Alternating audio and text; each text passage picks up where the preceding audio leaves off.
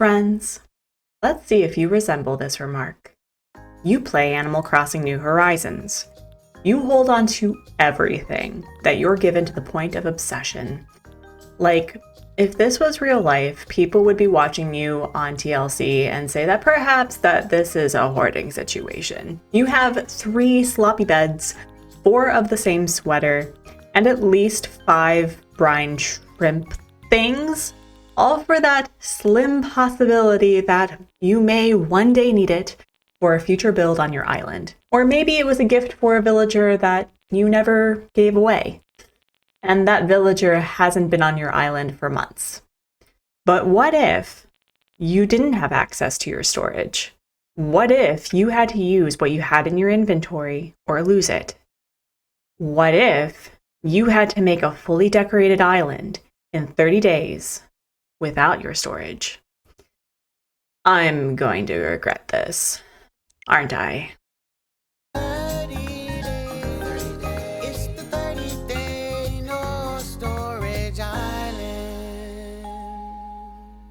So here's the nitty-gritty. I've never really devoted an island to the holidays before, and what better way to celebrate the holidays with using what you have and questioning your life choices for an entire month. For the next 30 days, I will be designing a festive island without any storage, no terraforming, no waterscaping, and no Nintendo Online.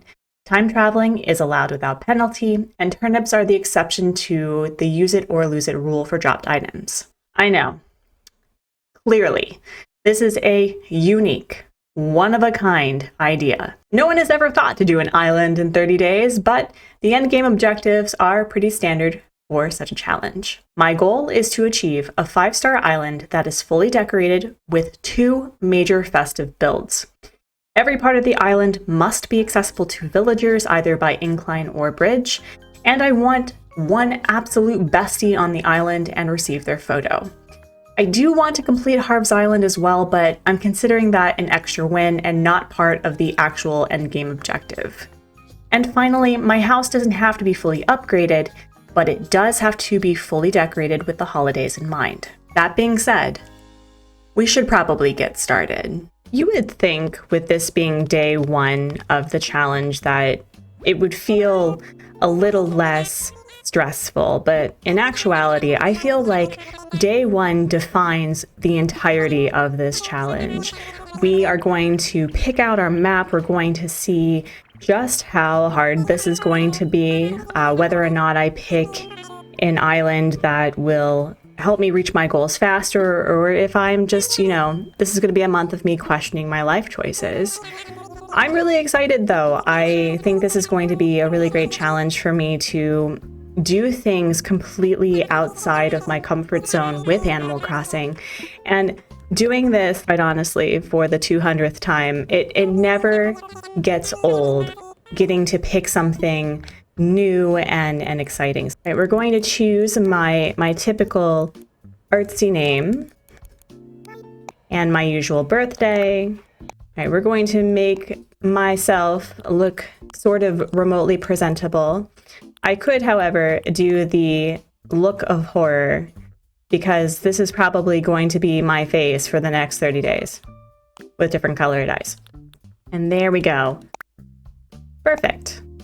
Now, what's going to be different from my usual design choices, because if I'm going to do a holiday island, typically I would be doing it in the season that I am the most used to, which living in the Northern Hemisphere in Korea, I would have a winter December. But because I can't do anything easy or normal in this game at all whatsoever, we're going to actually do a Southern Hemisphere holiday island. I'm really excited for it, actually. I didn't realize how long it takes to actually pick something for the Southern Hemisphere. So let's try Oceania. Hopefully that's correct. I'm so sorry that I do not know my own geography on this bodacious blue marble. But okay, I picked the correct choice. Excellent. But so far it's sounding great. I'm kind of actually hoping it's a 1 in, a couple hundred chance in order to get my original 2020 island layout. I don't think it's going to happen, but I will consider it a blessed day if I can find my original 2020 layout for this specific challenge. But let's see, should I pick the island that's going to make it easier for me to have a no terraforming, no waterscaping island, or should I just make it very, very difficult for myself? Ooh, now this is an interesting layout. I'm instantly drawn to this because of the terraforming right here and right here. Oh, this is beautiful. I've never seen these layouts before. I really like these. It literally took me at least a minute to pick which island between these two, and I think I needed some extra support from my dear sweet husband. So we're going to pick this one. This one looks really fun. Although, but the airport that, okay, no, I can't be picky. Artsy, this is literally a 30-day island. Don't get attached. Don't get attached. Let's do it. But what's going to be really fun is the fact that we're going to be in December, but it's going to be summer, which I have never considered before. And you know what? To bring to a deserted island for 30 days, absolutely something to kill time. I'm so nervous. Oh my goodness. Okay, so we have butterfruit, and oh my gosh, it's so green in December. This is wild. This is wild. I'm obsessed already. I'm so nervous. Wow, that is really green grass. Green grass in December couldn't be me. So who are our... Listen. Yellow Airport, Billy, Agnes. What a great start. I have no regrets at all whatsoever. I was kind of hoping for some stinkers to have like a frenemies to friends sort of situation, but you know what? That's okay. That's okay. I'm really excited. I've never had Billy as a starter before. I've had Agnes before and she was great. But yeah, let's go. Let's go. We have Agnes, we have Billy, and then there's me. We're going to start with the tutorial aspect of Animal Crossing New Horizons. So it's going to be a lot of gathering and planning out the island with where we're going to be putting these starters. I was figuring to give my villagers a lot more autonomy on this island challenge because playing hard mode and rags to riches, I am thinking about letting my starter villagers pick their plot instead of just, you know, doing a beach residence like a lot of designers do for Animal Crossing. We're going to collect our tent, we're going to put it somewhere unique and fun, and I make the mistake often to go run off and see, you know, what my flowers are, but let's grab the tent first, and then we'll see what this layout looks like. This map is so cool. I've always loved the maps that have terraforming right up front. I think that's going to make a really cool design decision for this island in general. But wow, I can't see any flowers so far, so that's super fun. Wait, I can almost see it. I think I have roses, so that's going to be really fun as well. Wow, yep, nope, absolutely. It is Rose Island. Wow. This island is going to be so pretty for a no terraforming island. I'm excited. Where can I put my tent in the way that is going to be more useful to me? So remember when I said that I wasn't going to do beachfront property? Oh well. This will be fine. This will be just so swell. I do think it would be really cool to put Billy and Agnes where they want to be, because that's not terrible. Oh wait. Already my design choices are coming to haunt me. And oh wow, this is relatively close also. Is this thing off by 1? Oh, this is gonna be fun. You know what? No, let's risk it for the biscuit. Let's put them where they want to be. You know what, Billy? I'm going to trust your life choices. We're going to trust having your tent placed right here. I do have plans to have a bestie on this island. I do think that with 30-day challenges, we tend to avoid getting to know our villagers during the month that we have them, but I think it'd be really fun considering that it is the season for gratitude and friendship and family building, that at least one of these villagers is going to be my ride or die. Although I'm always partial to Agnes. And now we have Agnes placed, which is awesome. I gotta be honest, when we first got here, I was kind of worried that there was way too few of us, but if I get to live here with someone like you, I can totally rest easy.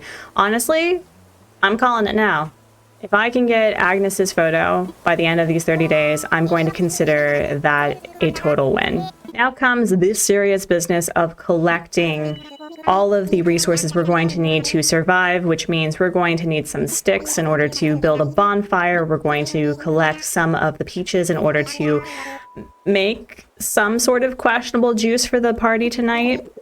I do not understand why they keep saying that it's going to be a teamwork effort, because we are truly the gophers of this challenge. So we're just going to say that it is the royal we that is doing all of the work. And we will collect the things that Tom wants us to collect. It really does occur to me that this is going to be my reality for the month. I only have 40 spaces to access really anything that I want for decorating, and I'm going to have to be very mindful of what I hold on to and what I get rid of over the course of this month. Will I regret this decision? Probably, but we have a bit of the resources that Tom asked us to collect, including things that we did not actually need. It is the summer in December for the Southern Hemisphere, which means that we're going to be getting some summer shells, which is awesome. I definitely want to figure out a way to incorporate a festive summer vibe. I have no idea how that's going to look, but I'm nervous and excited. So take all of my things, Tom. Let's start this party, please and thank you. And now comes the really exciting moment of basically making me an eldritch horror, a god on this island where I have no idea why my naming capabilities is going to make me at all a leader of epic proportions. But I do have a name already picked out, and I'm really excited to share it. We can't call this a deserted island anymore. I know exactly what to call this island. I was sort of leak centraling the project that I had a couple of months ago, and my friend Kirsten, also known as Oak, over on Twitch, suggested that I call it Bauble. I thought it was really cute because bauble actually means like an ornament or a trinket, and I think that this is going to be perfect for a 30-day holiday island with, you know, putting emphasis on focusing on what you have, you know. Now, the other question is, did I spell it correctly? Did I spell it correctly? And thankfully, my spelling prowess continues to amaze and delight everybody. But here we go. Ready and go! Some beach swoville bell. So what happens if we had the same name idea as Timmy or Tommy? Could you imagine the response? I wonder if there is a response. If anyone has plans to reset their island, I want to hear if that actually does anything different. Overwhelmingly positive response, and we're gonna go with Bauble, which of course means that I am now leader of this ragtag group of anthropomorphic animals. I still don't understand how that makes me at all a leader, but we're just gonna roll with it. Yay, go me! Could I say a few words? A word or two. So then, without further ado, a toast to Bauble and the happiness of its residents. Absolutely. Cheers. So here is where we're going to move to real time in the game. We're going to take a short nap, have KK Slider visit us in a dream to talk about friendship and doing your own thing and being your own person, all that jazz. And then we will continue on with day one of this challenge. All right, so let's open up some of our items that we have. Ooh, these are cute. These are cute. I'm always very picky about my cot. I'm not a camo person, so if we end up with a camo cot, I'm going to be very sad.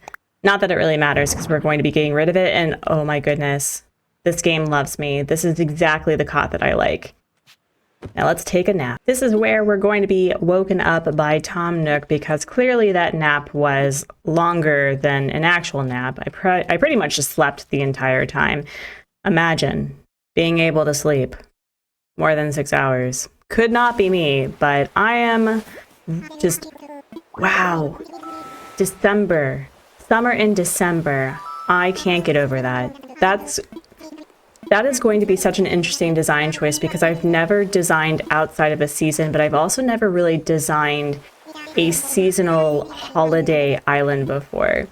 Thankfully, we now have our Nook phone, which means we're going to unlock the Nook Miles rewards, so we'll be able to pay off Tom Nook this time around and move on to the next day.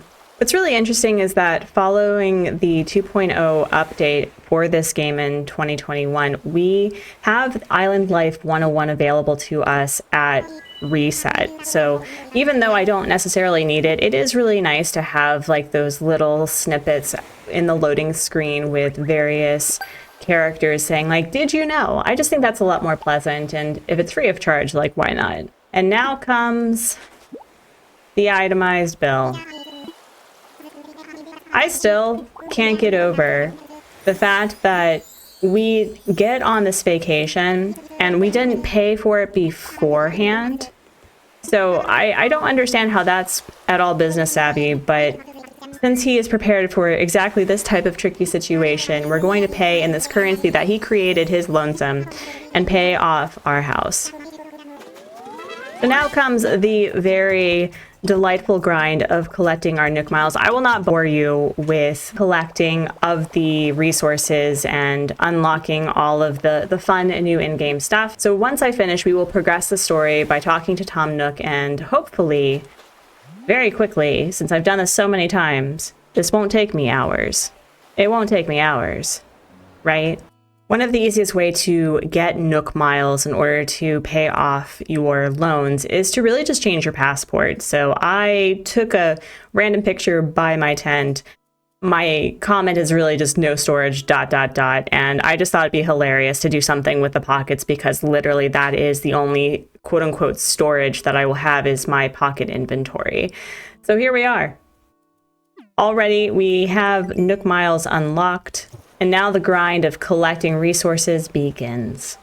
And Agnes, being the true queen that she is, gave me the DIY for my favorite item in the game, the leaf umbrella. I love this thing. I gift it to every single villager that ends up on my island, on every single island. Even if I don't like them, they get an umbrella. So I will be sure to start our friendship that way. And we're going to collect a lot more wheat, just clear out this entire area, which is rather enormous. And we have bells. Let's go. Now, another great way to get some Nook Miles is to get stung. So we found our first wasp. We have our first eye casualty. And we have another resource that we can sell. Again, I have to be very mindful of what I can hold on to, which is kind of a shame because I do want to collect the blue summer shells and as many as possible because I do want to figure out how to make a holiday island in December that's in the summer. So if you live in the Southern Hemisphere, friends, I would love to hear what is it that you do to celebrate the December holidays in the Southern Hemisphere. Give me build ideas, design choices with the limits that I have for a no terraforming, no waterscaping, no Nintendo Online, no custom codes with the exception of the flag that I would like to create myself. Just help an Artsy out. This is going to be, again, the royal we of an effort to create an island that is fully decorated in 30 days. Another quick and easy Nook Miles tip for the early game is just create a transparent, square. I won't be using it, obviously, because it's a custom code and I'm not putting down that as pathing. But there you go, transp. That's what we're calling this square in order to earn some Nook Miles. But I was thinking of using the deserted island flag as my flag, but making it a little bit more festive with adding a couple of ornaments around and making it look more Christmassy, although I do want to make sure to incorporate a few more holidays, even if I don't celebrate them. And here is the next Nook Miles reward of fainting. We love anaphylactic shock in this game. Let's do a quick check to see where we are at so far with our Nook Miles. We're doing pretty well, actually, all things considered. Yeah, we are almost halfway through. Not bad, not bad. I always forget to add a bulletin board post because that does add more Nook miles. So we're just going to add a little bit of a request for help. Yep. Nope, because I'm going to need all the help I can get for this challenge. We are officially halfway through earning the 5,000 Nook miles loan requirement, but I need to share something with you. This brings me so much anxiety because I am trying to save as many resources as possible in order to get the 3 plots down as quickly as possible. But thankfully, I was pretty good about collecting as much as I could. I can sell these and start making a lot of money. I already have, wow, I picked up over 300 weeds already, so that's going to bring me some substantial bells to get started with unlocking the Nook's Cranny. And I think we just need to progress the story in order to finish the 5,000 miles goal. Often the recycling box has some pretty cool items based on villagers leaving or just having put in there. I've seen quite a few awesome things from very expensive beds, and here we have a cardboard box, which is perfect. And that also, I think, unlocks a Nook miles. Does it not? Nope, it doesn't. Just kidding. I was incorrect. But if we sell it, I think that will be a Nook miles unlock, hopefully. 5,000 bells. We are rolling. We are rolling in the money. All right, now we've unlocked a couple more Nook miles. I think it's the greedy weeder. Wow, let's go. So I was right that if you sell recycled goods, you will get 300 Nook miles. So definitely check your recycling when you first arrive in the tent. Is there anything in here before we can check? And it also means that you get 50 bonus Nook miles. So please be sure to check that out as well. All right, is there anything from Nook Shopping that we can buy? A magazine, Miss Flamingo. I don't know what a Mrs. Flamingo is going to do for this island, but it's going to be my first decoration that I've purchased. And it also unlocks Nook miles, so that's great too. We're going to do the DIY workshop in order to get the tools that we need in order to catch bugs and fish for blathers. What are we able to craft so far though? Because if we're able to craft it, we are able to craft a net. Fantastic. We are able to craft a net, and it looks like a campfire. If we craft the campfire and place it down, I think that'll jumpstart even more Nook miles. We're going to put the campfire right here, turn it on. Eventually, I think I'm going to be putting the museum either in this like small little, I don't know, peninsula right over here, or maybe somewhere over here. But I think what I'm going to do so far, because this is a nice open area, we're going to place it right here. I don't really have much in the way of beach space, so this is how it's going to work so far. And oh, but look at that backdrop though. This is really lovely. This is a beautiful island. I honestly think that this layout is perhaps my favorite so far. We're going to be putting the creatures that I need for blathers right here. And I mean, we are placing it, we're not dropping it, so I'm saying it counts. I'm saying it counts. So with 150 Nook miles left to earn, we are just going to be grinding for some resources. We're going to collect as many as possible in order to prepare for the next few days. I need to be really mindful about how much I'm going to be hoarding because, again, up until I increase my storage space, I really only have 20 spaces to use. With that final tree chopping, we now have enough in order to pay off our house with just a little bit to spare. Let's go. We're telling Tom that we found Blathers a suitable spot to begin the museum. It's not going to be in its permanent place. I don't think that any of the buildings that we currently have are going to be in its permanent spot. That would be a really interesting challenge, is you leave the house where you place them down. But we are doing so well. We already have the Nook miles, Tom. I don't need help. Actually, bestie, here are my moving fees. Now, this is something that I've forgotten a couple of times, is I need to tell him that I want to have a new place, that I want to upgrade my tent to a house. And the one thing that I know that we give Tom Nook a whole ration of, you know, of SAS. But I do want to say that 0 interest for all of our loans is going to be pretty great. I don't plan on upgrading my entire house because I do love the house in its 3rd upgrade. The one that has the side room and the back room is probably my favorite upgrade of the entire house. So that's where I think we're going to be keeping it because it looks like the other villager homes. We're going to pick a pink roof. Honestly, the pink roof is really darling. I think with a summer holiday island, I want to be vibrant and colorful because, again, I have no idea how a toy day in the summer is going to look. So we're going to try to have a very natural but very colorful and vibrant island, I think. That's how we're going to go with this. But oh yeah, I'm going to need all the help that I can get with this challenge. I'm so nervous. But there we are. There we are. It is day 2 of designing a festive island in 30 days without using my storage. Now, I did a little bit of grinding without recording, and I have to tell you that I'm already feeling the pain with trying to collect as many resources as humanly possible within my capacity for the grind itself. But I have to tell you, y'all, I'll show you my inventory in a minute. It is rough. It's rough out here with a no storage capacity, but we have the airport now open. Blathers is officially here. I officially have a house with storage I can't use. It's gonna be a day. It's really gonna be a day. So here I am with a fully upgraded house. I have glasses now thanks to a random balloon. I have decided that in order to preserve a lot of my resources that I'm just going to buy things from the Nooks in order to keep these for both the Nook's Cranny and the 3-plot shenaniganery. We have the wooden table mirror, that is the first DIY that you typically get at the start of this game.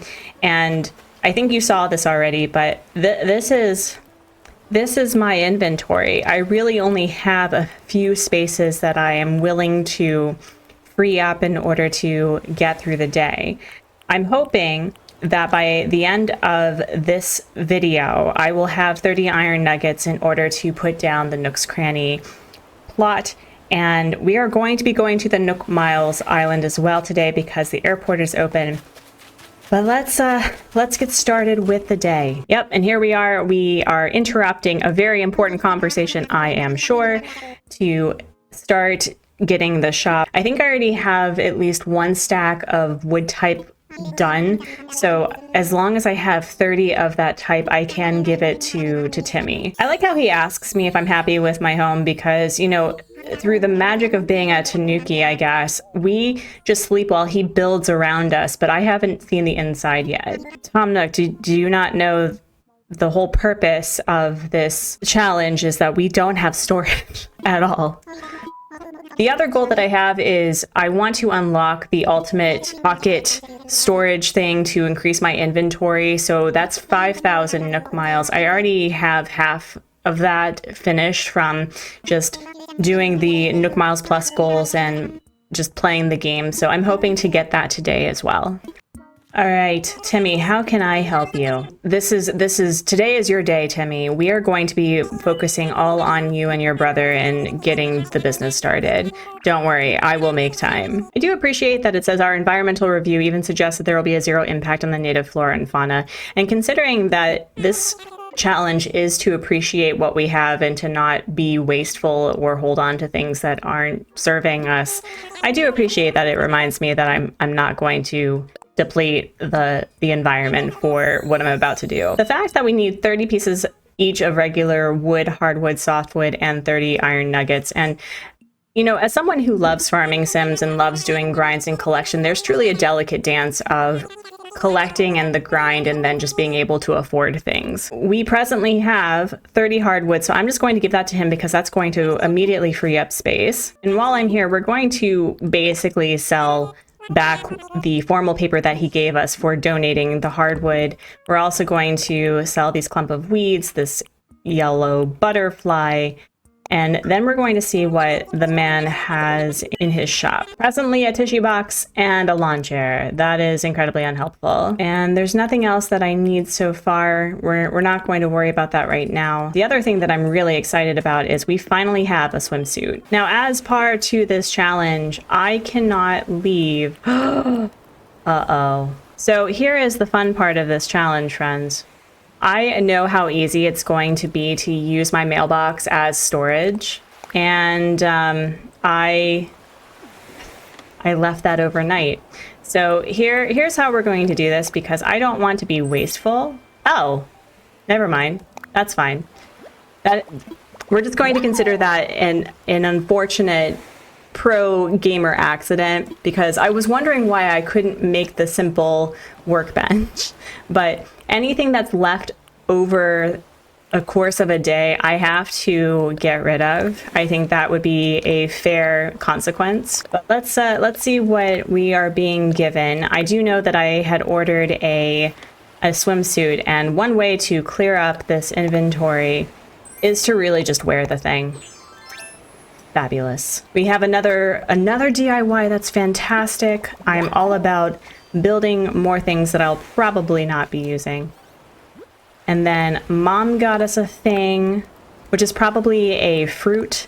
And then, of course, we have the flamingo that I had ordered yesterday. Ooh, we have apples and we have our Mrs. Flamingo. So let's put Mrs. Flamingo right here. Look at me. The sheer decorating power that I wield. So we're going to get into our daily routine, but before we do that, we're going to go talk to Blathers. He's going to give us, I think, either the... Oh, hey, I heard you're getting stuff together to build us a shop. Good hustle. I found something that might help speed things along. Thank you. Billy is one of the good ones. I appreciate this. We're going to go see Blathers, and I think he's going to give us both the shovel and the vaulting pole at some point. And oh, there was a balloon! No!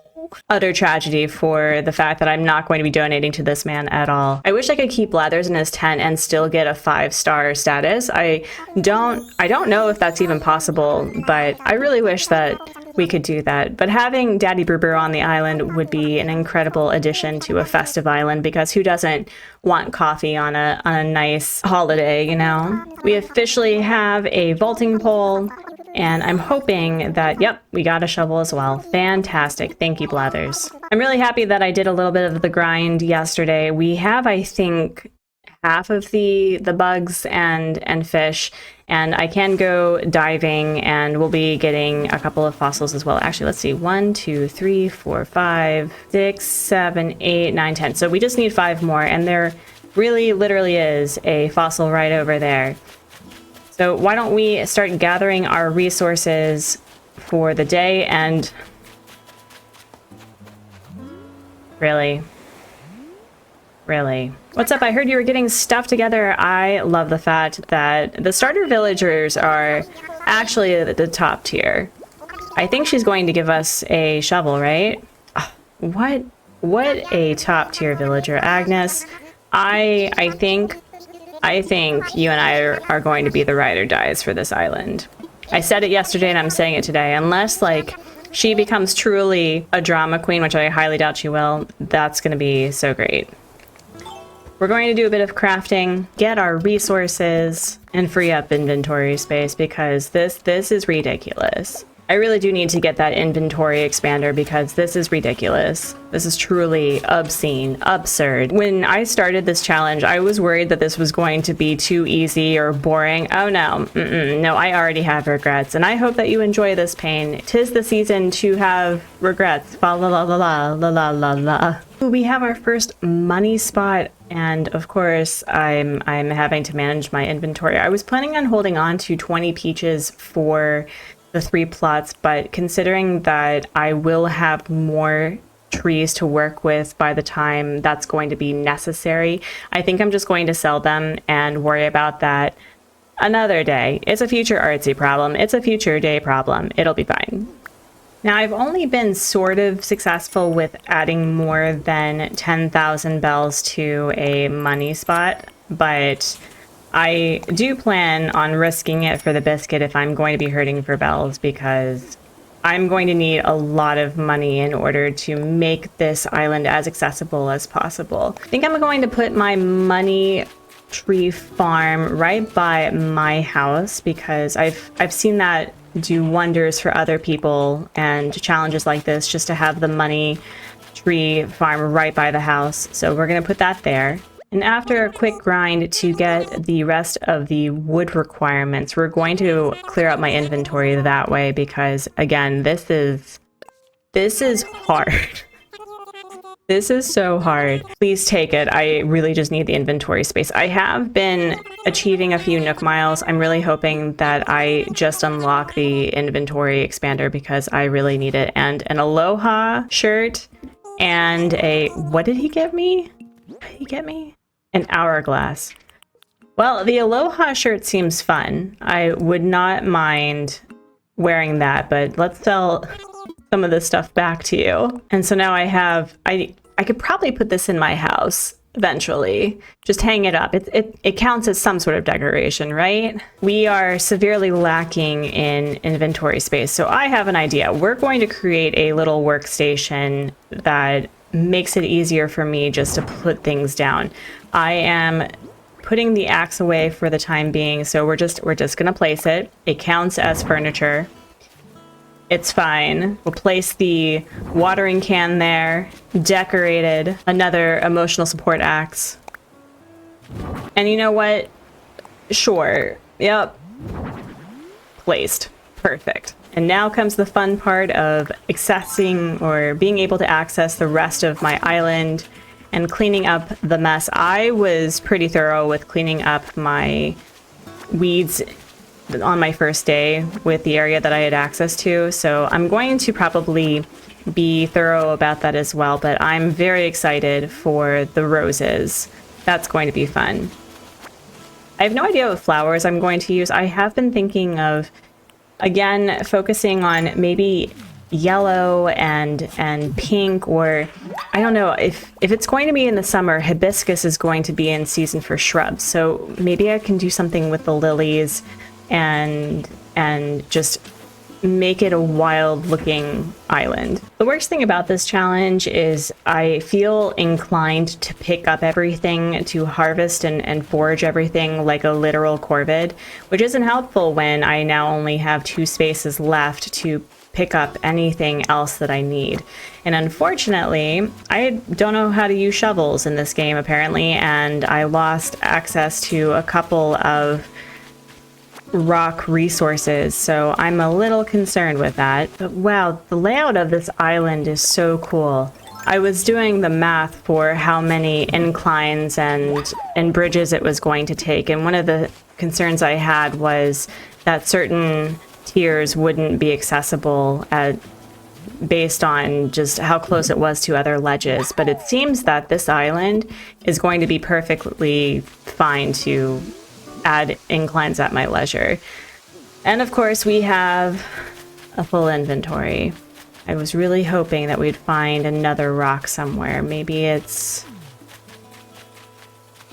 over here. I saved you the frustration of watching me donate 15 of these things, but we finally donated 15 items for bladders, which includes fossils, a sea creature, bugs, and fish. So that means we're going to have the museum under construction tomorrow, and I am so excited. So now that we have that completed, there is one really important thing that I need to complete before we move on with the challenge for today. Bestie, I'm begging you, please give me the medicine DIY. I would really appreciate it.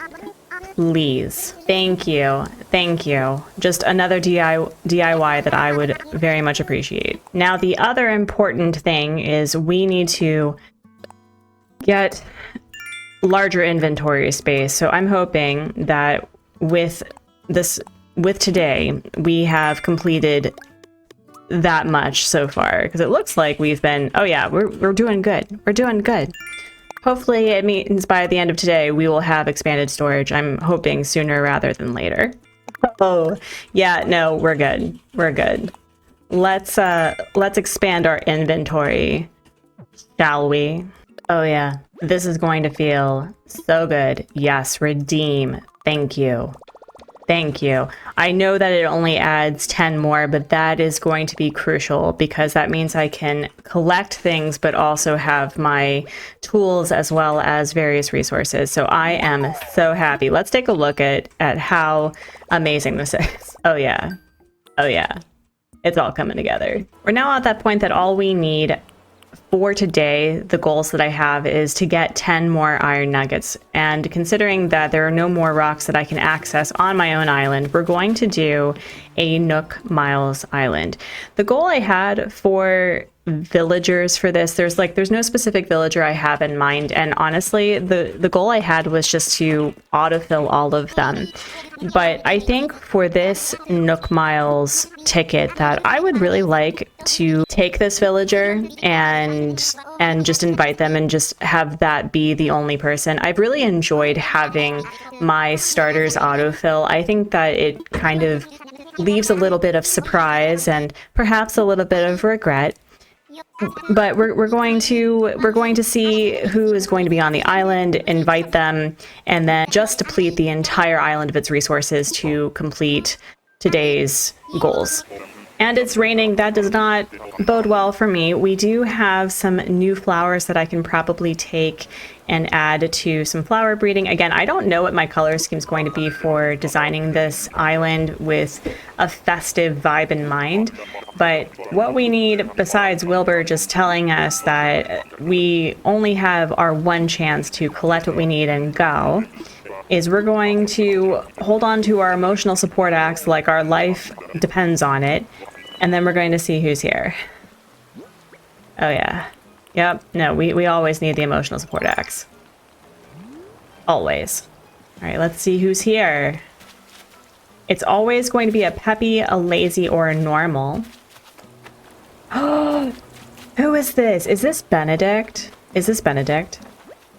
It is! I've never had Benedict before. You know what? No, this is totally fine. Agnes and Benedict specifically kind of have the Southern Hemisphere vibes because there is an island swimming pig that looks a lot like Agnes, and roosters and pigs are, you know, very important and good omens for safety for sailors. So I think that's going to be really fun. And Billy is just a top tier villager anyway. So we officially have Benedict. It means that Stu has not graced us with his presence as of yet. But considering that I'm going to have a lot of autofills, he may join. And of course, with trying to deplete this island of resources, there is that one resource that I actually need that I can't reach. I hate it here. By the skin of our teeth, y'all, we have officially 30 iron nuggets. I'm really happy about that. We also got a foosball. I want to see what it looks like before actually selling it, but oh man, this is difficult. This is hard with only having a few spaces and having to be very mindful of what I hold on to and what I let go of. We're going to go back to Timmy to give the final resource that he needs and finish up with probably the least important task for the day. Wake up. It is day 3 of designing a festive island in 30 days without using storage, and we are making headway. We are doing a great job with being on task. The amount of resources that I have been collecting has been wonky, and it's so hard to be mindful of the fact that I only really have 30 inventory spaces to work with. But we have Blathers and the museum underway. We'll be able to assess fossils to make more money. I feel so bad that I'm not actually going to be donating anything to Blathers, with the exception of one art piece to fulfill the requirement in order to get Brewster. I'm hoping that it's not going to take very long to have Nook's Cranny upgraded to get the Able sisters here. I am really glad that we don't have to wait for construction for Nook's Cranny, so that probably means we're going to see Mabel today. The focus of today's episode is going to be getting the plots down, building the bridge, and seeing who autofills as our Peppy and our normal. Yesterday we had Benedict on our first and only Nook Miles ticket that we will be using to get villagers to come to our island. I really do like the idea of having this be autofill central, to just invite people based on who arrives at the campsite, who asks to leave. I think that's going to be fun, but that's going to really be hard for getting one specific villager and their photos. I like to think of this as Benedict being like, oh hey, so you had your resident representative come to my part of this godforsaken world, and they've invited me, so I think you should give me fully furnished homes. And Tom Nook is fully not prepared for that. But thankfully, you know, he has me. And right off the bat, we have Billy coming to say hi. So do you know about reactions? Billy, I do not. Give me some sense of feeling, emotions. I need this for the thumbnail. I really do. I think I'm going to make sure to have some semblance of emotions on my emotionless face up until this point. But thank you. And you're going to tell everyone, you mean the literal one only person that is on this island besides you? That's okay. That's okay. But thank you. Thank you, Billy. I appreciate it. So we have even more Nook Miles. As you can see, I am relatively poor in that department. I spent a lot of time yesterday getting this extra line of inventory space. And as you can see, we're hurting, especially since we're going to be needing a lot of resources to fulfill the plot requirements. But that's really the goal, to see Nook's Cranny, to meet Mabel, to get the plots down, the bridge down, and really just kind of contribute towards the grind. I do need to remember to not avoid my mailbox because it would be sad to have to get rid of it. Daisy May has decided to grace us with her presence, which is great. I'm going to be utilizing her, especially since I think, based on the math that I was anticipating, how much money it's going to take for me to make this island completely accessible to my villagers. I am a bit bummed, however, that I really can't do that for the secret beach, but that's why it's a secret beach, because it's a secret. I also want to take this time to say that Gulliver has gifted me a turban, and you know what? Let's see how this looks. Oh yeah, the pinnacle of festivity. It does match my pineapple shirt pretty well. I'm going to wear it. Like, why not? Why not? Let's just wear it for the day. And just to clear inventory space, I need to place a couple of things down. I'm trying to order as much as possible in order to get 3-star status for the island within the next couple of days, hopefully.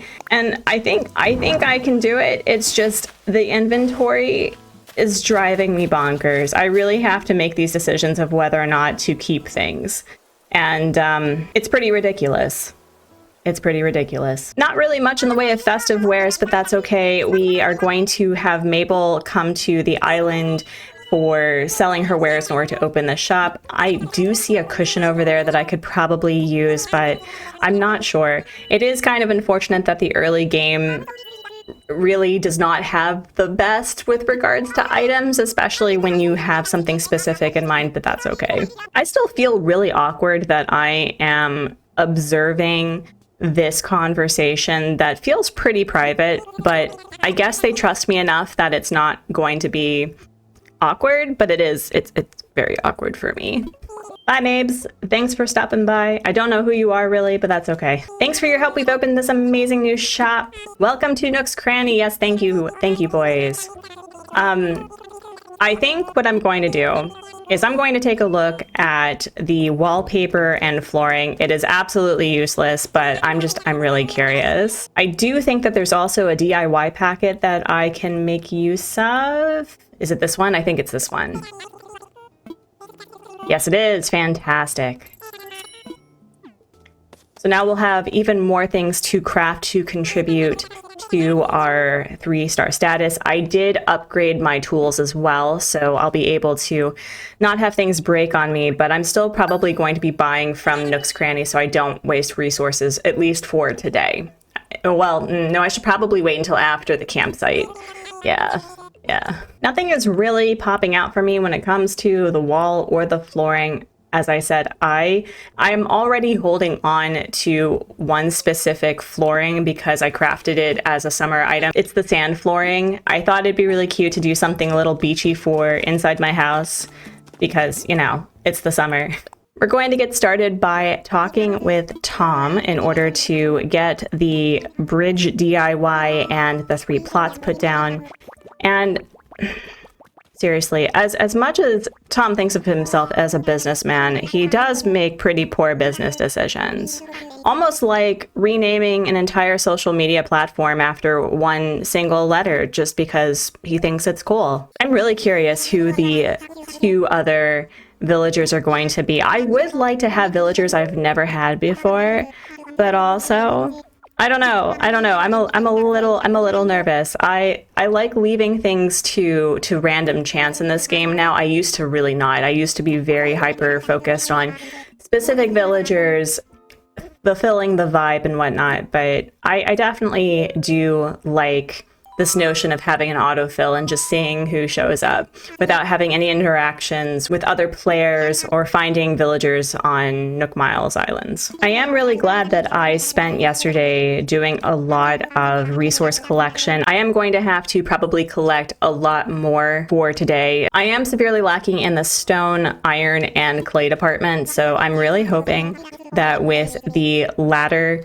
DIY that I can reach the other rocks that I don't have access to and that it'll be enough. I don't think it will be, in which case I have to go to a Nook Miles Ticket Island and I won't. Well, what happens if there's somebody there? They may need rescuing. It will completely detract the whole purpose of an autofill. For the bridge construction kit, we're going to need 4 log stakes, 4 clay, and 4 stone. We are good with the wood department for the log stakes, but oh, that's going to really detract for, I think, especially the lazy house, I think. Oh, this is gonna hurt. This is really gonna hurt. With that out of the way, we have the bridge, we have the spot, and now we need the plots. It is so ready. It's completely out of the way. I may actually move it, but I wanted to place it in an area that would not bother me when I started placing down other stuff, because I may just keep it, but in the off chance that I do replace it, it's not going to be immediately cumbersome and I can spend more money towards adding instead of, you know, subtracting. I do like the fact that he will just give you the 3 plots even if the bridge isn't available. And now comes the very fun part of the daily routine of collecting resources. It's going to take me a bit. I will not I will not bore you with that. I will be putting together the plots and hopefully we will see who autofills. I cleared out this area to put down all of the plots and also to get as many resources as possible, because when you put down a plot in front of or around a tree or a stone, you lose that resource. We're going to put plot 1 here. Or not. All right, let's put plot 1 down here. And look, it cleans up the mess I made. Love that for me. I look so happy with my emotional support axe. It's great. So that is plot 1. That's plot 2. And that's plot 3. With all of the plots down, we need to check what we have to build. It looks like this is the lazy house, I think. Yep. Oh, sweet. This is the... So what's really fun about Animal Crossing is that you get 2 different options with the starter homes with different DIYs. So I'm really excited to have the clothesline. It's been a hot minute. We're going to take it 1 step at a time because as you can see, this is going to be absolutely painful if we don't do this in order. And I'm the sort of person that likes to do 1 house at a time. This is driving me bananas. absolutely driving me bananas. I have to be, as I said, I have to be very mindful about the things that I have in my inventory at any given time. And I was like, you know what? I should actually be buying things from Nook's Cranny in order to upgrade the shop faster. But that also means I have to use it. Let's decorate. Get that out of the way. Oh my gosh, where is everything? Oh my god. There we go. All right. The epitome of awesome decorating, of keeping it in this prime location. You know what? Maybe Benedict is really into STEM, like into science. And we'll do that. We'll give him what's to come for the holidays for Toy Day. There we go. Love it. Plot 1 is done. Benedict is ready to arrive. The normal house is usually the one that I have the hardest time with, but I do know that I'm coming up short with a few resources, especially wood. That means we get to go explore and have a fun time looking at the second and third levels of this island, and already I'm obsessed. This is so cute. We need to pick a couple of flowers. Ooh, we already have a hybrid. That's nice. That's exciting. I cannot tell you how much I love this island already. I am obsessed. This is beautiful. We have a problem. I am very poor with iron nuggets, and I have utilized all of my rocks for today, which means we have to go to a Nook Miles island. That's great. I literally only need 2 more nuggets, I think, for the iron garden chair. Like, this is obscene. This is ridiculous. The fact that I have to use 2,000 Nook Miles in order to get 2 iron nuggets. I could just wait till the next day. I really could. I could. But you know what? I'm not gonna. I'm gonna actually use the thing. I'm gonna use the thing. But that does mean I have to get some more Nook Miles because I only have, well, the amount that I have unlocked for at this very moment. Oh, we're gonna do this and see how far we get and then get another Nook Mile. So, oh, wait. Oh, listen. Oh, well, never mind. Here, I thought it was gonna take me a hot minute to do these things, but nope, we're good. We're good. Even more? Wow. I really didn't want to have to use a Nook Miles island, but I'm actually really curious who is on the island. I cannot believe that I used 2,000 Nook Miles in order to get 2 iron ore. That's very typical of me. It really is. But let's see who is the peppy, because I think... Oh, no. Friends. Do you remember when I said that I wanted to have villagers autofill? Do you remember? Because I love Cookie. I've always wanted to have Cookie on an island.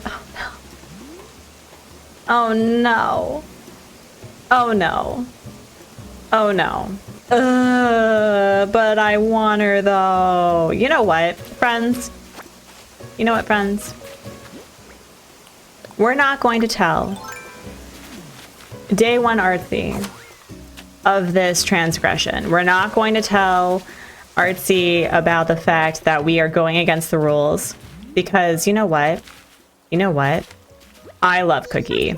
I'm going to treat myself to a really cool villager that I've always wanted, and I think that it would be great. We still have an autofill queen as the normal, and you know what? No, we're taking Cookie. We're absolutely taking Cookie. She is adorable, and I think she's going to be such a fun addition to Bobble. It's okay. You know what? We've rescued her, friends. We've rescued her from being trapped on this Nook Miles island, okay? Okay? What I love about these challenges is the fact that you place all these rules with the best of intentions of doing it correctly, and you know what you do? You break the rules. And we have a gold nugget. We have just enough iron, thankfully, to complete the plot for Cookie to arrive. I'm super excited. And I think because I did use 2,000 Nook Miles, I should raise this island of its resources. I do think that it would probably be within my best interest, considering that I am sorely lacking on wood. That is the only wood I have in my name. I only have 4 wood, so I'm going to collect as much as I can, probably take even more palm trees, because this is going to be I think a tropical, coastal, beachy festive island. So, thank you, island. I ask and you give. I appreciate it. This is going to be hard though, because I only have 2 spots. I probably should just drop this item. Oh, this hurts. I don't like wasting things, and the kitty. No, we'll drop it. Oh, this hurts. This really hurts. Oh goodness. Oh goodness. What's littering between islands, huh? And we have finished all of the houses. I'm super excited. Let's go. All right, let's see who we have. So this is going to be Cookie's plot. I'm really excited. Pretty sure that this is Benedict. And who is our autofill queen? Let's see. Drum roll, please. It is... Listen. We love a good Molly autofill. I wonder if this Molly is going to be obsessed with working out like the one I had on Unoya. I am so excited. This island is incredible. I don't know what I was worried about. This is going to be an amazing challenge. I'm not going to have any regrets at all whatsoever. And we are all done. Everything is finished. I'm so glad that I did take the time yesterday to get as many resources as possible, that it didn't take as long as it usually does for me, because I tend to scramble. But I think we now get fencing, which is so great. I actually kind of want to practice using the simple fencing, because I've never been a fan of it. And I think it'd be fun to add something that I typically don't do, especially since I do want to make this, while festive, also very simple, very like a vacation hotspot that is prioritizing a whimsical experience. Tom told us that we do have fencing now available to us, and oh my gosh, the log fence right off the bat. I'm going to be grinding for Nook Miles off camera in order to get these out of the way, but we have a really good headway to making it through this challenge. It is day 4 of designing a festive island in 30 days without using my storage, and y'all, I messed up. I don't know if you can see the time on the left-hand corner over there. I time traveled a month ahead between my starter, lazy, normal, and peppy moving in, only to discover that, well, they're all moved in. So I was entirely incorrect. Apparently, when you excessively time travel, both of the, like, all of your villagers just kind of move in. So Molly and Cookie have been here for an entire month, and we've now moved on to resident services closing. And hopefully Nook's Cranny will hopefully update. And I have a great head of hair. You know what? No, I'm going to keep it. I love that. That's fantastic. And they're like, where have you been? This is the vibe that I'm being given. They're asking me where the heck we've been.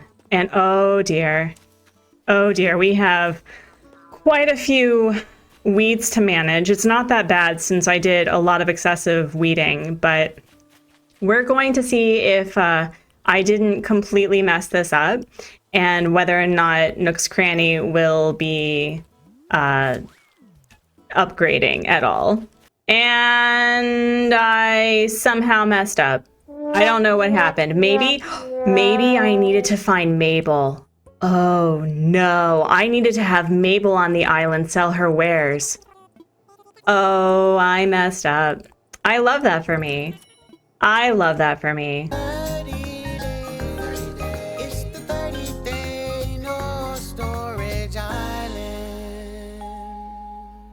That wasn't the intention, and Nook's Cranny has not decided to upgrade, and I think it's because I have not had Mabel come grace us with her presence. But we do have a couple of things that we can work on. I did get the customization for fencing started out of the way. My villagers probably hate me. That's fine. But we do need to find Red, who is walking around somewhere. And then we'll time travel back to December in order to see if we can find Mabel. And then perhaps upgrade Nook's Cranny. We do have a museum fully up and running, and resident services will be under construction tomorrow, and we'll be getting Isabel in the next few days. I really messed up. I am really bad at this game.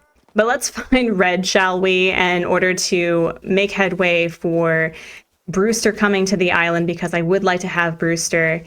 And it just... I'm so bummed. I'm so bummed. I thought that I was going to be cheating the system, and you know what happened? The system said, hold my RNG. That's exactly what happened. He took such a ridiculous amount of time to find. He was on a completely higher tier than I was, and there was no way to get to him. So what the heck? What the heck, Red? This day is already unhinged. I don't need any more distractions. We're just going to get him out of the way. We'll figure out a way to restore this day's integrity for this challenge, because right now it's just been ridiculous. What's been really annoying about this challenge, I would say, is the fact that I can't simply just drop items. If I have full inventory, I need to manage my inventory before progressing to my next step. So it's really having to be conscious of my time and effort. And so it's not like I can't just sell things. I have to assess the fossils, sell to the Nooklings, and then progress the storyline. Now, every single one of these is going to be genuine. I'm not going to be doing my part to make the museum a fully realized educational institution. You need to have one per museum exhibit type in order to have Brewster. And I figured, why don't we do the one that seems the hardest to find? And I always get this one messed up of which one is genuine or fake. And what else does he have that we can buy? A generator and a seat. Really? We now have learned that you don't progress a month ahead in order to get Nook's Cranny between the tutorial of having your starters move in and before you have Mabel visiting your island. Don't do what Artsy did, friends. Apparently, time traveling doesn't pay in this instance. We're going to go back to December and see what else we can do to make this day worthwhile, but I can't believe I messed it up that badly. We interrupt this existential crisis for a 30-day challenge to bring you new dialogue that I have never seen before. I finally talked to Cookie after going back to December, and apparently she was trying to avoid paying rent, and now she lives here. Also, do our villagers pay rent? That's news to me. Where is it going? I mean, I guess that would make sense for maintaining island things, but wow. You learn new things about this game every day. That's another thing that I need to do. So this day is basically squandered with my mistake. It really is. I think what we're going to do instead... What are we going to do instead? Now, here's another thing that I would love for you to tell me what to do, Tom, please. For the love of Nintendo. No, you have nothing. This day is truly wasted. It's wasted. Really? No. Okay. Well, we are back in December, as I've said. We're going to figure out how to make this at all a worthwhile day.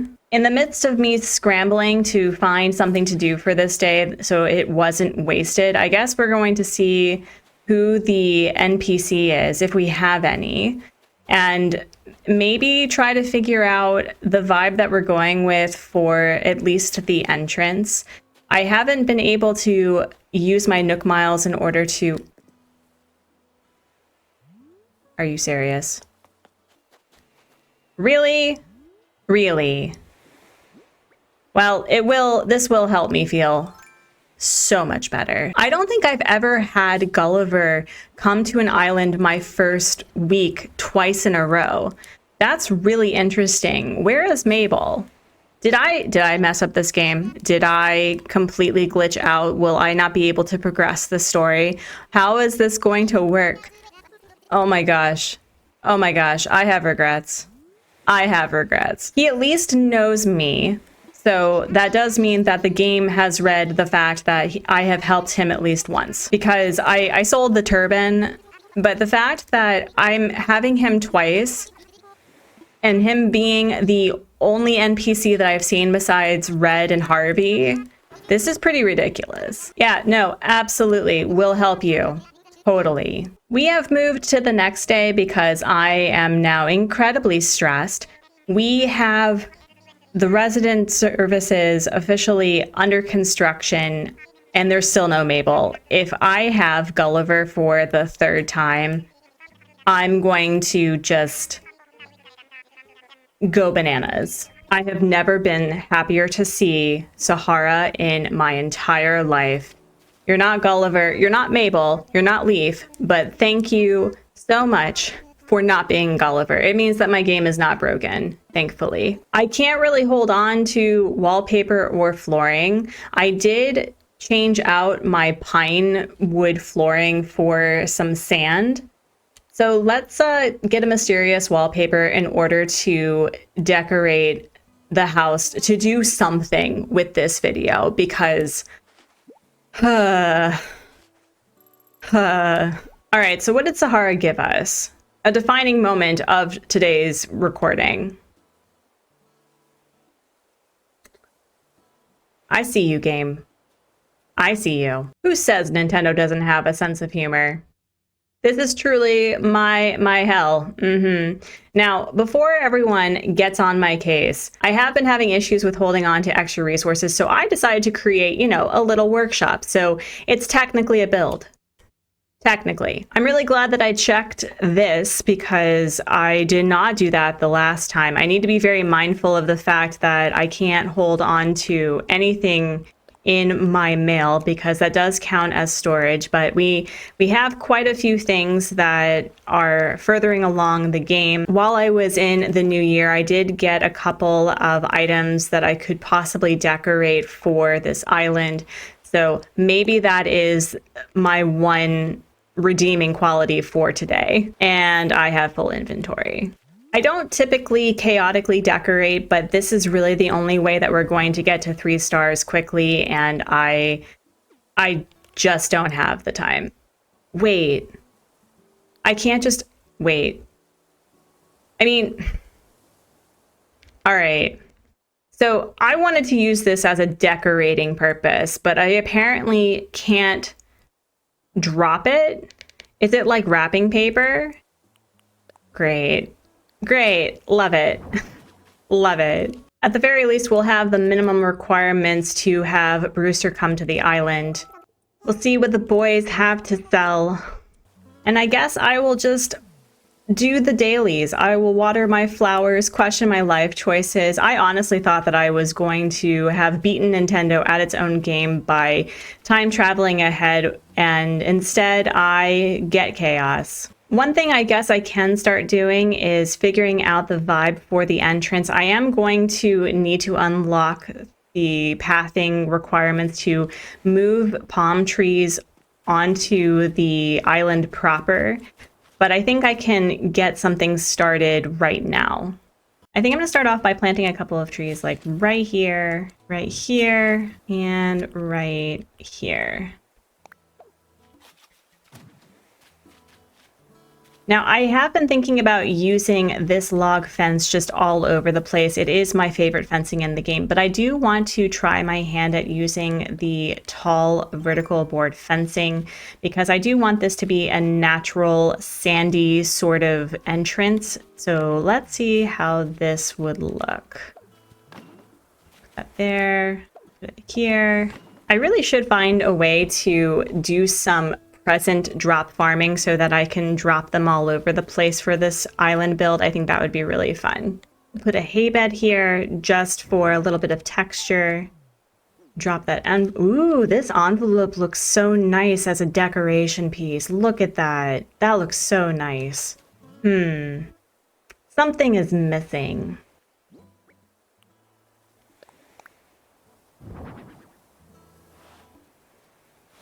So as far as starting entrances go, this isn't bad. This is not going to be exactly the vibe I'm going for, but it is a start. And I don't know what I was thinking about time traveling. Clearly, I just don't know this game as I thought I did. So hopefully by the next video, we will have Mabel having visited once. We'll have resident services upgraded.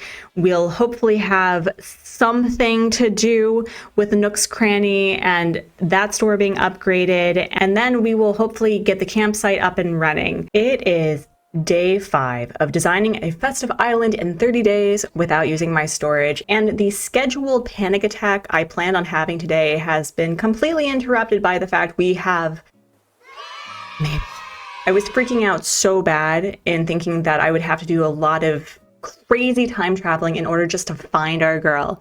But I am hoping that with getting the campsite up and running, with getting Isabel, with getting Mabel, we are going to have a busier day than yesterday because it was a spiral day yesterday. We're going to make up for it because as of this moment, we are 1/6 of the way through this challenge and we have to get going. I do love having Isabel, though. There is something really delightful about Tom Nook doing broadcasts in front of resident services.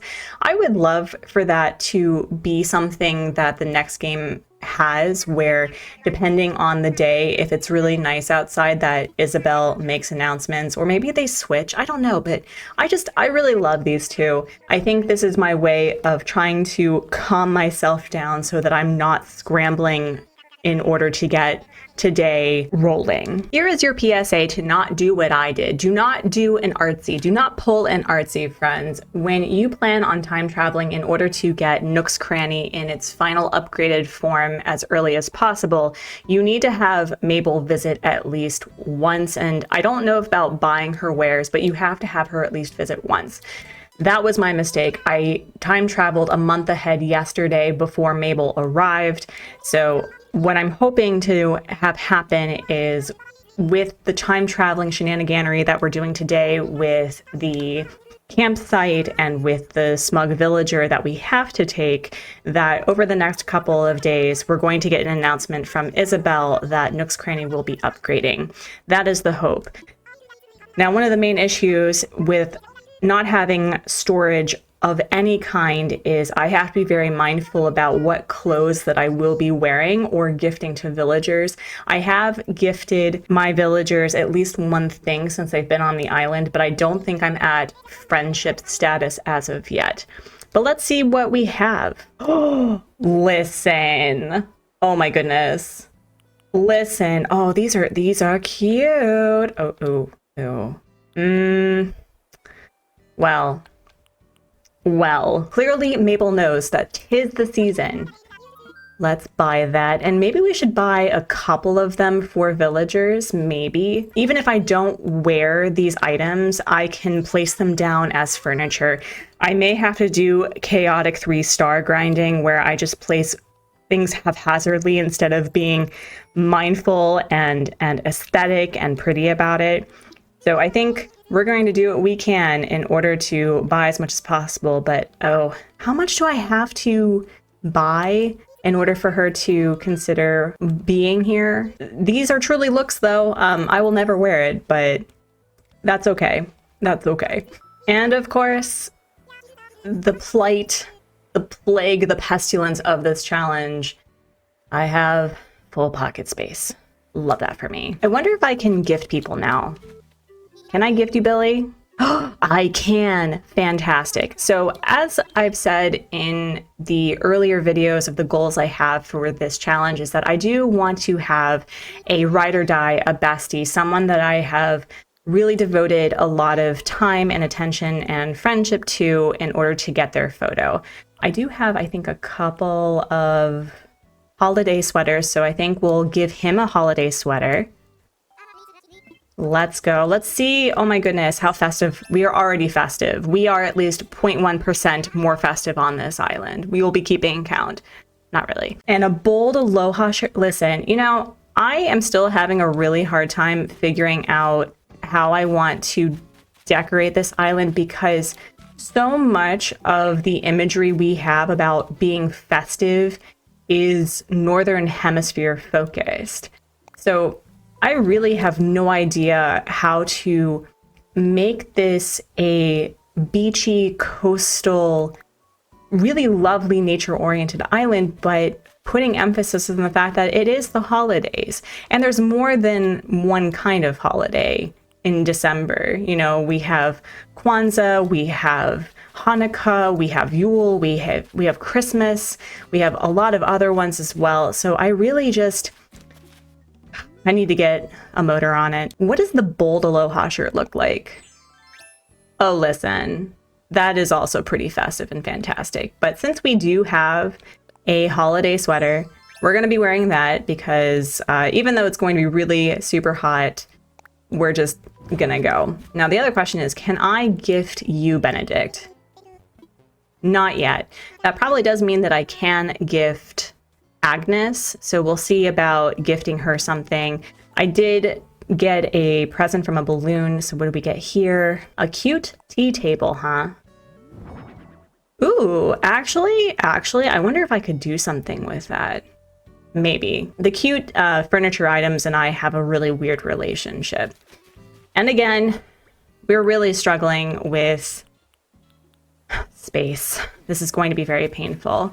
Trying to collect for resources and DIYs has been so cumbersome. So there may be days over the next week or so with this challenge that we're really going to have to focus on getting down the amount of resources that we actually have. I know that I'm going to need quite a few for the campsite, but in order to get this a fully realized island, I am going to have to depend pretty strongly on really DIYs filling up the space. Again, the epitome of decorating. I love it here. And the wares are a little bit better today. We have a hamster, which is not questionable and concerning at all. I didn't realize that this was a prison. We're going to get this because we will be utilizing outdoor eating spaces, because in the Southern Hemisphere, based on what I've had friends tell me, that there's a lot of going out on Christmas, especially like in Australia and New Zealand, that they have beach days and the like. So we're going to make sure to really put emphasis on the outdoors and activities that can be enjoyed outdoors that are festive.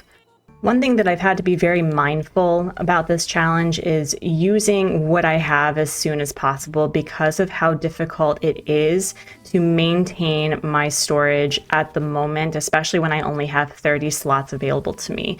My hope is that with a little bit of the Nook Miles grind that I have been working on, that I will be able to unlock the last row for my inventory and have more to work with. I think that's going to be my saving grace right now.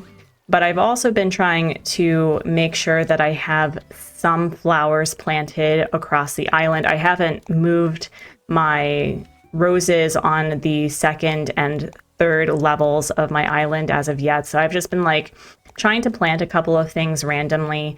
My hope is to get a couple of hybrids, but I may just have to accept doing a lot of red and white because of how delightfully green this island is right now. I think that will help make it more festive naturally, especially since I will not be using terraforming or waterscaping to add to that level of whimsy. And although this is not going to be the forever entrance, I am really liking the idea of going back to basics with a design idea I had back on another island, with using the cedar trees, maybe a couple of coconut trees, and maybe keeping my peach trees. I'm not sure. If I can find some orange trees, that would be great.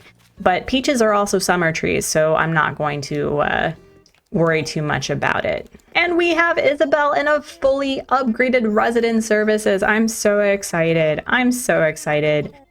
You know, I know that the tutorial aspect of Animal Crossing New Horizons can get tedious when you've done it so many times, but there is this sense of amnesia and wonder that you get by playing this game. And I love Isabel. I know that she has less work than previous games, but I do really enjoy interacting with her this way. It's very lovely. Here is where I think Tom Nook is going to be talking about Project KK and getting more residents to the island.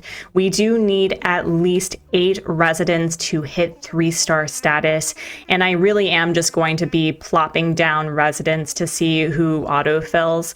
Although I have realized that in order to get more natural resources, I should be using Nook Miles Islands, especially for bamboo, because I want bamboo for this island really badly. Maybe even more than the regular trees, because we will be switching out quite a few resources to make it look a certain way. I don't want this to be a jungle island, but I definitely want there to be emphasis on sand and playing outside and really just appreciating nature with people you care about. I love the fact that Tom is such a KK stan. I'm not necessarily KK Slider's biggest fan, but he gets really bent out of shape when you tell him you have no idea who he is, and it takes too long. So with Project KK, it is divided into 3 stages. We need more people, we need more folks to move here, period, and we need to just dump a lot of items in order to garner points for a 3-star rating. I'm pretty sure at this moment I have a 1-star rating just because I don't have the residents, and I'm probably good with flowers and fencing because I just put a bunch of fencing down in front of my starter villager plots. And that's the other thing I didn't realize is I have to use my fencing or sell it, because if I don't, it's just sitting in my inventory. I am so happy to see that I don't have to do any grinding for resources to get the campsite construction kit. It will be nice to use up some of that softwood. I did not think it would be possible to be grateful for the fact that I'm using up resources, but I think this is a lot more resource grindy on a daily basis than I thought it was going to be. So with the campsite built, the campsite placed, and now we move on to the next day. I have to be mindful of the fact that not every in-game day is going to be as productive as another one. So I'm hoping that with having met Mabel, already having time traveled a month ahead, that I won't have to do that all over again. We'll see. Let's hope that the next time that Isabel provides an announcement that she will say that Nook's Cranny will be upgrading. But before I move on to the next day, I do need to do a couple of things. I do need to check to see what the Nook Stop has with regards to perhaps upgrading my storage. I'm thankfully pretty ahead with my Nook Miles, but oh, it's expensive. Oh, this is going to hurt. I don't necessarily need these, but I would like a pro camera app for better thumbnails because, oh my goodness, we're going to do that. I know it's not necessary. This is probably the worst thing to do right now. I should be prioritizing getting the ultimate inventory enhancement, but whatever, it's okay. Who looks for function these days anyway? So Benedict made me a glowing moss statue. This is okay, so maybe my ride or die is going to be Benedict because I need to see what this man made me. Let's take a look. Wow, a 2.0 item. A 2.0 item in the first week of a game. Wow. So I was completely derailed by Benedict being a total unit. I need to make sure to receive the gifts that I receive in the mail because I just want to be better about that. What do we get? What is this? Oh, a Nook Miles ticket. Shut the front door. Well, we're not going to be using that for a villager hunt, but we will hold on to that for a resource collection. I would like a bamboo island. So that's really nice. Thank you. Wow. Man, this game is so nice. This game is so nice. We've moved on to the next day, and Isabel is giving her very first broadcast to tell us that they've put up some lovely Toy Day decorations near resident services. Really excited for that. We also have Nook's Cranny is booming. Thank you. Thank you. Oh my gosh. Okay, so even though that I royally messed up, I didn't actually mess up. It's fine. This is fine. We're still on track. That's incredible. I'm super excited. And I think, what was the other thing? The campsite is officially up as well. Oh, today is a good day. Today is such a good day. The first thing we need to do is, deal with all of this. I only have one pipe so far because I purchased a few things to start placing around the back of the island just to make sure that we do achieve 3-star status as quickly as possible. I don't know what I'm going to be using the pipe for. I would like to do something really fun with it, but I'm not quite sure. And because I have been such a good friend to everybody on this island, I did gift them something at least once. So I'm hoping by the end of today, we'll be able to start gifting. Today we do have Red visiting, so while we go take a look at the campsite and start clearing out our inventory, we'll see what Red has to provide for us, and maybe I'll find a painting to give to Blathers because I really do feel bad that I don't give him anything. And on my way to the campsite, I did find this missing item. The whole point for this challenge is to make this island as accessible as possible to the villagers, but they can do this without an incline. How is that even possible? And yet, for some reason, they can't climb the ladders or the vines or anything. Suspect. We're going to do our villagers a kindness by trying to figure out who this belongs to, but I am hurting for space and I do need to get these laid out somewhere in order for us to achieve 3-star status. I put the campsite back here because when I first picked this map, I really wanted to put the campsite here. I am really thinking about turning this into one of the major festive builds that I have planned in order to do, I don't know, maybe like a cookout or something that will really make use of this entire space. So I think we're going to do that, but right now, this needs to be managed. Okay, we're gonna place a random pipe here, a literate flamingo right here with all the books. And it looks like, based on what I'm seeing, all of these are fake, which is a bummer. Totally a bummer. Wow, Red, you literally have nothing. You have nothing for me, but you know what? We're just going to buy it. We're going to place them, hope for the best. I don't know what fragrance sticks are doing out in nature. Maybe it's for nature to smell more like nature, sure. But we at least are starting to have more things just placed everywhere. Having the flowers is going to be really helpful, but I do want to make sure that I can give back the person's lost item before we move on to the next day. It is really hard to time travel without making use of the entire day, but we don't have time. We are really needing to continue on with this momentum of moving forward and just decorating as much as possible in order to unlock pathing. So Cookie is here. Let's see. Cookie, is this your bag? And apparently I have offended her. Love that for me. Oh, geez. Cookie, I'm so sorry. Look, I know that you and Agnes are clearly very different vibes, but it was not an insult, I promise. It really drives me bonkers when it's really hard to find these villagers. Oh my goodness. Agnes, do you know how long it took me to find you? At least 5 minutes. I have something for you. Enjoy. Please take this. You know, I am really impressed by the fact that even though there are no inclines on this island as of yet, the very fact that she is able to climb up 2 tiers and just drop her bag is pretty impressive. And we have another new item to play around with, a rock. You know, I can see why Cookie may have been offended that I thought Agnes's bag was hers, because this is pretty atrocious. We have time traveled to the next day, and we officially have our first visitor staying at the campsite. I'm really terrified. We also have Nook's Cranny closed today for renovation, so by the next video, we will have Nook's Cranny up and running. We will hopefully start getting more festive items. Right now, my DIYs have been atrocious and not helpful towards the vibe, but let's see who it is. Delaying the inevitable, do we have Mabel?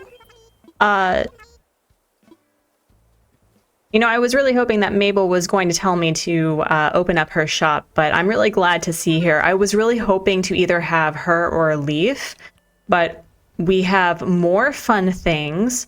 That is entirely out of season, but that's okay. Although I'm not going to be wearing this or perhaps even selling it, I can place it down to add more to our 3-star ranking. We probably do need another holiday sweater for the smug that will be here.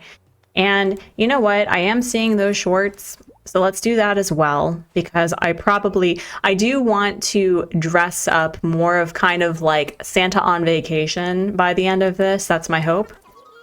So why not? I didn't think I would be making a clothes core island, but here we are. This is pretty ridiculous, all things considered. Stunning. Absolutely stunning. I mean, it doesn't really matter in the grand scheme of things. I've had such a turnaround with the villagers that I used to not like, and it just, you know, if you give villagers a chance, they may surprise you. I had Hippo on my island as the smug twice. I've had Graham twice. I would really just like someone different though. You know, just someone I haven't had, and there's a few smugs I haven't had before, period. So let's just pull off the band-aid. Who is it? Oh my gosh, it's Jacques. Buongiorno. The name's Jacques. You know, actually, he looks kind of like a surfer dude. I am okay with this. I've had him before. I was kind of bummed that he didn't really wow me in previous islands, but maybe this is the island where we just become the best of friends. You know what? You know what? You know what?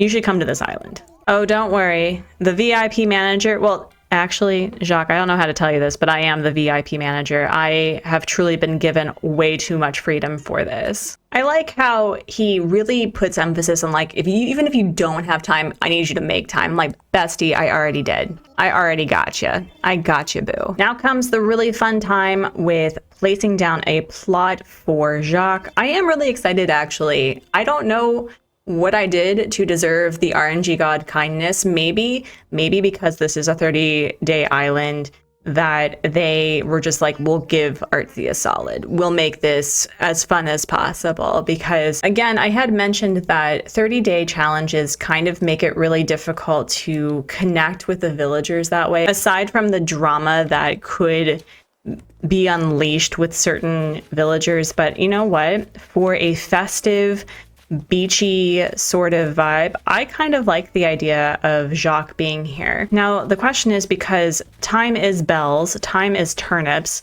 I do want to place him somewhere where I feel the most confident he will appreciate it, but I don't quite know where to put the man. If I put him here, it would be really nice to give him something for surfing and whatnot. So maybe I'll do that, but we'll lose a couple of resources, which I don't want to do. The other thing, because this island needs to be accessible everywhere that I can possibly do, I do need to be mindful about where I can place bridges. Can I? Well, I mean, I could probably place a bridge here, but I do want to be mindful of where I'm going to be placing things. I could probably do a diagonal bridge. Maybe. And if I do a sideways bridge, I need to give space here. And then what about the incline though? Oh dear. Okay, well, here's what we're gonna do. We're gonna risk it for the biscuit. We're gonna put Jacques right here. And if it's not in the most optimal place, we can just move him later. We only have to pay 10,000 to move villagers. So that should be okay. I do have a plan to do a Daisy May video of like getting as many bells as possible. But okay, if we put the bridge right there, maybe, what if we put him right? No, not you though. How about right here? Yeah, let's try it. Let's put you right here. Perfect. Oh, I love the sold sign right on top of it already. Jacques is going to be really fun. I do want to make sure that even if the entire island is not decorated, that the houses are decorated with being festive. In the last couple of years, I've not really been able to decorate for seasonal changes or even holidays. It's not something that I'm prone to doing. So I'm really hoping that this year, in real life and also on this island, I can do it a little differently. Jacques, your plot has been put down. Yes, you got a personal red carpet and your literally a cabana. And I really do love the fact that they mix up the languages. I wonder what it's like when, if you are playing this game in Spanish or Japanese or Arabic. I want to know what the smugs say to mix up and play around with languages. So in the comments, I want to hear what they say because I think that's hilarious. Well, friends, it looks like day 5 redeemed the chaos from yesterday. We have our smug, we have Mabel for the second day in a row. Hopefully by the next video, we will have Nook's Cranny upgraded, Mabel and Sable, at least the plot put down. And I think we're going to start doing the plot grind to get to 3 stars. It is day 6 of designing a festive island in 30 days without using my storage. And friends, we have achieved a lot since the last video. First and foremost, we have a fully upgraded Nook's Cranny in its final Pokemon form. We have the Able sisters. We have 6 residents on our island, and perhaps the most amazing thing that could happen for this challenge, I can finally unlock the ultimate pocket stuffing Nook Miles redemption. Let's freaking go! That means that I now officially have 40 slots to utilize in my inventory. I have been truly hurting for space. It has been quite a nightmare, actually. The goal that I have for this island is to achieve hopefully 3-star status. We don't have enough bodies, villagers, to get the 3-star rank. So what we're going to do is see what Isabel suggests that we need to accomplish to get a 3-star island. I have put down a lot of fencing. I've been putting down a lot of random clothes and items that I was gifted from villagers, but we really just do need the population. And we have a 1-star rating. Okay. I do really think it is the population issue, and I need to talk to you about the goal for today with going on a Nook Miles island. I've been holding on to a Nook Miles ticket that has just been sitting in my inventory, and although my goal was to basically let this be an autofill island, I do need resources. I'm really hoping for some bamboo. That is what I am really hoping to achieve for today, is a bamboo island. So, and as it stands, Isabel is asking for more residents. I don't think anything else is an issue. So I think what we're going to do is we're going to put down a couple of plots. And we're going to go on one Nook Miles ticket island to see who's there. And, in the spirit of the holidays and inviting people, let's give them a home. Now comes the really exciting part of purchasing plots. And what the heck, we'll do another beachfront property right here. I think I'm going to let the second plot just autofill and do its thing. I was really hoping to have leaf here so that we could put down even more shrubs to make it just as beautiful as possible. I do want to manage my inventory before going out. So I think what I want to do is assess this one fossil I have because I can't drop it. And I think just in the spirit of decorating, and it doesn't hurt to add more things on the ground there. Again, absolute amazing building skills. And hopefully I won't use up all 20 slots, but I do want to make the most of this ticket and hope for the best. It occurs to me that another really painful 30-day island challenge would be to create an island without using Nintendo Online, but also without using mystery islands or Cap'n Tours. So y'all, if that's something that sounds absolutely painful and that you want to try, go for it. I'm not going to do it. That just sounds terrible. Alas, it is not Bamboo Island, but we do have quite a bit of resources to utilize. And I forgot to point out something. Don't I look the absolute cutest? Like, look at this. Look at this. Just amazing. Festive. Filled with joy and good cheer. I'm practically sweating tinsel. I just look the most adorable thing to ever adorable. I have really been enjoying the hair because I was really stressed the last couple of videos, but I am feeling that we are improving. And so Biff and I have a very special relationship, and I think that this was meant to be. Biff is my son's birthday twin, and I adore him. I think he is truly the cutest. I mean, he really does grow on you, and I think it would be really adorable to apply something that was truly a gift for me.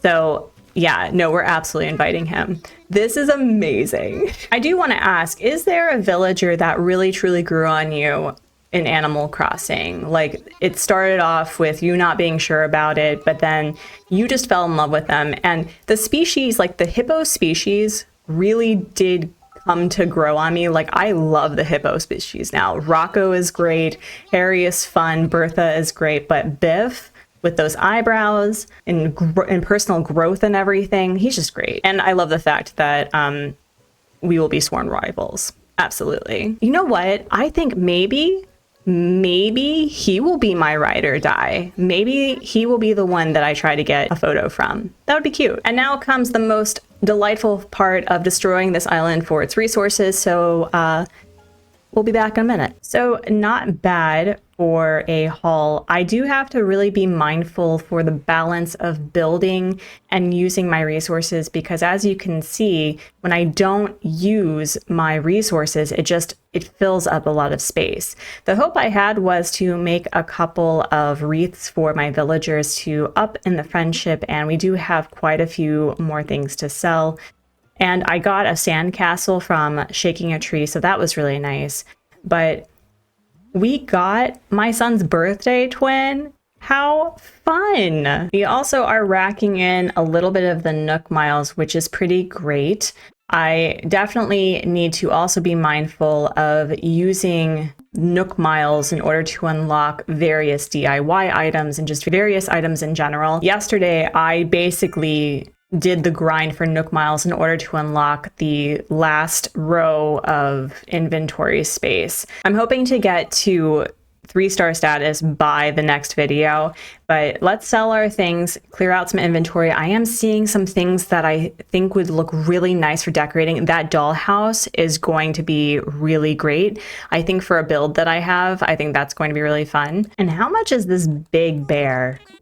I think that would also lead to a really nice build also, but oh wow. Oh wow, that's expensive. I've been really hurting for other flowers aside from lilies, tulips, and roses, so I really do want to have Leaf come on the island sooner rather than later. That would be great. I also have to be mindful of the wallpaper, mostly because I don't know if you remember the wallpaper that I had last time, because it was mostly a fiery hellscape to really put emphasis of how hard that day was, but we have something nicer to show for it. I think what I'd like to do is I'd like to sell this magma hellscape and then figure out what I can do to finish this day specifically, and then time travel and see Biff on the island and whether or not the other plot autofilled. Ooh, that's much better. It also looks really nice and beachy. The goal I have for my house is to have a beach vacation house vibe, but it be festive. And while I'm thinking about it, I do want to clear my inventory, so I'm going to craft 3 rose wreaths to gift to just random villagers. And I think Molly should have the first wreath. I absolutely do. And she gives me a sunflower dress would be cute to walk around in, but unfortunately, the problem with receiving clothes is I don't have home storage, so really it just becomes decoration. Amazing. We'll gift Agnes next. I know that there's more points with talking to villagers also, but I'm on a time crunch, at least for this in-game day. And she gives me a tuna sushi costume. Yet another great decorating item. Fantastic. And you know what? We'll gift Billy as well. He's literally right here. What is with the clothing? Can you give me an item? I mean, thank you though. Thank you. I can't use it, but thank you. And sure, you know what? Sure. I don't know how Isabel can give me such a great ranking with just clothes being everywhere, but here, we'll make up for it by actually placing the Papa Panda and the sandcastle here. Perfect. While we're at it, I do want to see if they have the Santa outfit. They do not as of yet. We should also be talking to Sable. Again, she's kind of giving me the cold shoulder. It's fine. And then at last, we're going to see if our cousin Red has anything nice to buy. I do see a couple of genuine paintings. I will buy it. I will do my duty for Blathers. I have been feeling really bad that I haven't donated any fossils, bugs, or fish because I've been using them for bells. That's the other thing. I have been hurting for bells the last couple of days, so I definitely know that I'm going to be utilizing Daisy May and the turnip exchange because I'm really struggling. However, we love a good scrapbook. That is going to be such a cute decorating item. I'm super excited for that. We have moved on to the next day. We have Biff on the island now, and we have Label, which is decidedly not as exciting. I was really hoping for Leaf. We're going to go say hello to, wait, where did I put Biff? Where did I? Oh, I put Biff over here, didn't I? We're going to go say hi to Biff. We're going to go try to find the beach DIY. I've been really bad about not collecting them, as well as the money tree. Try to do as much as I can, but oh, his house is decidedly not very festive. Oh my gosh! Aha! Okay, no, listen, this is a sign. This is a sign that I'm going to be able to accomplish this island in 30 days. Biff is a symbol of grit, determination, being able to do hard things to accomplish goals that you really want. So yes, I'm so happy that you're here. Ah! Yeah, no, you enjoy your unpacking. That's totally fine. I have a little bit that I need to accomplish today too. So you do what you want. Although, sir, you calling me Squirt, I believe that I'm pretty much older than you by a bit. So our 8th plot has not been sold as of yet. That's okay. Today is kind of just, saying hello to Biff and getting the bare minimum, the DIY bottle to see who's crafting, and then just moving on to the next day. And though I don't think I need any more items, I just shot down a short file cabinet. We'll just put it here. Fantastic. Put the scrapbook there. Love it. And Benedict is crafting. What are you making right now? A wooden simple bed. Thanks. Not the best because I already know how to make it. Why is it that the villagers in the starter plots give us the starter plot DIYs? There are 2 types of DIY starting packets that you get. Like, for example, you can either get the Scarecrow DIY or the clothes line DIY. You either get like the garden metal table and chair or the wooden iron one. So I know that there are different DIYs for people to utilize just to make it interesting, but let's hope that this is something that I can actually use. Bubbles! Gave me something I needed. Never thought I would say that. It looks like we have even more items that could be utilized to our advantage, but I do want to free up some inventory space of the things that I don't need, like the wooden simple bed DIY, the magma cavern wall. I think that'll be enough. We'll get this scrapbook. I'm not really feeling this specific chair. I think it's called the lecture hall seating or something. That's way too expensive. And I don't think I need that just yet. That's probably not going to come back to haunt me. But do you have new flowers? Please. I need cosmos. I need windflowers. I just need something different. Give me something new, please. And you're dead to me, Nooklings. Oh my goodness. I will, however, purchase a thing of wrapping paper so that I can do the Welcome to the Island postcard that I always do for every single villager, as well as creating a leaf umbrella for Biff. I might as well craft two just in case the other plot decides to autofill. I think the worst part about my decision to have a bestie, a ride or die, a photo is the fact that in trying to move on to the next day, I have been made very distracted by a lost item. My villagers lose so many things, it's ridiculous. So who is this? Who does this belong to? Looks like somebody's notebook. The handwriting is mostly ineligible, but I can make out the word band. That either sounds like the smug or the peppy. So it's either Jacques or Cookie. It is neither Jacques or Cookie's, it's actually Agnes's. I didn't realize that the sisterly was considered to having bad handwriting, but let's gift Agnes. So with friendship enhanced, and a friendship jump-started, we're going to see if Leaf finally graces us with his presence and potentially a sold plot. This is getting very frustrating. It is Saturday, so maybe because Saturday is usually exclusive to KK that there's no person here. But that's really frustrating. And I love the fact that Molly is continuing on the lore that I've had with her, that she is just an amazingly fit villager. Biff, hello! KK is kind of the secret to my swollenness, so thank you for helping bring him here. And speaking of both swollenness and thanks, wait. Did we achieve 3-star status, or is this them telling me to get a motor on? A lawnmower! Actually, you are the first person to gift me an item that I can reasonably use, so that'll be really fun. I don't know how that's going to be a festive thing, but we're just gonna continue placing. Yep, there we go.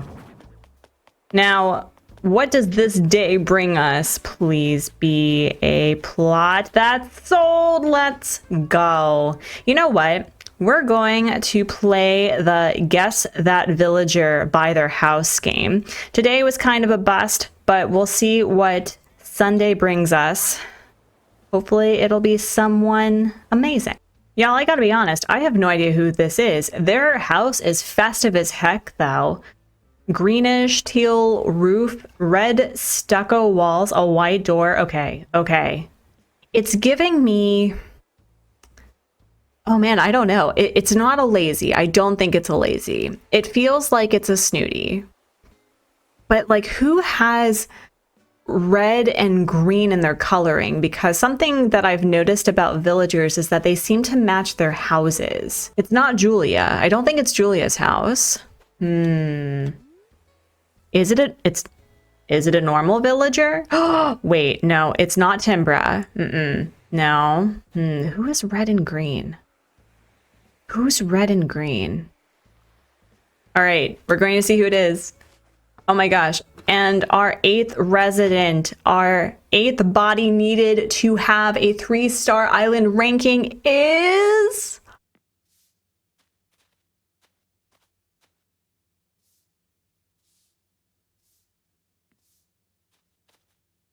Bruh. Well, you know what? We're gonna work with this. We're gonna work with this. Hello, Astrid. Oh, but Astrid is a snooty though. So I was right. It was a snooty. It just was not the snooty I had expected. I love her makeup. It's incredibly imaginative. I don't know how I feel about the baby also having makeup on, but it's okay. We're gonna work with this. We're gonna work with this. We're gonna work with this. Thanks to Astrid and Biff, we now have 8 villagers. We'll see if it is enough. And it is not. Wow. I'm pretty sure that Isabel is wanting me to get flowers. It's probably flowers. Yep. Of course it's flowers. The one thing that I've been needing and dreading and hoping for. Despite that setback, we do have a lot of Nook miles that we have earned, and this game is truly has a wicked sense of humor, that's for sure. Please have different flowers, boys. Come on, I need your help. And still nothing. It's probably because it's Sunday in game. I'll have to time travel to the next day. But I am seeing a couple of things that I'd like to buy. I'm gonna get a mini circuit, this rattan chair thing. And as much as I love this ridiculous plant item, I don't know if I'm actually going to use it, and I need to save my bells. And again, my villagers are the messiest. We have another lost item. Fantastic. And because it doesn't have a description, I am really curious whether or not this is Biff's. And it's not, but it's Billy? I thought Billy and I were friends. What the heck? You think you know somebody. Billy, this is for you. And more clothing that I guess I can just place down for even more points. I'm trying to decide whether or not, out of the spirit of desperation, just to have flowers and just to get to 3 stars, that I purchase a bunch of flowers and just hope for the best, or do I go time traveling looking for leaf for shrubs, crops, and flowers?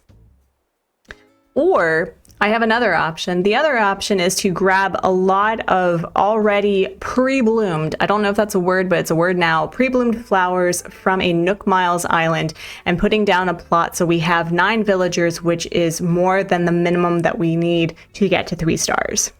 And of course, the RNG gods, with their incredible sense of humor, give me Sahara and not Leaf. I'm truly desperate, so I think we're just going to put down a plot. We're going to use a Nook Miles ticket. We're going to see who is on the island. We're going to take the flowers and we're going to hope that it's worth a 3-star rank. And while I'm here, we have a sloppy sink. Ooh, I'll take that. We have a cardboard box. We have jointed mat flooring, and we have another cardboard box. Great for crafting all of those cardboard items I received. And once again, I am filled to the brim with storage. I need to use as much as possible to get flowers to make Isabel basically love this island. Clearly, this decoration is going to be ridiculous. The amount of cleaning that I'm going to have to do, I don't like thinking about it. Instead of flower beach, I'm going to be having item beach. Great. And since it is a new week, maybe we'll have different flowers than the 3 that we have, please. What? I don't understand. I don't understand. Do we consistently have the same 3 different type of flowers? No. No, it's my game that's broken. It's literally out to get me. That's what this is. We will purchase, you know, a couple of flowers to plant on the beach. Oh my gosh, I'm running so low on bells. I have not been utilizing my days to make money. It's been pretty bad. And as I'm going through my existential crisis for the 6th day in a row for this challenge, Cookie is also gifting me a thing, and she gives me a cone. Is it the cone of shame, or is it like an actual cone? Actually, I know exactly where I'm going to put this. With the plot placed down, we're going to put Cookie's gift right here. I'm going to put a flower beach here. Another dropped item? What is with this game? It really did say, Artsy, you're farming for friendship. Okay. Another someone lost this item. Biff, is this officially yours? And it's Astrid's. Jumpstarting friendship, as I was hoping for this challenge, but not necessarily in this way. I know that the Roos are not particularly popular, mostly just because their babies are carbon copies of them, but Astrid's house is a vibe. It's really cute. Of course, she gifts me clothing. Yep, another great decorating piece. This game hates me. Of course we have tulips, but, you know, we're just going to collect the fully bloomed flowers, see who is on this island. We will probably take them. We need the bodies. We need the ranking in order to move on and progress with this challenge, because I am freaking out. All right, we're just pulling off the Band-Aid. Who is it? Yeah, that's what I thought. That's what I thought. You know what? I did say that the hippos were growing on me. And you know what Nintendo said? Here is your growth. Let's just invite her. Actually, no, she is kind of cute. The dress isn't serving, but I would not mind having her. And worst case scenario, if villagers ask to leave, we can just let them autofill. It's fine. We're going to grab as many flowers as I can reasonably hold, plant them on the beach. And now we're going to ask Isabel, is it finally enough? Have we pleased you? Wow. She still wants flowers. Isabel, you are expensive. Well, friends, clearly I do not know how to play this game. Clearly I have no romantic bone in my body with having to have more flowers added to the scenery. So hopefully by the next video, we will have Leaf and we will unlock KK Slider's concert with achieving 3 stars. It is day 7 of designing a festive island in 30 days without using my storage, and after literal hours, friends, of off-screen time traveling in the most excessive ways, I finally got our boy Leaf. And what's even more hilarious is he's also here at, like, he's here today as well. So I'm hoping that with continuing to purchase, to basically buy Leaf out, we're going to get to 3 stars today. If I can't please Isabel with the amount of flowers that I have been putting down, there's no pleasing the girl. So let's see what we have for potentially adding more crops to our pumpkins.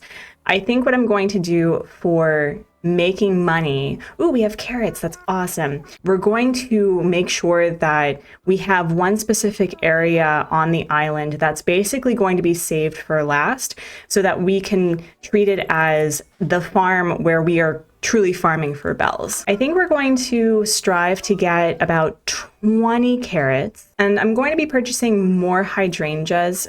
I've been sitting with the color scheme for this island for a bit, and I really do want vibrant, very primary colors throughout. I was thinking of doing something a little bit more pink and pastel because of how green the island is, but I think adding some blue here and there, especially with the design that I have planned around the entrance, is going to look really pretty. And I'm really hoping that we have hyacinth. Let's go. Okay, we're going to buy some hyacinth. I think the only flower that I don't have officially at this point is the windflower, but that's okay.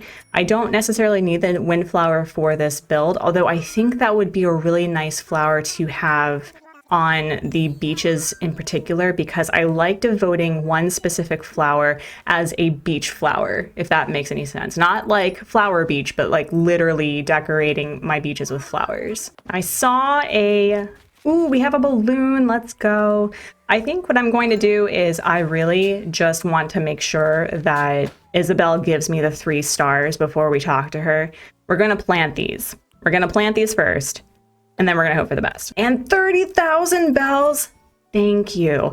I've been hoarding a lot of my bells so that I can really start either paying off my house or putting down inclines and bridges, but I have a plan of doing things in a specific order until we hit the 3-star rank and unlock pathing. I don't think I'm going to have a farm on this island. I may, just to fill up space, but I really do like decorating specifically with the sugarcane around the bamboo. So when I finally get bamboo, I'm definitely going to be adding a bit of sugarcane for some natural ambiance, I guess. With the last flower planted and the final row of our crops watered, delaying the inevitable by shooting down the balloon, after our last-ditch effort to upping our rank by putting said balloon item out for decoration, we have to ask, is it enough to get to 3 stars? Yes, let's go! Let's go. We did it! We did it. We did it. Project K is now underway. Let's go. You know what amazes me is with this scene, they talk about the KK Slider, and they talk about how he's like this super famous distant star, and yet Tom Nook has his phone number, which is really fascinating. Like either they still have phone books in this world, or Tom Nook is really very much downplaying the fact that he is the #1 fan on KK Slider's fan base. But we now officially have unlocked KK Slider, which means we're about to have some fun. I love this part. I think every single time that I play a new island and a new save, this never ceases to bring out such a peaceful celebration and vibe. Like, I don't know, it brings a lot of closeness. Even Astrid. Yay! Thank you. I'm so excited. All right, now let's actually get started. And here is probably the most exciting part, 2 of the 3 things that I will not be using for this island, but we have unlocked pathing, which is super exciting. Yes, let's go. I'm going to check and see whether or not I can start unlocking things immediately, but if not, we're going to time travel to the next day to unlock the 2.0 things like Cap'n and Brewster. Here comes probably the most important path that I need to unlock for this island. It's the sand path permit. I'm going to be using sand a little bit differently than I typically do, where usually the sand path is to simply put the palm trees on the mainland or as accent pieces, but it's actually going to play a huge role with defining the actual pathing of the island, which I thought it'd be really interesting to make use of the grass itself as pathing. I don't know how well I'm going to do that, but the light dirt pathing and the dark dirt pathing will also play a role. I was trying to think of how I could incorporate maybe the brick, but I don't think it's going to work in this case. The terracotta would be really interesting though, but I think we're going to stick with the 2 dirt pathing and the sand pathing for now, especially with what I plan to do today. Before moving on with all the things that we were able to do, including the 2.0 update fun, we're going to make this island officially our own by adding a little bit of a personal touch. This is my only custom code that I will be using for the island. Now, what I did was a copy of the deserted island flag and basically just made it a little bit more festive, a little bit more lighter, because I did want to show that it was going to be a festive Southern Hemisphere island. So I'm really excited to see what that looks like. And as for the town tune, oh yeah, it's all coming together. Another positive thing is because we have customized the icons that represent our island, the flag, and the town tune, we now have even more Nook Miles to utilize. Oh, I love it. It's so cute. That's adorable. Oh, that's amazing. I love it. I may change the border eventually, but right now, I'm a fan. And as always, we have to deal with our storage, and I did cave in and get some of the Nook Miles DIYs in order to start clearing out my inventory, because this is starting to become very frustrating. Now that we have 3 stars and that we've unlocked things, I can finally start getting rid of just the random stuff that my villagers gave me. And ooh, the money spot. Ooh, the DIY. Oh goodness. And I think what we're going to do, after checking in with Abel's, because she has started gifting me her customization packets and seeing what the Nooklings have for sale, we'll move to the next day to go to a Cap'n Island to talk to Blathers and get started on the entrance. I think it's time. We have moved on to the next day. We now have the ordinances, which I'm still trying to think which one I want to utilize, because since I'm excessively time traveling, the early bird or the night owl ordinances won't mean anything to me. I fell in love with the bell boom ordinance for another challenge that I did. And though I really thought that the beauty ordinance would actually do something, I don't feel it really does. It didn't do anything with hybrids or really spreading flowers. And I didn't even notice anything with the weeds. So I may be doing the bell boom in order to make more money eventually. And I don't know if there's any link to Daisy May and the turnip prices with the bell boom, but I did notice that I performed better with turnip prices with bell boom on. So I may do that. We now have a new boat tour, which I will be utilizing today. One thing that I sometimes forget is you need to talk to Blathers before you take a cabin tour. If you don't, Brewster doesn't show up. So we're going to go to Blathers first. It does mean that we get more DIYs to utilize, which will be great. And we'll start getting gyroids, which I do want to use for this island. First, we're going to check our mail, and Billy has sent us something, which is nice. I do need to manage my inventory at some point, and oh, that's right. We also have unlocked Harvey's collective. I'll start doing that off camera, I think, because I do want to unlock the llamas, and I do actually want to unlock Katrina for this challenge because I want to achieve bestie status. So the hope is that I unlock the entire collective, but I'm not gonna worry about it right now. All right, Billy, what did you send me? Ooh, a fossil. I will be selling that. At some point, I do really need to craft for the entrance, which I will get to, but at this point, I really just need to manage my inventory a little bit better.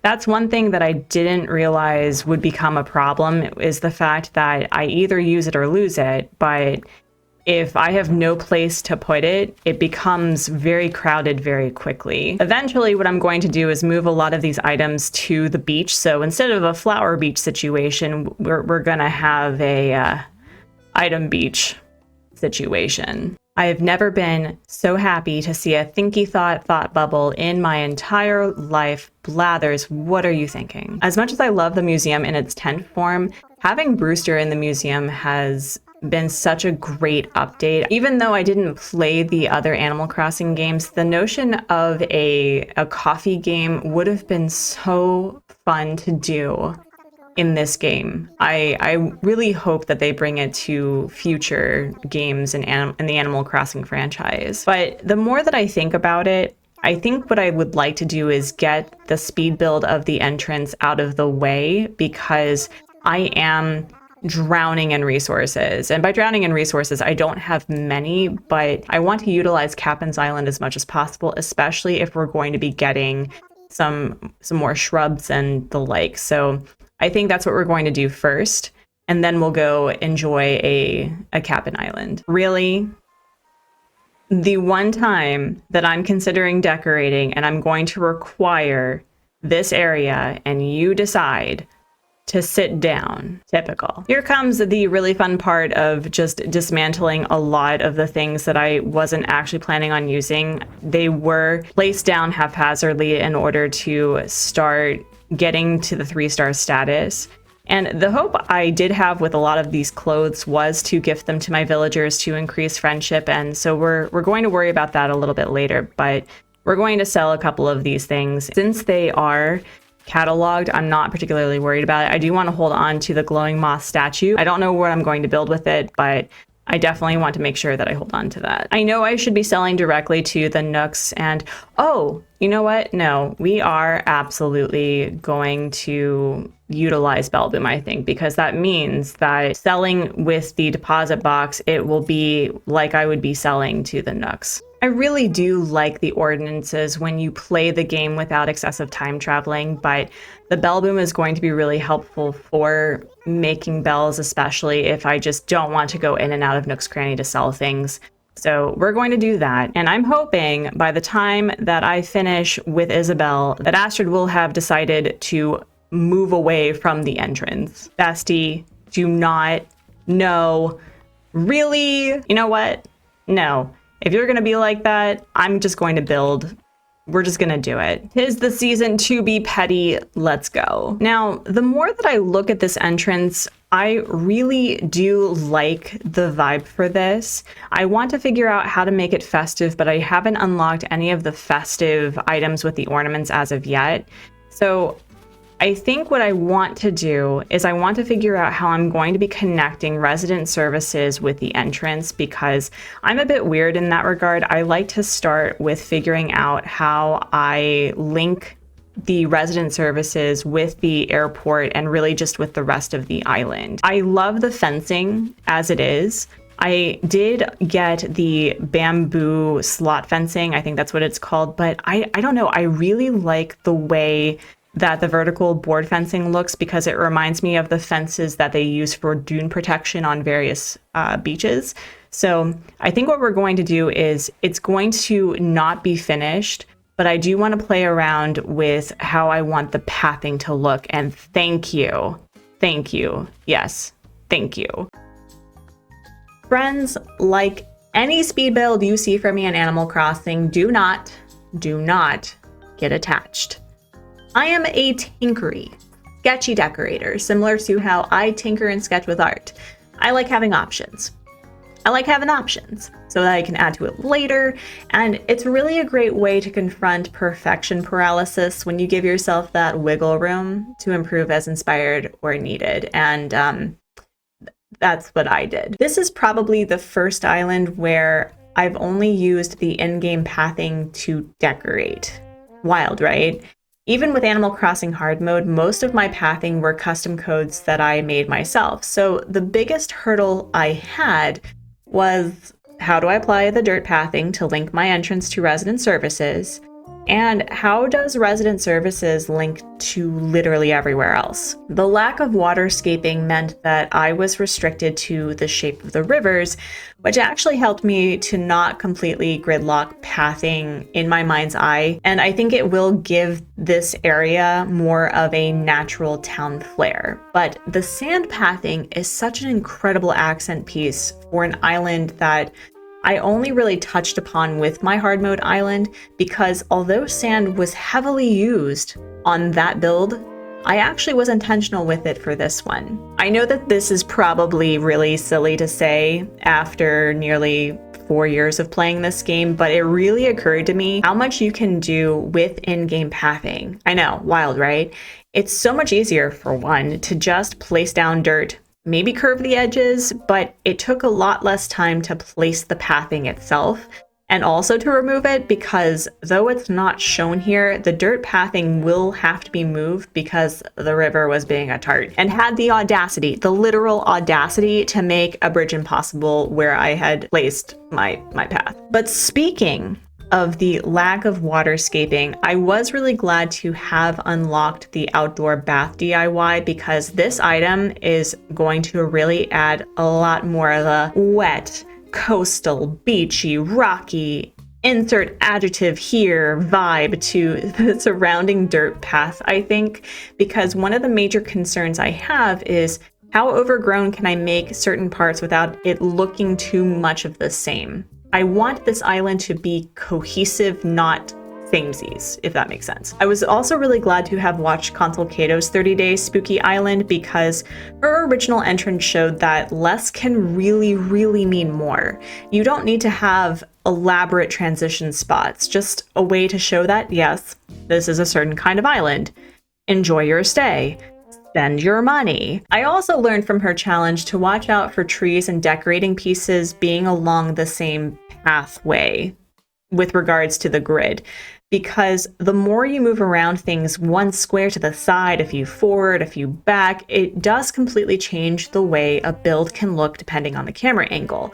So as I tinkered with that, I do realize I need to play around with stunted trees for height and texture differences, but that's definitely another day. And again, this speed build is absolutely empty. I totally get it. It's not impressive. As I said, don't worry about it. It will get better, I promise. There are a few items that I redeemed with Nook Miles that I'd add to this off camera, including a storefront that Nook's Cranny miraculously happened to have, which did inspire a new way for me to use the item for the entrance that I never have done before. But for now, this area isn't item spammed, it's clean, and it is, in fact, a start.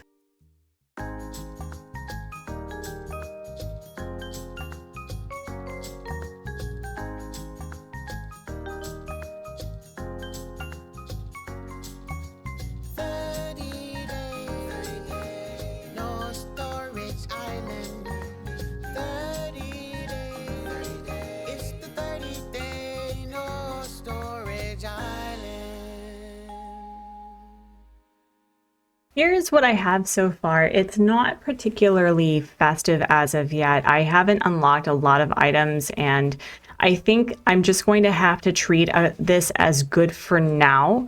I think what I'd like to do is have a drop-off point for gifts and for packages, so it looks like they're getting ready for the holidays. I think that's how I'm going to swing it, and I definitely want to make sure to utilize the outdoor baths as decoration pieces as much as possible. But for now, it kind of just unfortunately looks like a golf course. In my personal opinion, I do need to figure out how to balance that, but having cleaned this up is making me feel a lot more positive with what I'm doing. I think I'm going to add a couple of more quality of life things like the drink machines and the food machines, or the snack machines, I should say.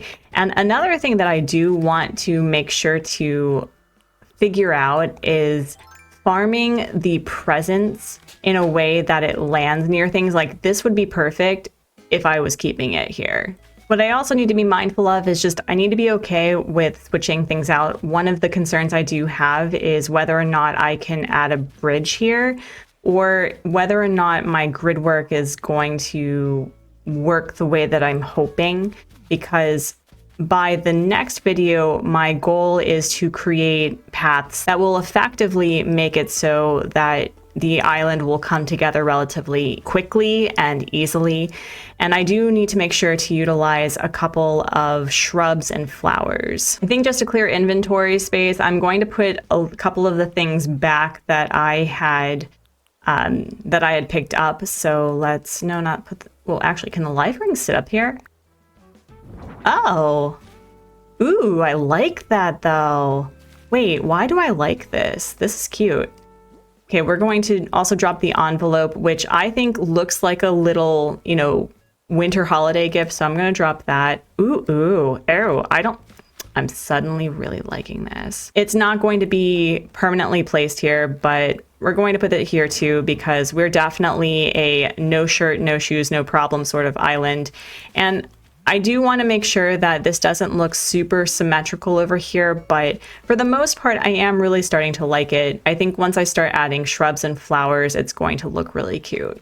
While I was thinking about it, a balloon fell, and oh man, farming for presents to fall down out of the sky and be placed perfectly. This is going to be really fun, but I don't want to do that until the very last day, I think, because I tend to be a very messy sketcher, both as an artist and as an Animal Crossing designer. I like to tinker with things, so don't get attached, but also kind of love it.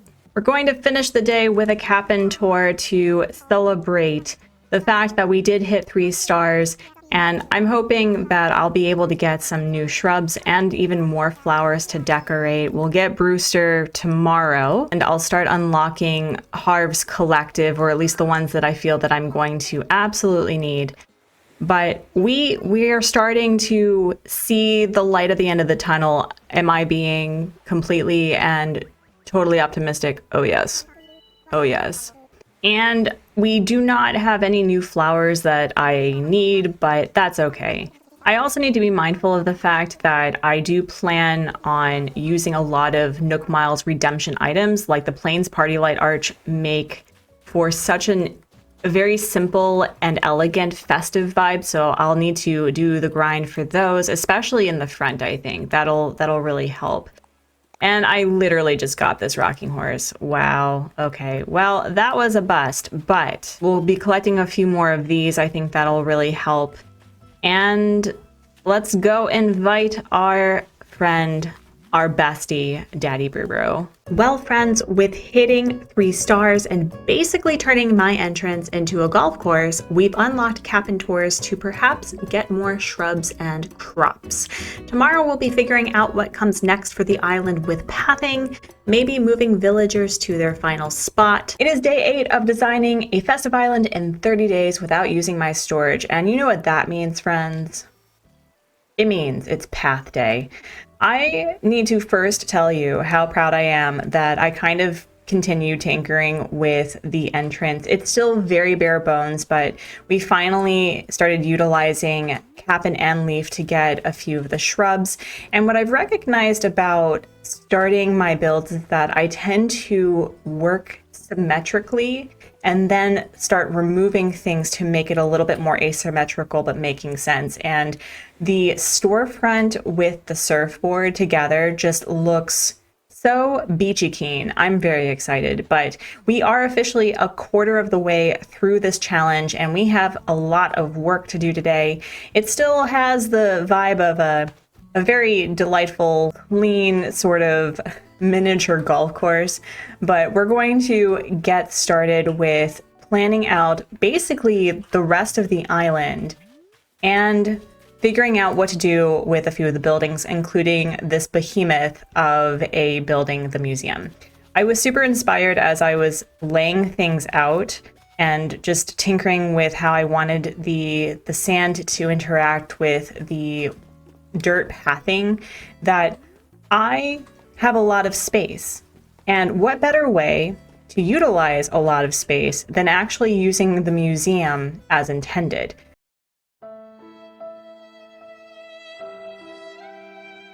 So that's what we're going to be working with today. And I know how incredibly amazing that this is going to be, because laying down path is always just the most invigorating thing in Animal Crossing. But I think the hope I have is to start laying out pathing to move a few of these houses, because as you can see, Agnes is delightfully in the way, and start planning where I'm going to be putting bridges. Before we get into all of that, we have a few things. I need to make sure to clear out my mailbox so that I'm not holding on to things and using this as accidental storage.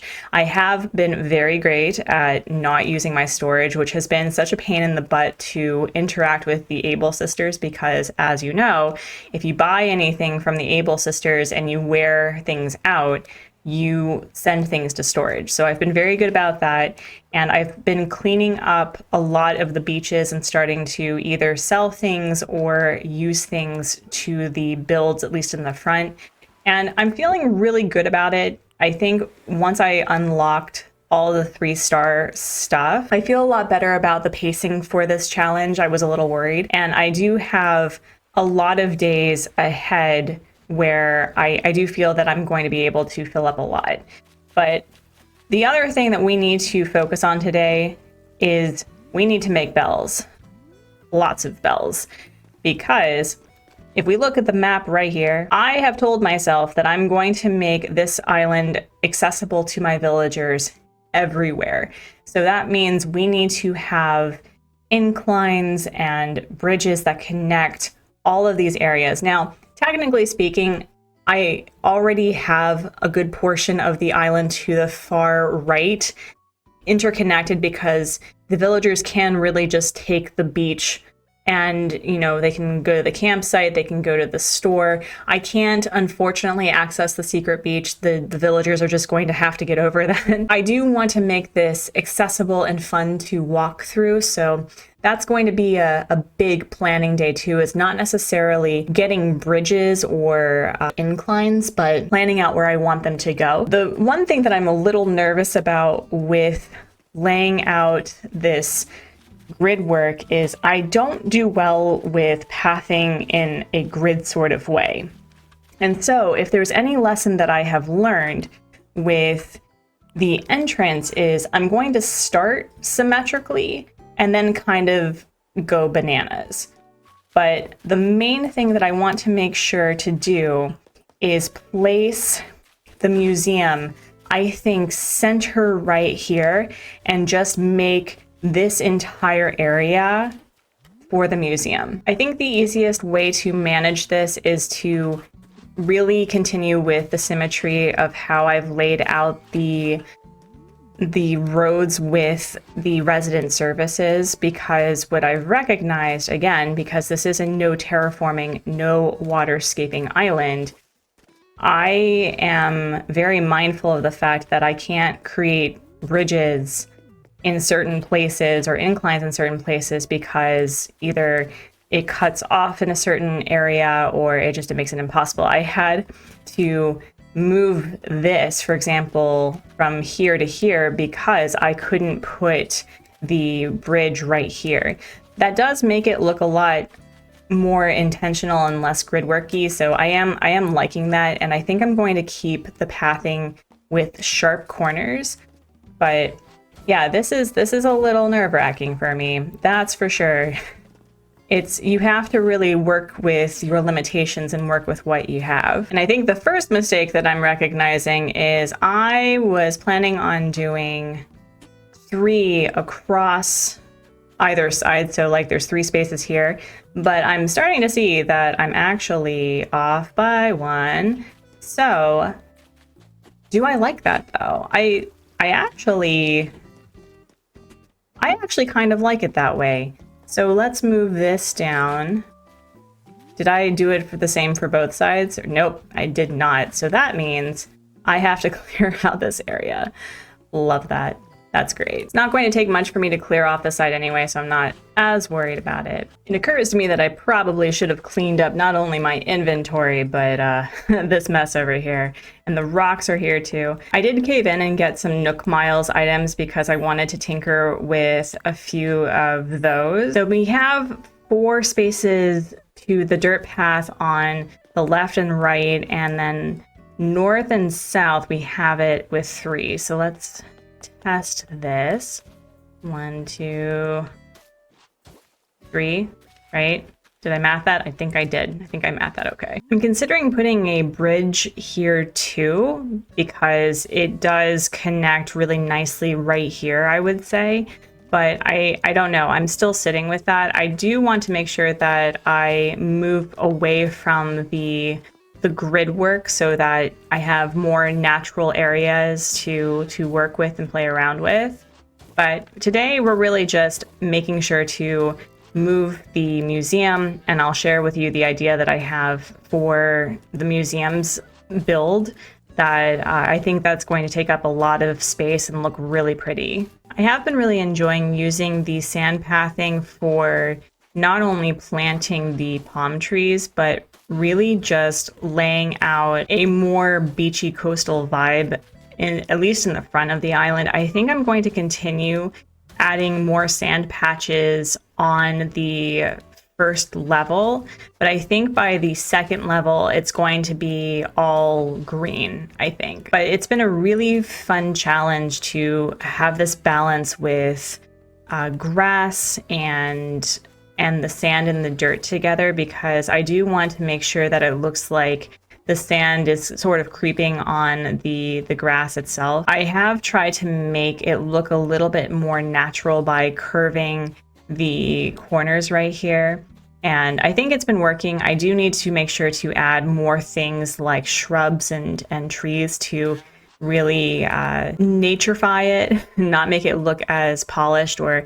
as I've been joking, making it look like a miniature golf course. Here is resident services with the dirt completely finished. It looks really nice. I'm very excited about it.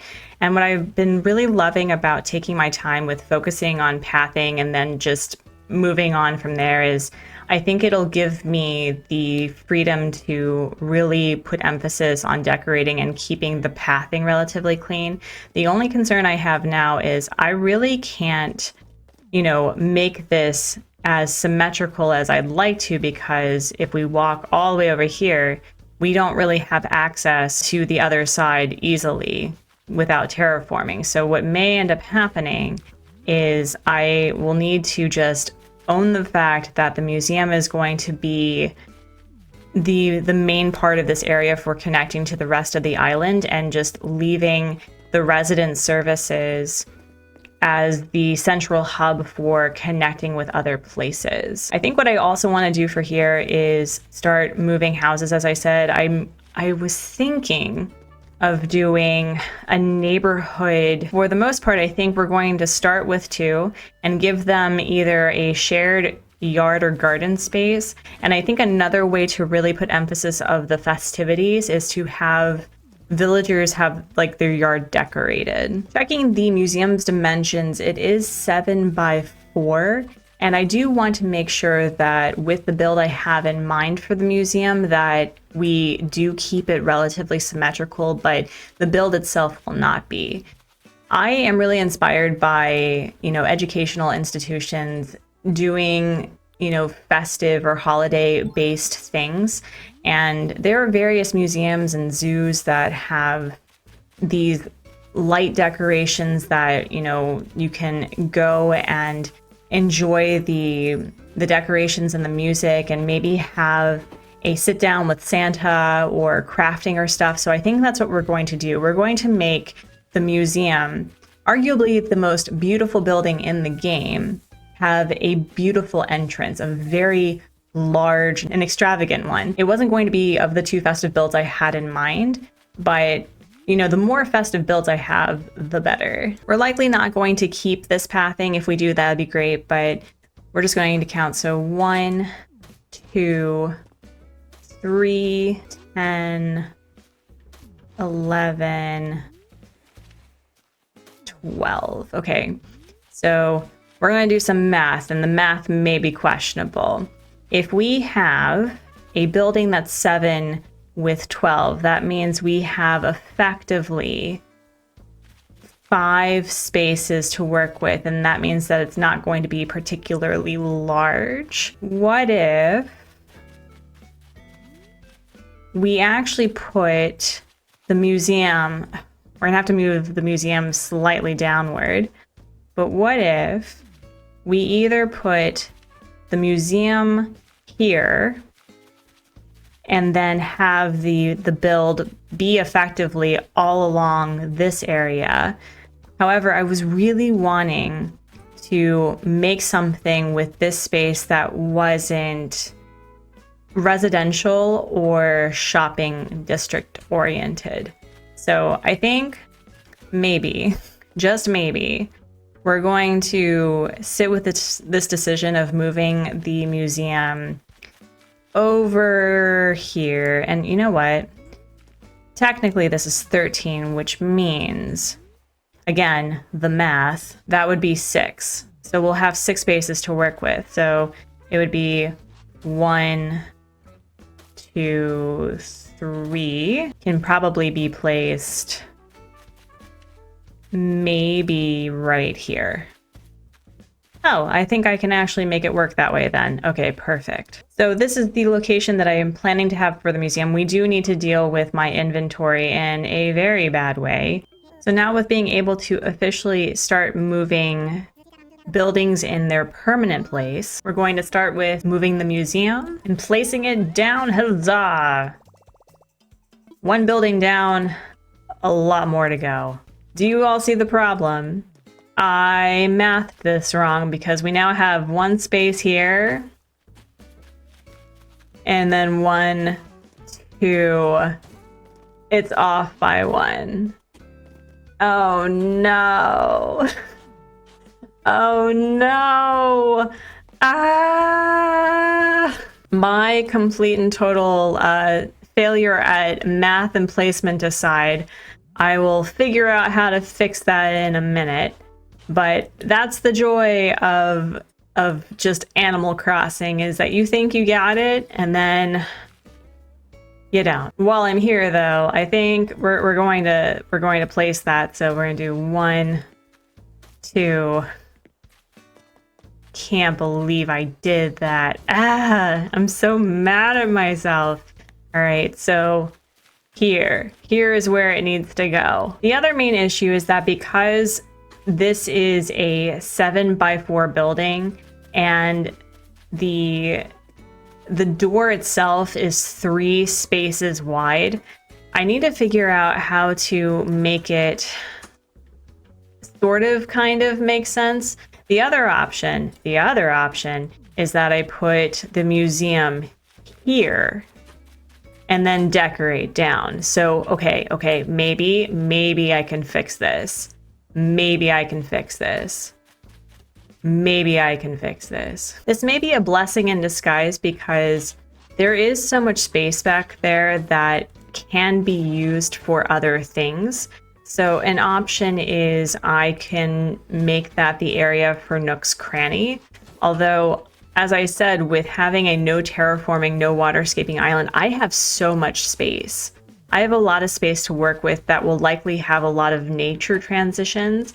And Nook's Cranny is not where I want it to be because it's in the center. So another option is either I can put Nook's Cranny by the museum, right behind resident services, and then move the tailors to where Nook's Cranny is, and then have it connect that way. So that is an option as well. But I cannot believe that I moved the museum to the wrong place.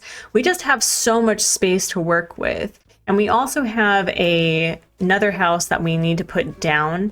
So I think what we're going to do, here's what we're going to do. We're going to start considering where to put homes and things. And I'm not necessarily wanting to make it super symmetrical. I'll be able to use a lot of space to my advantage, and I really need to accept that. So a resident home is 4 by 3. And I think we can probably put 1, 2, 3, 4. I do love the space here because it does have a slight yard that I can put fencing in, because I really strive to move away from putting fences down. But I think another old Animal Crossing 2020 trick that I will utilize is really making use of fences to define yards, especially with the back areas here. I think that I can really make something look pretty appealing and really whimsical. And maybe here we will either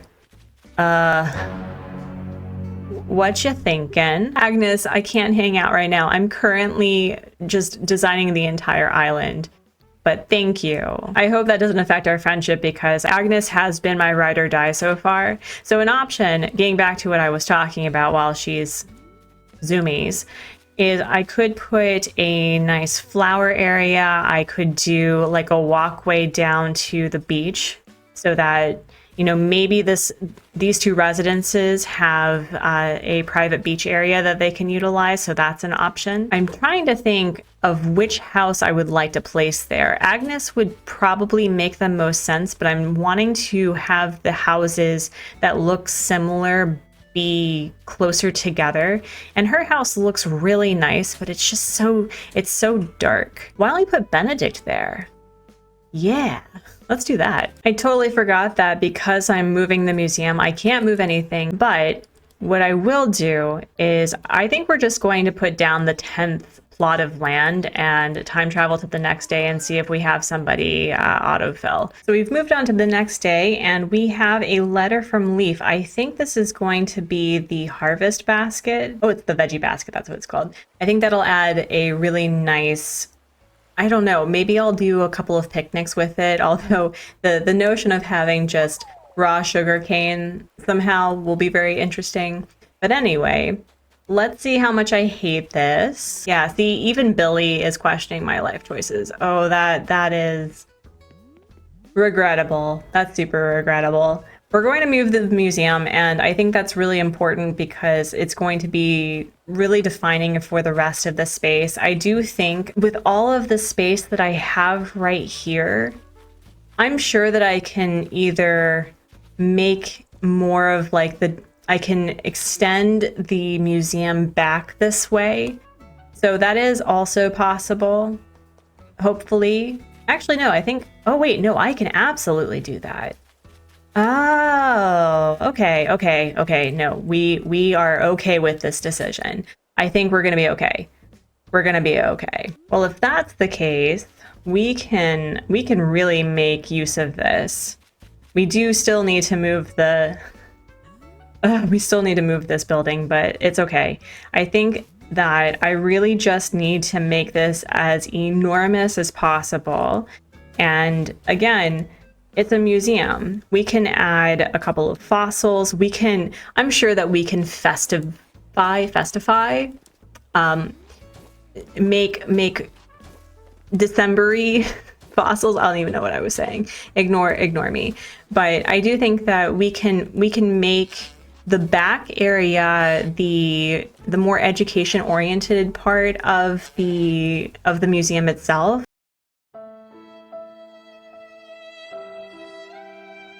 Yeah, that's what we'll do. We'll make the back area, you know, we can do a little farm, a flower garden, because who does not love flowers? Like beaches love flowers, so we can do that.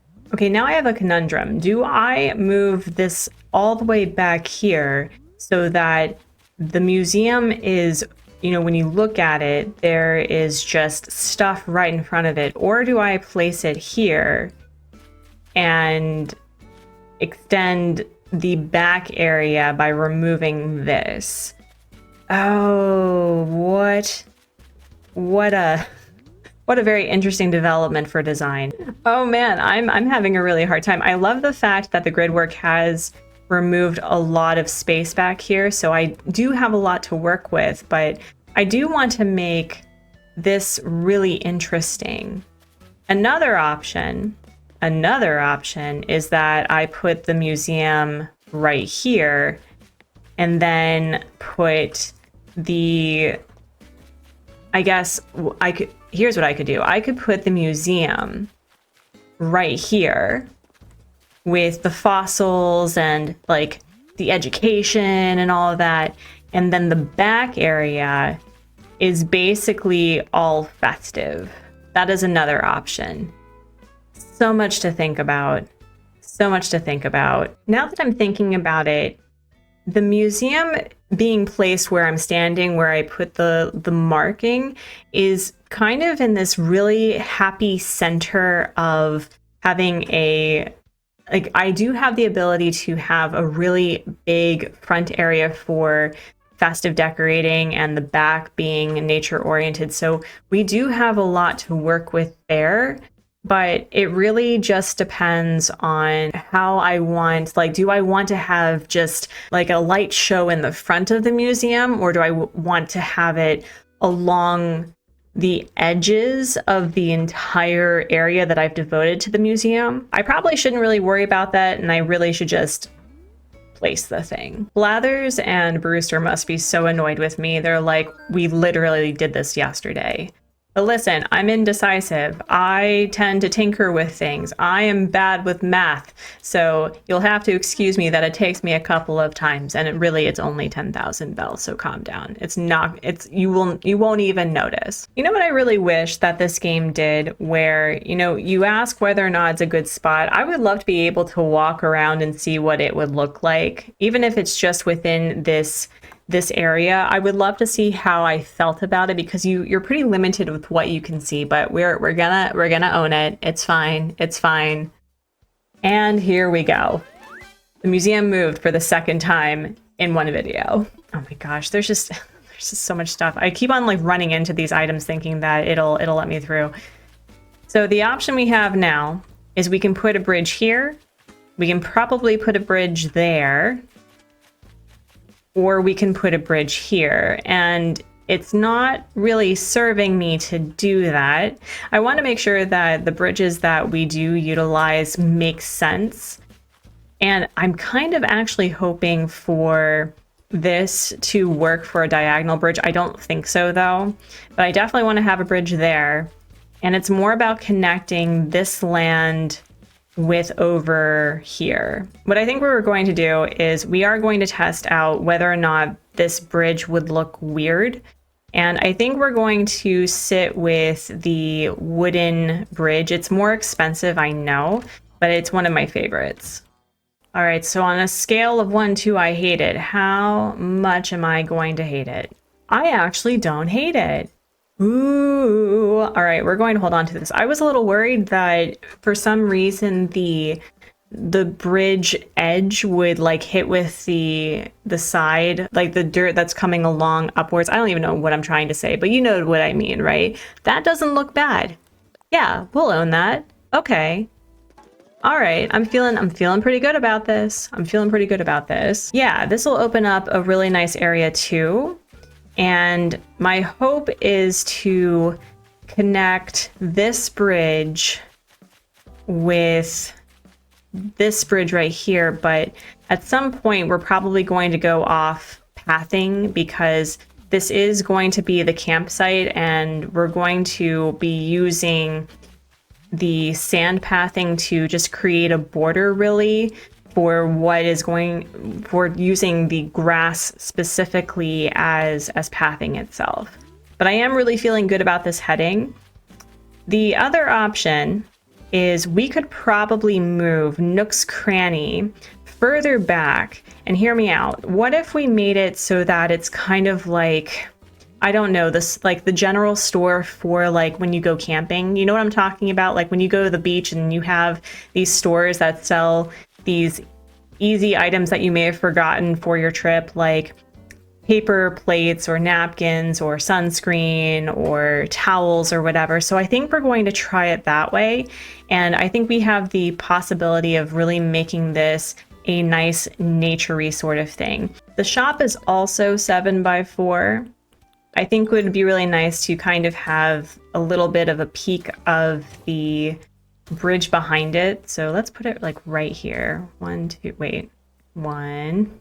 I can math. 1. Okay, so that's 1, 2, 3, 7. Oh, that's perfect because then there will be like this really nice path right there. So that's just so nifty-glifty. Yeah, the more that I think about it, the more that I think I want the tailors with a villager house.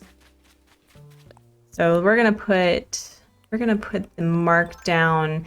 I don't know if this is going to be where its permanent home is just yet, but I do want to see how this looks just from the map itself. I think we now have at least the main area of the island completely laid out with at least a grid work. And I think the hope is to move houses that look similar to each other so that it looks like it's actually a neighborhood.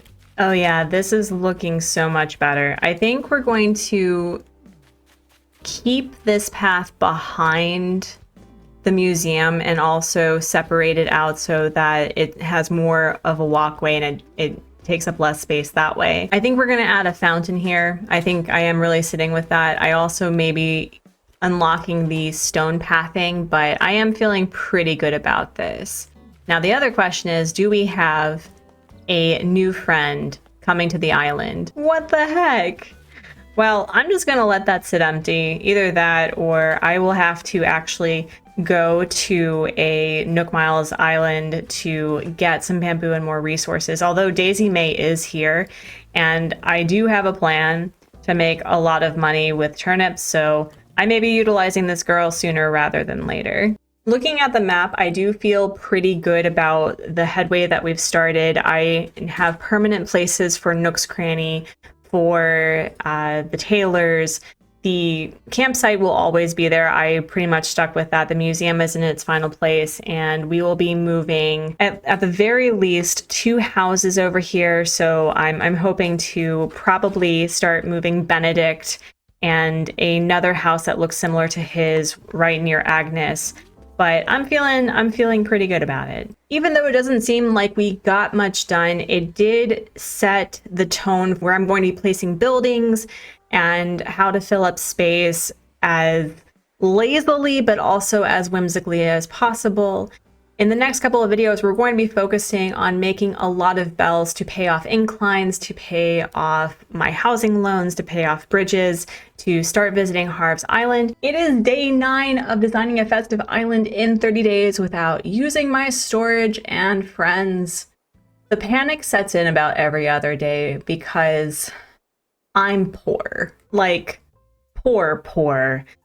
I need significantly more bells in order to make this entire island accessible. That is the requirement for this challenge, is to have bridges and inclines connecting to all of the various parts of the island that I can, with the exception of the secret beach. And if I'm going to do that, we need to get it going. At the very least, I do need this one bridge and at least 1, 2, 3, 4, 5 inclines. So I'm looking at least 600,000, maybe 700,000 bells in order to make this island accessible. As you can see from the map itself, I have laid down potential places that I would like to put inclines and bridges to make it aesthetically pleasing, but at the very least, we need to min-max this as soon as possible. And I can't do that without money. We need to manage my inventory. I do think I need to suck it up and actually get a few Nook Miles tickets in order to go get resources and other things, not only for decorating, but for making money. Because the first development is this plot refuses to fill, and I think I'm just going to suck it up and get somebody on a mystery island. I do have 3 tickets. That was the amount of Nook Miles that I had available to me. We also have our first Bobble resident leaving the island. As much as I love Astrid's house exterior, because I think it would have matched perfectly next to the Able sisters, I ended up moving Benedict there, and I wasn't feeling particularly close to her. I gave her a chance and she was fine, but I think the autofill RNG could possibly do a little bit better. So here is the plan.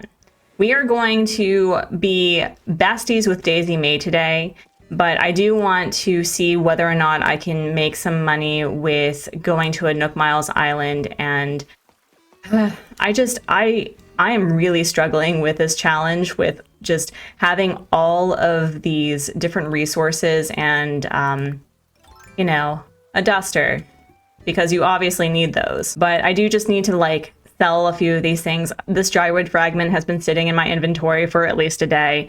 I got a high-end stereo, which I'm sure I could use somewhere, so we're going to put that on one of the many island beaches. And I haven't been utilizing making bells as much as I could have. It's just been really hard to plan my days effectively because I'm starting to feel the panic with only having laid out pathing. I do feel really confident about where I am with this, and we will be moving Nook's Cranny, I think, today as well. But it's a little terrifying to think that I only have effectively 21 days left in order to make this look sort of kind of like a beachy, festive island. And right now, it just looks like a golf course.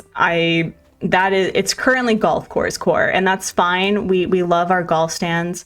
I don't actually like golf, but we will need to figure out the balance with nature and the festive items and items in general. But again, today it's money day. But speaking of money day, we do have a lot of crops available to us, so that's great. We also have Gulliver over there. I'll deal with him in a minute.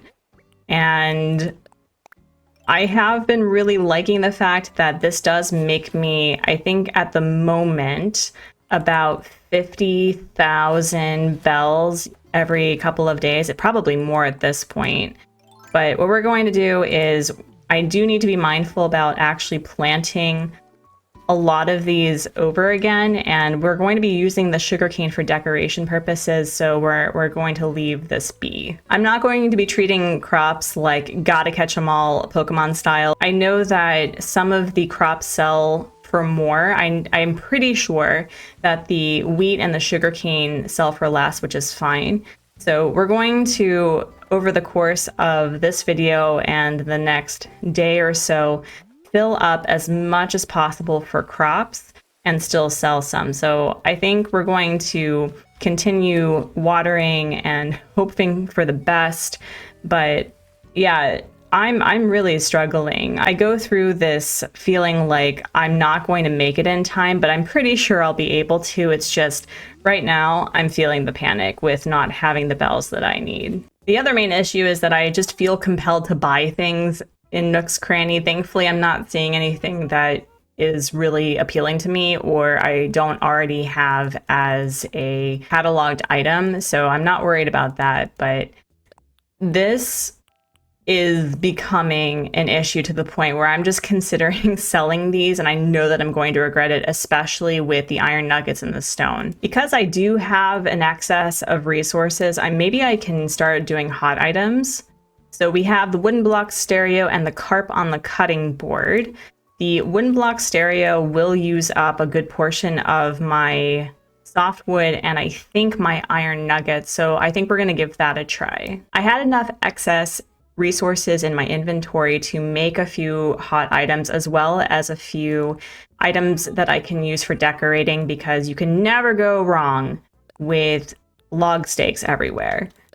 And I did make a stonework kitchen. I'm not going to sell that, although that would be a great item to sell and make a lot of money. But right now we're just trying to clear it out and getting ready for this villager hunt. 17,000, let's go. Love that.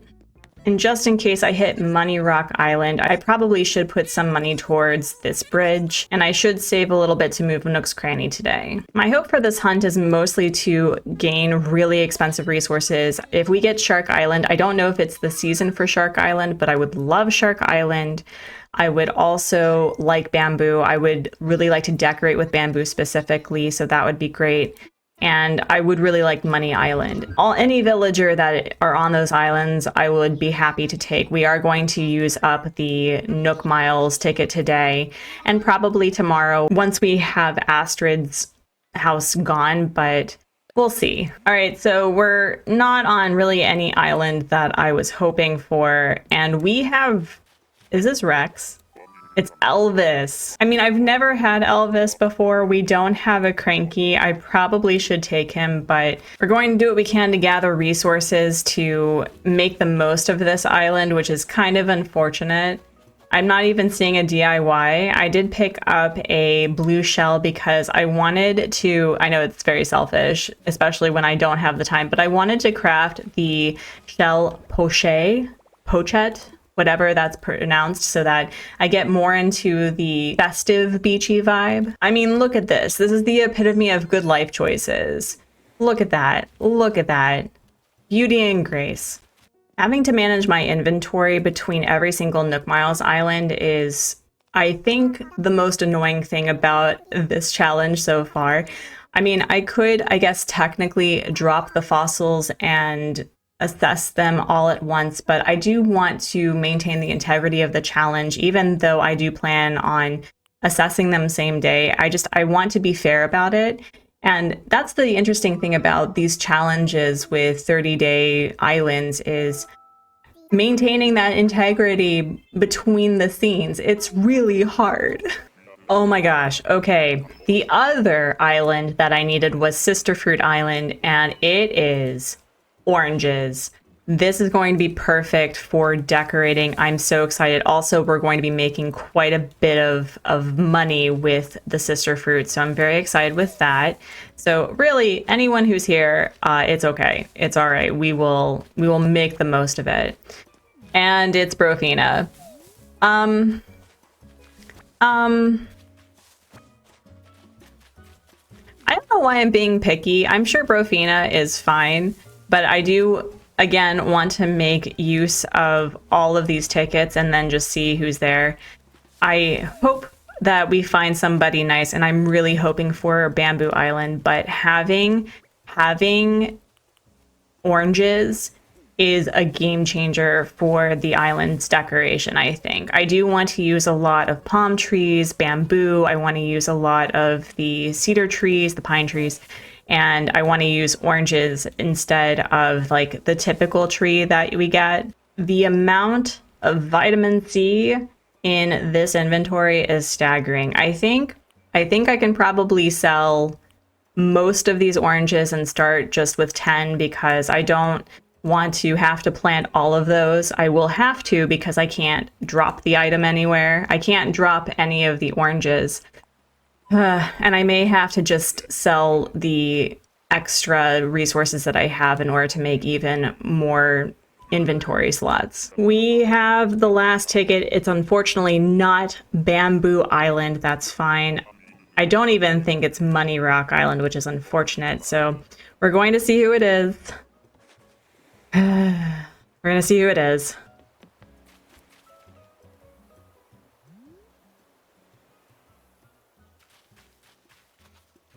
This game truly thinks it's hilarious. Truly. Hopefully this message bottle with a DIY will help me feel better. And Not really. We've time traveled to the Sunday. We still don't have anyone purchasing the plot, and Astrid's is also empty. We're going to purchase 250,000 bells worth in turnips, and it's at 98. I have not been purchasing from her until this point. I think I just bought one. I bought a couple to buy a couple. So this is going to hurt because I now have, I think, 80,000 in my ABD to my name. And I really hope this is going to work. I really hope this is going to work. Really?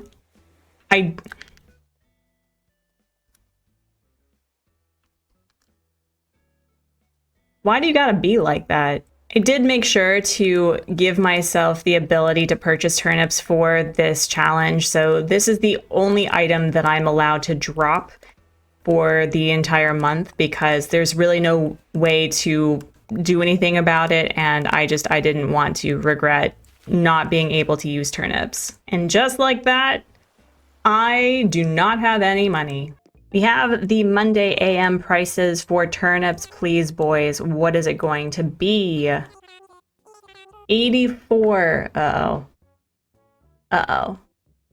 Uh-oh. Okay, so with 84 bells per turnip, it is looking like 57% is going to be a large spike, 34% is going to be decreasing, and a small spike at 7%. I'm really hoping that we get that large spike because that would be a game changer. With a bunch of produce in tow, it is afternoon officially. What is the price? 80. With 80 bells per turnip in the afternoon, we still have a very large chance for a large spike. A 38% chance for decreasing. Oh my goodness. A 7% for a small spike. Oh goodness. Well, I'm going to sell my feelings and we will move on to Tuesday. Tuesday AM, what is the price? Please be good. 77. Okay. I think the scary part about this is the large spike is still at 50, the decreasing is at 42, and I am panicking. I'm so panicking, oh my goodness. So naturally, we're going to buy our feelings and purchase this really awesome wall shelf, which would be great for decorating, at least for my place. Boys, please give me a solid. Please give me a solid. 74. 74. Oh no. We're going to see a potential decreasing spike at 48 and a large spike at 46. Oh, I hate this. It really is dependent upon Wednesday. Wednesday is going to be our defining day. Oh, this stinks. Oh no. It is the mad dash to Nook's Cranny. Really? Really? Wow. I work so hard on this island and no one wants to be on here. Boys, please, please give me something good for Wednesday AM, please. Wait, please. Oh, the decreasing price is getting even worse. I hate it. All right, boys, it's officially noon. Please, please don't be a decreasing price. Please, please. Oh no. The decreasing is officially at 64%. Large spike at 31. Oh, this hurts. Friends, I messed up. I don't know if you can see the date. It is Friday. I had unfortunately time traveled where it was, instead of 11:50 like I typically do in order to get the AM and PM as quickly as possible, it turns out that I did not change the AM to the PM, or the PM to the AM, and so now it's Friday. Please, boys, please be a good price. Please. No. Oh, yeah. What a bad time. What a bad time. I lost 45 bells with each turnip. Now the question is, should I just sell the turnips rotten? Because I think at the very least I can sell rotten turnips for a price. This is the emergency broadcast system. This is not a test. Repeat, this is not a test.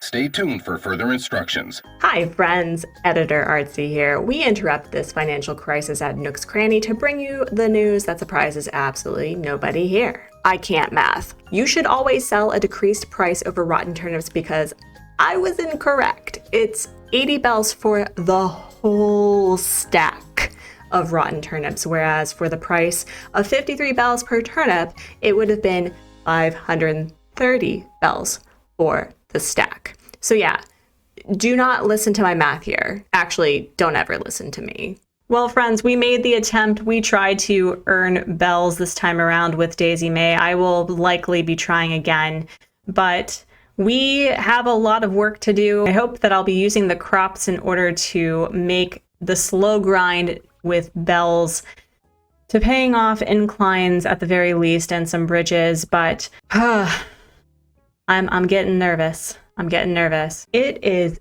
day 10 of designing a festive island in 30 days without using my storage. And after a horrific turn of events, losing all of my bells to Daisy May, I went on a single Nook Miles ticket for a villager hunt, ended up with Bamboo, got Renee as my 10th final villager, one because her house was so great, but also because I just needed a body. And here we are, 1/3 of the way through the challenge, and I'm not panicking. You're panicking. It's fine. But today, friends, we are going to be working on trees. What I've realized, friends, is I don't think making a lot of money is going to be the strategy for this challenge. I really just need to min-max what I can and hope for the best. And what I realized is midway through December, Isabel decorates the pine trees with lights. And so what I'm thinking about doing is really putting emphasis on nature today so that when I'm decorating and finally getting around to moving villagers and placing down inclines and bridges, that most of the work will be done for me. It has been really difficult because, I don't know, I thought that I would be further along with this challenge by day 10, but I do have to be mindful of the fact that I really do only have a certain number of hours in the day to complete these things. And for the most part, I am feeling pretty content with how the layout is for the island. But once I start moving houses where they're going to be permanently placed, and I think, as I said, focusing on the nature aspect of this island is really going to help, and you are incredibly unhelpful. But as always, first things first, we have to deal with our inventory. I do want to make sure that I get as much free space as possible. We're going to need that for moving trees around, and thankfully, I do have quite a bit of money stored up, so I'm not particularly worried about that.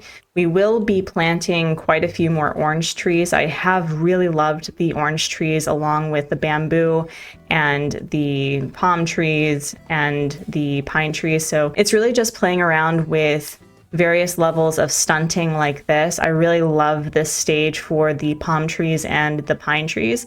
And I think for the regular trees that we have, we're going to have it in its third form, the one that looks like a really cute little shrub. I think we're going to start off with purchasing 10, maybe 15. No, you know what? We're going to do a solid 20. We're going to do 20 of each because that's quite literally 40 trees that will add to the island and create a lot of variety with size. So I'm very excited about that. I'm not sure if I just purchased extra, but you know what? We can always use more trees. We can always use more oxygen in our lives, mostly because I'm hyperventilating on the inside. We're going to clear an area so when we do our time traveling jump forward that we're able to keep it in the size that we want. I should probably also purchase a couple more peaches just in case, because for those who don't know, the way that you can stunt trees in Animal Crossing is when it gets to the specific size that you want, you put a fruit tree right within an adjacent space, and so it'll stunt the growth and keep it from growing. It has been life-changing for me to really start utilizing stunted trees in my builds because it adds a lot of texture, it adds a lot of just a more natural whimsy for backgrounds and overlooks. So a huge recommendation that if you are feeling like you could be doing more with your builds, stunting trees and adding shrubs and just very minimal additions really make a big impact. Looking at this, I definitely don't have enough room. So I think what I'm going to do is move the bamboo to various places around the island at its fully grown form so that I can actually make space for it. But let me tell you, I am so happy that I was sent to a bamboo island. I was hurting yesterday. The pain of losing that much money and making the mistake to just sell rotten turnips instead of selling for a loss. Do not do that, friends. I completely mathed incorrectly. Can I put you right here? I hope I can. Oh, excellent. Let me see. Oh, that adds a lot of nice texture on the side. I like that a lot. I do want to keep this relatively open with a couple of cedar trees like right here so that in the off chance that Isabel actually lights them up, that it looks like there was some decorating for yards and it's more natural anyway. We're gonna put you right here. There we go. Oh, that's looking really nice. I like that a lot. Put this one here. Oh yeah, it looks so nice. It looks a lot more jungly than I anticipated, but I am really liking the texture difference. Do you want to check and see how I like that? I do. Ooh, I actually really do like that. That's really nice. Okay, we'll put that there. And the last one we'll put right here. I think what I'm going to do is I'm going to cut this fully grown palm tree down, and then when I time travel to 3 days ahead that it's going to be slightly stunted, I think that's going to look a lot nicer. But already this is looking a lot fuller. It really needs more shrubs here, I think, and I don't know, maybe I'll put some like flowers in the back. I still have not really decorated with flowers yet, and that's probably one of the main reasons as to why I'm slightly panicking. But I think with the Able sisters in particular, we're going to have a really nice, quaint little shopping area. Maybe something for the holiday sweaters to put right here. I don't know.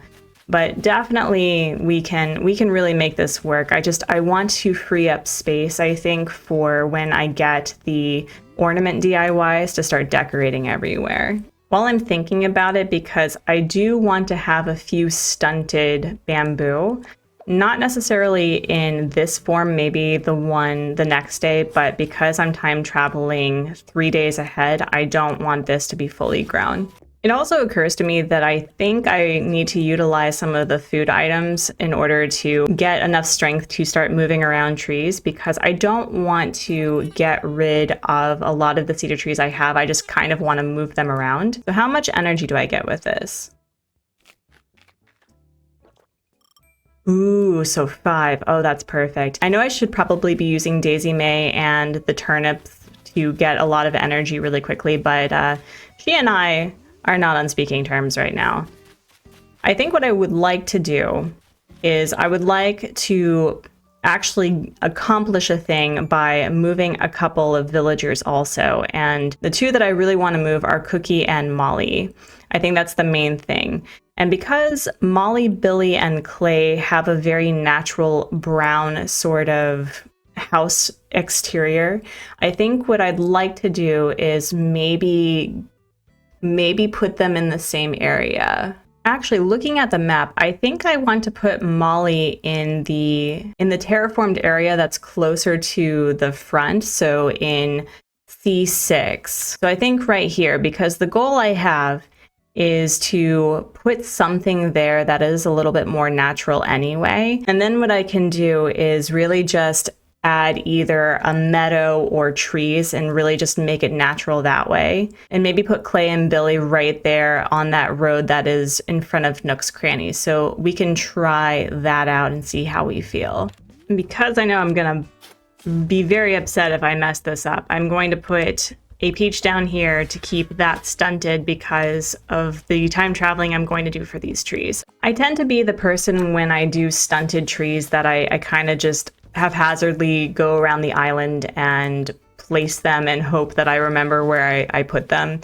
But because of this challenge being what it is, I have to be very mindful of being good with my time, and considering that that's not my strong suit at all whatsoever, we do need to be careful about that. I think I need to move these down one. If my memory serves me well, I did try to make a really large orchard very close together, only to have issues with certain trees growing.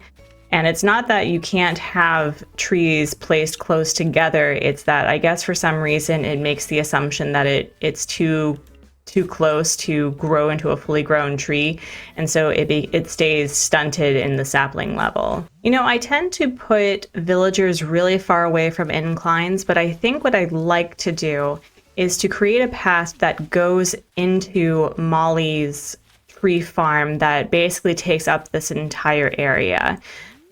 I think what would be better serving for me is to pick up these trees right here, get into designer mode, lay out a path of where I want the tree farm to start, and put Molly right here. Ooh, yeah, no, I'm gonna like this. This is going to be really cute, I think. So here comes the fun bit of trying to keep this a relatively natural area, but still looking very intentional with the fact that it is going to be a festive build.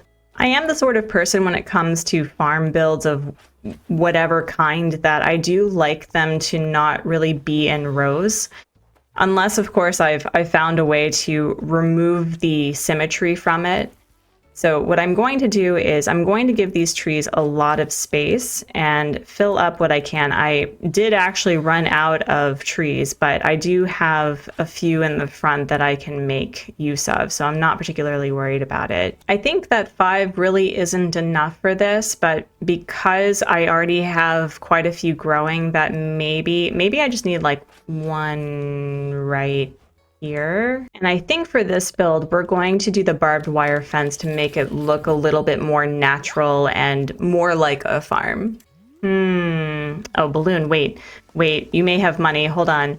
No, friends, let me tell you, when I say that I am of the poor variety for this challenge, I have not been disingenuous. It has been bad. So any yellow balloon in particular is going to be incredibly helpful for me. Unless, of course, it's not money. In which case, I'm going to be very upset. Please be bells. Please be bells. Please be bells. And it's a shell wand. Useless. I am really liking how this is turning out. I don't know whether or not I want to enclose this, however. I probably do, because another thing is I want to close as much as possible so that people really just appreciate the natural part of this island, which probably means I'm going to have to get a lot more tree saplings and also utilize Cap'n a lot more effectively.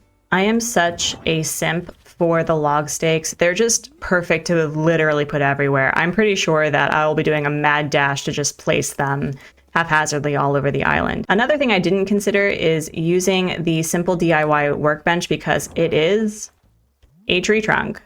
So already, this does add a lot of variety on this side specifically. Yeah. Oh yeah, it's starting to really come together. I really like this. I do think having closed it off looks so much better, and having it sort of like not directly straight ahead really adds to the texture for it.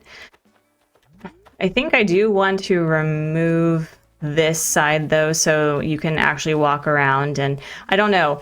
I'm still struggling with trying to find this balance of letting it just be natural and being intentional with how natural it is. You know, it also didn't occur to me that this is going to be a nice overlook for one of the major festive builds that I have. So I'm pretty excited for that, actually. That's going to look really nice. I may leave that open. Oh yeah. Yeah, no, this is starting to look really cute. I'm excited. I really should be utilizing Cap'n, so what I'm going to do is try to clear up as much inventory as possible, either that or I don't want to have to resell and just waste my money that way. So let's clear this, and I'm telling myself now that I need to time travel 2 days first in order to get these in their little bushy form, and then I can time travel 1 more day forward. Because I would be very upset. It would still work out okay, but I do want to, again, be mindful of how I'm planting things and be mindful of my intentions towards making this a very lush, natural, but also a bright and festive experience. I probably should be assessing that fossil or, planting those peach trees, but again, time is turnips, and I really just want to make sure that I utilize the functions for each day before moving forward, and hopefully Captain will have a really good island for us. And I don't think this is a very helpful island, Captain. Not at all. Not at all. Oh wait, no, just kidding. It does have a few cedar trees. But we're gonna start with eating our feelings, dig up whole trees like an eldritch horror, and then really just fill in the spaces. I've time traveled to the next day already, loving what I see. I do want to make sure that I keep these in the form that they're in. So let's do that really quickly. I did make sure to let this grow at least 1 more day. So this is looking really nice. I'm going to be doing a lot of this off screen so that I can really start putting emphasis on the nature aspect of this island to fill in a lot of the blank spaces that I have. But I'm already feeling pretty good about the design choices that I have in mind for this island.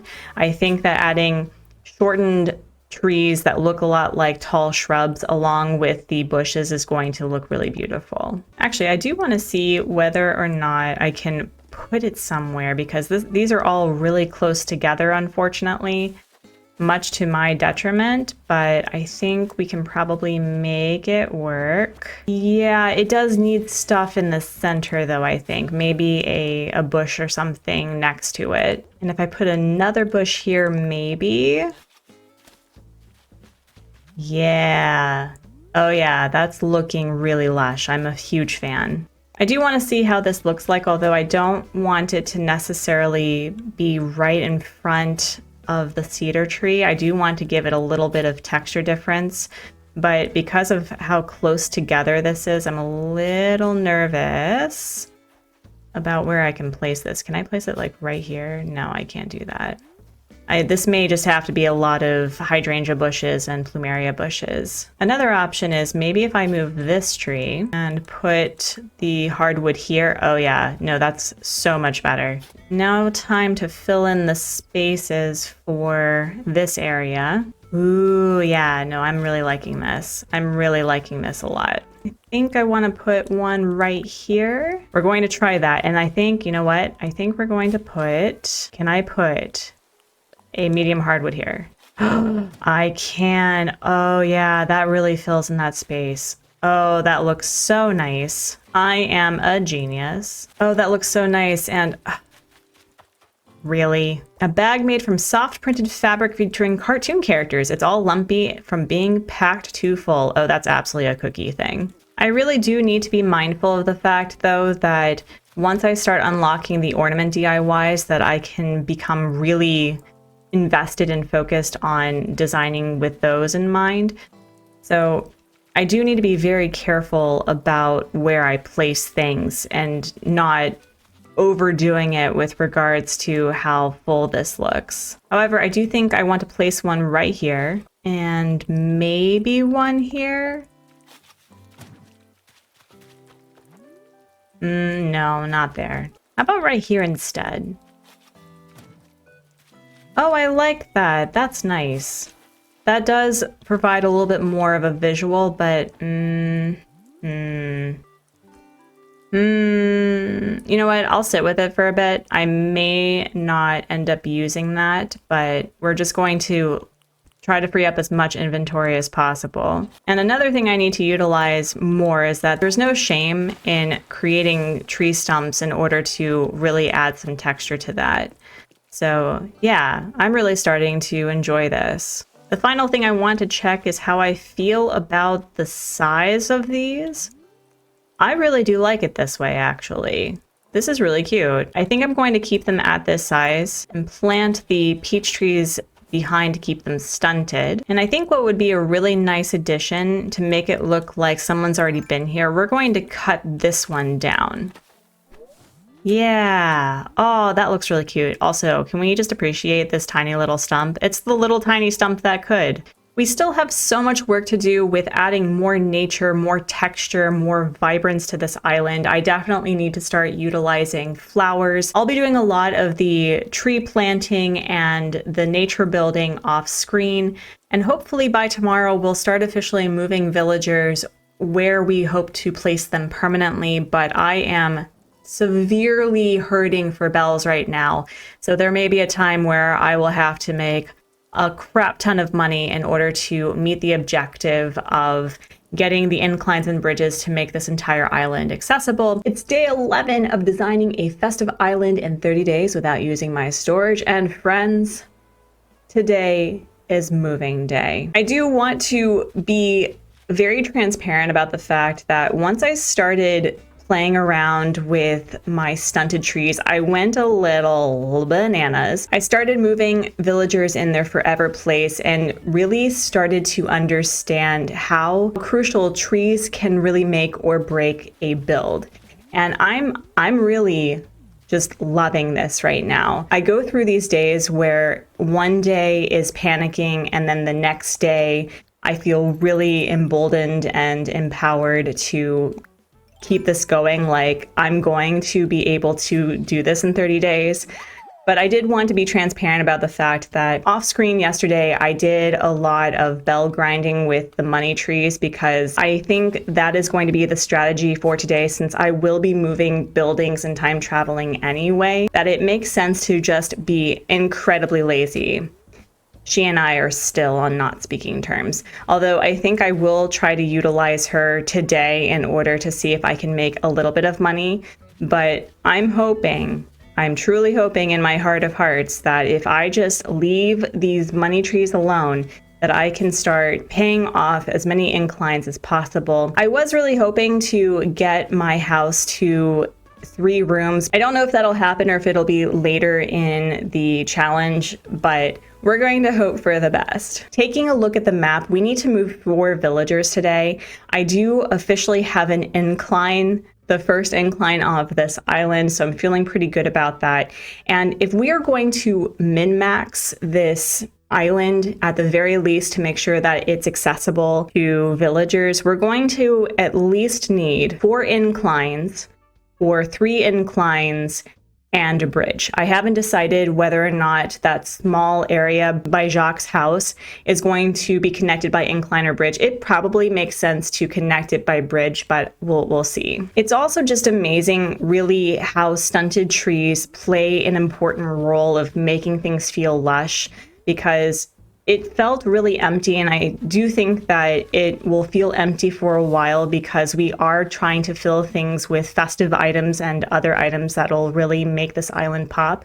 But I am feeling pretty good about it. It looks practically finished. You know, ignoring item beach over here, the total mess of my area right here, whatever the heck this is. But yeah, completely and totally finished. You'll also have noticed that I did time travel back to early in December. I did that for a couple of reasons, mostly because I didn't realize that by continuously time traveling within 1 week, Nook's Cranny wouldn't change out flowers. Imagine. So I went back into November. I got the Turkey Day DIYs because I think those will be really nice for adding a couple of items throughout the island itself, but also, even if I'm not really able to make my house have 3 rooms, I was thinking, because I've been struggling with where to put my house, what if I turn my house into like meeting Santa?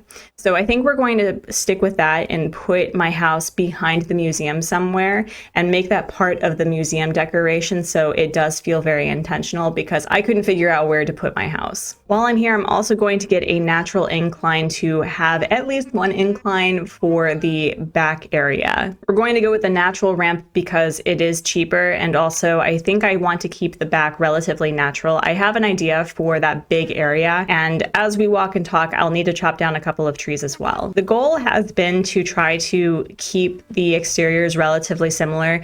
One of the things that I do regret about having Astrid move away was that the exterior of her house was perfect alongside the Able sisters, but she and I just weren't vibing. It's not anything negative, it's just we weren't getting on, and I wasn't sure whether or not she would achieve bestie status. But I am trying to keep similar house exteriors together. So we're going to be putting Jacques and Biff over here. It is really hard because their houses are so stark in contrast. And so I liked the idea of perhaps giving their houses sort of like a camp quality, like you are in a cabin for the holidays with family. So I think that's what we're going to do for these two. And again, here is even more of a mess. I finally did get quite a few flowers. I don't think I'm going to be using much of these flowers for the build, but I wanted to cover my bases just in case. I think I will be sticking with mostly red lilies and really any of the white flowers. I do want to get some white mums. I think that'll add a really lovely addition. But the red lilies just make for a perfect winter vibe. I don't remember the plant's name, so don't at me because I'm admitting my ignorance. But isn't there like a plant that is very popular during the holidays, and almost anyone with pets will say don't get them because they're heavily poisonous or something? They remind me of those flowers, and the red lily adds a lot of really beautiful color and texture.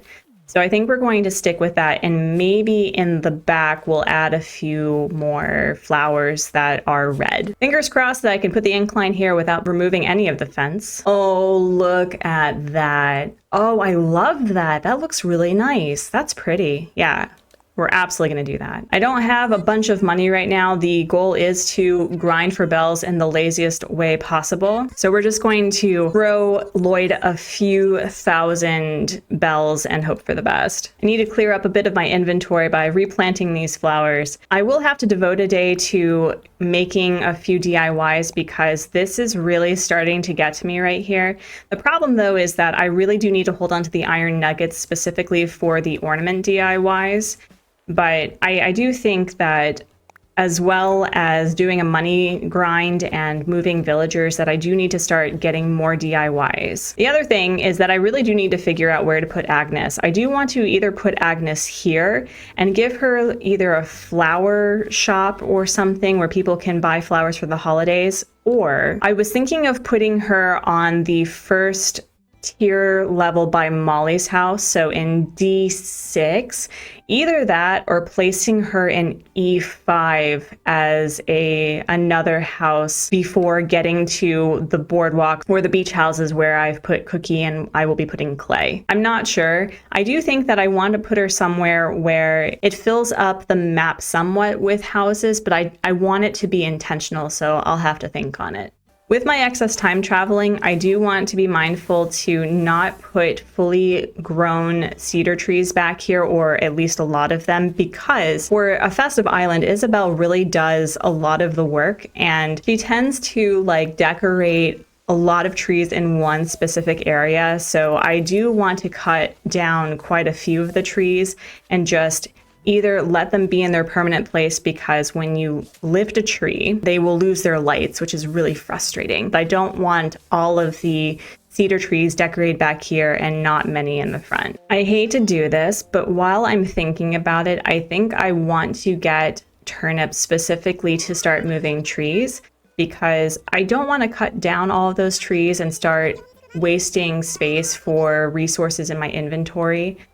Oh, Daisy May, scamming for the second time in a challenge. How dare you? I don't think we're going to use that much, but it will be helpful to start moving the stunted trees everywhere. So we'll support a local business, I guess. Again, the joys of only having my inventory to work with. I hate it. I'll have to remember that I buried wood over here. So now here comes the fun part of being very intentional about the larger trees, especially when it comes to looking across the river. I do think that I would really love to have specifically a bridge over here. We'll probably use the log bridge for this because it's really cheap, but I really love the flat wood bridge. It's one of my favorites. So if Jacques and Biff are going to be here, I want to make sure that this is relatively clear with maybe a few resources like shrubs and flowers, maybe a tree, but for the most part, I want to keep this relatively clear because I want there to be a very discernible path behind the houses. Design-wise, the further back that the island goes, the less beachy and more, I would say, mountainous that I hope to make it, although I do want to add quite a few more bamboo and orange trees back here. There is one lone apple tree that has taken up permanent residence in Molly's area, so I think I want to add maybe a couple more peach trees right around here, and then have it just either be all hardwood and cedar trees up there, or I don't know, I'll think about it. That's the joy about my specific decorating style in Animal Crossing is I am a tinkerer. I will just play around with things, walk away, and then come back and try something new, which is why I always have a really hard time recording builds because it's not going to be a permanent thing, you know? This truly is a lot more obnoxious than I thought it was going to be because this happens so often. We're going to plant this final tree right here, and to just make use of the day as best I can, we're going to look for the message in the bottle. And Murphy got us a dark bamboo rug. That's cool. Don't know if I'll use that, but thanks, Murphy. Check which villager is crafting, and it happens to be Benedict cooking a nom. Clear out my inventory because I am hurting for space. It occurs to me that I probably should have put the incline by Molly's place, but you know what? Her house, her area is probably one of the most finished right now, so she can get over it. But we'll finish with watering our crops and then move on to the next day. So it's a rinse and repeat for today. We are going to gather the fully grown money trees. Oh yeah, we're starting to make money. We're cooking with coconut oil. We'll move Biff this time. We're going to place him here. And because I have no self-control whatsoever, we're going to pay off this incline officially. That means at the very least, we need 2 inclines and a bridge, or 3 inclines in order to fully min-max the accessibility for this island. The villager crafting today is Renee, and she's cooking.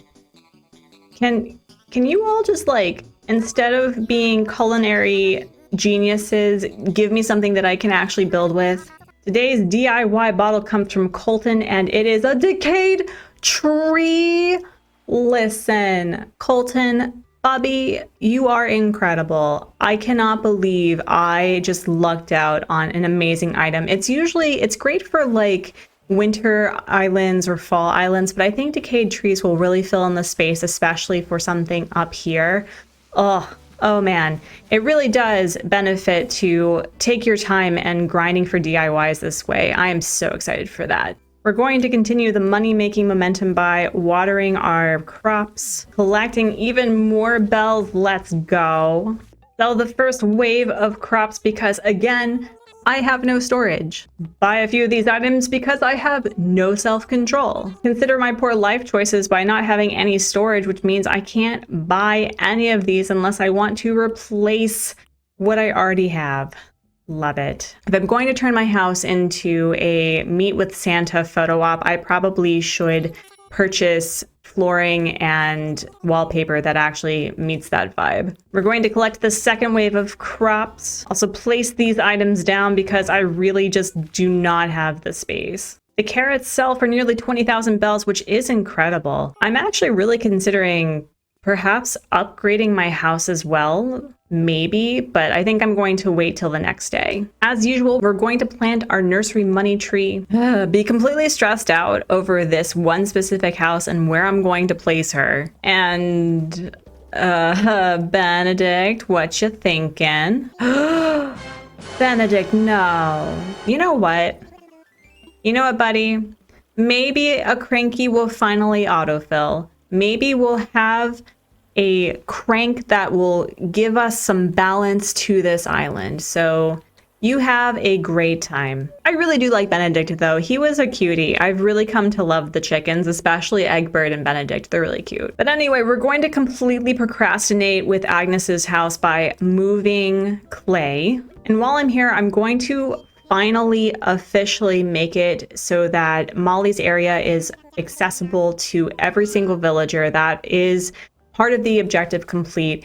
And I had considered giving her a wooden staircase to make it look very, like, I love the wooden staircase. It's so aesthetically pleasing to me, but I am the sort of person that likes to apply some semblance of realism to my builds, in the sense that if she has a tree farm, it would be downright obnoxious and annoying to try to lug a tree down this beautiful staircase. So I think what we're going to do instead is give her a natural ramp. It's also cheaper, so it'll be easier for me, and I think it's going to look lovely. We're going to put clay right here next to Cookie, place down Molly's new incline, and it looks like I'll even be able to pay it off today. That's really exciting. And we are just barely able to pay off the incline. Yes, let's go. And just like that, not only are we very poor, we are that much closer to making our island accessible to our villagers. That's so great. We found our daily DIY on the beach from Chops, and it is a rose bed. I don't know if I will use that, but it's a new DIY, can't complain. I will, however, complain the fact that your house is giving me such a headache. And in trying to see which villager is crafting, we have our poor friend Biddy who is sick. Oh no. Oh no. Well, only one thing left to do. The next day. I'm not the sort of person who ignores villagers when they're sick, but it is really important for me to make sure that I maintain friendship with the villagers as much as possible, because I do have the goal to get a photo from at least one villager during these 30 days. Will it be Biddy? I don't know. I don't think so. I am hoping or expecting it to be Agnes, since sisterlies are pretty easy to get their photos from. But we are going to be a good friend. We are going to do our due diligence. Biddy, I brought you medicine and joy. Please take care of yourself, especially during the holidays where you are surrounded by a lot of people. Mask up, ladies, gentlemen, and others. Aw, Biddy, you didn't have to do that. Just your a rugby uniform. Really? I mean, you know what? Because Benedict is leaving, is today the day that I get a photo? No, it's not. It's literally a murder outfit. Love it. This time we have clay crafting, an orange wall mounted clock. Again, an interior item that I don't know if I'll be using, especially for the photo op with Santa, but again, a new DIY is a new DIY. I really can't avoid this any longer. I need to pick where I'm putting Agnes. The three options I had were to put her here in this very large, very beautiful space that I think I could really utilize.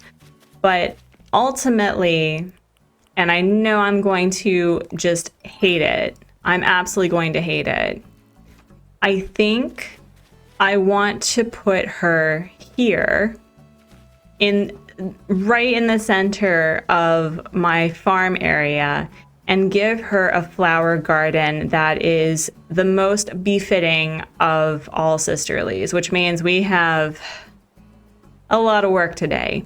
It also means we have a lot of crops in general, so we're going to have to manage this, but this inventory is really starting to get to me. My intention is to put an incline here eventually, either a ramp or a wooden staircase. That's going to be another project, but what I want to do is probably put her right in the center here so that, if I am able to put a bridge here, which looking at it, I don't think I'll be able to, at least here, maybe here, that it'll make sense, it'll flow really nicely. So we just have to deal with it today. While I'm picking up these crops, I think what I could end up doing is making that blank space right behind Cookie's area.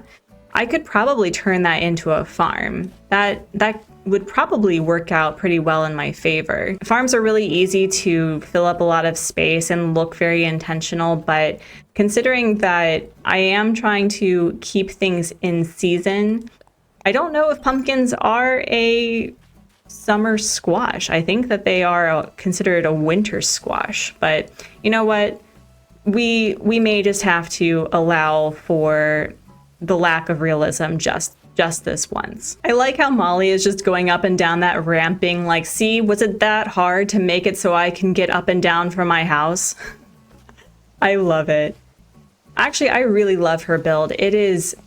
It's perfect. It's so simple and so elegant, and it fits the vibe so well. And I can't wait for Isabel to decorate the back trees with the lights. It's going to look beautiful. I'm really excited. Because I'm pressed for time, I do want to purchase Agnes's house so that I can just move the bare minimum crops to the area where I plan to have the community garden. But we have been incredibly productive today. We've been making a lot of money, paying off a lot of the inclines, and I think by the next day we should have met or be very close to meeting the objective of making this island accessible and having, at the very least, all of the island homes moved to their permanent spot and all of the inclines and bridges that we're going to need to make it accessible at the bare minimum. But I am hoping that over the next couple of days, we will make this island flow a lot better, because I don't want people running around and scrambling to try to figure out how to navigate the island via Dream Address. While I'm also here, I think I'm going to put down a wooden log bridge on the back left of the island, because I do think that will flow better anyway. And who knows, I may have enough space for an incline there as well, but I think I want to start with the bridge. Oh, that looks so nice. Yeah, we're going to keep it. That's perfect. We're going to place down Agnes's spot to see whether or not I will lose any of the pumpkins in the back. Oh, it looks like I'll lose a few in the front, though. I'll consider that an acceptable loss. That'll be fine. I moved enough. Oh no, I lost a couple of my gyroids, though. Oh no. And now for the final piece for today, saying goodbye to a friend. Benedict, I wish you the best of luck. Happy holidays wherever you go. But this is so sweet. On TV, nobody says goodbye. Well, unless it's a real sad movie. No. What TV folks do is they smile and they say, I'll see you later. Oh, Benedict, I'm really gonna miss you. And so that's why, Artsy, I'll see you later. It is day 12 of designing a festive island in 30 days without using my storage. Yesterday was the boost in confidence that I needed to feel like I could accomplish this challenge. We have almost all of the inclines and bridges needed to fulfill the accessible objective for this island. We moved all of the villager homes that we needed to, including our girl Agnes, who was just in the middle of a road. And we're starting to put things together in their permanent places, although they are not completely and fully decorated. We also have a few things that I could do today. This is pretty much a look around the island and see what I can accomplish. We had Benedict leave us, so I could go on a villager hunt and get even more resources. I need to figure out what I want to do today. But already, the vibe of this island is really coming together. I know it looks really just like a beachy keen sort of island, but I'm really loving it. I did clean up the area around here. I started adding a community garden like I was talking about yesterday, and I do want to make sure that I have the final incline for this island's requirements. So Agnes is officially moved. Ooh, we have a couple of pumpkins. And I think what we're going to start off with today is we are going to try to complete that objective. And I think we are just going to go on the villager hunt today. Also, can I just like toot my own horn for a minute? Without any use of custom codes or terraforming or waterscaping, I think this may be the official way that I play Animal Crossing from now on. I love this. I have fallen in love with this island in a way that I don't think I've ever fallen in love with an island before. I say that every time that this island is my favorite island, and I'll probably say that to the next island, but honestly, this island's my favorite island. It really is. I also did take the plunge and I upgraded my house. I do think that with feeling so confident with my money tree and crop rotations with the excessive time traveling that I've been doing, I do think that I will be able to upgrade the house to the extent that I want, but if not, at the very least, it's larger. We need one final incline to have officially made this island accessible. I'm going to pick out a natural ramp for that top part in the back of the island, and I think with the resource collection that I plan on doing today with the villager hunt, then that will mean that I will hopefully hit Money Rock and I can just pay it off today. Another consideration that I need to do is I need to item spam some light source, and I don't quite know which light source that I would like to use. The cheaper option would be the street lamp, and I could just do like the ornament lamp on top of the Turkey Day decoration where you can place things on top of them. I don't know what it's called. I could do that, but again, I have to choose resources over Nook Miles, and I'm not quite sure which one to do. Ideally, I would like to get the tall stone lantern that I can just put everywhere because I can absolutely hit rocks and put them everywhere. I think that would add a really lovely addition. I can also go to Festival at some point. That is an intention I do have planned, to get a lot of festival items to decorate because I think that'll add for a festive but also beachy, potlucky vibe, which I have planned, but there's just so many options that I can pick from. Since the last video, I did move a lot of my cedar trees down to the first level of the island, and I cut down a couple more because once Isabel puts up the ornaments, I will be planting more trees back here. I don't want her to focus on the back part of the island, if that makes any sense. We're going to put the incline here, and I don't really have much in the way of money, so we're going to manage our inventory again.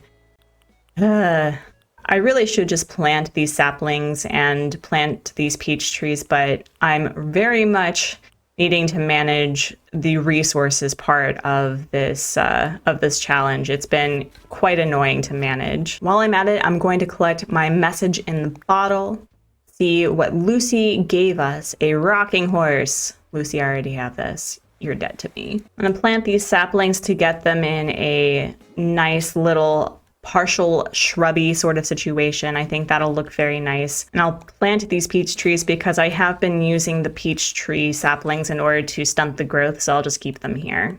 While I'm at it, I'm going to pick my potatoes and see what's for sale. It looks like they have the small teddy bear, which I don't have, and I do think that I will want to use somewhere for these builds, and those will be perfect for really any sort of festive gift-giving area, so we're not going to avoid that. And the potatoes run for nearly 20,000 bells. Thank you, boys. Thank you. We're gonna place this baby bear right on this table because I literally have nowhere else to put it. And now comes for a 3-ticket villager hunt. I know, friends, that early on in this challenge, I did talk about wanting to basically autofill every single plot, but for some reason, without using Nintendo Online, there's really no villager in the void who wants to move on here, and I've had plots that have been open for days at a time, And I don't know if it's just with the excessive time traveling that affects the autofill, but I really do want to make sure that I get certain type of resources. I could always use more bamboo, which would be great to fill up the back part of the island specifically. And Money Rock Island would be great in this case. We just need to fill the plot. We don't have to worry about who it is, really, unless, of course, it's a couple of people. Alas, it's not the island that I need, but maybe it'll be a villager that we could grow to love. Who knows? Oh, it's Gladys. I really like Gladys. She is such a sweetie pie. I like her a lot. We're not going to take her because this is not the island that we're looking for resource-wise, although I am trying to get as much iron as possible for the ornament Braganza. So we're going to do that, collect as much as we can, although it takes up so much inventory space. But this means that I won't really have to worry so much about time traveling and getting all the resources that I'm going to need. Gladys, can you move, please? I need to, thank you. I need to dig a hole. Thank you. On the first try, we got a diner sofa. I don't know what I'm going to use with that. I may just sell it for extra money. I have a feeling that by the time that I finish with the overall natural part of decorating, that I'm going to be scrambling to fill with items. I've tried really hard to not bombard my beaches with just items, but already, if I'm going to end up at Bamboo Island, I really need to manage my inventory and resources. This is starting to become very obnoxious. The first order of business is dealing with my house, which is unfortunate because I really do love this wallpaper and the flooring. It does make for a nice low-tech sort of bungalow experience, but if I'm going to turn this into Meet with Santa, this needs to completely change. And I can just repurchase these items. I can do that, but I made this flooring and it was very expensive. And Agnes, no. Agnes Basti, no. Agnes, I don't have time. However, is this the time? Is this the day? Do we get your photo? Well, you're kind of catching me at a very awkward time because my house expanded and I haven't moved anything, but what would you like to say? You brought an orange, thank you. I will bury that immediately. Agnes, I'm always up for a game with you. I wonder if they don't offer an item if this is their photo. Is today the day that I meet the other objective of getting a photo? Is today the day? Oh no, never mind. It is a beautiful Korean dress, so they have been going low, like this, the entire island is in a conspiracy to do low card every time. So let's try lower, sure. Yep. That's fantastic. Love it. Well, I'll be gifting that to somebody depending on the color scheme. I'm really hoping that I can start gifting Renee and Clay, but I need you to go. Agnes, Basti, I need you to go. Yes. Thank you. All right.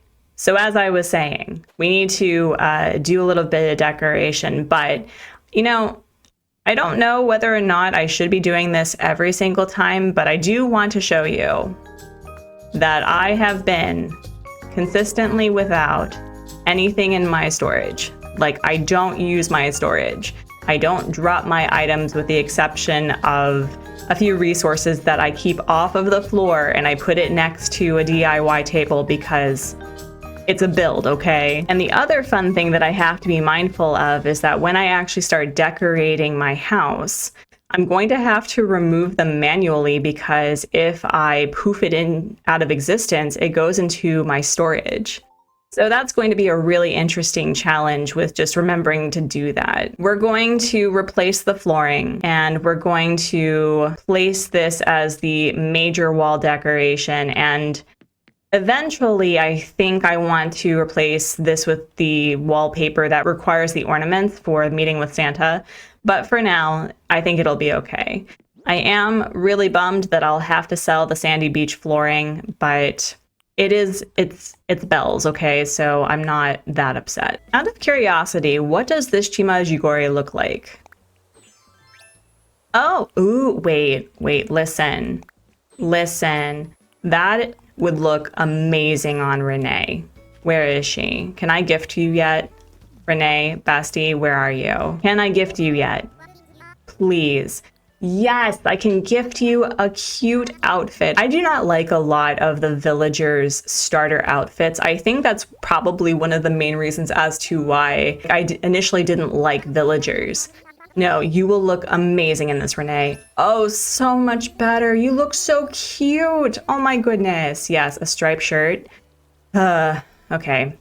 We're going to go on a quick gifting run just to gift people. Billy, please take this striped shirt. Oh, you look adorable too. Oh my goodness. My villagers are so cute. Billy is amazing.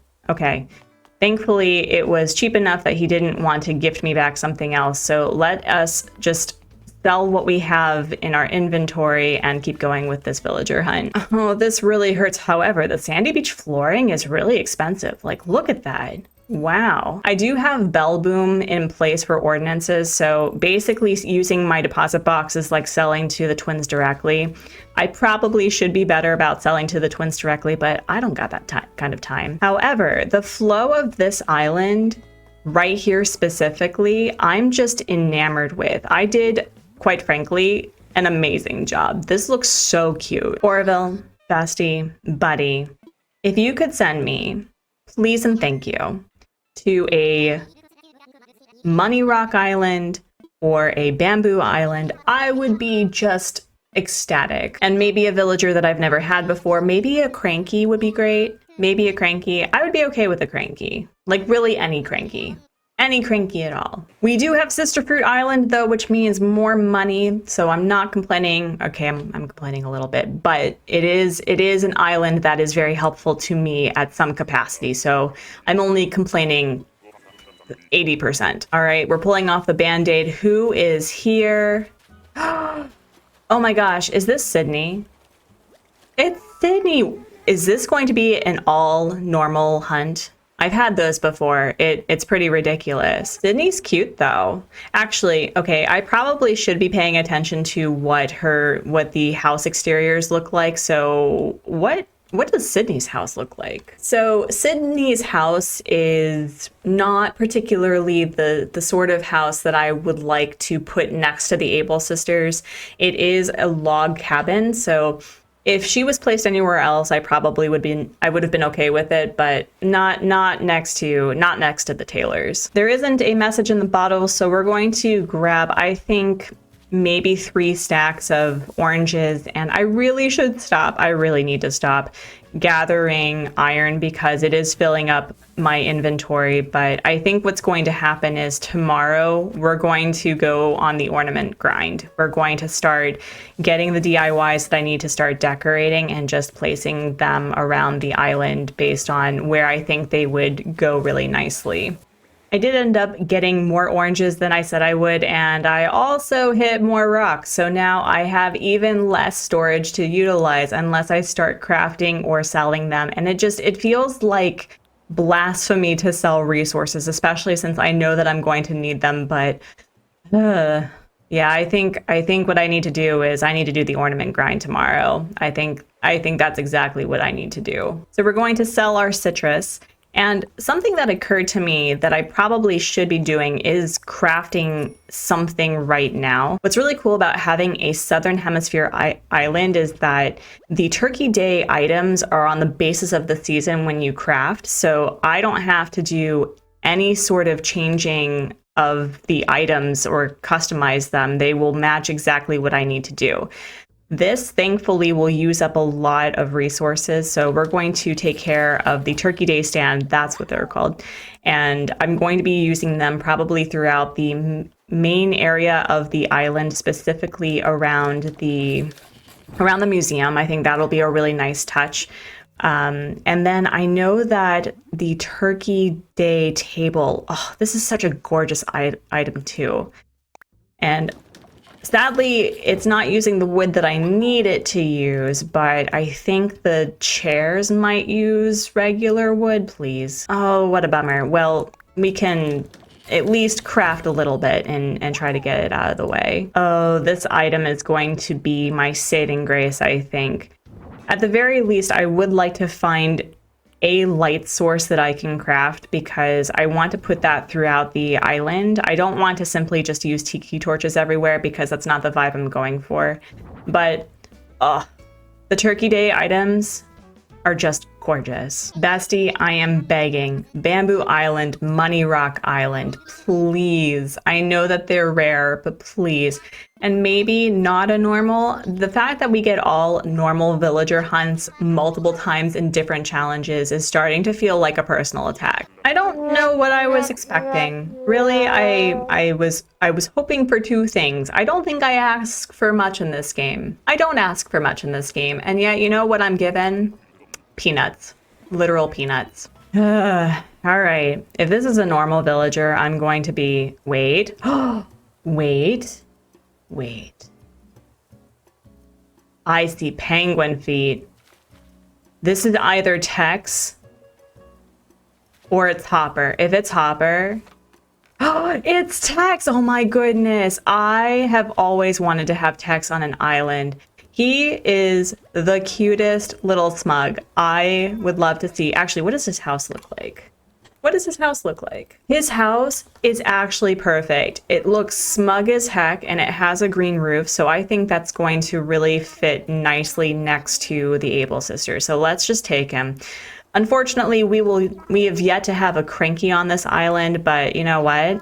I've never had Tex and I have wanted him for a while. So this is a nice end to this villager hunt. And as always, we're going to collect resources to fill up even more space that I will not be able to use until I start with the ornament grind, because that's what I do. I do things and make it even more harder for myself. Yup.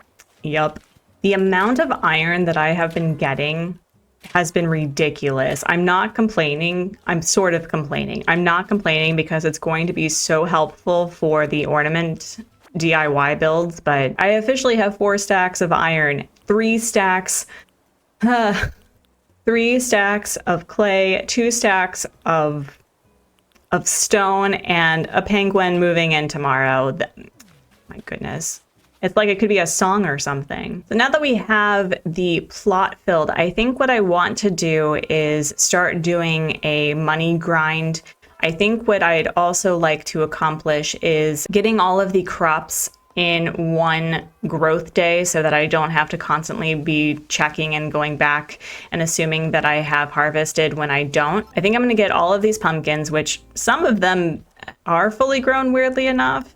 And I'll sell these, and I think it'll be just enough to pay off that incline to meet that end game objective that I have in mind. So having collected the rest of the crops that I have, I think we have just enough. We have just enough to pay off that incline, making that accessible objective officially complete. And there we go. Taking a look at the map, I do believe every single part of this island is officially accessible to villagers. I do want to make sure that I, at the very least, get a bridge for those between those 2 inclines that go up to Molly's if I can swing it, and at least another incline down by where Cookie and Clay are to go up, because I think that'll be a lot more aesthetically pleasing. And maybe a bridge by C1 so it connects the leftmost road upwards so that it's just one big walking square. But I am really proud of the fact that 1/3 of the way through the challenge, we did meet an endgame objective. That's really exciting. But I do want to see, is there anything that I can craft that I can just get rid of some of these resources, because I'm really hurting for space. And I do think I want to end today by going to a Cap'n Island. I do need to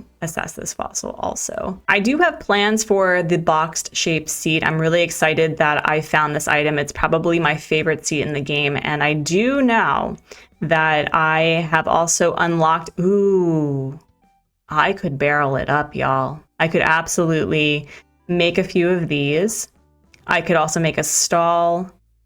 I don't want to use up all of my softwood just yet, but I definitely will need a rocking horse and a rocking chair. So I think our best bet is to make a couple of stalls, which we will be needing to use, And although I have been wanting to hoard the iron nuggets like a corvid, I think I'll make a couple of barrels because you can't go wrong with a couple of barrels. And yeah, I think we're going to start with that. I used up a lot of the wood, which is something I'm probably going to have to worry about at a future time. But we now have a few of the items I planned on building anyway, kind of just out of the way. But again, having to hold on to a lot of my resources, and I'm sure that a few people will say that it's cheating to place a few resources next to a DIY table, but you know what? You know what?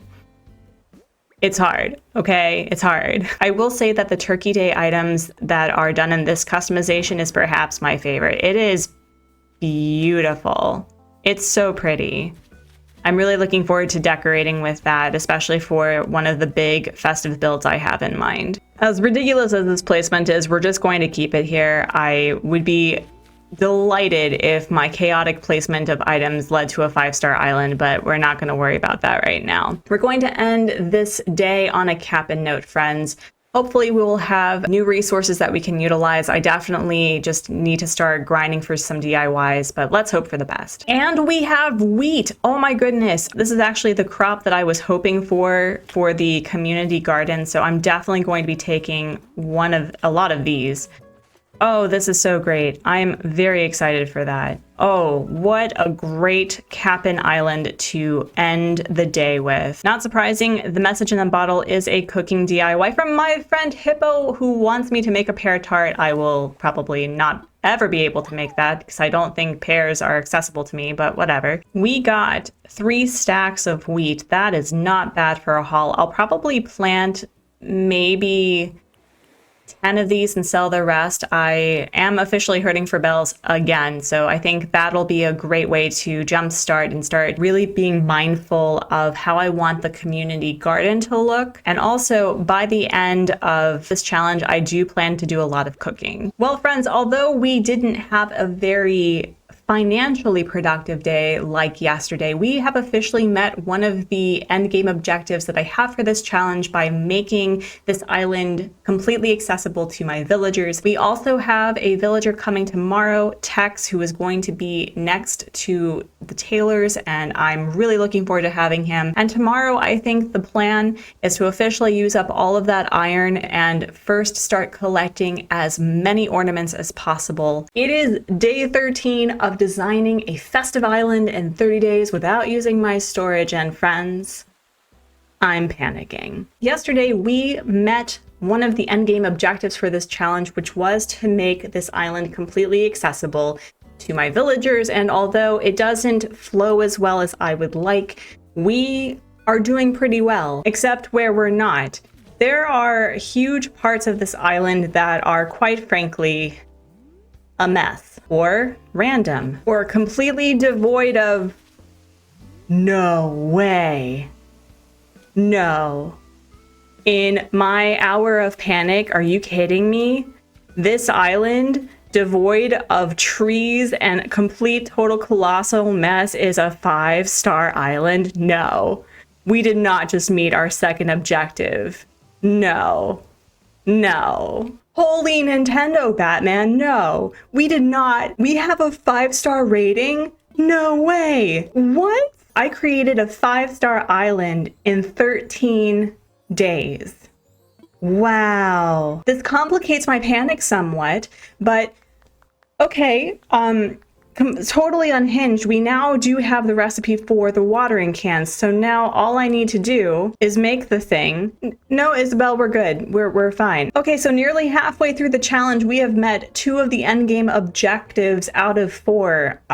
Surprising specifically me, but okay, your rating is very, very questionable. Okay, so in the midst of my panic, we now officially have a 5-star island. I don't know how to handle that because this challenge has been a complete and total roller coaster between hubris and downright panic. And what I wanted to accomplish today was actual planning of various parts of the island. Despite how well put together this looks, I am basically waiting for the moment that I am content with staying in the festive season where the trees will be completely dawned, and I want to be very mindful of which trees I want to have decorated, which is why I basically committed mass ecocide in the back of the island. However, I think what I want to do today, in order to be on task and actually start planning the rest of this island, is I do want to plan out the museum and consider how it's going to look and probably move my house today. But first, we need to talk to Daisy May and get turnips specifically for moving these trees into the back area. And I think that's where we're going to start today. The other thing is, with my excessive time traveling, I would like you to observe, friends, the maypole. The maypole is usually a very overlooked item for me. I've never found a way to use it properly without just placing one by a bonfire and calling it the summer solstice, or perhaps accidentally turning part of my island into a cult for midsummer. But I think I'm going to use this for decorating the museum because it's such a tall item and it's very decadent, you know what I mean? So once I start getting the ornament DIYs, I think that's going to look really beautiful together. But first and foremost, we need to start managing our inventory. We need to get this present that came from a balloon and check what our message in a bottle has. I'm really hoping for the tall lantern. I need to find a light source for this island. The golden garden bunny, I will not be using that. And a study chair, likely will not be using that. Tex gifted me some triangle shades for welcoming him to the island, so I'll probably be selling that. Let's get the hard hat on, let's go talk to Daisy May, and let's start planning out this island. Why is it that I can never find Daisy May when I'm actually looking for her? She knows what she did. Like, we're still not on speaking terms, but I do need her turnip specifically to move trees. Where is she? The problem with making this island accessible to everybody means that I can't find NPCs, and it's really starting to bother me. Daisy May, what the heck?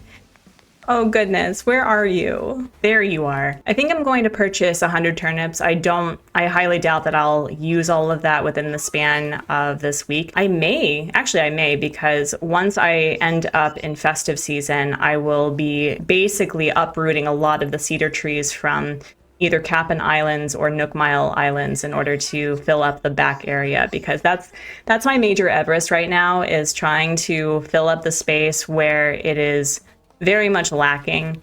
And it's weird because I feel very confident with where I'm at with the challenge, but so much of this island is either empty or truly literally a mess.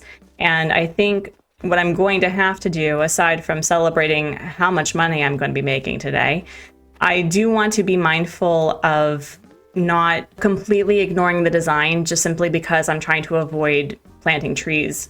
And what do you need? Agnes got into a fight?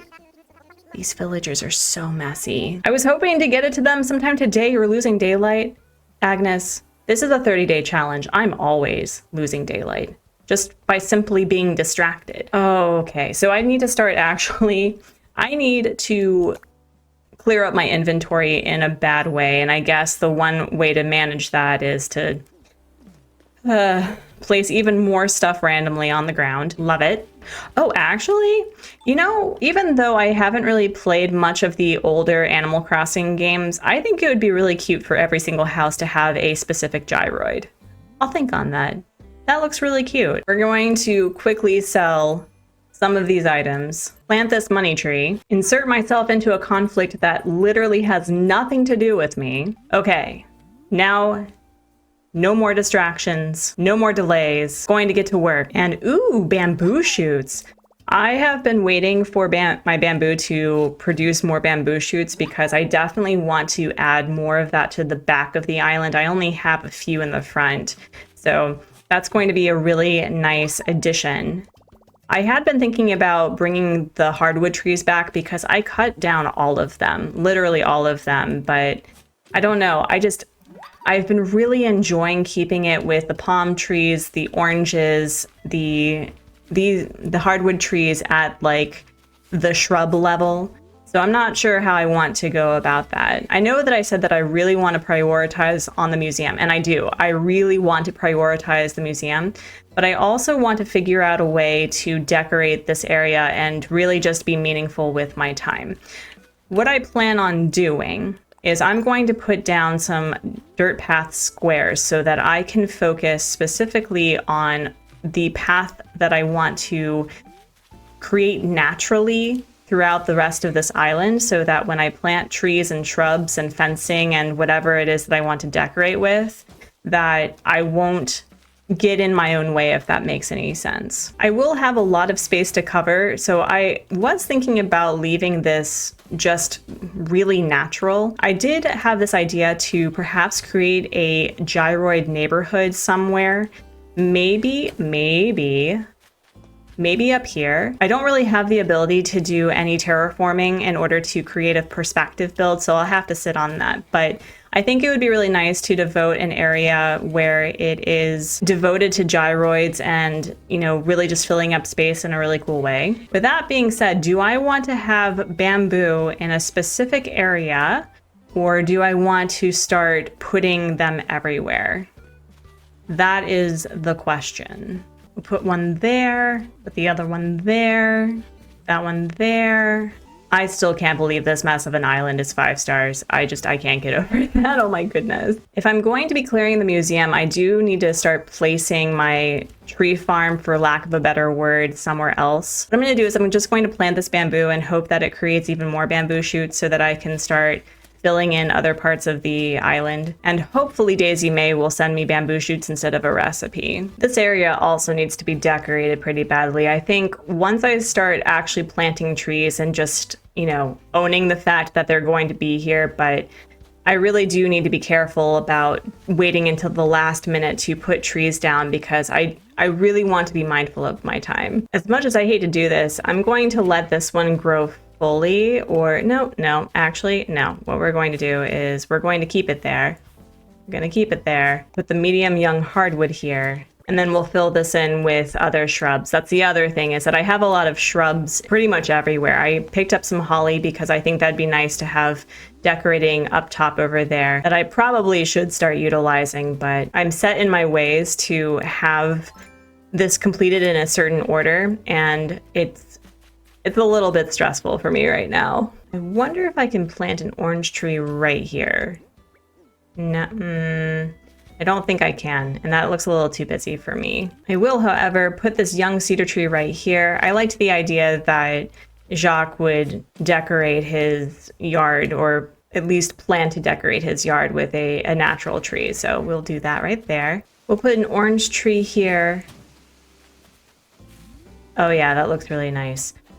For some reason, I think this tree is cursed. I've been trying to keep it stunted, and then I guess I forget about it. I'll worry about that later. One eternity later. Y'all, I do not have the heart to tell you how long this took me to clear out. I have to say that in planning ahead for stunting trees, that I am losing a lot of easy tree farming, but we're going to make do with what we have. Now, I'm pretty sure that I talked about creating a, photo op with Santa for my house, and I think I want to move it here. The question, though, is do I want to make it in line with the museum, or kind of have a winding road where the house is right here and you kind of move around this way? It is a similar idea that I have for making a winding path for the museum as the light show when I start unlocking the ornament DIYs. So what I think would look most aesthetically pleasing is starting here, actually, why don't I just show you? So we're going to have a winding path that starts right here. And then I think to make this not feel particularly cluttered, we're going to start the path here, go out over here, and then put my house right here, so that it feels cohesive, even though you can't really you can't walk through the museum in order to get that way. So and of course, I now have to deal with my Inventory. I have been trying to decide whether or not to keep the oranges on the ground level, but I think I want to have a couple of them up here. It'll add a little bit of color and it'll make it a little more interesting. I am feeling a lot better about just placing trees back here, I will be honest, but I do have to be mindful of either just not planting a bunch of trees and just doing it at the last minute or staying in ornament season. And I don't know how I feel about that. I will have to time travel to festival season and oh, we have another one? How long have I been 5 stars and I didn't know? Ooh, wow. I don't know what Isabel was thinking, but I'm not complaining. Not surprising, I am hurting for space. I will just sell these and get rid of them. I feel really bad because I know I'm going to need clumps of weeds, but we really need this space. Ignoring the flowers to my right for a hot minute, we can now finally start placing things. I'm not the sort of builder in Animal Crossing where I just have complete builds. I like to leave space for tinkering and adding things. I was thinking about doing a gyroid caroling area, maybe right here, that would be nice. But I do want to be very mindful about where I put the maypoles. I did fall in love with the idea of using the maypoles pretty early on when I time traveled to the time when they are available. And just look at that, already super festive. It's not culty at all whatsoever. Yeah, no, this could work. This could absolutely work. The problem though is that not having any ornament DIYs or any ornaments, I can't really picture this without time traveling. I do know that the festival items are going to play a pretty big role, but I don't want this to be overly maypole-y. That's not even a word, but we're going to say it is. However, just item spamming this, it looks intentional. So I don't hate it yet. Emphasis on the yet. Now I need to be mindful of how much space I have. So it's, wait, 1, 2, 3, 4, maybe 5, 6, 7. We're just gonna guesstimate it. It's okay, it's fine. Does this look uneven? I feel this looks uneven. Okay, there we go. I mean, I don't hate it, but with it being so empty, it feels too much. It feels a little too vibrant, and I don't want to add a bunch of trees as of yet. I do really want to make this as open a space as possible for the ornament DIYs. I really do. Should I get the stone pathing and see how I feel about it? Maybe making an actual winding path would help me with this. Maybe. And what if I put the back maypole here? I really want the maypoles to work. I really do. I don't know if I'll be able to make it work though. Okay. Another option is I could probably put these throughout the island. Maybe that would work. Yeah, I think it may be a little too maypole-y if I leave all the maypoles over here. You know, hidden away, the maypoles look really nice over here. I like this. Oh yeah, no, that's okay. I need to have maypoles in various parts of this island, I think. Oh, and I can put one right here too. That would be nice. Let's do that too. Okay. Don't hate it. Okay. Yeah, actually, I don't hate it. I don't hate this at all.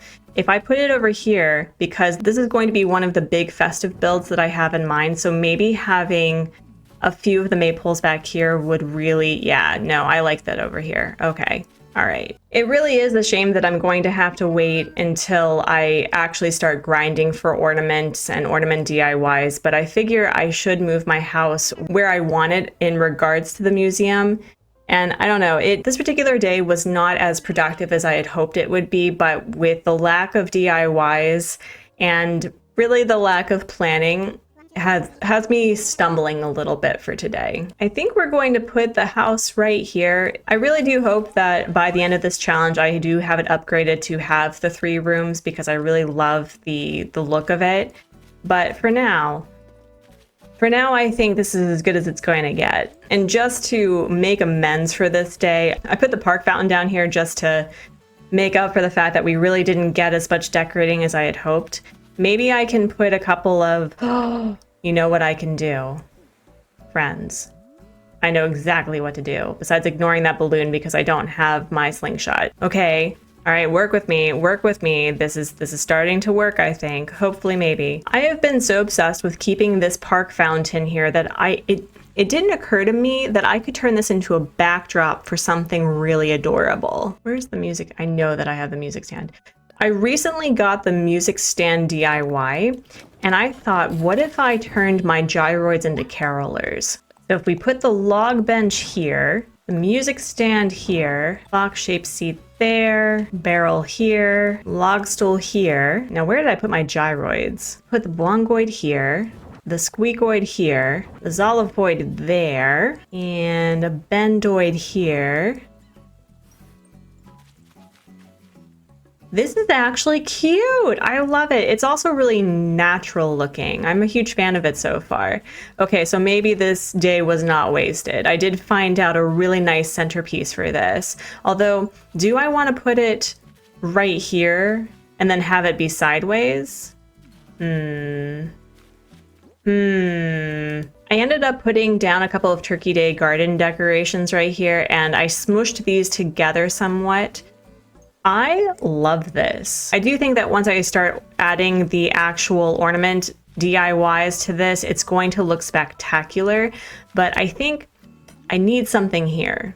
And I need something here. We're going to put a ringoid right here, and just because I love celebrating musicians, we should have absolutely a donation box. It does feel a little tall to put that there, but no, I don't like that there. I don't like that there. We're going to put it then. Ooh, perfect. Okay. Yeah, we're going to put it, I think... Oh, that's really hard because it's starting to feel a little long to me. Yeah, no, here's what we'll do. We will put it right there. No, I don't like that either. I really wish. Here's the one thing that I have been complaining about internally during this entire build is I would really like to smush things really close together. You know, like let me put trees sort of kind of near cliffs. Let me put trees by each other. Let me just smush things together, and instead we have this really awkward space. So I'll probably tinker with this. And again, it is not finished, but this now feels a lot more festive, and I am actually really happy about this. I actually like this a lot. Well, friends, as unhinged as this day was, we did get a lot of cleaning done. We started putting our partially grown trees in their permanent spots, and we now officially have more of a festive vibe around the museum. We actually made use of the maypoles, which I'm really excited about, and we now have one of probably quite a few gyroid carolers that I will be placing around the island because it will likely make for a very nice, small build throughout the rest of the island to make it as festive as possible. But we have achieved a 5-star island. We now have 2 of the 4 endgame objectives, and I think tomorrow it's officially ornament grind day. It is day 14 of designing a festive island in 30 days without using my storage. Yesterday, by some miracle bestowed upon us by Isabel herself, we have achieved a 5-star ranking. I still have no idea how that's possible. Our island is a mess. However, we figured out a really nice addition to the museum with the gyroid carolers, and now here we are in ornament season.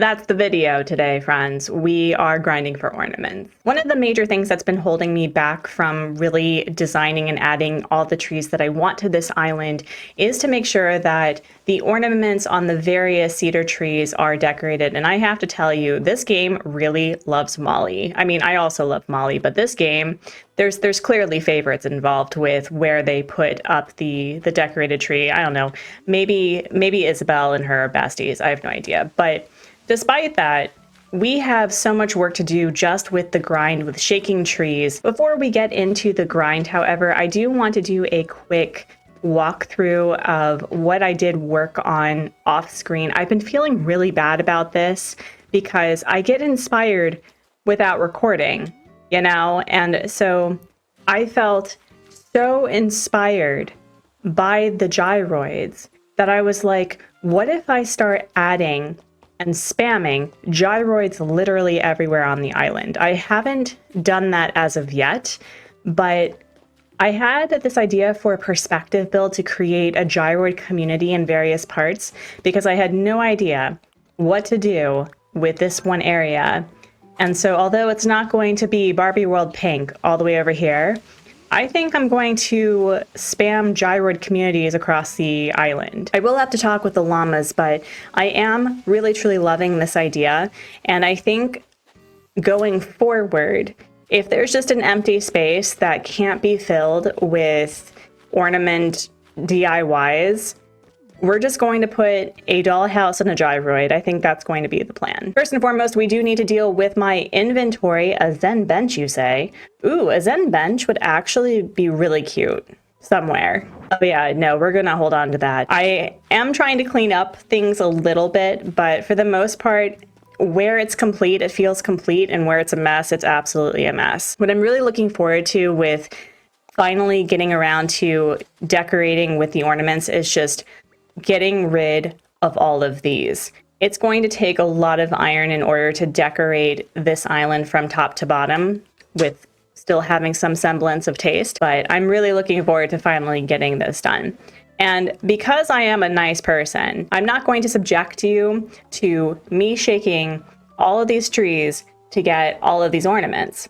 Instead, by the power of editing, many unbearable hours later, I'm not going to tell you how long it took me to get these stacks, but I do need to be very mindful of the fact that the festive DIYs are incredibly expensive. What's really great about the ornaments is that you can really just shake one tree the entire time. You have an infinite amount of ornaments that you can just shake to your heart's content, so you don't have to be going around and scrambling to all of your different trees. If you really just have one cedar tree on your entire island, you will be fine. As I was gearing to go towards my DIY in the bottle, Agnes wants to change her catchphrase. What should we change it to? How about, why don't we change it to cheers? That's really cute. That's really festive. That's fun. Here goes nothing. Cheers. That's so powerful. I'm shook. Let's go. I knew I could count on you to deliver the goods. Cheers. Oh, that's so British. I love it. Here's hoping that this DIY will be a festive one. Please and thank you. It's a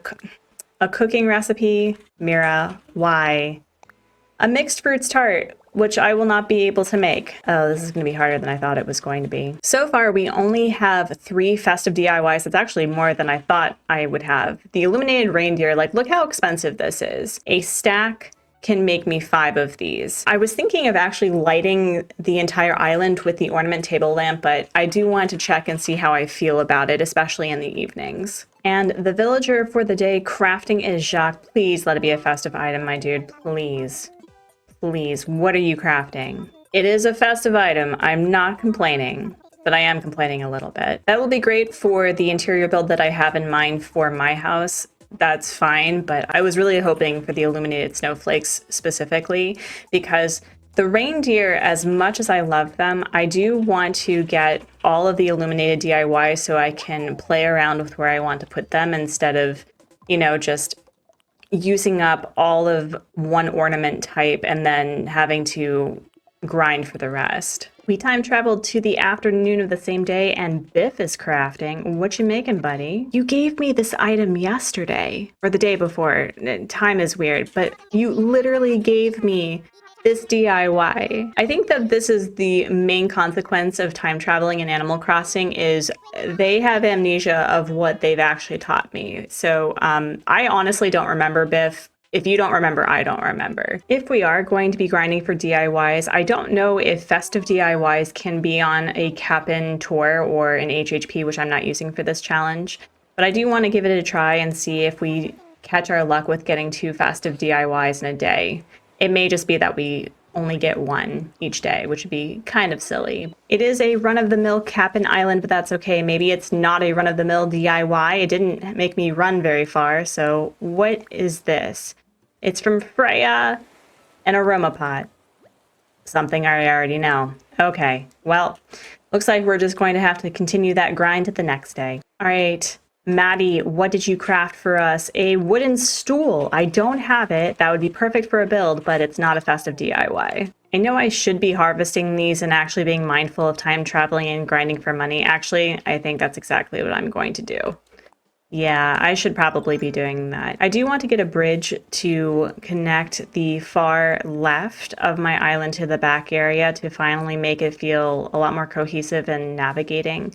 But ultimately, I really should just be mindful about using my day as effectively as possible, even though it's going to take me a little bit longer. But you know what? It's only going to affect me. All you have to do is sit back and watch me turn this into hopefully not the tackiest island you have ever seen. Even though this is definitely derailing me from my focus, nearly making 100,000 bells is not a bad way to spend my time. I've time traveled to the next day. Billy got me something. Jointed mat flooring, which I will not be using, but will be selling. Thank you, Billy. We'll check our message in the bottle. It's from Butch, and he gave us, wow, literally a starting DIY of the game. Can this day get any worse? And thankfully, Billy, of course, saves the day with an ornament tree DIY.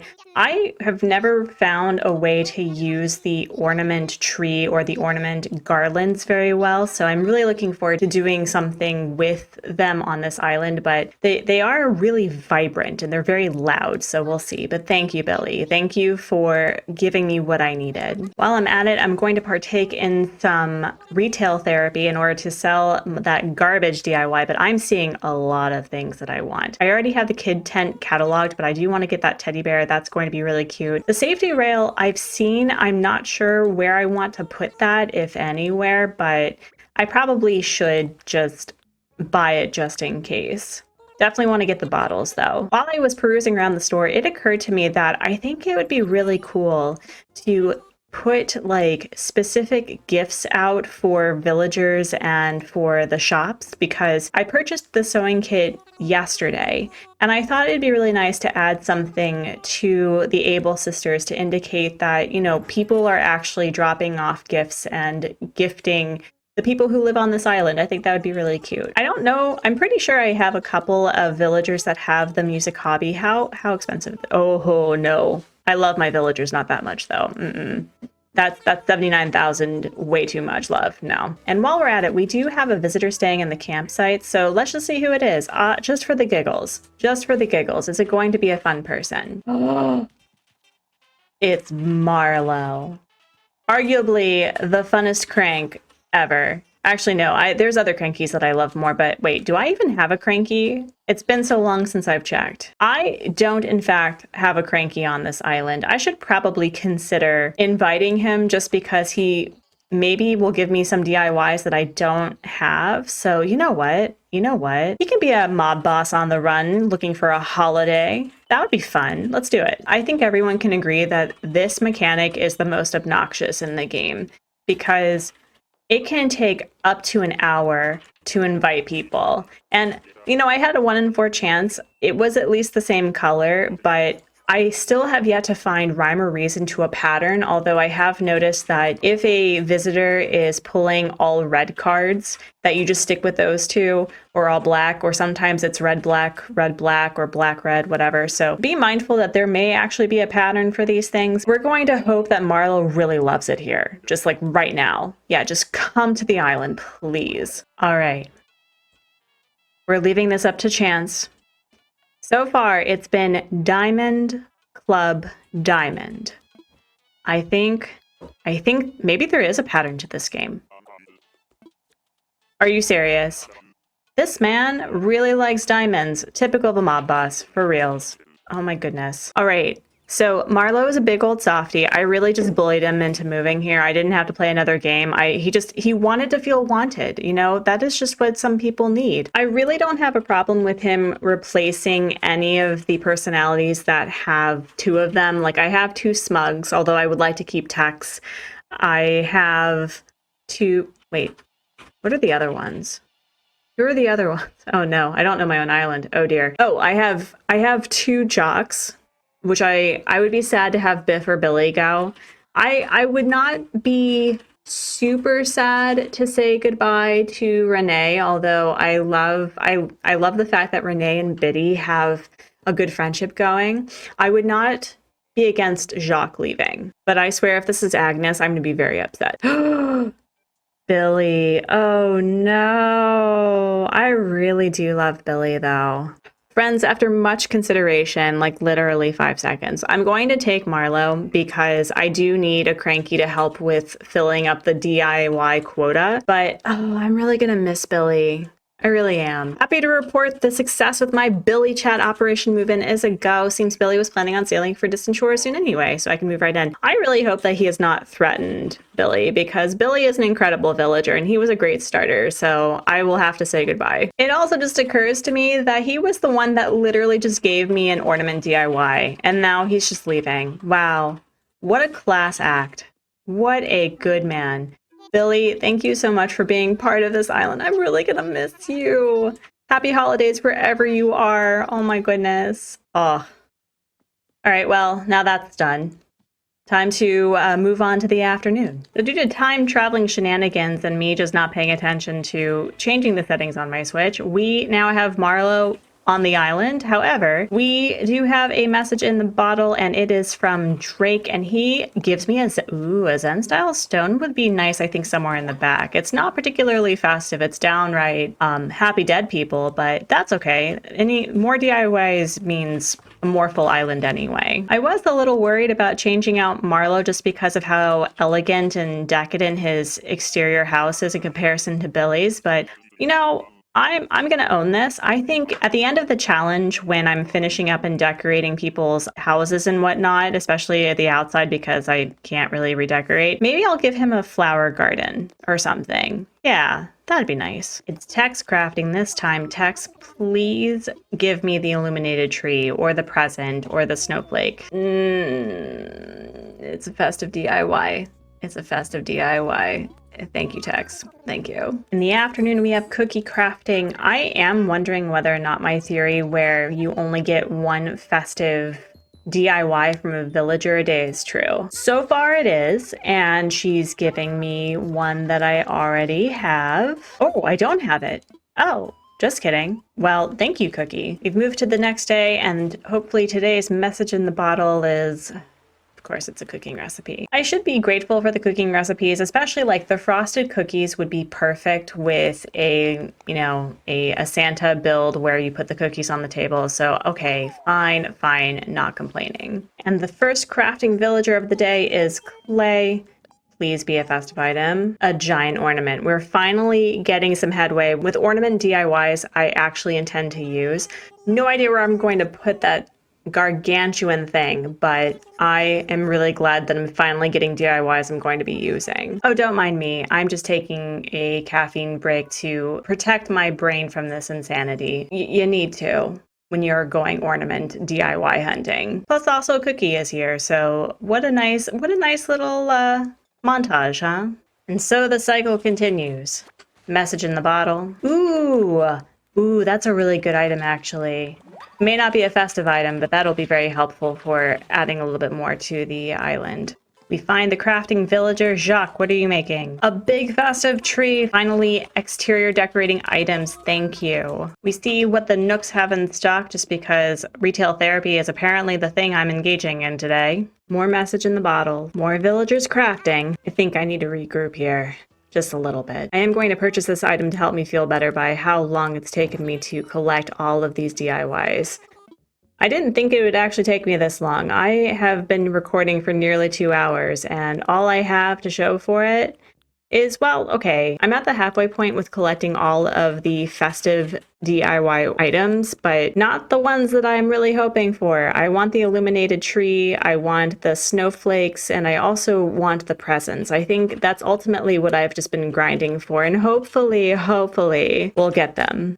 By the grace of my villagers just being awesome and knowing exactly what I need and not giving me anything else that would be unnecessary, I finally have all of the illuminated DIYs that I need. And I think just because of how long this has taken me to collect the DIYs, I think what I want to do is I want to work on the museum. I think that's what I want to do. I want to start actually making this area festive and then working my way wherever I, find desire or motivation to decorate. So what we're going to do is we're going to get into our island designer outfit just in case that we want to remove the pathing. I think while I'm at it, I want to make sure that I can see everything from this angle. So let's cut down all of these trees and I will take all of this money. Thank you. Now the aim that I wanted for this area was to have kind of like a light show walkway where you basically got to enjoy the illuminated DIYs as you walked up to the museum. The only problem though is that the gyroid carolers are very, well, it's a very large build, all things considered, and as much as I love the fountain, maybe what I could do is change that out for the festive tree, or maybe the illuminated tree. And of course, while I'm working, the hard hat being on, I should be taking as many yellow balloon presents as possible because it's probably a DIY or it's money and I could use both. Ooh, it's 30,000 bells. I am absolutely okay with that despite the fact it does take up inventory, but whatever. Let's try the illuminated tree first. Okay, you know what? I am liking that more than the park fountain. The goal that I had for this build wasn't to be excessively festive. I wanted it to be artful. I wanted it to be intentional. So I think what I want to do is add a couple of presents and we'll customize them in different colors and just randomly, sporadically put them in various places, but we'll move that there. Like that. Perfect. And the goal that I always had was to put the illuminated snowflakes right in front of the museum like that. That is just looking so nice. I have a couple of holly bushes that I can put right here and right here to add a little bit more depth, but that is already looking really nice. There's a couple of customization colors that I could probably make use of, but I think I just want to stick with the white and blue for this. I'll have to time travel to the evening to see how this looks lit up, but I'm already just obsessed with this. I was planning on doing something a little bit more elaborate, but so far I think minimal for now is best. I have been thinking about using the ornament table lamp as the way to light the area, but I don't know. I'm not sure how I feel about that as the illuminating light source for the entirety of the island. I think it's just a little too short and I'm just not feeling it. We can, however, put an illuminated reindeer here. No, that's a little too busy, I think. That was the problem that I had with this light show, is that I do want it to be very festive and very bright. The only problem though is that I need to be mindful that I don't want this to be too busy, you know what I mean? So I think we're going to put the illuminated reindeer, well, I have to put it somewhere for now, but eventually I'm going to have to shake even more trees and decorate around the rest of the island. The illuminated snowflakes, I think, are going to be the major decoration source for the front, especially around resident services. But so far, I'm really liking how this is. It's very small, but when it's lit up, I think this is going to be beautiful. I do want to see how the holiday candle looks with this. That is really cute. I do like that, but I think I have a better place for this. I know you can't really see this area very well, and this may be a little bit morbid, but I had this idea, and early on I had mentioned that I wanted to really put emphasis of telling the story of specific people who live on this island, right? Like gifting people the things that they want, or just really making it personal to them, especially with the Able Sisters and Nook's Cranny. I know this is morbid, friends. I really do. It would be really nice to pay homage to the fact that when you get to know the Able sisters, that we do recognize that, you know, the parents were a defining force of the Taylors and how they have their business boom. And so I thought, why don't we actually pay honor to those who are no longer here by celebrating them being on the island as well. I know that this is morbid. I know, like, don't at me. I know this is morbid, but I think this is actually a really cute idea. So I know it's not much. It took me a lot longer to go and grind for the DIYs than I thought that it would actually take, but we do have the DIYs that I need specifically to quite literally deck the halls with festivities and fa la la. And hopefully by the next time we will be decking out the island even more, just decorating here and there. We will be focusing and preparing for the first big festive build on the island. I know that the museum may be a top festive area so far, but it's not the one that we're hoping for. It's day 15 of designing a festive island in 30 days without using my storage, and we are officially at the waypoint. I don't know how that happens, friends. We started with day 1, then became day 3, then it was day 5, day 10, and now we are literally halfway through this challenge. So I decided that in order to really pick up the pace to get in full gear for the festivities, we're going to be focusing on the first big festive build of this island. Now, I had this idea for a while to create a holiday cookout back here with the campsite, and so I time traveled to February in order to gather the festival items. Thankfully, because I do have the llamas unlocked on Harv's Island, I will be able to customize the colors that I want. I think I'm going to focus on the rainbow coloration for these items, and I do have an idea to really get this going, but I do have to manage my storage yet again. Joys of excessive time travel is the fact that I have unlocked quite a few items and have been just like placing them with the idea to use them eventually. It does mean that there is more to clean up after, and I'm not looking forward to that at all. I have so many flowers that I will likely get rid of. I found mums finally, so I'm really excited about that, but the fact that we are already at the halfway point and I don't feel like I have anything to show for it right now. It's really starting to get to me. The other thing that I'm realizing is I don't know how much money it's going to cost to customize these at Cyrus and Reese's, so this is going to be a really fun time. I totally forgot that there was an ABD at Harv's Island, so I'm feeling really good about it, but the fact that we are able to customize it to the rainbow coloration before festival is pretty great. And I know how annoying it is to not be able to do bulk customization, but for this one time, I'm very grateful that I don't have to participate in the holiday. And being in February in the late summer, I think this is exactly where you should be celebrating festival. One of the main reasons as to why I don't like festival in particular, like it's a great holiday. It's really fun, don't get me wrong, but a major colorful holiday like that in like the last month of winter just is not the vibe, you know? And so I do want to see what festival looks like on a Southern Hemisphere island. And also I am really curious, what does Bunny Day look like? Because is that in the fall for a Southern Hemisphere island? That must be terrifying. Price-wise, customizing the festival items was not bad, so I'm feeling a little more confident about this because I haven't been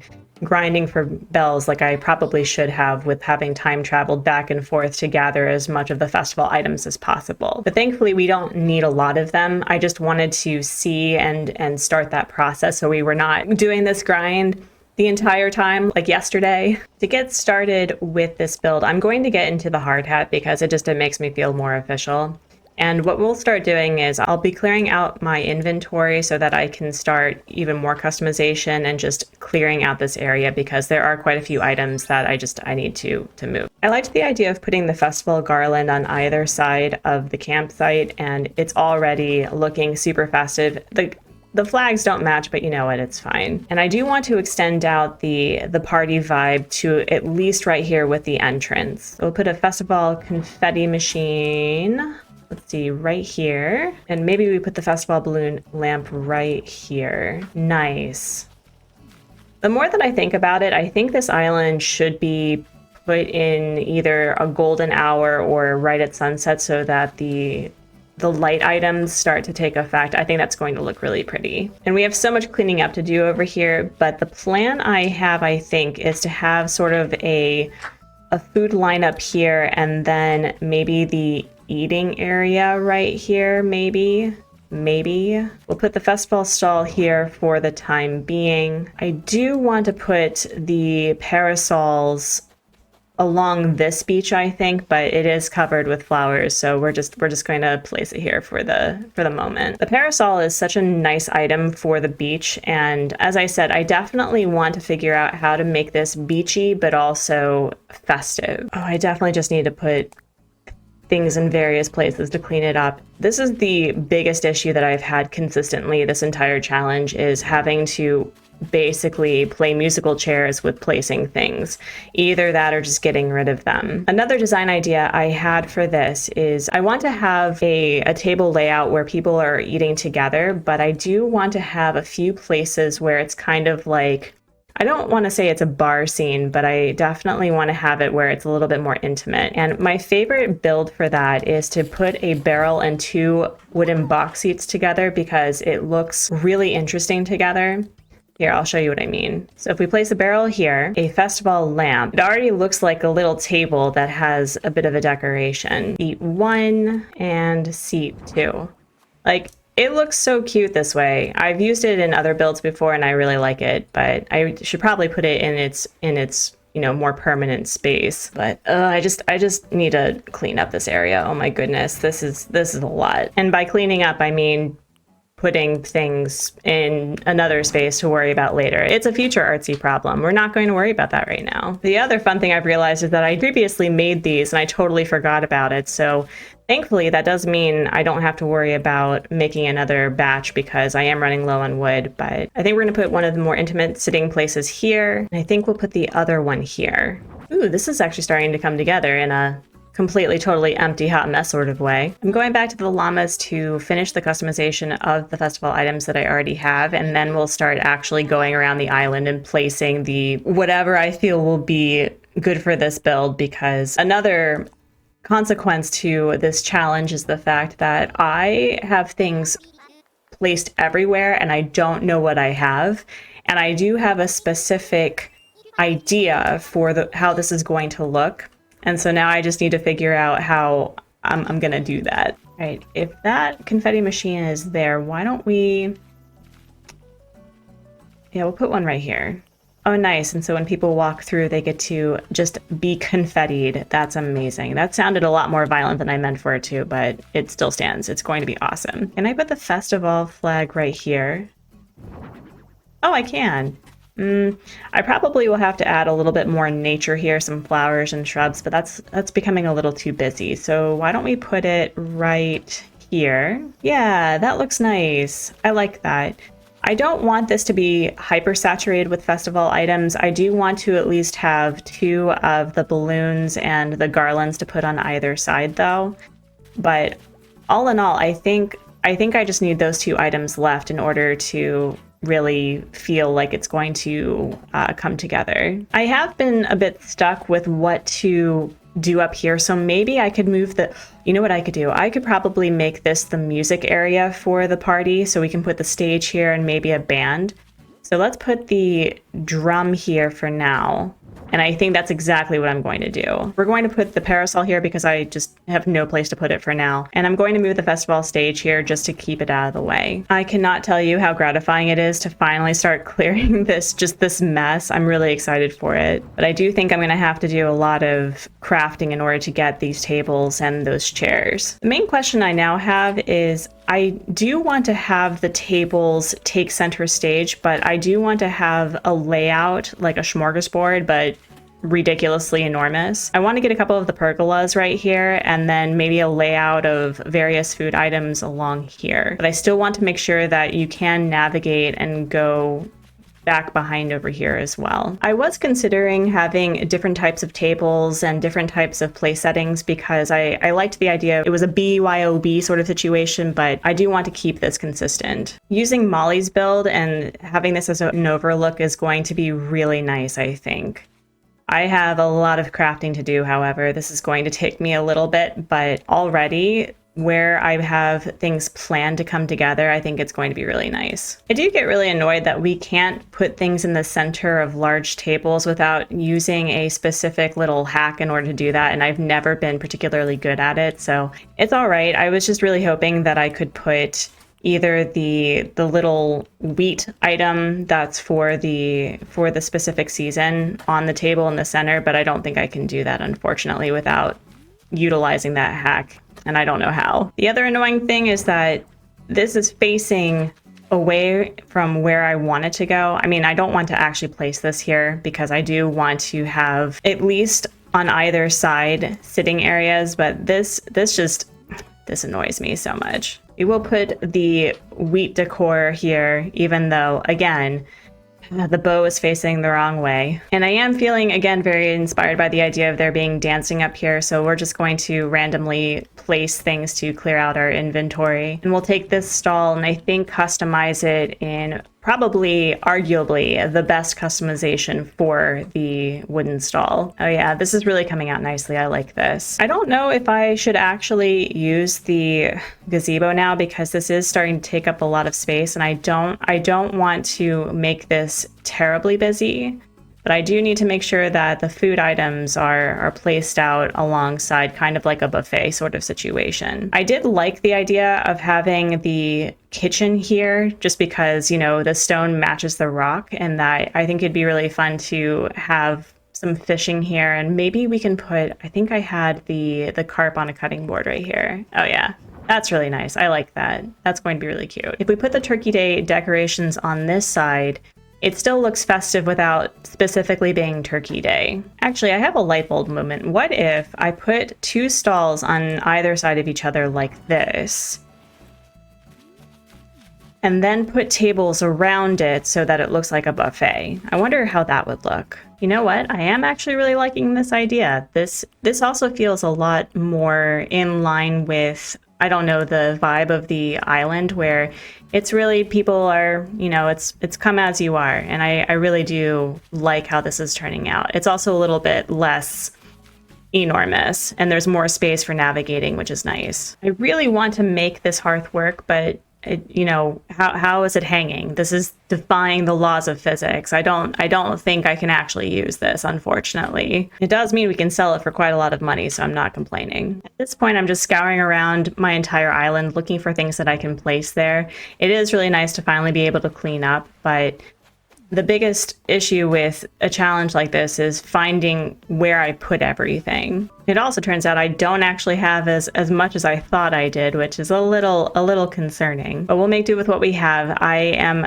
desperately low on hardwood, which I will need at some point for more crafting capabilities. But at the moment, I am feeling pretty good about how it's turning out to be. I have so much crafting that I need to accomplish for this build in order to be finished. But even though it's still relatively unfinished, and I was hoping to accomplish more today, this is starting to clean up really nicely and come together. I do feel that the overlook from Molly's build will be pretty incredible in my opinion. But yeah, no, this is starting to become very stressful. I wonder how a mix of table settings would work. No, I'm not feeling it. This is cute, and I love the idea of doing that for other builds, but I don't think for this one. No, not for this one. At the very least, I'm going to make use of using up as much of the excess resources that I have to put them on the table, which is already looking really nice. And it is so nice to finally have more slots that I really just need to make use of. I really do need to do the ornament grind and get rid of some of this, because I have been saving the iron nuggets specifically for decorating with the festive DIYs. I should also consider which food items that I want to place there, and at the very least have it so it looks more communal oriented. I want to, I think, make the organic bread, the pumpkin pie, and eventually the turnip salad once I finally get tomatoes. Leaf and Cap'n Islands have been sorely lacking in that regard, but I do think I want to start with the organic bread and the pumpkin pie. We do have a few crops that I can just take and create. I have not been devoting a lot of time to cooking as of yet. I wanted to save that for the very end, probably within the last couple of days, where I can just cook to my heart's content and sporadically place them everywhere. I am really grateful that I saved a couple of these crops knowing that I would likely need them for today. And it just so happens we have a cooking station right here to do that. I rotated the table so that the decoration was in front. I think it looks a lot better, and the bottles and the bread will look nice behind it. But look at this recipe. Isn't it gorgeous? It even sparkles. It's practically a vampire. And if we place it right here, oh yeah. Oh yeah, no, it's all coming together. This looks really nice. We'll put the desserts back here. Yeah, that's looking really nice. And I do want to be mindful of placing things intentionally. That's been the point of this challenge, is to be intentional about placing things. If we're going to have seafood here, we should probably think of something more, I don't know, seafoody. And it just so happens I happen to have a sea bass just for the seafoody occasion. I may be vegetarian, but I have to say, even the non-vegetarian food items are really beautifully designed. So we'll put that here. Oh yeah, that's looking really nice. We should probably just have a cutting board here, because it'd be kind of silly for people to, you know, take things with their hands, I suppose. We should probably find something for serving, like serving spoons or whatnot. And oh look, the item I need. If we put the dinnerware here and then move the camera downward, it looks like there will be serving spoons. Oh, that's perfect. That looks really nice. I do feel like I can add more to this. Maybe I can do another table or something right here that would look really nice, but so far it's coming together beautifully. Maybe I don't even need multiples of the festival items, although I do want to get another garland. Is there anything else that I want to make that would be easy to create right now? We can do the pumpkin soup. I have no problem with making pumpkin soup. We also have the carrot potage, but that does seem like a single serving, whereas this feels a lot more like an artful soup. And if memory serves me, I think I have a little serving table that I can put the soup on. After an ungodly amount of time, I actually don't have the item I was looking for, which probably means I either imagined having it or I sold it, which is also entirely possible. So the other option I have is I can put a log bench like this, or I can put it back here, maybe. It's just such a shame because the pumpkin soup looks so beautiful, and it would be kind of a shame that we don't see it, although that does look a lot fuller anyway, so maybe I'll just hold on to it. I ended up cutting down this coconut tree because it really hides the back area, which I don't want to do. I just want it to be slightly covered.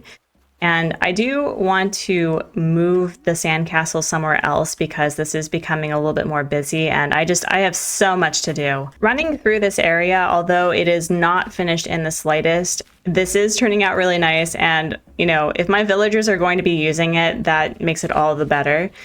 But I was really hoping to get further along than this today, but having this area cleaned up that I can add onto, because as I've mentioned, I am a tinkerer, so just being able to add things on as it feels finished and being able to design it that way does remove a lot of the stress of having something complete in one day and just filling it up as I go. Extending the party up to here for either maybe a movie night or a dance area, I am feeling pretty good about that. It does make it so that there's more about this island than just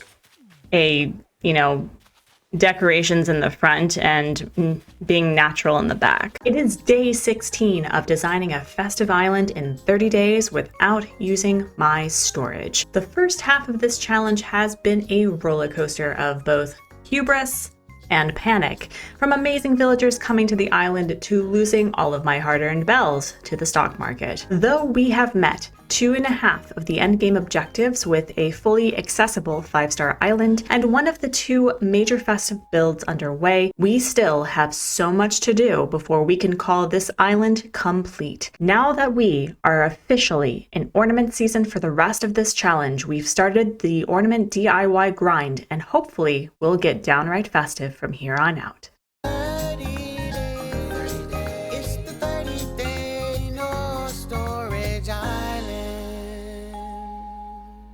Oh hey, didn't see you there.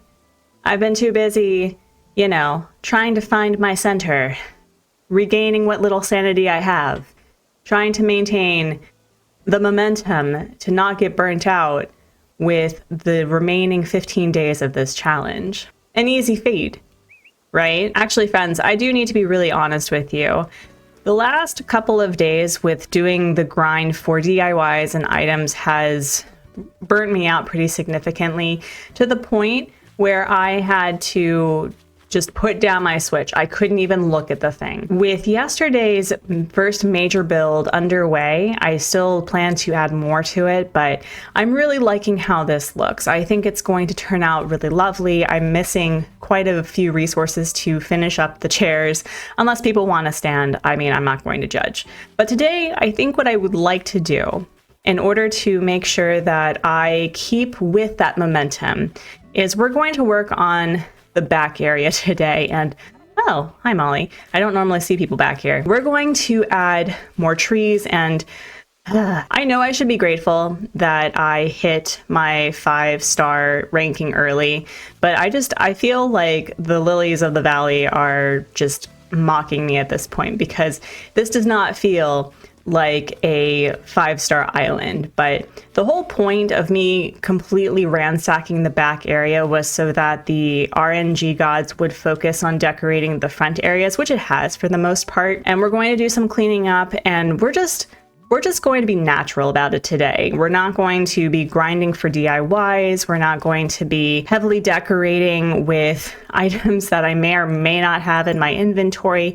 We're just going to clean up, and whatever I want to work on is what we're working on today. We're going to start by cleaning up the weeds back here. I think having a clean slate will be helpful to have me visualize how the trees are going to look. I do want to make sure that I have some stunted trees back here, because I've always wondered whether or not I can really make an island lush without using a path in order to show the walkway. You know what I mean? I know that I'm going to have to gather quite a bit of wood to get fencing, or my favorite item in the game, or one of my favorite items, the log stakes. So I think we're going to do it that way, and we'll probably do some gardening. And I think if we're not pressed for time, which, you know, we always are, I do want to make sure that I am gifting my villagers and just letting them know that I have not forgotten them. And we should probably also start going to the llamas for customization, because I know that this build isn't necessarily festive, but the idea of having like a little gyroid community and a series of gyroid communities throughout the island to fill up space is really, I don't know, I'm in love with it. So we're going to hopefully work on that as well. I have decided to get rid of the roses for now. I can always buy more from Nook's Cranny. I'm not worried about it. But I am so over the fact that all of this iron has taken up so much of my inventory, and I'm lacking a lot of wood, which is a problem. So I think another thing that I want to focus on is start like shaking trees for more ornaments so that I can start decorating back here. Thankfully, there's nothing in here that's calling to me, because I probably should not be engaging in retail therapy as of yet.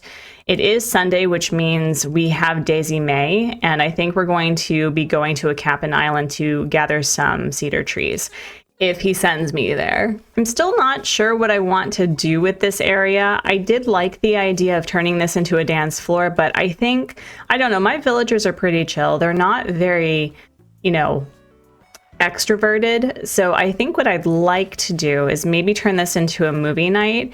You know, I mean, who doesn't watch their favorite festive films during December, like Krampus or The Nightmare Before Christmas? So I think we can probably do it that way. And oh, if we can get the popcorn machine, oh, that would be perfect. But you know what? In the spirit of trying to replenish my love for this challenge, let's talk to Molly really quickly. Good morning. Yes, I stopped for a chat. Today's already fun. I love that for you.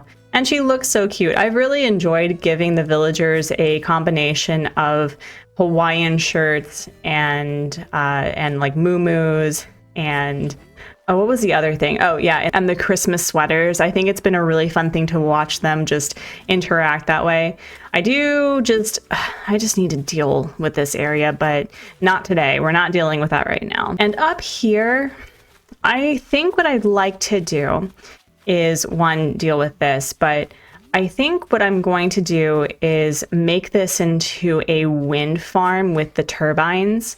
I love the turbines in this game. I love adding little wind farms, just like when I have no idea what to do with a space, I just put a bunch of wind turbines. And I thankfully have accumulated a lot of Nook miles from all the grinding that I did the past couple of days.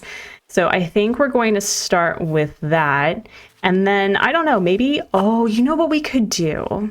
Listen, as my pockets are already full. We could make a wind farm, right? We could put a wind farm right along this area, and then we can do some of the illuminated snowflakes and things along this area, and then we can just put the trees right here. So that would be a really easy build, but it still looks, you know, festive as heck. The other thing I've noticed too, as I'm walking around, is that I've been placing a lot of the hot springs without customizing them, so I think I need to go around and customize them eventually.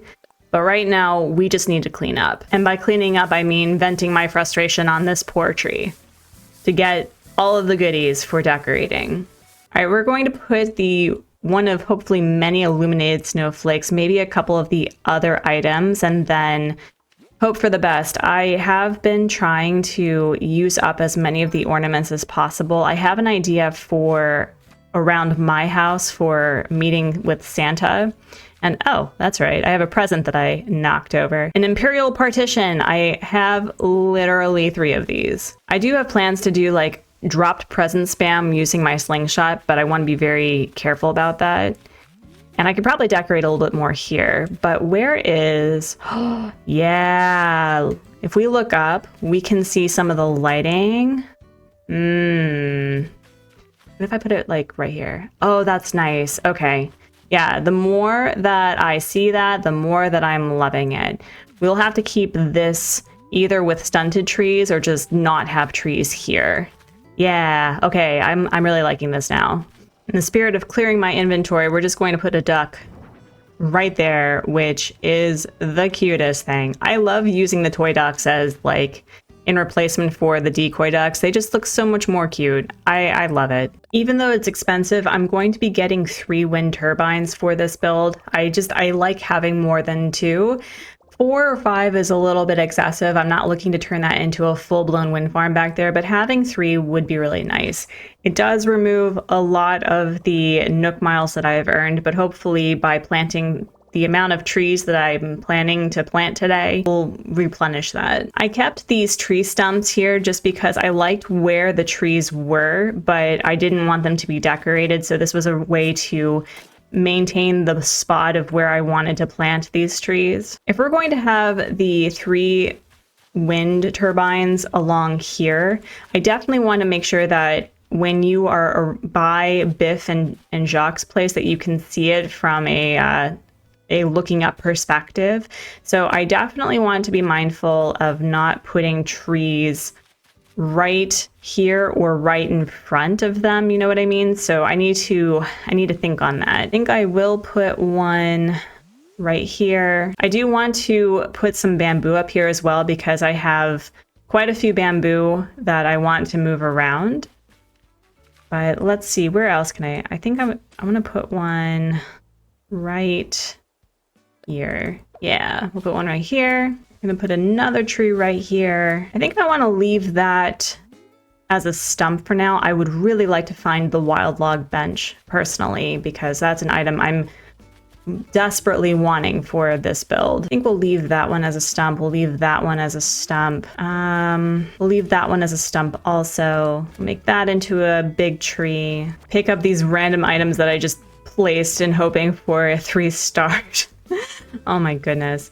I do not particularly like just randomly spamming items everywhere. It's so stressful trying to find out what I had and what I don't have. And I definitely, this was actually placed here because I had an idea for a campsite. I think what I'd like to do is put it right here instead. Eventually I'm going to have to move this pathing, but this is the walkway plans that I have for this back area. It really is such a shame that I haven't been doing anything with flower hybrids for this island at all. My plan for the flowers was really just to have, I think I wanted to prioritize the red lilies, and I really like the red windflowers and the red pansies for alongside them as complementary flowers. And then I just kind of want to do red and white and maybe a little bit of yellow if I can find the flower that I like. But for the most part, I just really wanted the festive decorations to be the focus. And although I do have a lot of trees and I have a lot of bushes, I really want to focus the coloring on the decorated trees. The fact that Isabelle does that for us in this game is just an amazing part of the season, because it brings me so much joy, regardless if it's a summer or winter island in December, that Isabelle does that, decorates the cedar trees, and you don't even have to do much decoration. You can really just leave it up to her to decorate your island from top to bottom. This is likely not their permanent place, but I think I'm going to put the tents here for now. I did like the idea of it being a campsite that's kind of decorated for the holidays nearby. I thought that was pretty darling, so I'll leave it there.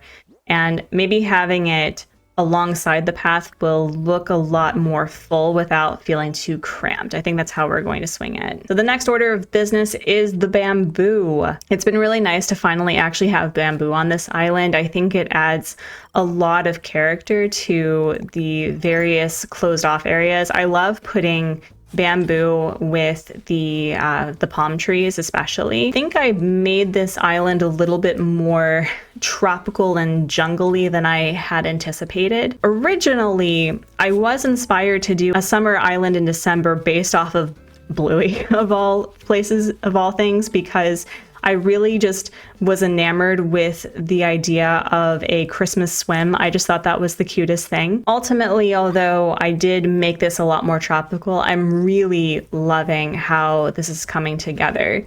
I didn't think that it would look festive. I think the orange trees, the bamboo, the palm trees are just so complementary to the decorated cedar trees. I love it. All right, so we have this whole area right here that needs to be decorated, I think. So after I plant these bamboo trees and the bamboo shoots, we're going to go to a cabin island. Actually, how would it look to just have this area right here be nothing but bamboo?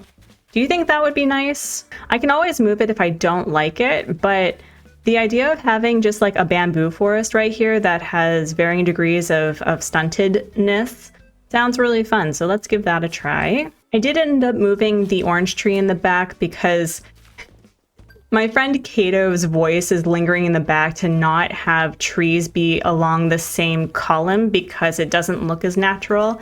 So I think what I'm going to do is I'm going to put an orange tree right here. And then I think I'm going to move that stunted hardwood tree over one. Much better. And with these remaining three here, I'm going to have them stunted just before they're fully grown bamboo. And I think I want to put this stunted bamboo shoot here. Yeah, we'll put that here. Yeah, this is starting to look really nice. And then we can put a few holly bushes here. Oh yeah, it's all coming together. I think I want to keep the lily of the valley on this level of the island. I think that would be really nice to just add it, you know, either right by here. Actually, let's take a look at that. And we'll put it right here. Oh yeah, this is looking really nice. Oh yeah. Yeah.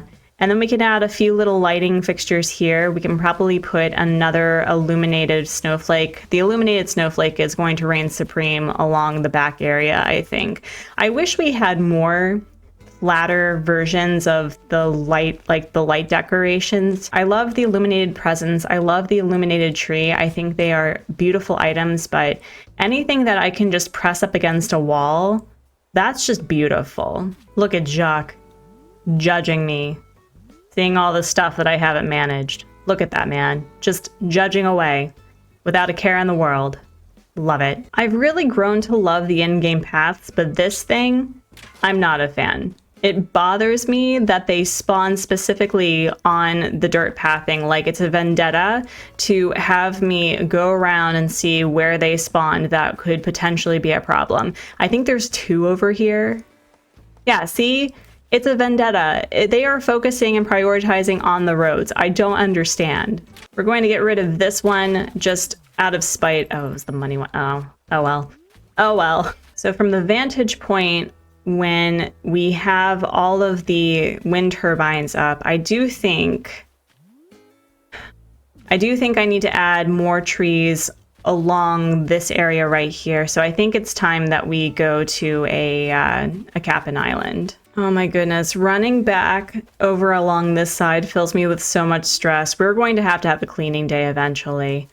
And that cleaning day is going to come very soon, I'm sure. I was really hoping for a tomato island, but you know what? I am seeing some cedar trees back there, so I'm not complaining too much. I'm complaining a little bit, but not too much. But first, let's check what the DIY in the bottle is. Please be a wild log bench. Naomi, please, bestie. A medium wood partition. Ooh, we don't have that though. Thanks, Naomi. That's sweet of you. The other thing I need to do is I need to refill my wood resources. Wait, is there really only one cedar tree on this whole island? It's this one cedar tree. Really? Wow. Well, I've definitely replenished my wood and softwood and a little bit of the hardwood that I needed, but I really need to figure out the balance with DIYs or just selling it. I know that once I'm toward the end of this challenge, I'm going to regret getting rid of this. I know that for a fact, but right now it's annoying. We're going to plant the lone cedar tree that I picked up. I think we're gonna put it right here. And I do need to clean up this area, and as much as I love the festival stage, I think we're going to get rid of this too. And I do like the idea of like a little movie area. Oh my gosh, that's so cute. Wait. Cats though? Oh, they're so cute in their destruction. Oh my goodness. Anyway, so what I was thinking, another way to fill up space that I've been using, as well as using up as much resources that I won't regret using up. I purchased a couple of flimsy shovels from the boys, and what we're going to do is we're going to turn them into regular shovels and then make a hot bath spring DIY. I do need to remember to customize them to a specific coloration. I like the light rocks and the really light water, like the clear pools. And I think that's going to look really nicely up here too. And it fills up a 3x3 grid. So that's going to fill up some space and look more natural because I'm not doing any waterscaping.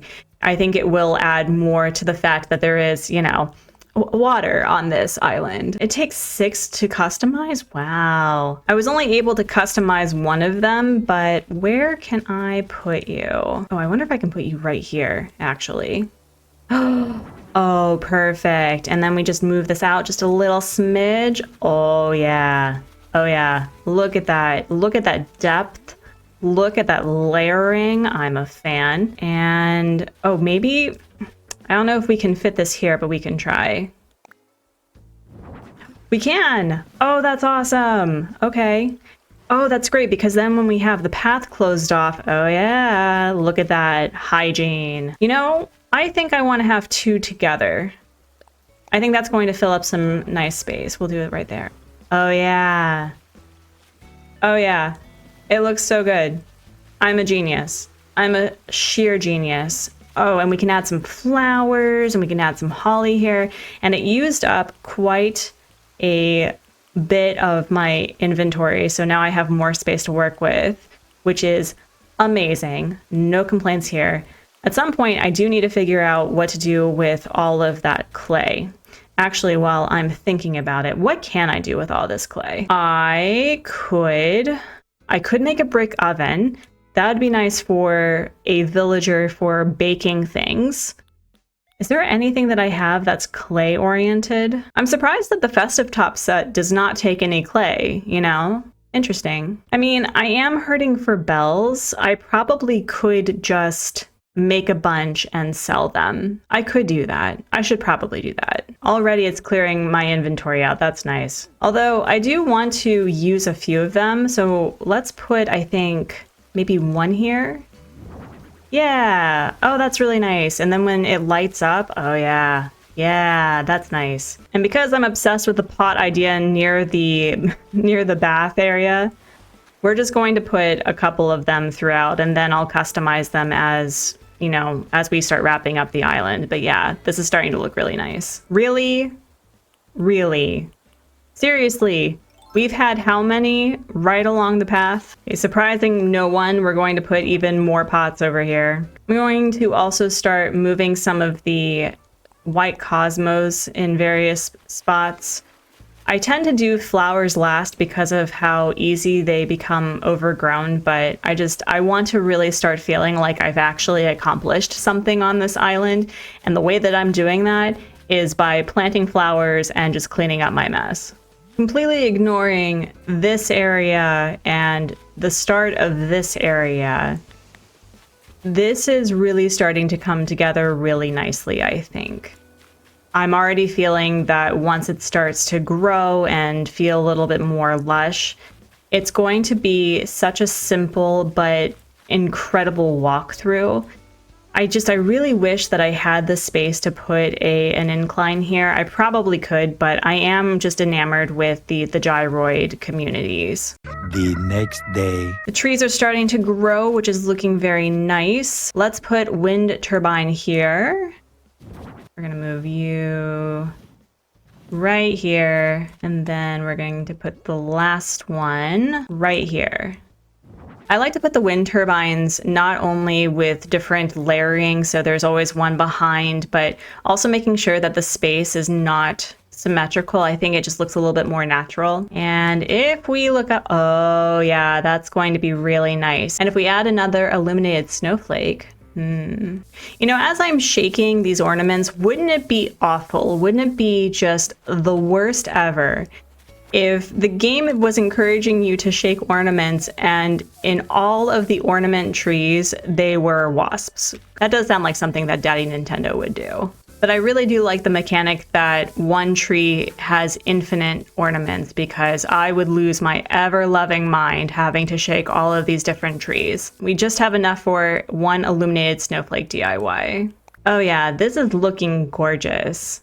I do think it needs a few more trees in the background, so we will likely have to do another Cap'n Island or the Nook Miles Island like I mentioned, but this is looking just delightful. Oh yeah, look at that. That's so nice. I love that. I've time traveled to the next day and already it's coming together really nicely. I'm just going around and doing some stunted tree action before we actually call it, and I'll probably do some more off-screen cleaning up and decorating. I do need to shake more ornaments off, but I'm already just enamored with this. I feel a lot more invigorated with this challenge now, and I think I've just come to the realization that I don't do grind days very well, and if I do, it has to have a few days of just cleaning and decorating in between, because it's really easy to burn out with these sorts of challenges. So just bear that in mind, that if you plan on doing a challenge like this, be mindful to have days where you can replenish your love of what you're doing instead of turning it into a job that you will end up resenting, because I love this island. I'm just obsessed with this island. I love how it's coming along. Yesterday, or before I time traveled, I actually stunted the back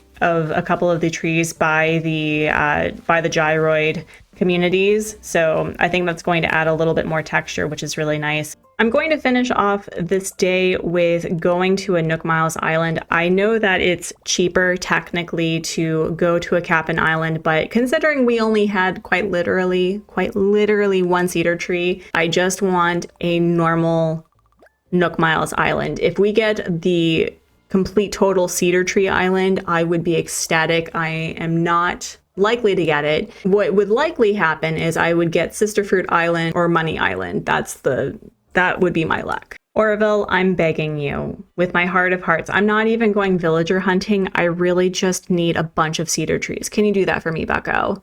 Bubby, love, please, please. Well, I am seeing a cedar tree, so hopefully I'm being given what I asked for. Oh, okay, all right. Well, it is a run-of-the-mill island. I did ask for that, so we're going to take a bit of a turnip break, steal this island's natural resources, and place it all over the back area. Doing a final run through, this area still needs to be worked on, but with removing the roses eventually already, I'm just obsessed. It still looks a little too clean in my opinion. We do need to add more DIYs. We do need to add more flowers, more roughage, shrubs, all that. But I do feel truly invigorated knowing that this area, for the most part, is coming together just beautifully. And if you are by Biff and Jacques' house, like just the back area when you look up,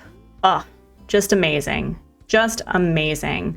I'm not saying I'm a genius, but I'm pretty darn close. We did a lot of really great productive work today. I'm feeling so much better about this challenge now that I don't have to grind for ornament DIYs, for festival items. I'm feeling like I can do this. At the halfway mark, when you feel like you can accomplish it, that means that you probably will. Tomorrow we're going to be working on Cookie and Clay's area to make it more festive, to make it more than just a beach area, and start cleaning up a lot of the flowers I won't be using. It is day 17 of designing a festive island in 30 days without using my storage. Hello.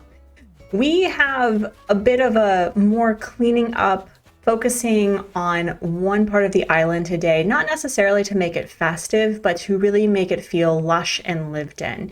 And because Clay and Cookie's area is relatively, taken care of, I already have an established community garden that I want to work on and really make community-y. We already have things that I want to really focus and prioritize. I'm not sure how festive I'm going to make this today, but we're going to go to the llamas to change out a few of the customizations and change the colors, and just, as I said, make it look more lived in today. I was really not looking forward to this though, in the sense that Cookie and Clay's area, especially with the beaches, have a lot of flowers and a lot of items. It's a lot better than it used to be.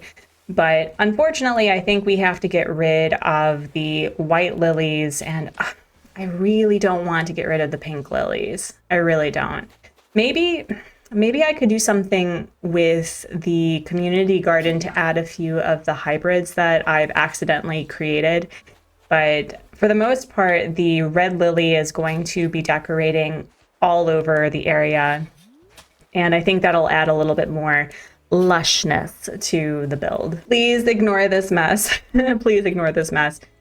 Agnes's area is probably going to be the most stressful to clean up. I know it's not the focus of today, but I liked the idea of giving her a tulip meadow garden thing and turning it into a flower situation. I've always loved giving my villagers things to do. You know what I mean? Like, not necessarily just living on the island, but something that they are known for. And another idea I have is, although I don't plan on making this area super festive as of yet, I did like the idea of giving my villagers gifts outside of their houses. So it's like Jingle dropped something off for them. Does that make sense? I don't know how I'm going to do that, but I would like to make it very personal, not only to their personalities, but what's on like their Nookopedia profile. So we'll see about that. I think we're going to start by planting a few of the mums. I do not want to get rid of them since it took nearly 2 weeks just to get mums in the store. So I think I'm going to keep the yellow mums somewhere. I love using them as dandelions.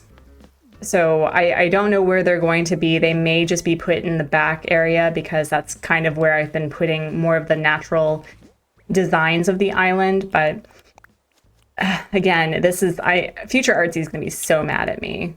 So mad. Why is it when I'm working on something that requires my shovel that it has to break? We have the beach completely cleaned of flowers and extra junk that honestly, I'm not quite sure what I would use a cone or a short, simple panel for yet. I'm holding on to this for some small chance that I'll actually use it, but I think what I'd like to do for this area is I could use the Nook Miles that I have saved up to put something like maybe a volleyball area or something, but for the most part I was wanting to keep it natural and pretty private to Clay and Cookie. At the moment, what I'm going to do is I'm going to take down the things that I would like to get customized at the llamas. And maybe on the way I can think about what I'd like to do for making this really pop. Every time I do this, I have the same question. Where is not only our bulk crafting, but our bulk customization?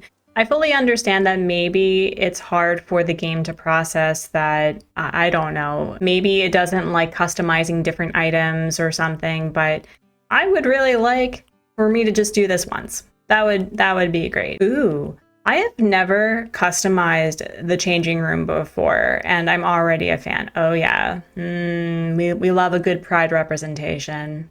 I'm gonna think on it. No, I think we're going to keep it pretty basic. It's been really weird that I have not changed my clothes once this entire challenge. It's been really interesting just to stick with what I've been wearing because, as you know, I can't use changing rooms because I don't have anything in my storage. I really would love to figure out a way to use the short, simple panel. I'm not using any custom codes, and I really don't know what I would use this for, unfortunately. It really bums me out because I saw it and I've yet to use a short, simple panel for really anything. Actually, what do you use short, simple panels for? I'm really curious because I don't think I've ever used it in Animal Crossing before. The yoga mat is specifically for Cookie because I think Cookie is the one that does yoga pretty often on this island. And I think that would be nice to put on the beach. It was one of my soft goals to complete Harv's Island by the end of this because, you know, formulating a community, paying and contributing towards something better. And I do have the bells. My villagers have been contributing pretty heavily to each of the different Lloyds. So I think because I have been hurting for flowers and shrubs and crops, like specifically tomatoes, I think what we're going to do is we're going to get our friend Leaf. I think that would be a good use of my bells for today. It's a lot of my bells, though. Honestly, if I can get at least half of these done by the end of the challenge, I'll feel pretty good about it. But I'm still hoping that somehow I'll make a lot of money by the end of this. With the first wave of customizations done, let's place them back and see how we feel. I stuck with pretty basic light colors. I think I stuck with white with almost everything. It pops more in my opinion against the green. I also think I have a trash can somewhere that I can put here. I was either going to do that or put a bench, but because of this tree being here, the trash can probably makes more sense. And I still need to change the coloration for a lot of the surfboards because I only had the red coloration available to me. I think towards the end of the challenge, I'm going to be going around and changing the customizations. Right away, the beige customization for the changing room with the storefront, oh, that looks so good. That looks so nice. We're going to put the yoga mat, I think, right here. Oh yeah, that's nice. And if we put like a water bottle or something, that'll be really nice if I can find it. And we'll put the beach chair here. I've been doing this a lot around the island, but I like putting the clothesline if it'll actually do what I want. I like putting the clothesline behind the trees, so it looks like, I don't know, that it's being supported by the tree itself. I know you can see the clothesline, but I really like how that looks. I really do. One of the bigger issues that I've had with this island is trying to find how I want it to be lit up. So I think what we're going to do is I definitely want to get a Plains Party Light arch here. I think that'll be nice. There are a couple of the festive DIYs that I have not unlocked yet, specifically the ornament garland. That would probably be really nice for this area. So first and foremost, we need to find the DIY. By Drago! A sign? I don't have a signpost. Oh, that's perfect. Thank you. I've never been so excited to get a signpost in my life. And it's Marlo who is the crafting villager of the day, the morning. What are you making? Please tell me it is the ornament garland. Oh, okay. Well, I do need the jingle wall for my house, so thank you, Marlo. I appreciate it. It's not what I was looking for, but that's okay. That's okay. At some point, I am going to have to devote some ample time to not only decorating my house, but upgrading my house.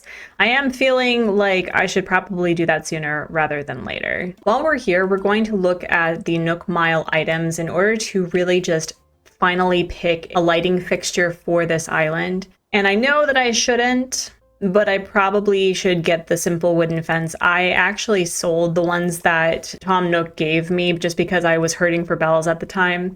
But now that I have the ability to make them myself, I think I'll probably put that in front of Cookie and Clay's area. Maybe, I haven't decided. So we got a plain party lights arch for the entrance into their area. We need to really talk about what lamp we're going to use. The regular street lamp would be nice, but I don't feel it fits the vibe of the island. I really don't. And I'm not looking for just tiki torches everywhere. The curved street light is really nice, but that's really expensive though. That's really expensive. And then we have the round street light, which would probably look nice in a different coloration. I've never used the silver coloration before. I don't know if black is too stark in contrast, but I think this will work. We'll buy a couple and see how we feel about it. Do I do this? I should probably do this. Just pull off the Band-Aid, Artsy. Just do it. Ready, set, go. Oh, wow. Oh, wow. I paid for it. Literally have less than 100,000 bells to my name. I am just going to upgrade my house while I'm thinking about it, and then we're going to go through the Nook stop in order to see if I can order anything from the beach to make it a little more beachy keen. I'm really hoping that I'll be able to pay off this loan because that would be the greatest holiday gift for Tom Nook is money. Don't know if it'll happen, but we're going to hope. We're going to hope. Now that I literally have no money to my name, we should look for a few things to buy. Why am I even on this page? No. We're going to get a beach towel, a dispenser, a garden chair. I already have one as well as the garden table, so I think I'll add that somewhere. And can I get 2 garden lanterns? Yeah, I'll get 2 garden lanterns. We'll also be watering our crops in order to make as much money within the next couple of days as possible. So as I'm watering, an idea that I have is I'm going to be moving around these crops and hopefully I'll get tomatoes eventually, but I was thinking about turning this into like a workstation area to have like the wood fire oven and maybe place a few log benches and tables here so it looks like they're doing prep work. Either that, or as much as I love putting the small tree that it seems that Clay is going to be decorating the tree with, I don't know how I'm feeling about it. I may have to make this area a little bit more festive to truly like it, but I could also put the oven there as well. With the last of the crops watered on this side, I did see that I had some dropped snacks that I could put right in front of the snack machine if I can figure out how to get down there. Oh my goodness, there's so much stuff. And I think we can probably put it, I don't know, let me put it right here. Nice. I may change these out to cookies though, because this looks a little bit brighter than that, but I do like how that looks so far. While I was looking for fossils, I did find my extra garbage can, so I'm gonna put that right there. Yeah, that looks nice. I also have this cypress bathtub that I could put somewhere, but is there just too much bath in this build? Let me see. You know, I probably could put it here. What does that look like? Ooh, wait, why don't I hate that? That's cute. I like that. That's really nice. It amazes me how close we can get to the door, but for some reason we can't put shrubs there. That's really weird. I don't know how I feel about that as of yet, but I do like the cypress bathtub right here. It really fits her vibe really nicely. Before I time travel to the next day, I'm going to find the money tree and the money rock I don't recommend doing this very often, but being desperate for bells that I am, I'm going to put 30,000 bells plus the 1,000 that the money spot gave me, and hopefully we'll just get an easy 93,000 right off the bat. Worst case scenario, I don't make any money at all whatsoever, but best case scenario, I make nearly 100,000 bells, so that'll be nice. I also hope to actually donate things toward the end of this challenge because I feel really bad that I'm just assessing fossils and selling them. I really do feel bad about it, but if I have to make bells somehow, and I'm trying to find nice things to do for the NPCs before this challenge ends, and so I think maybe there will be a day where I just go hunting for bugs and fish and sea creatures and fossils and just donate it to Blathers and say, I'm so sorry that it took me this long, but here you go. So we've time traveled to the next day. I now officially have my favorite house upgrade in the entire game. If I could keep it at this size and space, I would be so happy. I do need to fix my house because based on where I had placed furniture as well as a few things along the wall, it's probably dun dun dun dun.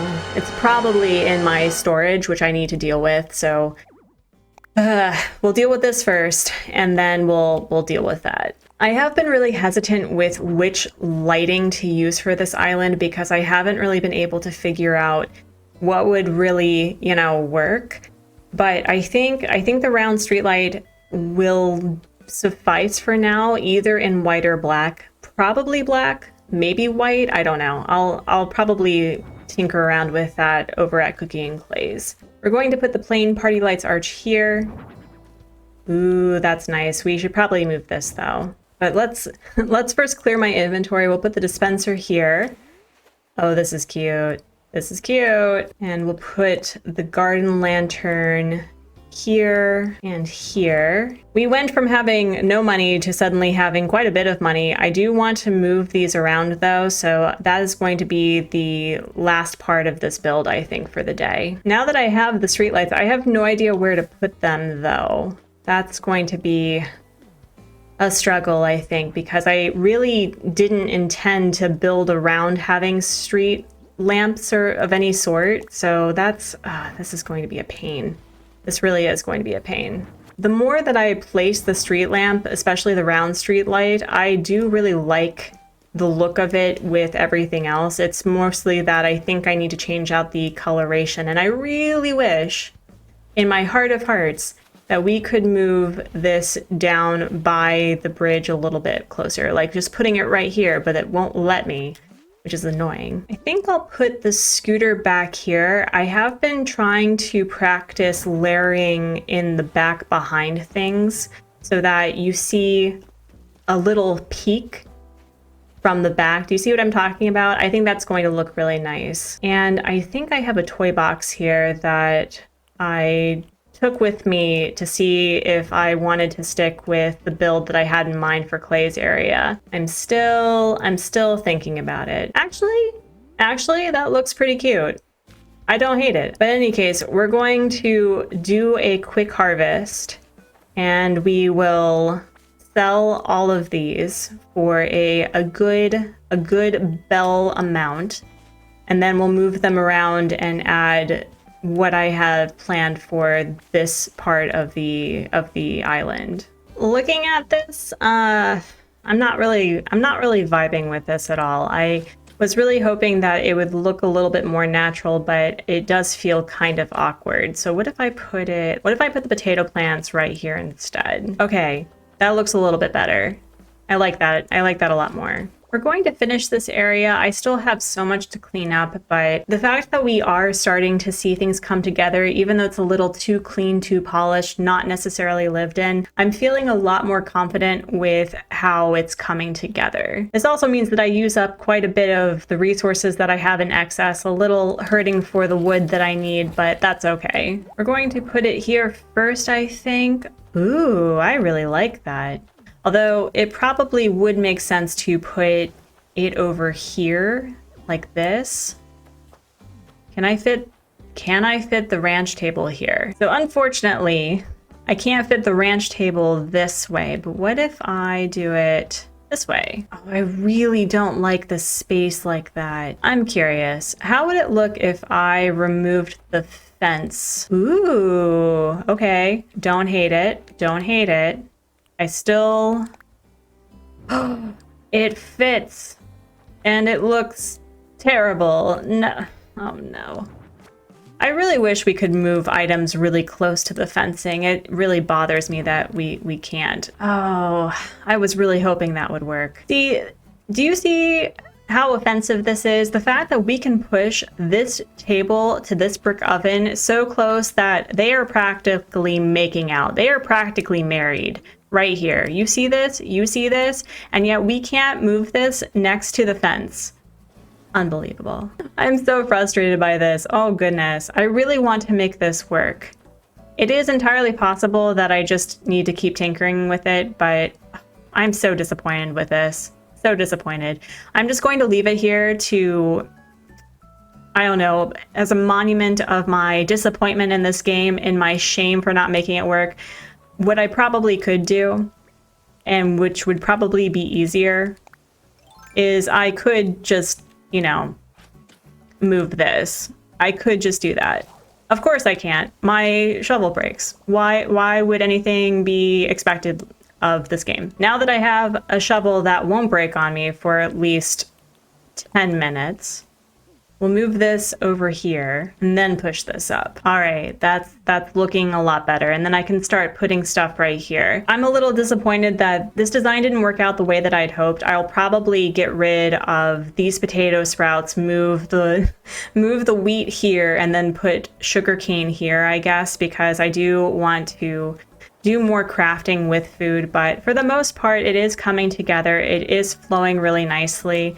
I didn't do much with this build, but it is cleaned up, and that does mean that I can do last minute decorations without having to clean up along the way. So we are making headway. We are getting there. Though this build wasn't mind-blowing or particularly productive, we did make headway with finally cleaning up the community garden, making it look a little bit less like a money grab and more like it was intentional.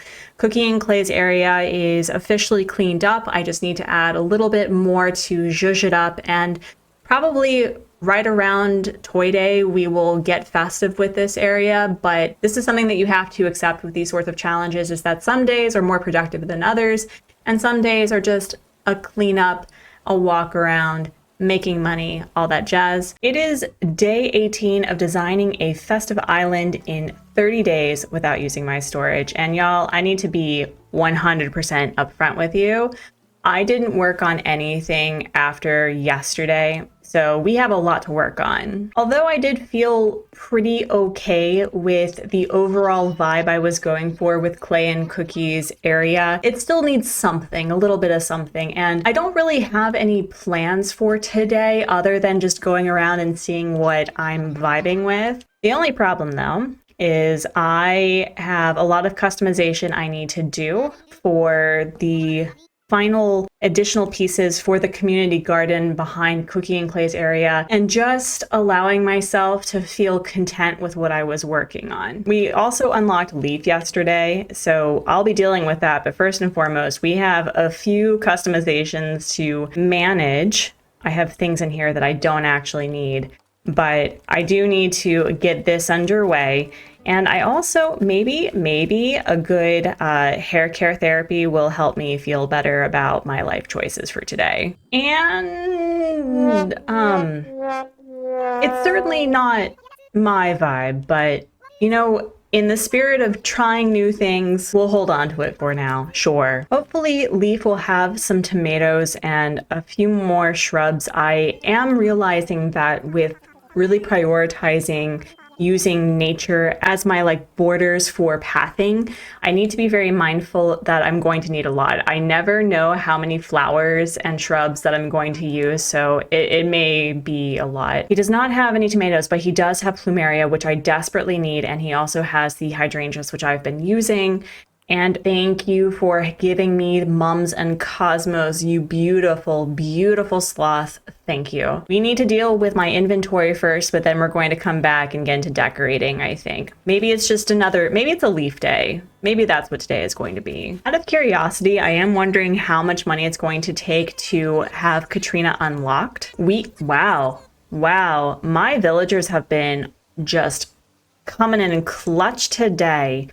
What is the math? Is it 75,300 bells? That's not bad. That's not bad. I have noticed that if you just leave your villagers to pay for it, I've gotten to the point where I think they've had 33,000 bells in each, so maybe I will be able to unlock Harv's Island by the end of this challenge. I did go around and remove a few things that I wanted to get customized to change out just the vibe. I only had the red surfboard, so I'm already liking this a lot better, although I think I had it one down. Yeah. So we're putting this right here. And we're going to go over to the area that I worked on yesterday with Cookie and Clay, and already I am liking how this turned out, but it feels a little plain to me. I really do want tomatoes, and I think I'm going to switch these out with sugarcane so that I at the very least have one of each crop represented, and I may be giving Renee the tomatoes. She sent me a message through my mailbox that she really likes gardening, and so I think I'm going to give her the tomato one. I did move the birdhouse back here, and I wanted to put the faucet that I had, I think it was by Marlowe's area. We're gonna put it right here, I think. I can probably put the hose reel right here. Okay, this is looking nice. Actually, what we're gonna do is we're gonna turn it this way. Yeah, much better. Yeah, that works. I like that a lot more. I'm still not sure what to do with the streetlights that I ordered. I do want to put them around the island, but I'm not sure how I feel about it. This color is definitely a lot better, but just where do you put light? Especially when it comes to a dirt pathing, I almost feel that it's a little too fancy, but no, okay, all right. This is serving me. I like this. Yeah, no, I like this. If I had access to treasure islands or order bots, I would probably be putting the Plains Party Light arch connected to this, but for now it'll work. It'll be fine. I know it's still a mess over here, but I do just want to have a few light fixtures throughout the island. And thankfully, because it's 1,000 Nook miles each, it's not going to be too bad, but I really do want to have light throughout this island. I don't know if it's going to look good by the end of this, but at the very least, it feels a little bit more realistic to have a community that has, light. I did change out the coloring for this cafe. I think it looks a lot brighter. I have been enjoying seeing white metal along the really green areas of this island, so I think I'm going to keep that. But the first thing we need to do after clearing out some of my inventory is we need to deal with the major sin that I've committed by upgrading this house. Oh, did I not commit a major? Oh, it didn't change anything. Oh, that's cool. Okay. Well, there is a roach in here that I need to manage somewhere. But the first thing I want to do is, first, come here. The first thing I want to do is I do want to take this apart and start planning the area for this build. The main area, I was thinking of turning it into a dessert cafe. And then on the left side in here, make it into my little studio apartment. And then in the back, perhaps a photo with Santa. But that means we have a little bit of cleaning up to do. Wait, can I not get ceiling stuff?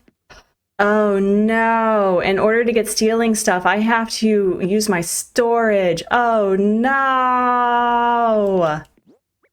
Oh no. Oh no. Forgive me, Nintendo, for I have sinned. I promise you that it's not going to stay in storage. I just needed to get it so that I can put it in my inventory. Oh my goodness. But isn't this so satisfying? I don't have anything in my storage. I don't have any dropped items with the exception of a couple of resources that are not technically dropped. They're on benches. But yeah.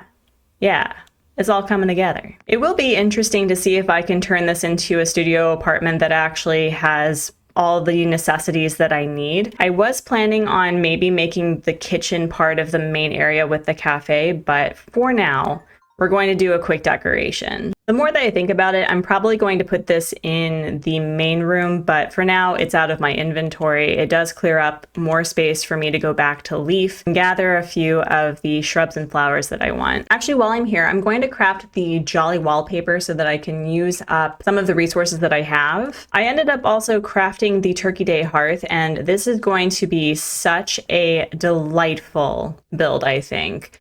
I did want to make sure that every single room was festive, but yeah, no, this is going to come together really nicely. We take a pause in today's frantic trying to figure out what we're doing with this island to give you 3 adorable villagers just living their best life, encouraging self-care and connecting with your body to whatever capacity that you're comfortable. I just love that for them. Now that I have freed up my inventory, we're going to purchase. I'm going to probably start with 10 of each shrub, although it's probably not enough. Actually, we should probably get 15 of each shrub, maybe even 20.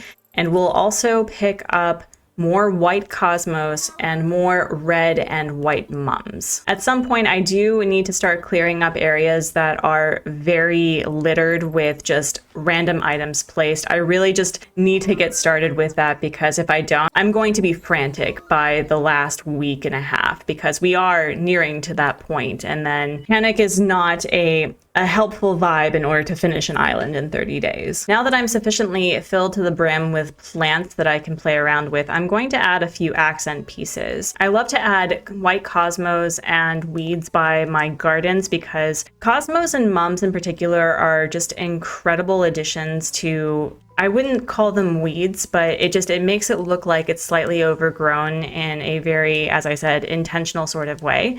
So we're going to add a few of those, I think right here, and already it does feel a little bit more overgrown and a little bit more intentional with me.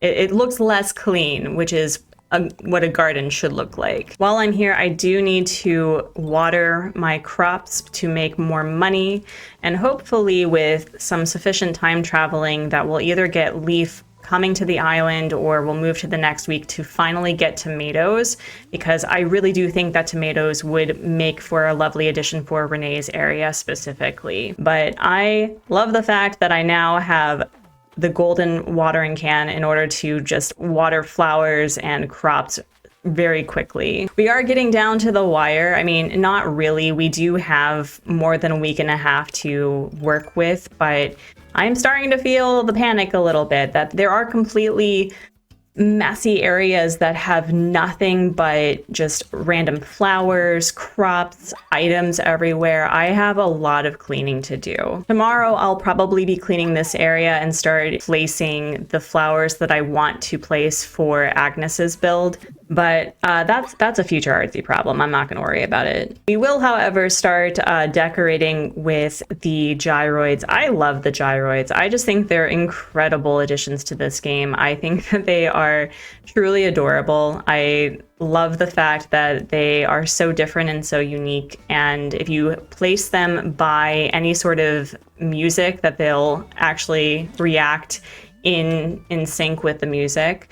And they're just really fun to show that there are things that you can do and interact with the island. It's really a shame we can't put things on top of the yoga mats, because putting gyroids on yoga mats to do like morning yoga would be the cutest build ever. So while I was planning on just getting some flimsy tools for the garden, I am seeing the bistro table, arguably one of the most beautiful table items in the game. I'm so glad that I was able to unlock that. Oh my goodness, I am ecstatic about that. I am going to place those everywhere. Those are also one of those great items that you can just spam everywhere, change the customizations to make them look unique, but ultimately, this is such an amazing find. I think I'm going to put the first one here, and then I had this director's chair just like sitting on the beach for the longest time, so already It's already feeling a lot more full, a lot more lush.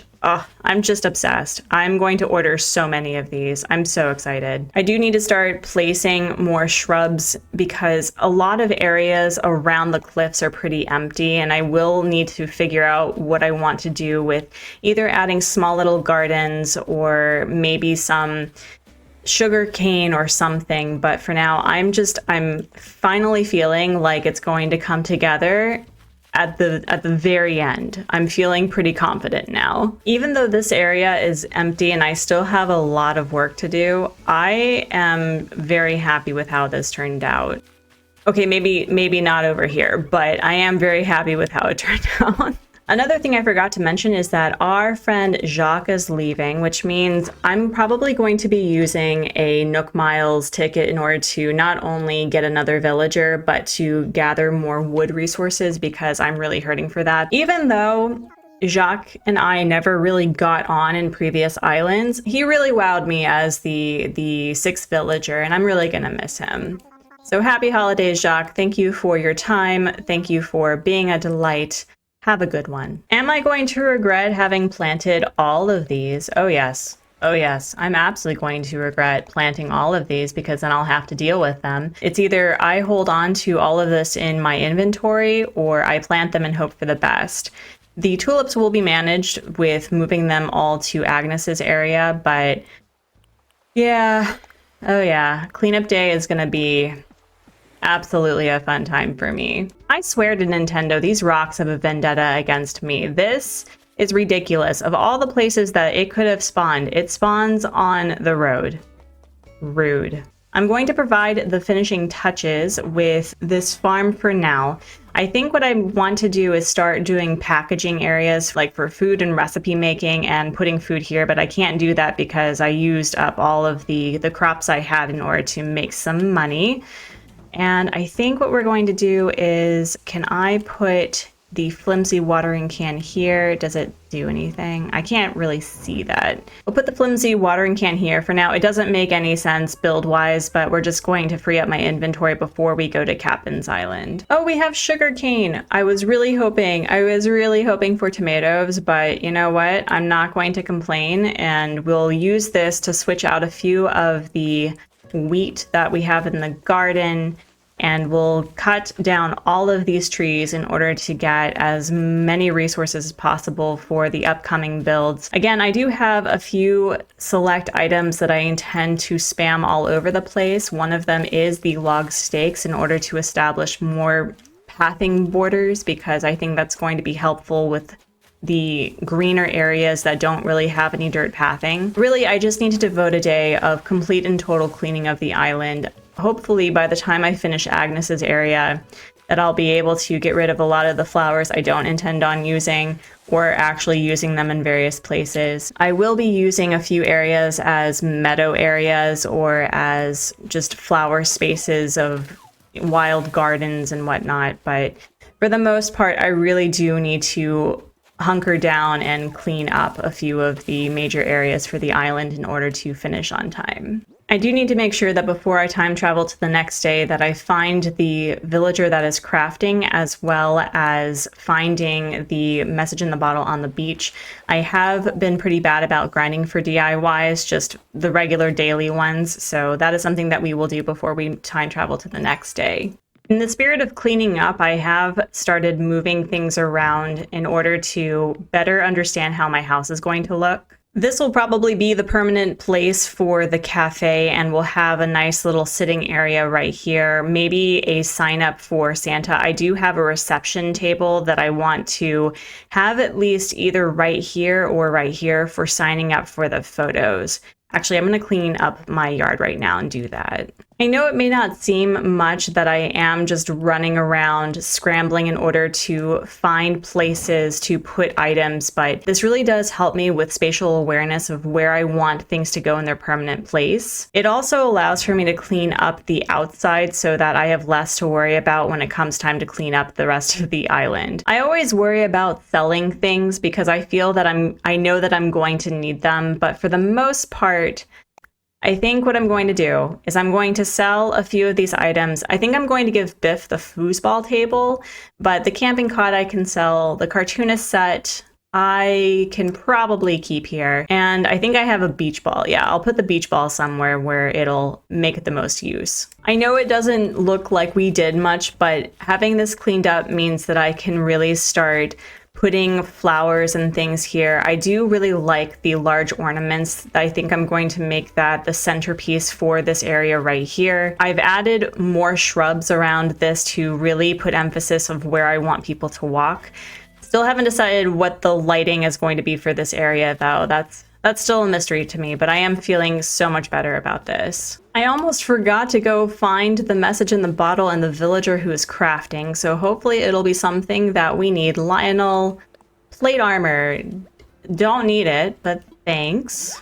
And it's Tex who's crafting. I basically ran by his house 10 times going, I wonder who's crafting, even though everyone is either outside or in a shop or, you know, moving. An ornament crown. Not the festive DIY that I was hoping for, but thank you. I'm sure that with any lingering ornaments toward the end of this challenge, I'll just make a bunch and give to the villagers. We've time traveled to the next day, and friends, I cannot wear this hairstyle. It's not me. It's not the vibe. So much better. We do need to grab, I think we should just grab one Nook Miles ticket. I think that'll be enough to get the wood that I need. And oh, I got a present from Dodo Airlines, a doll eye mask. Totally need that. Yeah. I have been really bad about checking the Nook stop for certain fencing that I'm on the lookout for. I do want to get the country fencing, I think, for Cooking and Clay's area to finally just complete that. That may be the fencing that I use in the back area as well. And the spiky fence. No, don't need that. Don't need the block fence. So we'll just get a Nook Miles ticket, and we'll see what Nook Shopping has in stock. Nothing that I really need, and I already have all the seasonal items that I want for this island. I have enough maples. I'm fine with that. However, I'm going to buy a couple more doll houses to place around the island. I have a few empty spaces that I have in mind for the gyroid communities. I don't know why I'm enamored with it, but I love the idea of the gyroids just being everywhere. On our one ticket hunt, we have Bamboo Island, which is perfect. I could use a few of these to add more lushness to the rest of the island. Oh, I'm a fan. All right, so I do not have my emotional support axe. So we're going to craft our, is that Bruce? It's Bruce! Oh my goodness. Okay, so I have no idea what his house looks like. Bruce's house would look really nice next to Biff's, I think. And, you know, I love having multiple crankies on an island. So why don't you come to my island? You will fit right in, Bruce. Absolutely. Well, this wasn't the island that I was hoping for with regards to gathering wood and whatnot, but we do have a DIY, so hopefully it'll be something good. Ursula, a cool pansy crown.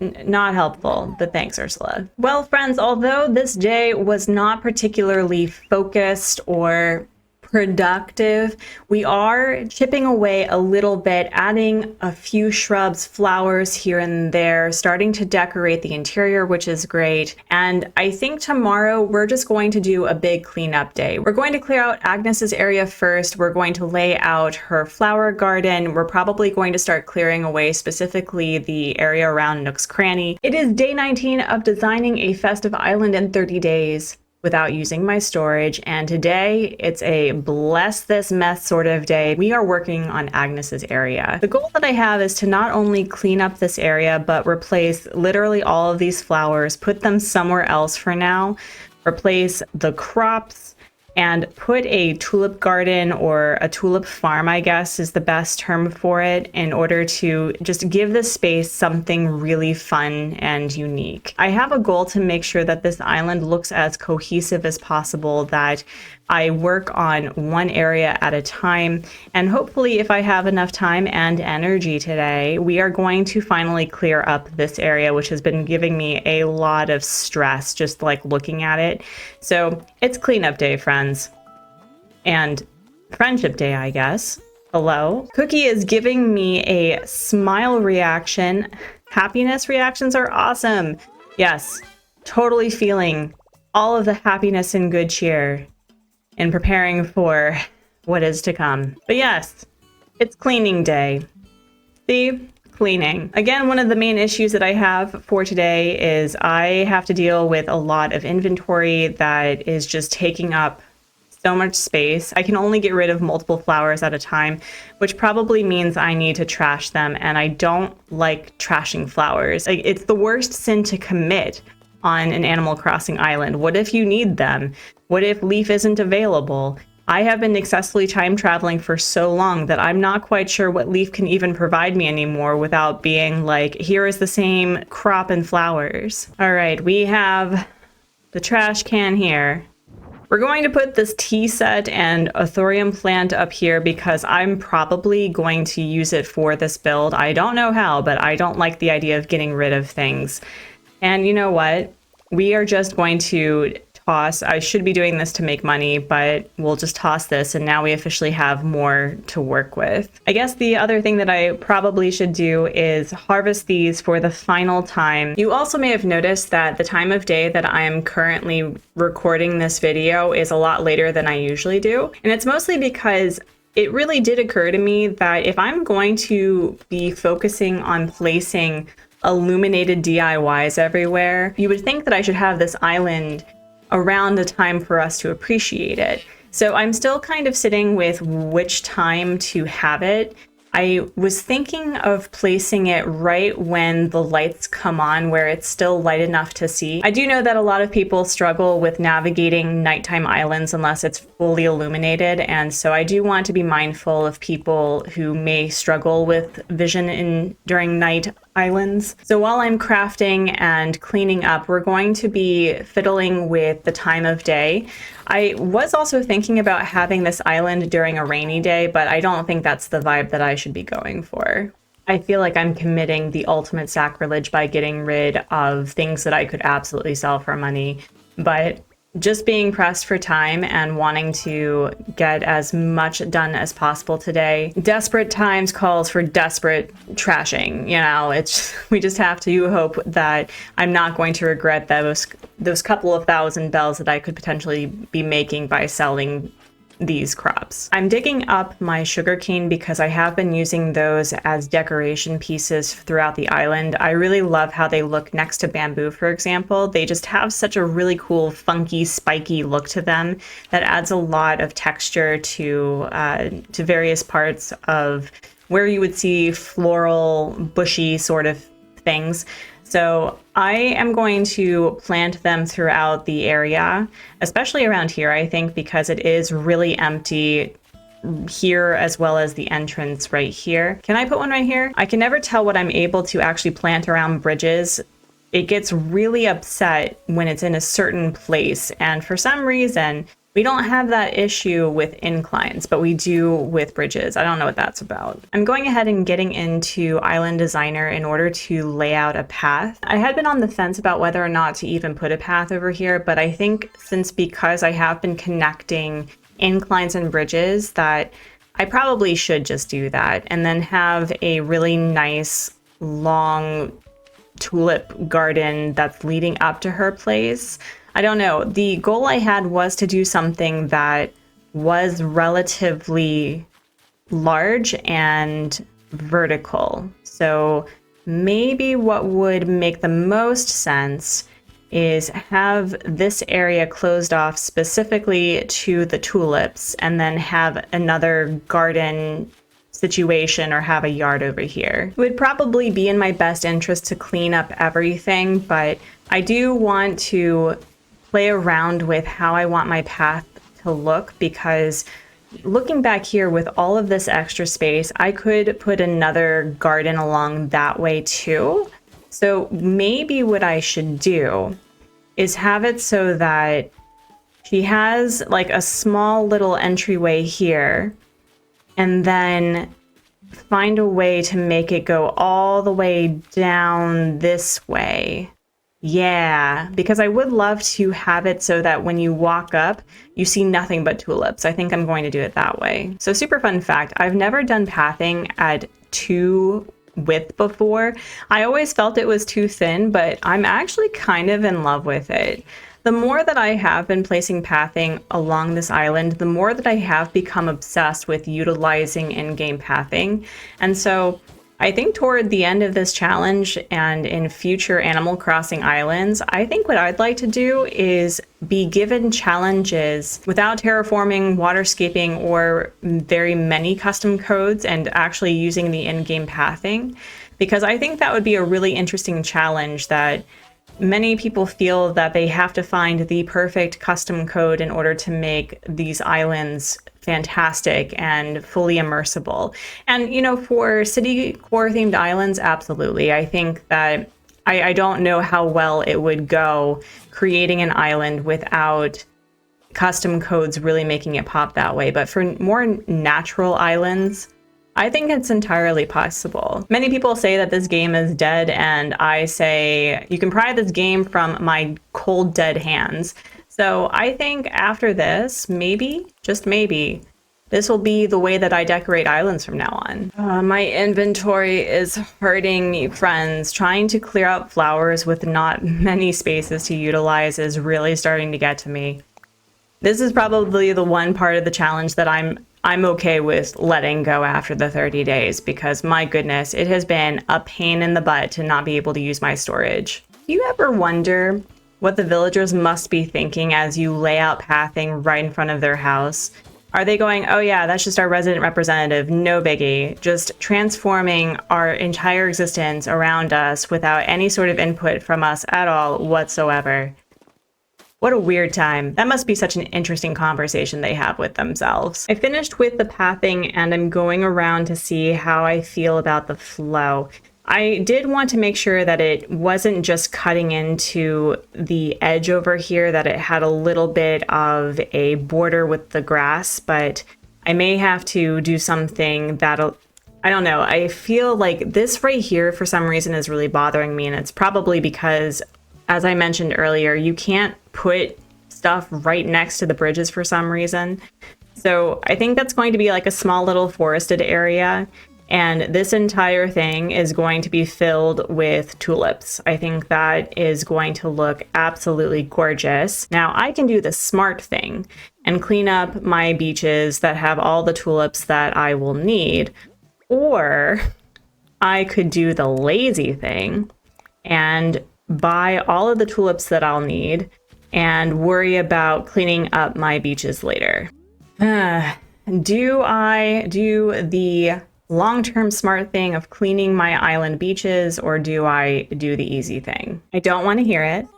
I don't want to hear the collective sigh of course, this is what Artsy is doing. Artsy is doing the easy thing. And then in a couple of days, when it is time to clean up and finally start decorating the beaches, you all are going to go, oh, Artsy, you should have done it the first time around. You know, take your time, do the thing. But, you know, time is turnips, friends. So we're going to do a bit of both, I think. We're going to purchase 10 of each color, because I do know that I collected a lot of tulips, but not enough to truly fill the area. So we will get 10 each just to lay out the path for it. And then we will, you know, we'll actually clean up the beach. I honestly don't think that the tulips that I have on my beaches are going to fill up all of the area. Do I want to do them in rows of color, or do I want to do them in specific areas where it's just one color? I did an artsy math, and I think that along here, not including the roads and some of the weird terraforming, I have 16 spaces to work with 3 different flower colors. So I think what I'm going to do is I'm going to start here and end here, which I think is 15 spaces, I think, which means I can probably do some really beautiful rows of 5. So let's start it. 1, 2, 3, 4, 5. This is mostly going to be red tulips, I think, but I can probably add a few more along here.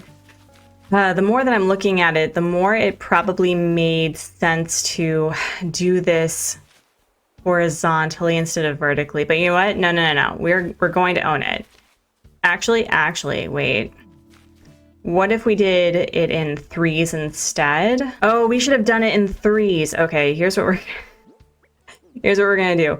Okay, so that was red. So 1, 2, 3. All right, and then this. Okay, all right, we got the math now. So this will be 3 red, 3 yellow, 3 white. All right, so you remember when I said that I should absolutely be using my beach tulips in order to keep this, orderly?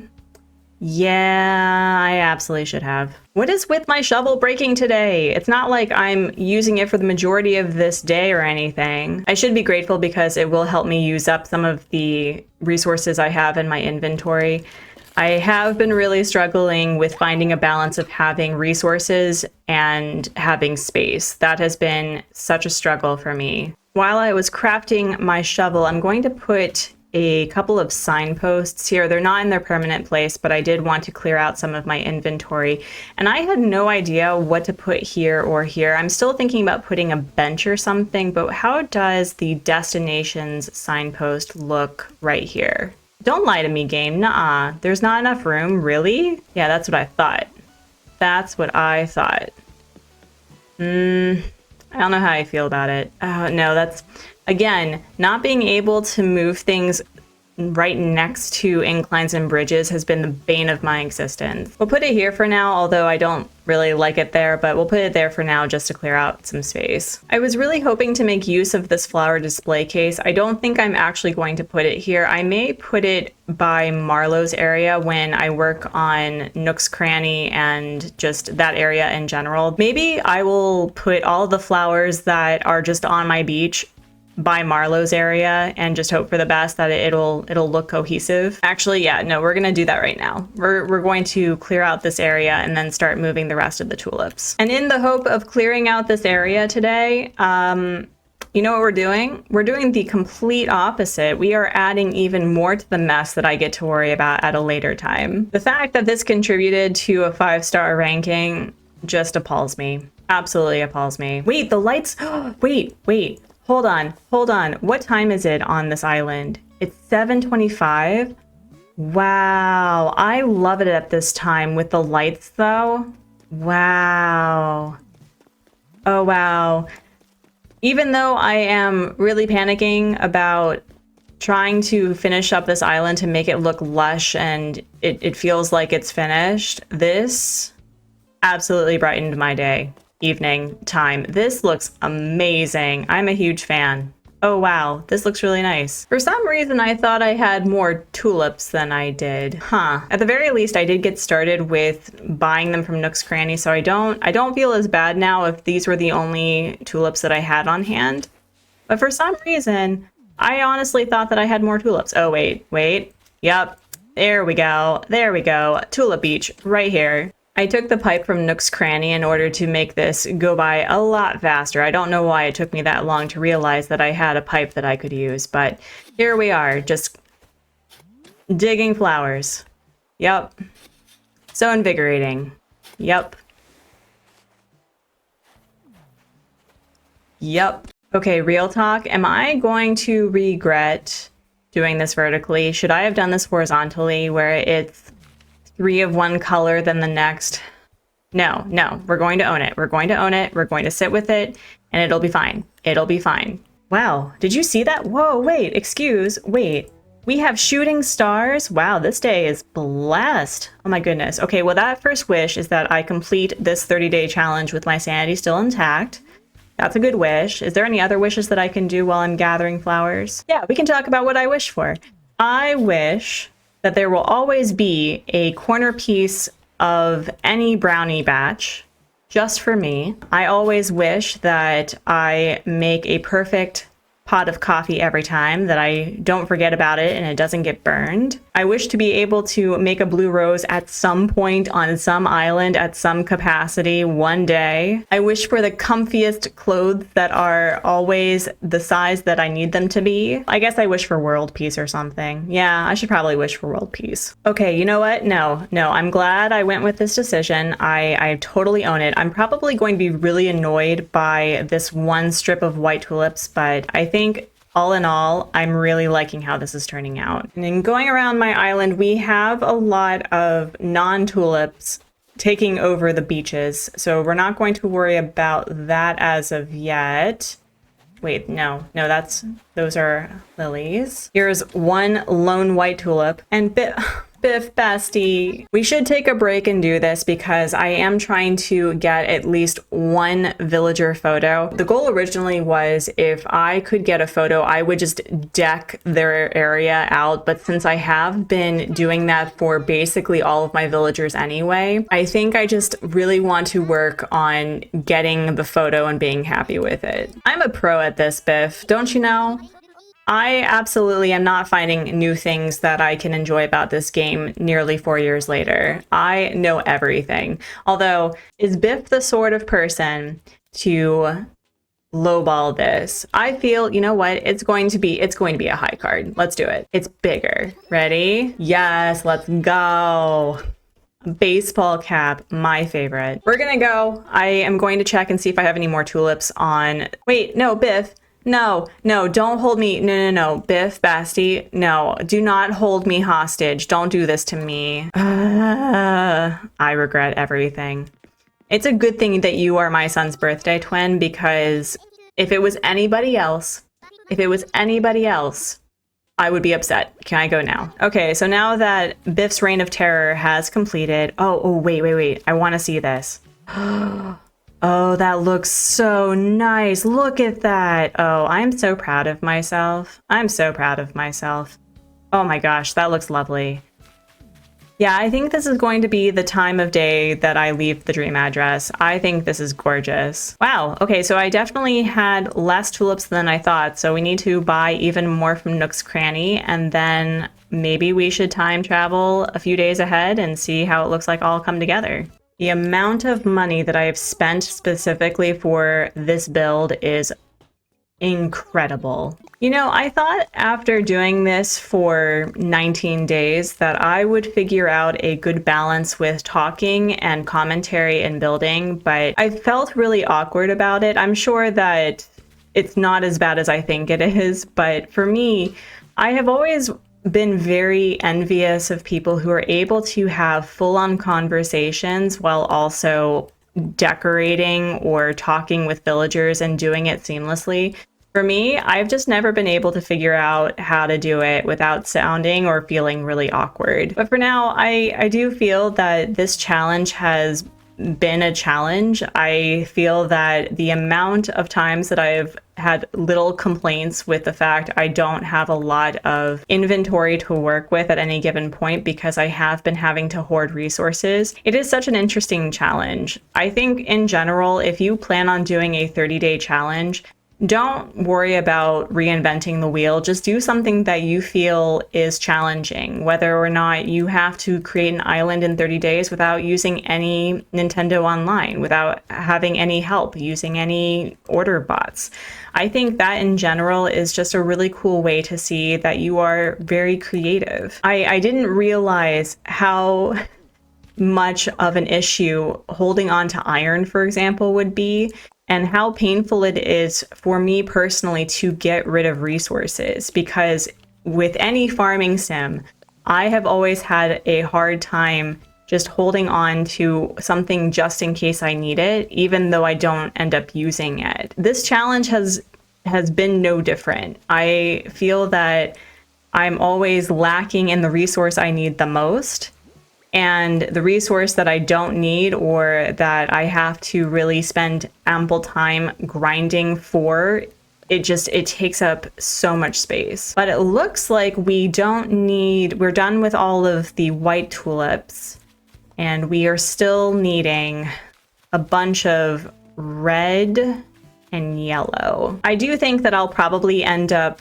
removing a lot of these flowers in order to add a build or maybe a sitting area or something, but I think the best way to fill this island and just be content with it is to put the thing down and then take away as needed. That's another thing that I've noticed in being an Animal Crossing builder or designer is that I'm not the sort of person that has a plan per se. It's more that I like to have base builds that I build upon. You know what I mean? Like, I like to have things that it works for now, and then when I have a burst of inspiration, I can really add to it. I'm just glad that I can actually like look at this and realize that there is a plan, you know? And when you walk up, this is going to be so pretty. I may add some fencing or something, maybe a few log stakes so that people don't fall and hurt themselves, but I'm really liking this. I can also probably add, I don't know, maybe a few... You know what I could do? I could probably add an illuminated reindeer or something along this. Ooh, that would be nice. That would be pretty. I am low on funds and I still need a couple of thousand in order to get more flowers for this build and call it done. So we're going to take a little break and gather some bugs, some fish maybe, and oh snap. Did you see that? It was coming at me. Is it still there? Is it still there? Hello? Is it still there? Nope. It despawned. Lame. Here I am just planting flowers and the island is trying to kill me. That is the rudest thing that I've had happen today. Hey, come back. I need you for money. Come back. Completely unrelated, but I'm in love with Cookie. I put this out a couple of days ago and she actually used it and did yoga on it. I was so enamored. I love the fact that villagers are actually using the things I put down because for the most part, whenever I put down a sitting area, you know what my villagers do? They sit on the floor. Anytime that I do something that is specific to them, they use something on someone else's yard. I don't understand. But this island, they actually use the things that I place out for them specifically, and I love that. Now that I have significantly more funds to work with, I think all that's left is maybe 2 batches of red tulip bags and 2 batches of yellow, and then I think it'll be done. I've also officially planted over 300 flowers on my island. That is also incredible. Oh, did I get more Nook Miles? Oh, and I officially made my first wish. So hopefully I will always get that corner brownie piece. That'll be nice. All right, so we now officially have the entire area planted with flowers. I don't know how I'm going to like it, and we still have a lot of work with clearing up this area in general. Let's time travel to the next day and in a brighter time in order to see how this looks fully grown and fully lush. I time traveled to 3 days in the future and ooh, wow, look at that. Oh, what? Oh geez. Oh geez.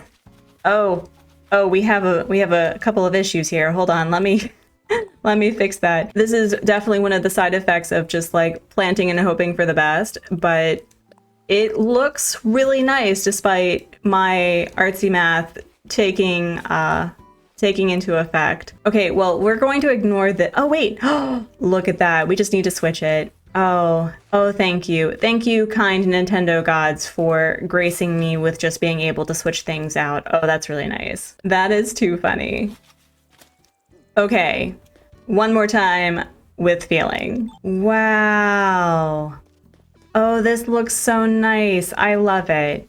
We still have a lot of work to do for this area, but I think what I was hoping to get done for this day was to officially have this decorated and have a layout where it was basically the laziest thing that I could think of, and it turned out really nicely. I'm going to place a couple of trees right here off screen so that I'll get a lot of the decorating done, adding a few fencing, I think, but I'm just glad that I'm finally cleaning up a good portion of this island and feeling like I can do this. But yeah, that's another thing that I don't think I really quite learned from this challenge is how much do you get done off recording and how much do you actually get done in a video? You know what I mean? But that's okay. I'm really loving this. The white flowers, maybe I should replace this with weeds instead. For the most part, I'll probably be clearing out some of this anyway in order to add more than just, flowers. We had a productive day actually cleaning up a huge part of the island that was bringing me so much stress, and tomorrow we'll be working on the other area that brings me the most stress with Nook's Cranny and Marlowe's area. It's day 20 of designing a festive island in 30 days without using my storage. Yesterday, we finally got around to one of my item dump areas by Agnes's house and made the laziest build ever. A field of tulips. Though not festive, having cleaned a large area on my island was a day well spent, and I found the time of day I plan to save the dream address at, which includes shooting stars. With 2/3 of the challenge officially behind us, we still have a lot of cleaning and even more decorating to do before I can confidently say this island is finished.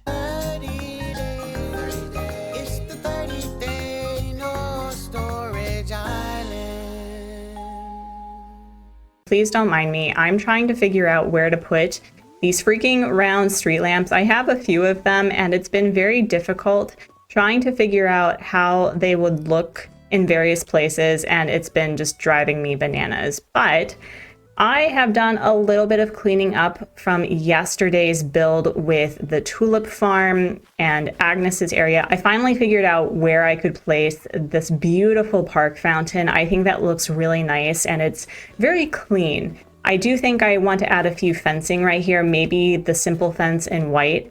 Couldn't be me, I've never used that before. But we're getting there, friends. We are slowly making headway with getting this island complete, but where it is looking great, there's like at least 2 or 3 areas that could definitely use some work. And this is our focus for the day. Cleaning up this area, deciding whether or not to get rid of some of these things, figuring out what I want to do for here, and probably moving quite a few items into the house. But today, it's a cleanup day. It's a cleanup day. Marlowe deserves a really nice yard. I was thinking actually that I was going to make him into the florist, like give this a nice little flower garden right here.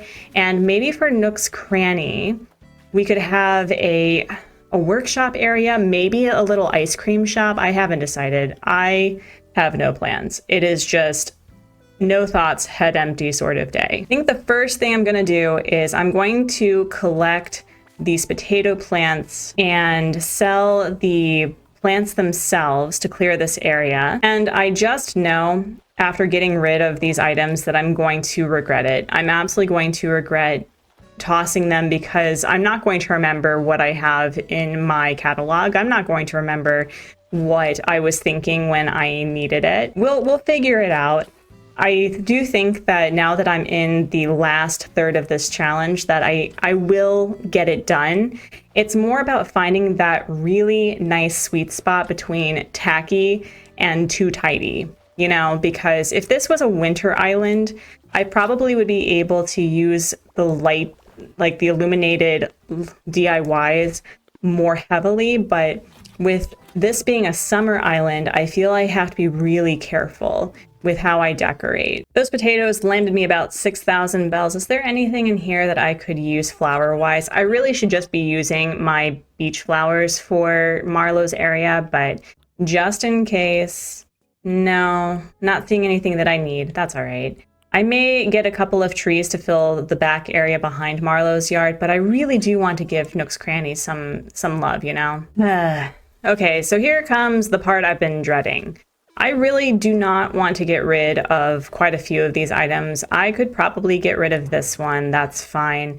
I want to make sure that I gift a couple of the Toy Day items, but I'm sure there's a few that I could just place around the island and fill it up that way. The first thing I want to do is put the book items by Molly's area. She has been writing to me, she wrote multiple letters to me talking about wanting to live in a library. So I think what I'd like to do is, this isn't the finished build. obviously, but I think I want to give her a nice little reading area right here because it is still relatively plain. So we're going to put that there. I don't know if I introduced Bruce yet, but Bruce is our newest resident on the island. He is such a sweetheart, and his interior, oh my gosh, his interior is the coolest. I don't know why I've not had Bruce on an island before, but him next to Biff, especially with Biff's interior, is pretty incredible. Not gonna lie, if I had Bruce and Stu next to each other, this would be the coolest vibe. Oh my goodness. Don't tell anyone I said that Stu should be on an island with Bruce. But anyway, I don't want to devote an entire build because this is going to be decked out eventually. I do think, however, a really cool build idea that I've always enjoyed doing is putting the tangled cords next to small cedar trees so it looks like they're getting ready to decorate. So that's just a little quick and easy build for me to use that in case you don't want to have a lot of cedar trees decorated, but it looks like they're in the process of doing so. It's such an easy idea. For Biff, I really want him to have a tinkerer vibe. So I think that there's a few things I'm going to add to this, but we're going to leave that here. And we're going to give him the colorful drying rack, I think, over here. Yeah. I really want this to look like they're camping out. I don't know if that makes any sense, but oh wait, I'm sorry. I just need to appreciate my genius for a minute because I don't do overlooks or perspective builds very well, and this is hands down, I think, one of my favorites, if not the best that I've done. It's still a little empty, it needs some flowers, but I'm a huge fan. I'm going to put the floating biotop planter back here because, as I said, I want Marlowe's area to be very lush and very curated, if that makes any sense. I want it to look like he's taken a lot of time for making his area really beautiful. So we're going to add a lot of flowers and a lot of plant items. I have a ton of succulent plants that are in cans that I want to make sure I use for this build too. And in the spirit of showing that Nook's Cranny is bustling and ready for the holidays, I do want to add a bit of ambiance for the fact that it is a store. I've also been thinking of unlocking the wooden pathing and put it right along Nook's Cranny, kind of like a patio or something. That would actually be really interesting, but again, I do want to make sure that Marlowe has some space and it's not particularly, busy. I have no idea where to put this, but we're just going to put it right here for now. Although it does add a lot of texture, which I'm a huge fan. Actually, no, we're going to put it behind the trash can. Nice. I was really hoping to find some use for the cube light, but I don't know. Maybe I can put it right here or something. It's a shame that I don't have custom codes because I would just turn this into a present, but I'll hold on to it. Oh, you know what? He is a penguin, right? Maybe it could be like an ice cube. Maybe that would work. I'm not quite sure if there is a customization color for this in black because I would love to do the mining cart to look like a bunch of coal. I think that'd be really funny. We do in fact have a black rock customization. So I'm going to, customize it now. Don't know what I'm going to do with it, but I'm sure I'll think of something pretty clever and hilarious. The fact that it's nearly taken me half an hour to clean this up is a very good indication that I have a hard time letting go of things. But I am really loving the idea of an ice cream thing here. So I may put it here or I may put it here. I haven't decided, but we're almost there. We're almost done cleaning up this area. I've never really looked at the Zen furniture before. The Zen low table is pretty gorgeous. Do you see that little wood accent there?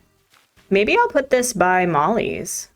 Maybe. And no, I don't think so. I may just end up selling it. I'm gonna hate this, I'm gonna regret this, but no, I'm gonna sell it. Now that we have everything cleaned up for the most part, we're going to start with Marlowe's area. I don't think I'm going to keep this in green, but I do want to figure out where I want to place this.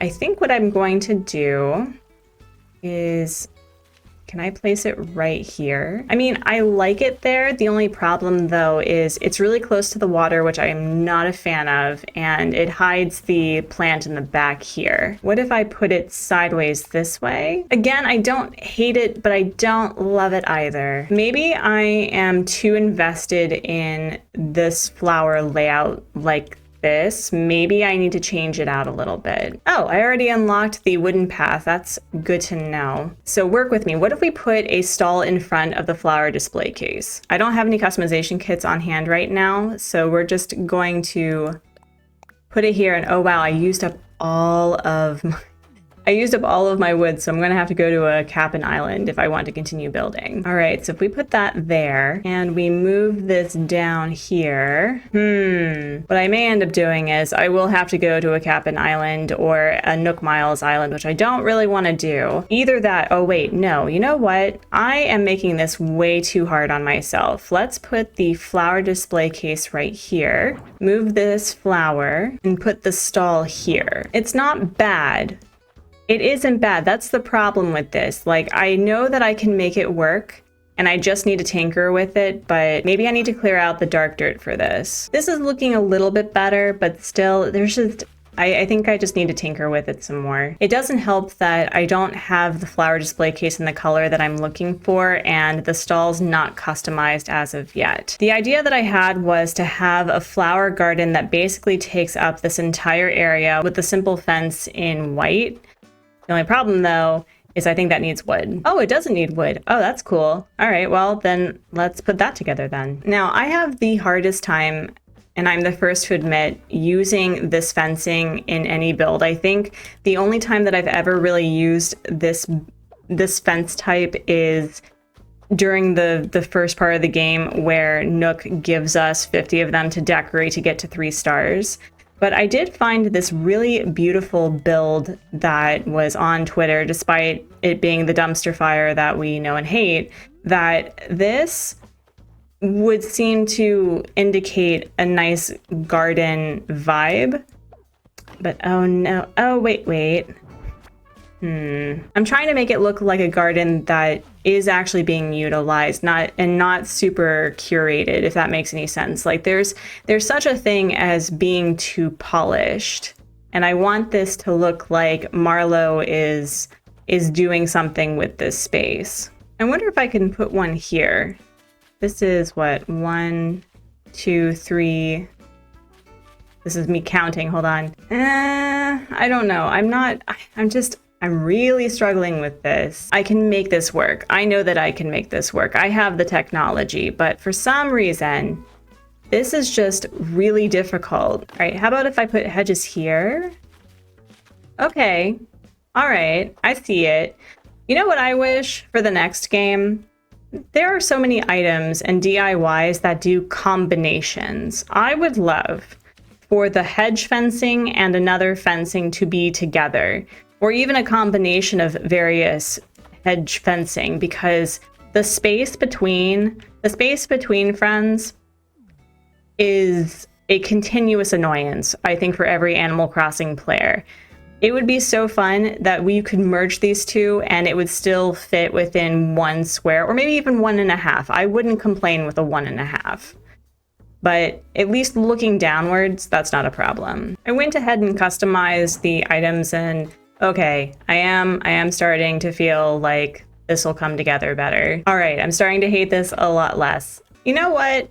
I think I'm going to own this. I will add a little bit more of the dark dirt path to here, but I'm going to work with this. I do like how this looks. I have a lot of empty space here, but I think once I start adding the flowers, and maybe I'll start adding a few more meadow areas or something to fill in this space, but we're just going to work with this. I did move the flower display case a little closer, and I may just keep it like that. I do like that. I try to strive for some level of realism in this game, in the sense that, you know, if it's going to be a flower shop, there's actually you know, space for the flower shop. Maybe, okay, here, we're going to add some realism. Maybe what Marlowe does is he rolls it backwards so that he can be behind there. Yeah, that's how we're going to swing it. And now comes the fun part of adding the flowers from my varying flower beaches.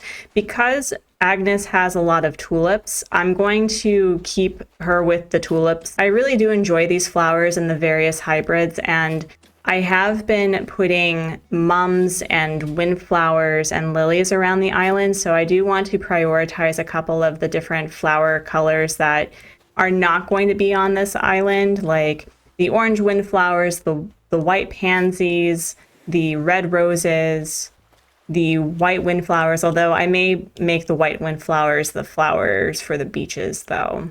I'll think about it. I don't know if anyone else is like this, but I have the hardest time mixing flowers so it looks like an actual garden and not just, you know, for flower breeding purposes.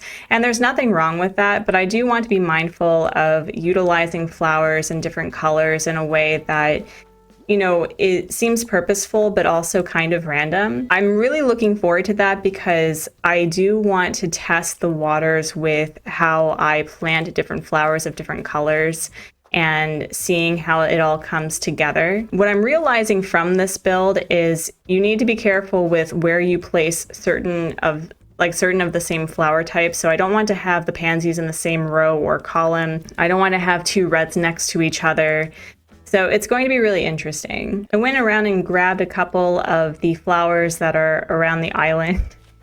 And there are quite a few. There's a lot of hyacinths that I have to manage. There's a lot of mums and there's a lot of lilies, but I am feeling pretty good about combining and leaving empty space. That's another thing about gardens that I do want to be mindful of, is giving it breathing room, having maybe a weed or an empty space so that it looks like, you know, it looks like a garden. It looks like there's a little bit of love, but there's some empty space and hope and a dream. With the flowers, it does look a lot better. I think I really just need to trust the process, but this is really coming together really nicely.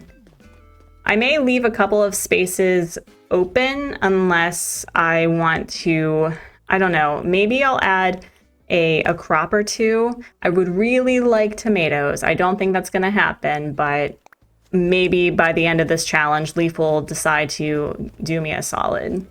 But I really do like this. I was thinking of adding a bit of pathing here, but you know, I think having it be open-ended is going to be nice. The next thing that I need to figure out is what am I going to do for here? I've been testing this idea for a little bit in my head because I do like the idea of adding some lighting fixtures here and using the garland. I'd been waiting for the ornament garland for a hot minute, and I really want to find a way to make a use for it. So let's put the hedge here. And what does it look like to have the garland here? Oh. Okay. This isn't bad, actually. The other thing is I could I put it here? Ooh. Ooh, wait, why don't I hate that? Whoa, wait a minute. Why don't I hate this? This is really cute. I don't actually hate that. Hold on. I mean, yeah. Okay, let's try another one. I think I have enough for 2 of them. At the very least, I think I can make 2 of them. Holy moly, this looks super cute. Although, I need to customize this one in particular. I'm missing one customization kit, but I don't actually hate that. That's really cute. This, however, is going to bother me. Oh my gosh, I don't hate that. That's really cute, and it adds a lot of depth here, but this feels a little bit more closed off, so I think I need to do something about it. But what if I stuck with my original idea and put it here? What if I did that? The 2.0 items for the winter holidays were an incredible addition. I really wish I knew how to make them look good together, because this just feels kind of like a spiky mess behind something that's very not wintry. I think what I'm going to do instead is I'm going to put this back here like I originally did. And what if I put the other one right here? It's not going to work because although I really love this and I want to make this work so badly, the depth difference is a little jarring. Although the more that I see this, I do like this. I could probably fill this in, or maybe could I do it like this? That's also really cute. Another option is I could probably move these sideways instead. No, because then you kind of lose the whole point, right? So what if instead of trying to put it here, what if we put it back here and decorate this area instead? Would the ornament tree look... You know what? I'm starting to like it like this. This is nice. I do need to change out this coloration though, but I am starting to like it back here. And it's subtly festive, you know. That has, as I've said, that's been the biggest issue for me, is trying to find the nice middle ground with tacky and tasteful. I am starting to really like this. Yeah, okay, all right. I see you, garland. This is looking pretty good. Now that I've customized the ornament trees, oh yeah, it's all coming together. I'm a huge fan. Wow, that immediately just brightens up the area. I love it. I love it. I have an extra tree. I don't think I can fit it. Maybe, you know what? I think we're just going to put it right here. Yeah, that looks really nice. I like that. I did also craft a couple of ornament table lamps because I liked the idea of like lighting up the island somehow, but I'm still not sure how to make that happen. Again, being able to customize certain fencing with various items would have been incredible for this update. I would also just like to be able to customize all the fencing, because could you imagine, for example, the hedge fencing being in the different flowers from the shrubs? That would have been really pretty. There's just so much you could have done with customizing in this game. I don't know how I feel about that. I also considered putting it as a light fixture outside of people's houses. That's something that I could also do, but again, it's just, this is a very hard item to decorate with, and I have no idea how to utilize it well. I'm going to finish this build by adding a log dining table and I think just one log bench. I had this idea to create an ice cream stand, but you know, I think what I'd like to do is just have something that's a little low key. Just like someone wants to have some shaved ice in the back and just enjoy the summer breeze and the heat. So we're going to do it that way instead. I already love it. This is very cute. And you can also navigate on all of these different sides. I will probably be adding a few more accent pieces, maybe a couple of flowers around here, but this came together in a way that I couldn't have imagined, and it's so much better than I could have thought. I do need to customize a couple of these and change the coloring out, but so far, I think we did a really great job cleaning up the area. There's still a little bit that I need to add and work on, but as far as a base build, that's what I'm going to call them from now on, this is pretty great. And this just brings me so much joy to decorate for specific villagers and actually give them yards. I'm looking forward to designing for all of the other villagers in the coming days and just designing their yards, but so far, I'm really loving this. It is day 21 of designing a festive island in 30 days without using my storage, and friends, I am a genius. I will not deny it for this specific build. I know that it's very simple. I know that a flower garden, a florist, isn't really awe-inspiring, but I never have been able to figure out how to use the ornament DIYs, and I am just enamored. It's so simple, it's so elegant, and this really came together, and I'm feeling that the momentum from here on end is just coming up roses. I'm really excited. Today we're going to be working on Renee and Biddy's area. It's mostly just kind of focusing on one part and improving upon it. So we have a bit of cleaning up in this area right here. And I think what we're going to do with Renee and Biddy, because They are the designated gal pals of this island. They are besties for resties, perhaps even closer than sisters, if you know what I mean. We are going to decorate and give them something a little romantic right here.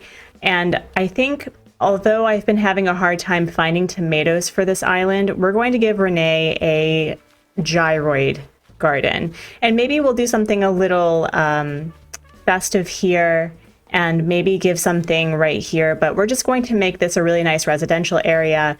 And then I think right here, we're probably going to turn this into a meadow walkway to a private beach where they can, you know, enjoy the sunset and just look out into the waters and question their life choices. But we have a few things that we need to do today. I have a lost item that I just found on the stroll, and I think it's Renee's. And I have been trying to improve on the friendship goal because one of the end objectives that I have is to get a villager's photo. So we're going to see who this is. And another thing is we do have Gulliver on the beach today. I'm hoping to get the South Pole item. I highly doubt that you'll have it, but oh, that's my notebook. How'd you know I was looking for it? Oh, that's awesome. Please tell me I get your photo. I do not get your photo. A belted dotted dress, you say? What does this look like? Oh, that's adorable. Oh, that's so cute. I think while we decorate this area and deal with Gulliver, we're going to also gift a couple of villagers. I have not gifted Bruce anything since he's been on this island. I didn't give him his welcome to the island leaf umbrella, so we've got a lot that we need to accomplish today. The first thing we're going to do is we're going to get into the island designer and we're going to lay out Renee's little gyroid garden. Since I have a lot of flowers still left over, I do want to add a few flowers there and maybe like a tiny crop garden. I'm still holding out for tomatoes, but we'll hope for the best. We have a wallopoid. And we have a thwopoid. Awesome. We love a good violent gyroid. You know, for the name like a thwopoid, I was thinking that it was more, you know, like this dude right here. But no, he just pokes himself. Yep. Just pokes. Yep. I have been very mindful to keep things away from the edge of the water just because of, I don't know, I like to treat things with realism that this would be dangerous, but I think what we're going to do is we're going to put 2 log stakes right here, and we'll put a couple of gyroids along this area, but maybe we should just extend it all the way out, or maybe just one. How did I do it for Marlowe's area? I did just extend his all the way down to the dirt path, so I'll continue on with that over here as well. This is the part of the challenge where I am actually really hurting for resources. I'm lacking a lot of wood. So I'm trying to think, do I want to use up the remaining wood that I have and create log stakes, or do I want to play around with different fencing? I do have a couple of extra log stakes in the vicinity, so I'm going to take that, and I really should deal with him, but I want to focus on this first. We'll also take this iron garden table and chair because I think that would be really nice for the shared part of their yard. And for now, we're just going to put it right here. We'll place the one log stake here, the other one here. Yeah, that's not bad. I can probably put a couple of flowers here too. Maybe a shrub or something. That would probably look nice. And as much as I mean, they're both pink and purple, so maybe I should keep the various gyroids in pink and purple and a dark color. Yeah, you know what? We're going to do that. I also just need to start placing the gyroids at the various communities that I have placed around the island. I still only have 2, but I really do like the notion that the gyroids have their own communities. I think that's really fun. This in of itself is pretty cute, but I do think I want to add something more to it. I think I'm going to add a weed here. We'll add a white Cosmo here. And maybe we'll add a glowing moss piece here. Ooh, that's nice. Something that kind of gives an ethereal quality. And what we'll do is we'll get a couple of gyroid fragments just to place there. There's nowhere saying that I can't just bury another gyroid. That would add a bit of the, gyroid garden ambiance. Wow, yeah, that really comes together. It's amazing what a few pieces like a flower or a weed will do to an area. That's really nice. We have a balloon. Please be money. I need money. I'm in desperate need of money. Oh, we now have money. Yay, love that. I'd like to get a couple of customization kits so that I can get this in white to put, I think, right here. But again, I am very desperate for resources, especially for festive stuff. I think what I'd like to do is I'd like to get a small tabletop festive tree or something. What is that thing called? I need a couple of gold ornaments for the tabletop festive tree that I can probably actually put right here or something. But I definitely want to make sure that each of the villagers have something decorative and festive. Oh my gosh, they have exactly what I need for the movie area in the back. A film projector, let's go. I'm so excited. Oh, that absolutely makes my day. We will be grabbing customization kits and maybe a couple of flowers. I have been cleaning up a lot of my flower beaches, but there are a few red lilies that I should be utilizing more than just, buying more flowers. I love the fact that she wears this specific item that I gifted her when she first arrived. It's perfect for a beach, and I love that for her. We're going to gift her the dress that Renee gave us just to keep on with the lore that they are delightfully gal palish. And I don't know, I'm the sort of person when it comes to a romantic get-together that I like to sit near the person, not necessarily across. So we're going to put the chair right here, if it'll let me. The chocolate heart will go right here. Yeah, that looks really nice. I like that a lot. Although Biddy has never really shown any inclination or a preference to having a garden, I think putting that there instead of fencing will look really nice. It'll definitely break up the area a little bit better. Similar to Marlowe's garden, I'm just going to put a couple of random flowers to indicate that, it was a purposeful planting instead of just randomly placed. We're going to put that there, and I think we're just going to put one happy weed right here. I did create an ornament garland, and I wanted to put back here, mostly because you see the ornament DIYs in the back, but it's not overly seen, or it's not very obvious. So maybe if I put... This is the hard part, because I don't want to be overly decorative, but I still want to make sure that the festive vibe is pretty clearly there. What if I put it here? But then we have this extra space here. This is going to be annoying. I have an idea to put the ornament garland on either side behind this tree to see how it looks, but I do need to get more items, I think, in order to make another one. I cannot tell you how invigorating it is just to shake trees in order to get specific ornament colors. I'm going to move the right sugarcane plant over here just to make sure that it doesn't look too samey, and I am liking it so far.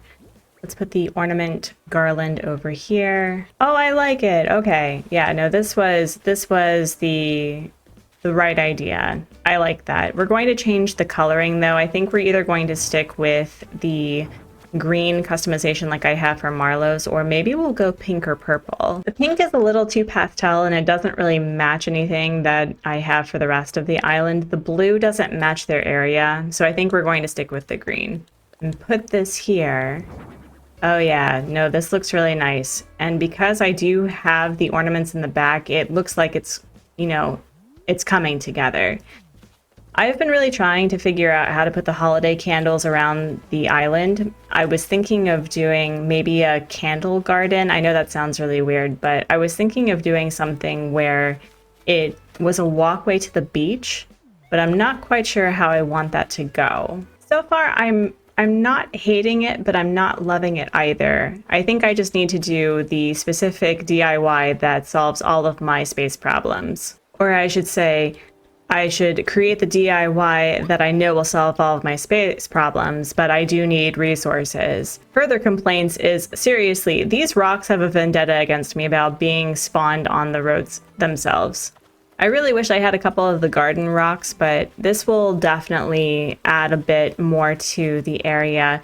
I think ultimately just bombarding this entire area with flowers, especially white ones with a little bit of the red lilies, I think will add a nice touch. I'm hoping that I'll find something to make with the holiday candles because I really love this item. I think it's adorable. Actually, you know what? Wait a minute. Maybe I can do something with it. So ignoring the fact that one is red and one is gold, I do want to customize them in the gold coloration. But what if I put them along the Turkey Day decoration? Ooh, this is cute.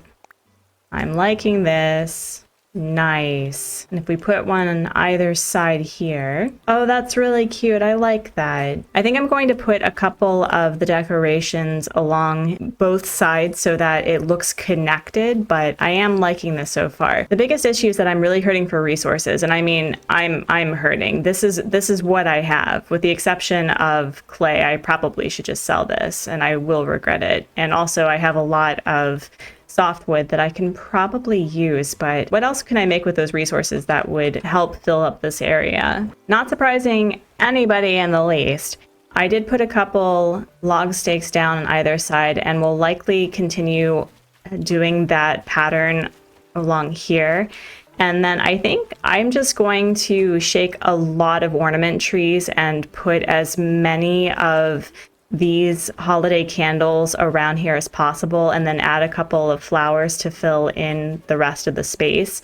I think I could probably add another tree or two along here, but I do want to make sure that the space in front of Renee and Biddy's is very clearly seen when you walk through. I still say it's a little bit too clean. I do want to make this look more lived in than it actually is, but I think this is really darling. I'm looking forward to adding quite a few more, but I'm really just hurting for resources right now. Although this area is not complete by any means, by any stretch of the imagination, I do feel a lot better knowing that I'm slowly getting this island clean so that even though it looks relatively unfinished, it's not a mess.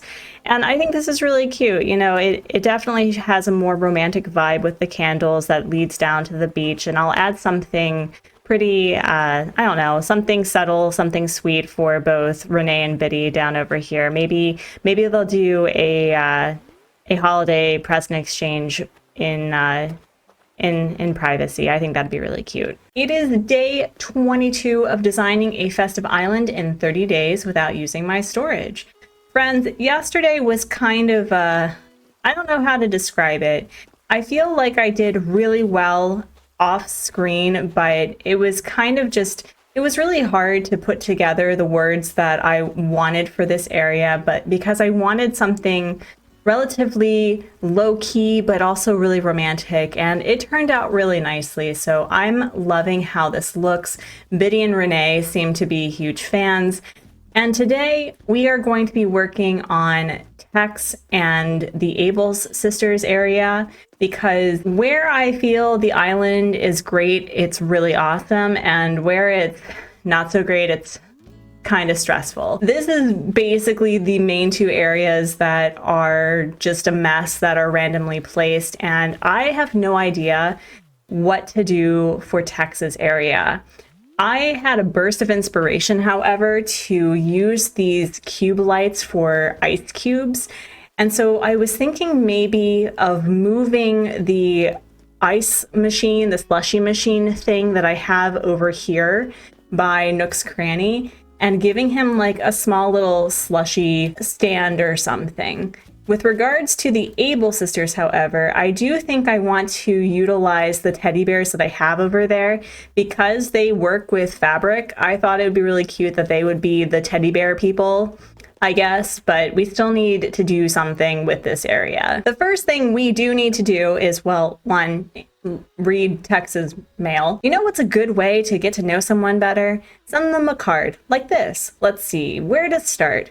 Maybe I should tell you something about me that you don't know. Oh no, I'm not a I love Tex. The cube lights kind of remind me of ice cubes, and I really liked the idea of making like a small little slushy stand because it is the summer for this southern hemisphere island. I did help Gulliver yesterday. I did do that.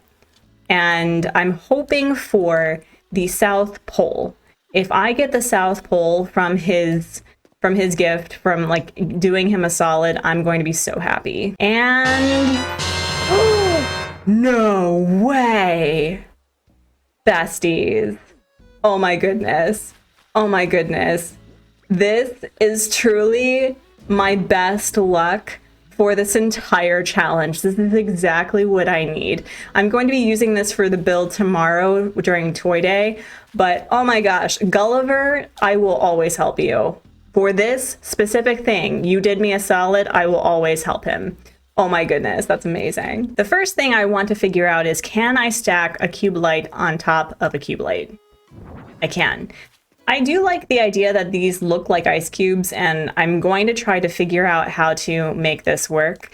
I did randomly just put the presents here because he does have a lit tree, but maybe I can put that somewhere else, or maybe I can put it behind where I put those, where I put the clothes. I'm going to switch the festive top set with the slushy machine, or whatever the heck it's called. I don't know the names of the items in this game anymore.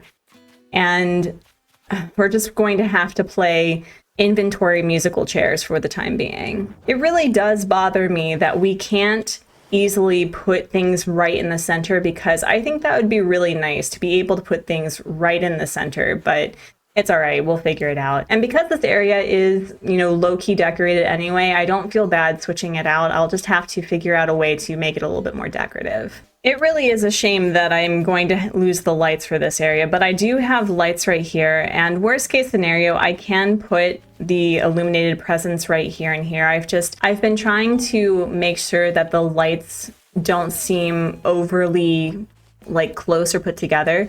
However, because I will be working on my house tomorrow, and I do have this light here, I can probably just keep the illuminated presents over here.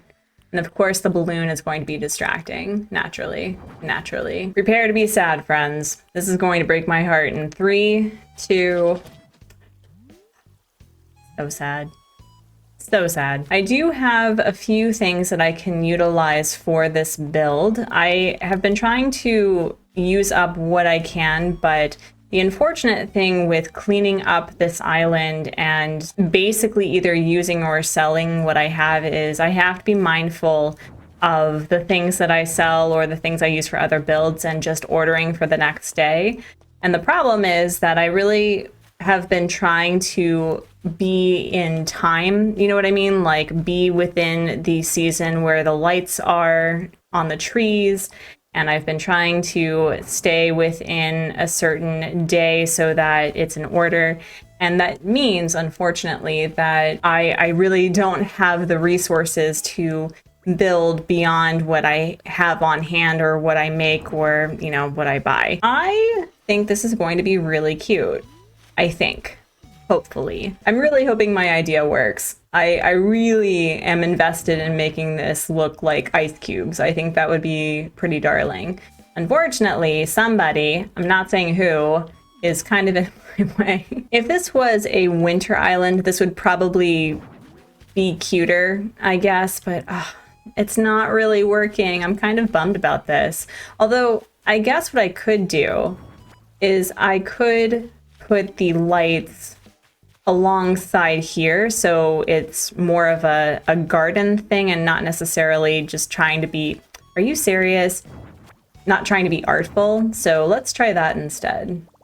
And of course, my pockets are full. Another option is I make a log stool to put a cube light on top of it and then have the other two scattered. I could try that. So with one cube light here, we'll put the log stool here, put that one on top, and another one in front. It's not bad.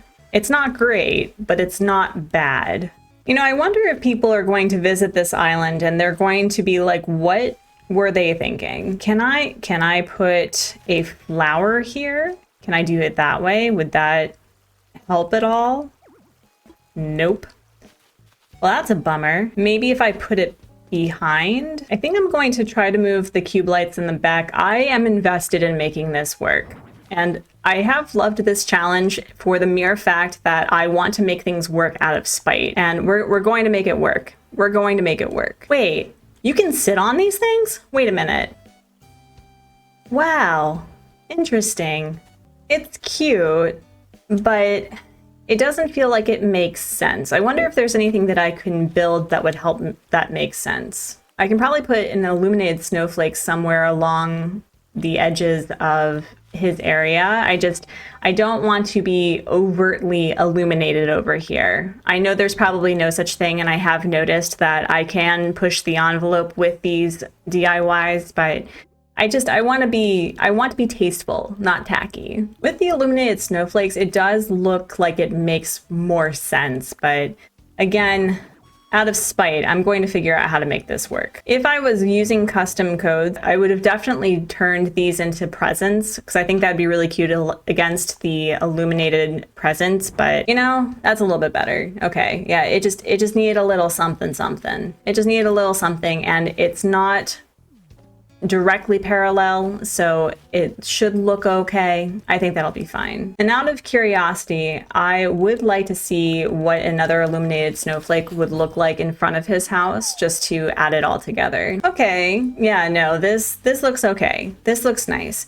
It's definitely not my favorite, and I knew that this area in particular was going to be rough for that, but this isn't bad. It really is a shame I haven't unlocked red yet over at Harv's, and I probably won't be able to because I don't have money or the time, because I would love to get a couple of ice cream cones to put here either on a stool or something, but unfortunately I don't have the time, I don't have the funds, and we'll just make it work. For the Able sisters, the goal that I had was to really show that they got into the festive season by making teddy bears to decorate. I didn't know what to do with the bears, so I just put them here for now. I don't think I'm going to put them anywhere else in the vicinity. I think I'm just going to keep it here. I've never been particularly good with decorating the Ables area, and I am so annoyed by the fact that I have to choose either 1 or 3 spaces for the pathing in order for it to line up. I really wish that it was just 2. I'm not quite sure how I'm going to make this work. I think I'm going to put the tabletop tree here just so that, you know, it is decorative, sort of. But I do have a couple of items that I think would look really nice as far as it being a bustling little market, or you know what I could do? I could make this into a market. I could do that. You know what? I think we are going to turn this into a market. I wasn't really sure how to put a fence up here. I'm really glad that I didn't consider that, because I think this is going to, yes, make this look so much better, a lot more closed in without actually having to use fencing. This island, I think I've used more fencing than any other island combined. It's been pretty wild, and I've used different kinds. I tend to stick with just one and hope for the best, but I've actually utilized quite a few. We're going to put the stack of clothes that I customized to look like a sweater. Oh yeah, yep, this is going to be cute. This is going to be cute. I'm excited. We're going to put the stacked shoe boxes right here. The accessories stand right here. Oh yeah, no, this is amazing. This looks so much better. I'm a huge fan. And I'm curious if I can make this old sewing machine like part of the garden. Maybe I can do it that way. I love this item. I've never been able to utilize it well. The other thing too is I can probably just put it right here. Although I've never been quite able to figure out which way is the right way, because I'm left-handed, so the way that I use sewing machines is different than what people who are right-handed do.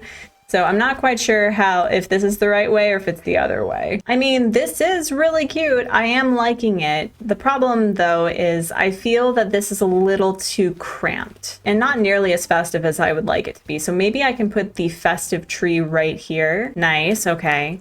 And I wonder if they have a couple of the sweaters for sale that I can put up here. Can we put this on top? We can't? Ugh, a travesty. A travesty. I mean, I guess it's okay. I was really hoping to put something here that would make it more festive. I do have enough to make a holiday candle, I think. So maybe we'll see about that. But yeah, no, we'll do a holiday candle, sure. All right.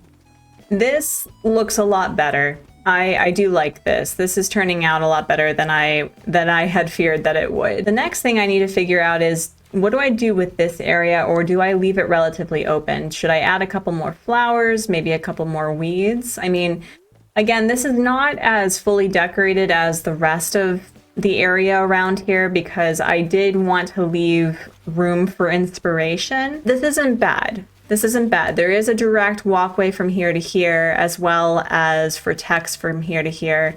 And oh, are you stuck?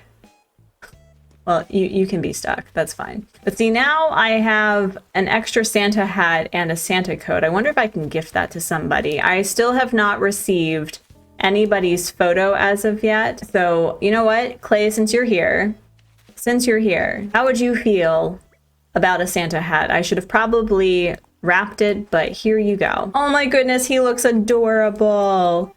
You look so cute.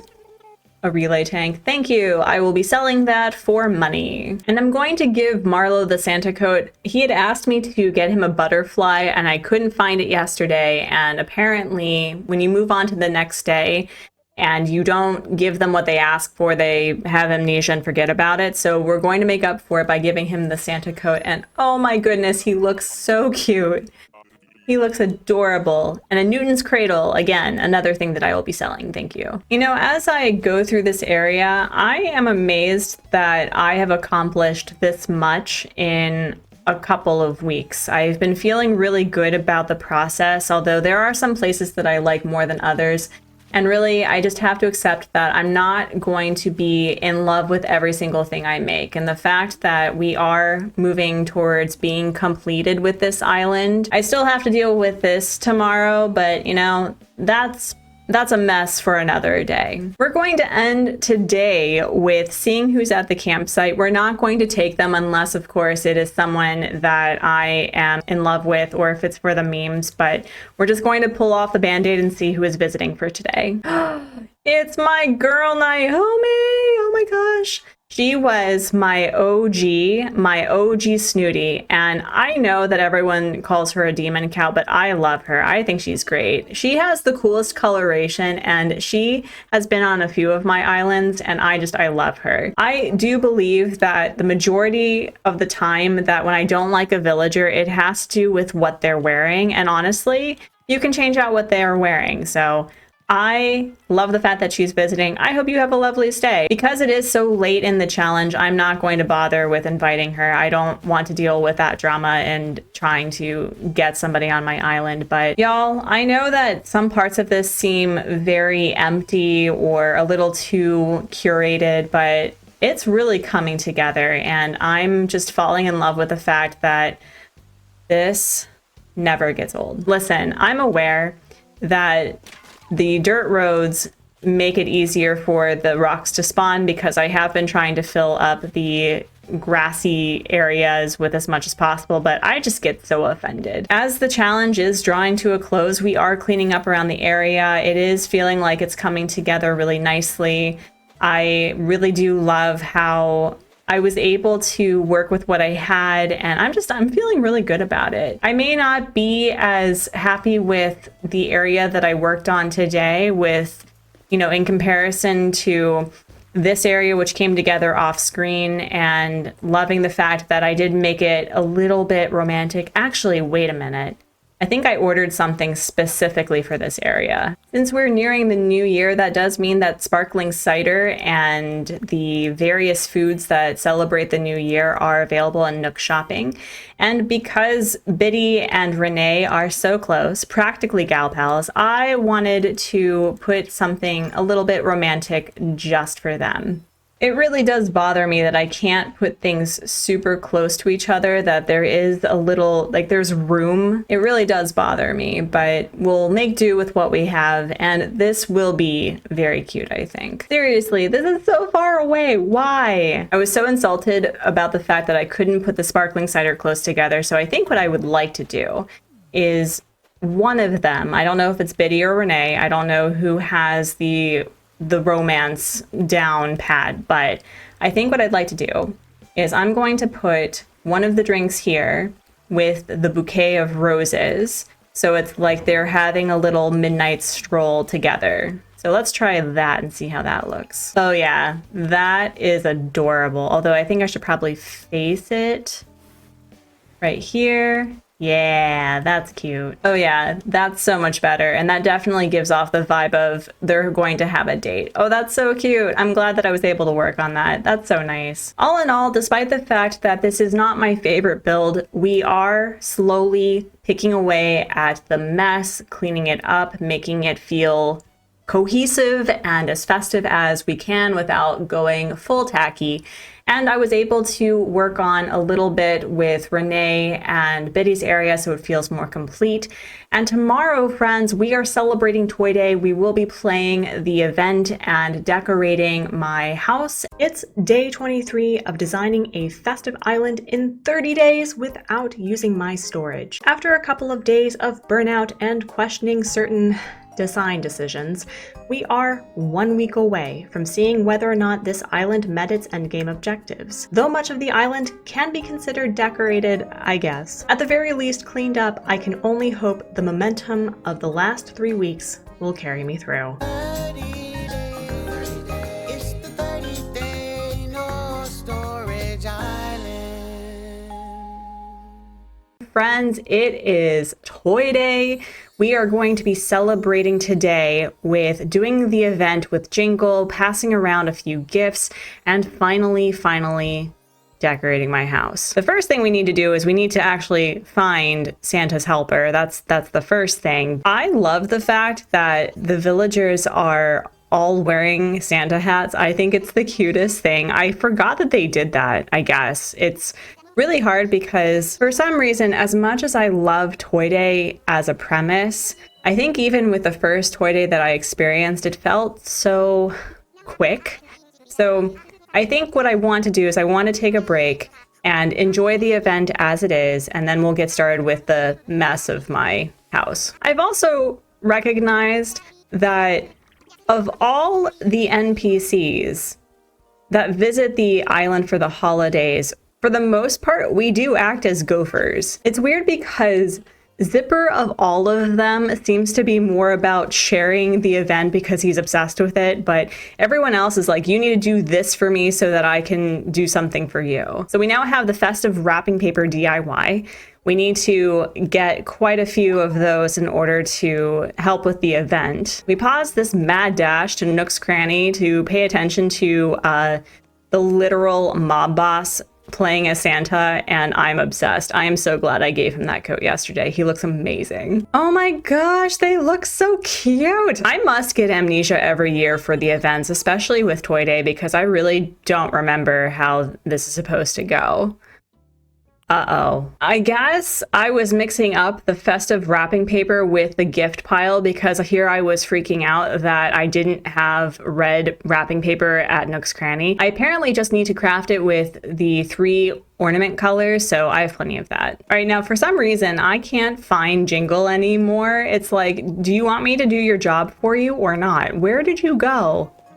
Jingle, bestie, I know that this island is incredible. I know that you just, thank you. I know that you want to do the tour, but I'm here to help you. Oh, he needs 3. Yeah, I don't remember this event at all. I do these every year, so it's really weird to me how I have this continuous amnesia with how this game is supposed to be played.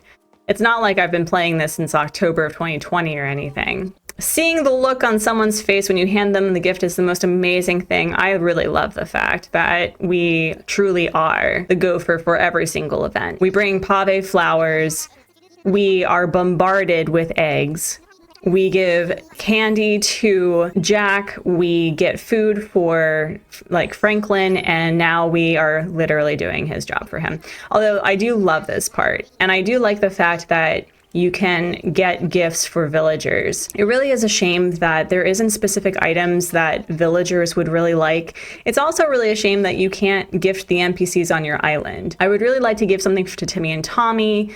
I would love to gift the Able sisters, Tom Nook, Isabel, even Cap'n, and Brewster and Blathers. It really is a shame that we cannot gift them during the holidays or on their birthdays. As I'm doing the event, I do feel that this is a really great time to see, what the remaining week of this challenge is going to be like, because a good portion of this island is decorated and I feel pretty content with it, but I also feel like, I don't know, there could be more. I could be doing more for it. But right now we're just going to be playing as Santa and I'm really excited. She looks so cute. Oh my goodness. I'm pretty sure I gifted her this dress. I'm pretty sure. But Cookie has also been an incredible peppy. I cannot believe my luck with finding her. I just think that she is the sweetest peppy right now. Cookie, I really hope that you are the one that gives me your photo. It's either you or Agnes, honestly, maybe even Molly. But I love the villagers that I've gotten on this island. I do hope that you like what's inside. Oh, that reminds me, please be sure to tell Santa thank you from me. Are we gifted things on the basis of friendship then? Because I did not get anything from Renee or Biddy. Interesting.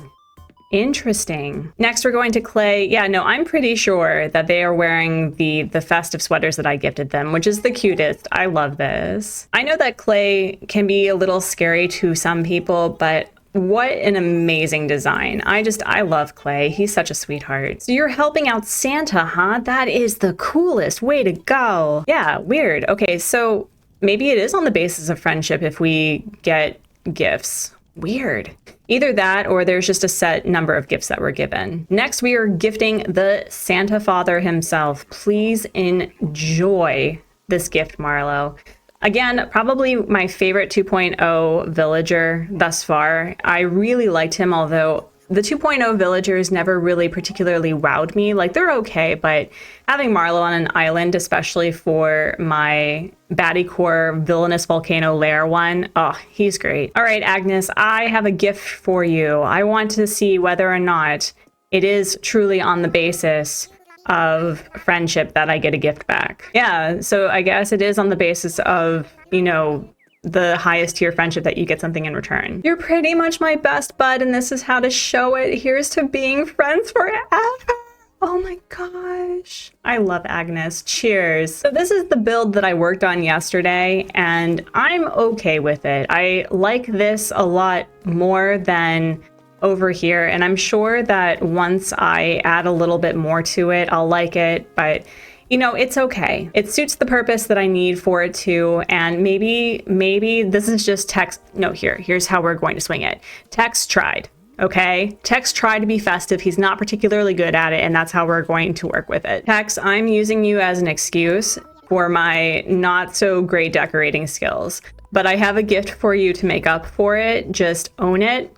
Just work with me, and I will really appreciate it. Biff, my boy, I have a gift for you. I looked ripped. Thank you. That is definitely a 2024 goal of mine, is to get back into a regular exercise habit. And friends, what are your resolutions for the upcoming new year? Because I have a few and I'm pretty excited to share it later. And last but certainly not least, we have the newest resident to our island, Bruce. I really like Bruce. He has such a cool, down grungy sort of vibe. I feel like if I ever got into doing a city core island again, because that will never happen, Bruce would be on the top of my list. Doing a quick check to see that I've gotten everybody gifted. Perfect. Awesome. I'm gonna go back to Jingle, and hopefully this means that we'll get the gift pile DIY and Santa's sleigh. I don't know if there's another thing that I'm given, but for now I'm really happy that I have 3 besties on the island. I'm gonna take a quick peek before I go back to Jingle. What did I get from Molly? a mini circuit, a tin robot, and an RC helicopter. That's awesome. How did the deliveries go? I am all done. Let's see here. Yes, you are all done. Each and every present is exactly where it should be. I can feel the Toy Day magic and joy radiating from every corner of the island. Please tell me that this is the gift pile. A Toy Day sleigh. On day 15, I worked on the first of 2 big festive builds that I had in mind. And so tomorrow we will actually be doing the second festive build of the island that I had planned. And it's going to take place on this peninsula because I think it's the perfect place for it, honestly. Yay, we got the gift pile. So unfortunately, Nook's Cranny does not have the red wrapping paper that I need. At least I think that's what I need for this. Oh wow, I need a lot of things. I need red wrapping paper, a wooden block toy, and a cardboard box, of which I don't have many of at all. So hopefully we will get a cardboard box and red wrapping paper at Nook's Cranny at the same time. What I'd like to do now is I do need to clear out my inventory. And oh, we got the stockings. Excellent. We're going to put the toys and the stockings in the house, and we're going to talk about what we're doing next. I do want to exchange gifts with the villagers first, but this is what we're working with today. We're going to be turning this into a dessert cafe and providing a sign-up area for photos with Santa, which is over here.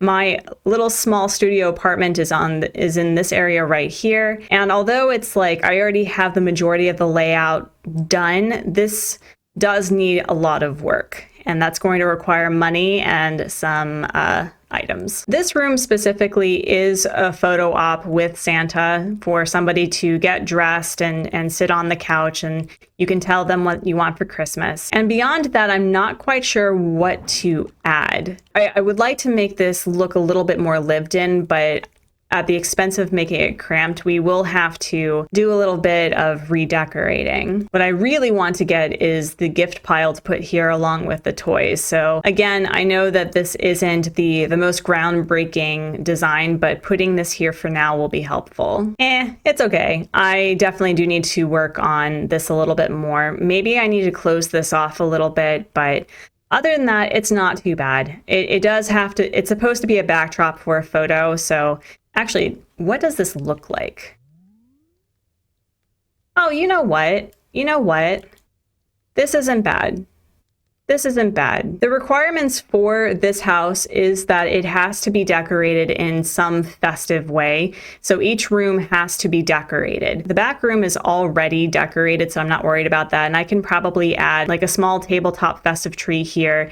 And in my apartment does need some work. I do need to add a little bit more of like a living space situation, but for the most part, I do like the layout of this. I just have to be mindful of how I'm going to be decorating without it becoming so cramped that I can't move. Next comes the fun part of shaking trees to make festive wrapping paper. So I will not bore you with me just shaking trees in order to make that happen, but I do want to make sure that I gift my villagers and wish them happy holidays. Santa Nintendo, for the next game, please gift us bulk crafting, please and thank you, because having to do this 10 times is literally the worst. Now that I've crafted 10, the fun part is finding out what to gift my villagers. I think I'm really just going to go around and grab money from this money tree because I am hurting for bells right now. But I do have a few items that I have purchased from Nook's Cranny that are Toy Day themed, as well as some food. And I did craft an ornament table lamp that I think I'm going to be gifting to Marlowe specifically. There's a toy robot that I think I'm going to gift to, money, that I'm going to gift to Biff because it's just sitting on the beach somewhere if I left it there. And I think I'm going to go and buy the Santa dress for a couple of my lady villagers. And I got an angled signpost, best Toy Day ever. Oh, here it is. We're going to gift Cookie the pop-up book because it is in pink and I think it'll fit nicely in her house. So I already got you a gift, so hopefully this isn't awkward, but do you want to exchange one? I do. Enjoy. Ah, it's so cute, my very own pop-up book. Keep this up and you're going to make Santa jealous. I mean, I'm already pretty awesome. Wow, so we get 2 gifts from our besties. How cool. Thank you for trading prezzies with me. That was fun. Happy Toy Day. Oh, I love Cookie. She's cute. I'm not a fan of the villagers that are like super pink and vibrant, but oh, Cookie is amazing. I'm going to take the puppy plushie that Cookie had gifted me and put it right here just to toy around with the idea of using the puppy plushie with the build for tomorrow. I honestly think I probably will because I love doing that. We're going to gift Marlo the ornament table lamp. I think that'll look nice for his interior. Wait, hello? Marlo, where'd you go? Where'd he go? I just saw the man. Oh, here he is. Hey, in the spirit of the season, I got a Toy Day present for you. Is that okay? Well, let's exchange gifts. I really hope he doesn't get upset that I did not get him a Toy Day gift. An ornament table lamp? How could you afford this? You got a workshop full of elves making gifts for you or something? That's so cute. None of my business, of course, but I'm real pleased. Oh, that's so great. Awesome. And here's my gift. I had trouble figuring out to get you, so I hope this works out.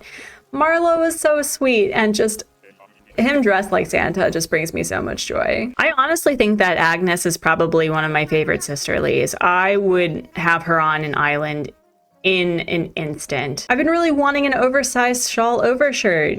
You nailed it this time. Cheers. Getting a present from you upgrades this Toy Day from rad to rock, and that's 3 notches up, obviously. Obviously. Oh my gosh, I have a mighty need. I love it. I'm such a fan. Now comes the absolute fun part of undressing so that I don't put clothes in my storage accidentally. And what I think I'd like to do is, I could gift.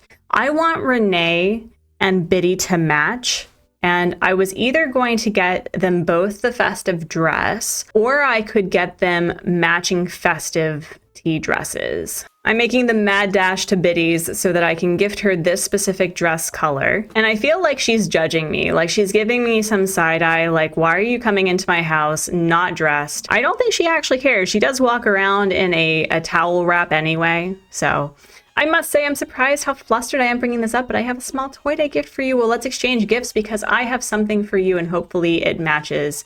I probably should have gotten her the pink one, now that I think about it. Oh my word, it just can't be a festive tree dress. You certainly spared no expense. It means a lot to know that you value our friendship so much. The hippos are growing on me, y'all. Biddy is adorable. The more that I've played on this island and having Renee and Biddy effectively be an item, the fact that the ring is there at Nook's Cranny, it makes me want to use all of the money that I have in savings just to gift it to them. I don't know if I'm fancy enough to appreciate this way that I'm supposed to, but I know you meant a lot by it, so that's good enough for me.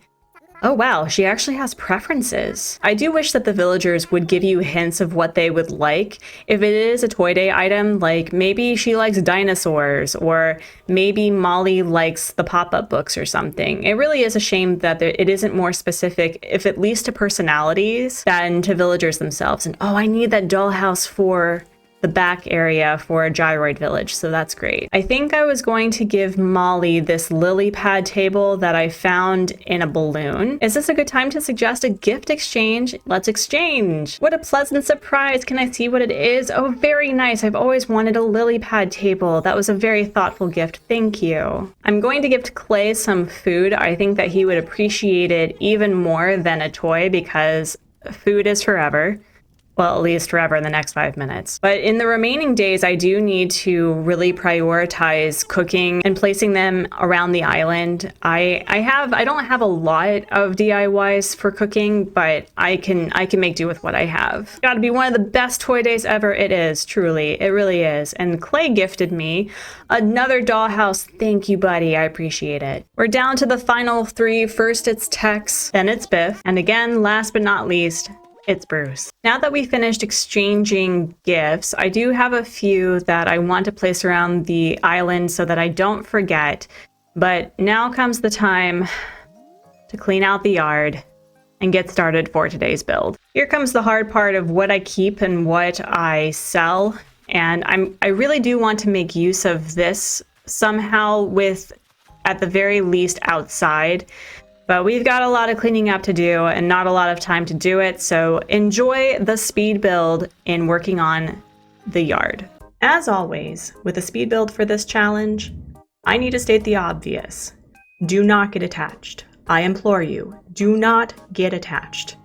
I spent a good portion of the speed build tinkering with this image I had of a destination signpost with the South Pole, to look North Pole-y, I guess. And aside from my consistent frustration with how certain items just refuse to stand next to each other, I ended up scrapping the entire idea and decided to incorporate the ornament decorations instead of the illuminated ones. And while I feel I've been consistently on task with focusing on the challenge at hand and not making it, a personal conversation, I wanted to take this time to talk about how these sorts of challenges can really consume your everyday life, and the burnout that followed basically since October for me. I tend to go into projects with my whole heart, thinking that I have this infinite amount of energy to offer yet another big thing that I put on my plate. And every time, when my energy runs low, I look outward at other people doing similar projects, other 30-day island challenges, 100-day life sim challenges, and I wonder, what am I doing wrong? How are they doing that? How can I keep up when this is all I can do? And as I said, I have wanted to keep this challenge lighthearted and festive, but December, regardless of the season you're in, is one of the worst for mental health across the board. The end of the year is a downright slog, filled with familial expectations, filled with this existential, did I actually do anything this year? And when you have to hunker down with a self-imposed deadline, it feels way too much, My love of Animal Crossing stems from how philosophical this game lets you become, because while I have been working on this island, recording and editing since mid-October without a break, I learned a lot of important lessons and truly toxic traits and expectations that came with that grind. And the true magic for those who do challenges like these, it's that they make it look so easy. As in, if you time it right, you can do it too. And I believe that almost anyone can do these challenges, but you have to put your life into account first. Plan ahead, accept those days where you need a break, actually take weekends, etc. This challenge was happening along major life upheavals that I couldn't foresee, including the journey of being diagnosed with ADHD, getting medicated, losing my therapist, figuring out what content creation actually means to me, why I do it, why I care so much about numbers that don't actually matter, and coming to terms with how addicting that corporate model for content creation actually is. This island was the first time in a hot minute that I played the game where I relived my first months enjoying it and not worrying about the algorithm. No expectations for jaw-dropping artistic genius with design, the allowance to try new things and change them out as needed. And this challenge specifically reinvigorated and reignited why I create things, why I make art, why I play games, why I encourage others to do the same. But on the other hand, there is a grieving process to seeing doors closed with the doors you choose to open, and letting go of chasing the capitalist carrot, as my husband so hilariously calls it. It's kind of the backbone of many of the life sims we play. Everyone, literally everyone, has a part to play, large and small, never insignificant, and you choosing kindness and compassion and joy and sharing that with others is the definitive part of being creative. The irony of completely swapping out this design and my philosophies with content creation is not ambiguous to me. I'm fully aware that they relate. Not only because it's Animal Crossing and this game has been a defining part of my life since 2020 for a platitude of reasons. And if there's anything that I can offer in terms of advice, especially with those who thought themselves above the grind, the numbers, the burnout, it's to give yourself compassion and grace, to accept where you're at, that you're not a failure. And the faceless corporate algorithm defines trends, not taste. My New Year's resolution is to do what I want, share what I like, be unabashedly my awkward self, but first, we need to get to this part. One eternity later. I'll bring this up later after the speed build, but I do want to stress how important it is to plan your day with these sorts of challenges, doing one thing at a time. I think I would have felt more invigorated simply celebrating the Toy Day event and the next day devoting to my yard and the interior, and the day following that would be for the second festive build for the island. Again, I guess I just had this amnesia with how much time the event actually took and underestimated the sheer amount of cleaning I'd have to do because I didn't have my storage to utilize.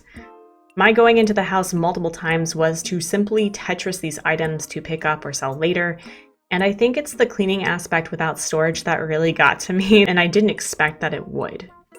Ultimately, the exterior of the build would be a lot cleaner and more subtle than I'd hoped it would be, but came to really appreciate it as the palette cleanser that it was for the area. Because it's me, I always feel I can do more, and sometimes that's true.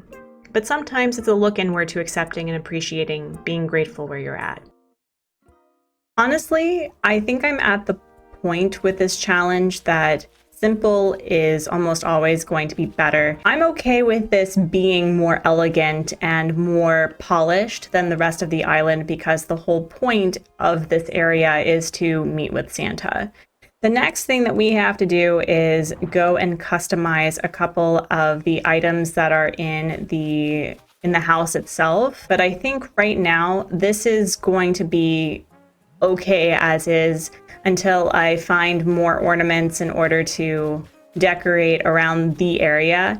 And I do think because of the big build that we're going to be working on tomorrow, and I want this to take center stage specifically in this area, I'm okay with this being a little more subdued. However, I'm going to get into the island designer and put down a couple of dark dirt patches so that I can put down a few flower gardens along the side, since I have such a blank space right over here. Actually, since I'm here, I think I'm just going to do the entire thing this way. This will also deal with this space right here that I wasn't quite sure what to do with.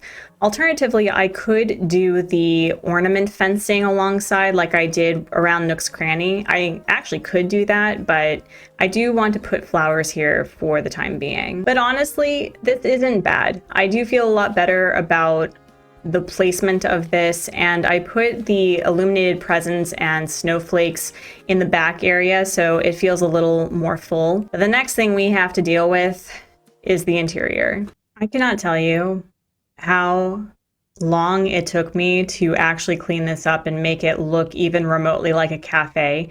I do want to put a barrel and two wooden box seats right here because that's my favorite combination for a sitting area.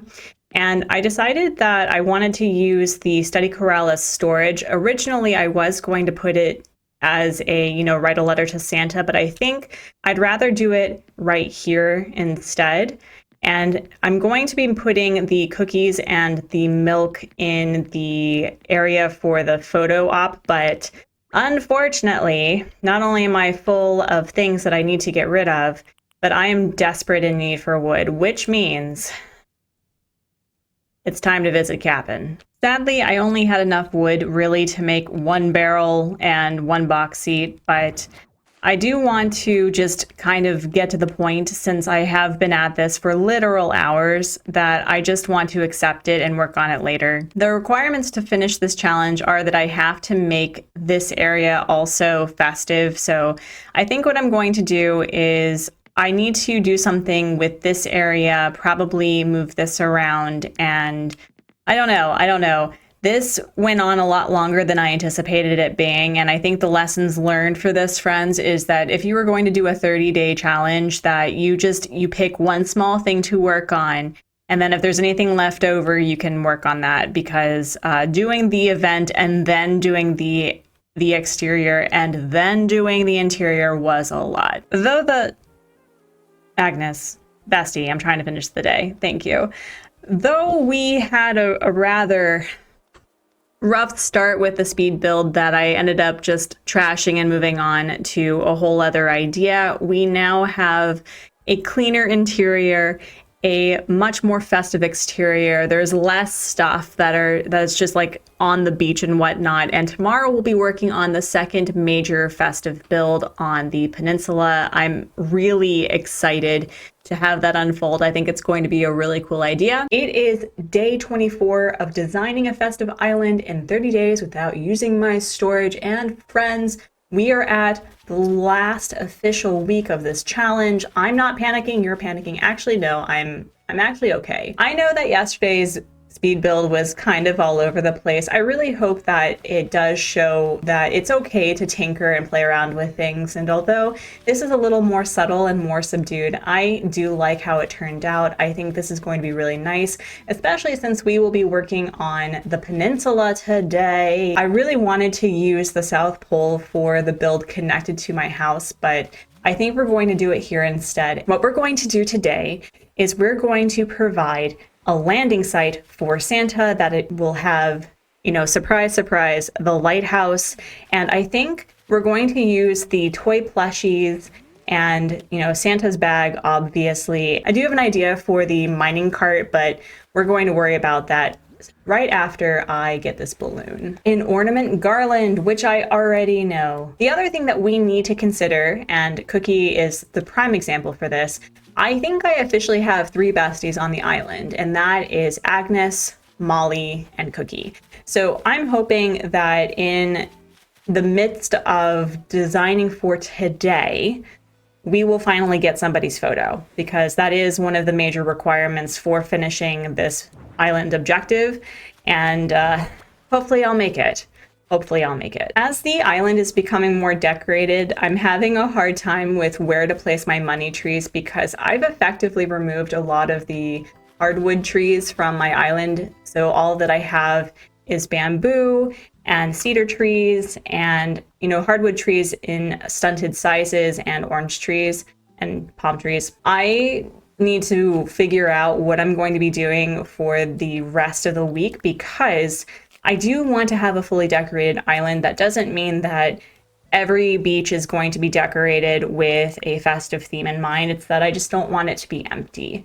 And I really just need to accept the fact that I may not have space for various items that I was really hoping to utilize, and being okay with that. These will not be their permanent homes. I will definitely be cutting them down before I save the dream address, but we're going to put it here for now. I do want to make sure that this area is a little bit more decorated than it actually is. I am hurting for resources yet again, surprising nobody. So I do want to collect a lot of wood to create some log stakes and put them in various places. I do need to grow a couple of flowers that I can put on the beaches so it's more like weedy and lush and not necessarily busy with items. I think the first thing I want to consider is, do I want to have the lighthouse in this beautiful square area right here, or do I want to put it right here so that the landing area has, I don't know what the term is, but you know what I'm talking about, like where airplanes leave the airport. I can't word this morning. I've only had 1 cup of coffee. Don't at me. But I think it would probably make sense to have the lighthouse right here and then a landing pad. No, maybe. Is that what it's called? Landing strip? Landing strip. There we go. I can word this morning. Yeah, we're going to put the lighthouse right here. Oh yeah. It's all coming together. The other consideration I need to have is, do I want to have a dirt path that goes out this way? Maybe, or I don't know, maybe something like a viewing site, or maybe I should have a landing pad. Let's try it. The separation isn't serving me, so how do I feel about putting it like this? It's a little weird because the entire pathing on this island is at most 2, so having 3, I'm not sure how I feel about it.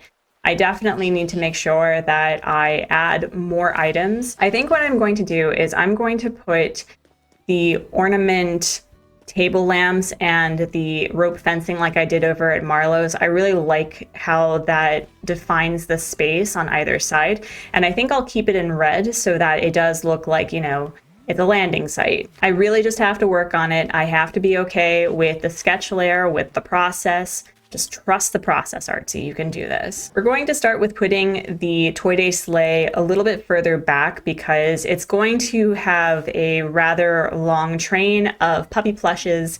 Well, no, maybe like 2, but I do have an idea for the mining cart because I did customize it in the black customization, so it looks like coal.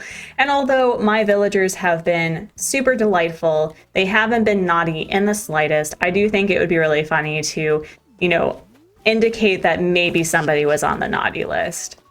I will probably be on the naughty list. I haven't paid Tom for my house yet. So I instantly love this. This just brings me so much joy. It's going to be, oh my gosh, that's so funny. All right, and now I do need to craft a couple of rope fencing, and I did grab an ornament table lamp that I had available. So let's see how that looks. I grabbed another plushie that I just randomly placed on the beach, and I would love to have them side by side and have quite a few, but I don't think the fencing, the way that I have planned for it, is going to work. The puppy plushes are so cute. I am obsessed. If I place the fencing, it looks like it's going to be over the road, which is perfectly fine. I do like how that looks actually.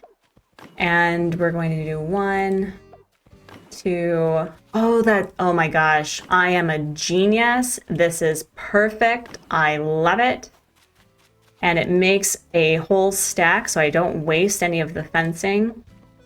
This challenge has had me sell fencing that I don't use in order to get rid of what I have in my inventory. And I've never done that before. And I feel so wasteful when I do that. Oh, this is going to be the cutest. Oh my goodness, I'm so excited. So how does it look with the ornament table lamp? I know how it looks over by Marlowe's, but I do want to make sure that it doesn't look particularly busy. Oh yeah, it's all coming together. This is going to be so nice. The only problem though is I'm going to have to shake so many trees. I don't think you all know how many trees I have shooketh in order to get all of these ornaments. It has been truly a delight. Where can I put the South Pole? Could I put the South Pole here? I am so invested in using this. Do I want it there? Do I want it? I probably should put it here because it's in the front. Yeah, no, I like this. I like this a lot. I was either going to put a tree here. I don't think I will though. I do want to place a shrub here. And oh, you know what I could do? Here's what I could do. We're going to put some dark dirt pathing, and then we're going to put a garden strip on either side. I think that's going to fill the space really easily. And the whole point of 30-day challenges is to work smarter, not harder.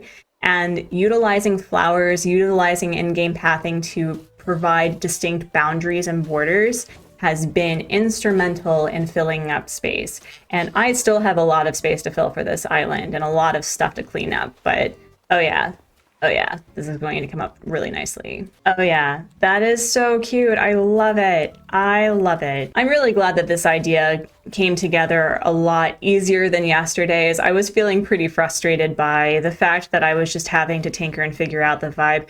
I'm also really glad that I decided to go with the ornament decorations for this area as opposed to trying to use more illuminated snowflakes, because I think that ties this together really, really well.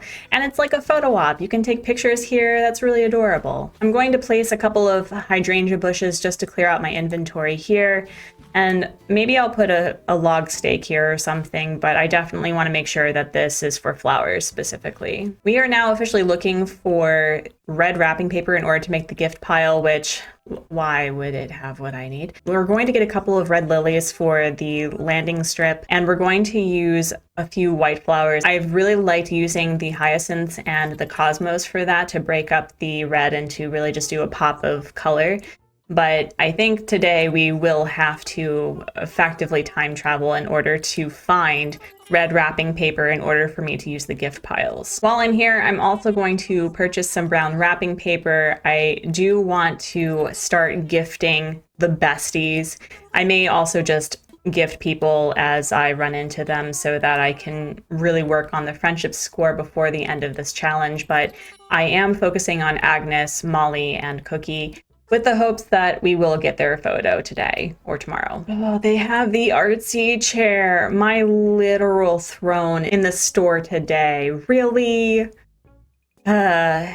It's not the vibe. It's not the vibe. We can't do it. It's not the vibe. It's not the vibe. Don't do it. Another thing I want to point out and share is I have added a little bit of pathing to Nook's Cranny. It did fill in the space a lot better, I think. And I finally have tomatoes. I am so excited for this. I cannot tell you how long I was waiting for Leaf to finally provide me with tomatoes. So now I can do some major cooking and fill up the island with food toward the end of this challenge, or well, really at the end of this week. At some point, I do need to sell these because I am hurting for bells in the worst way.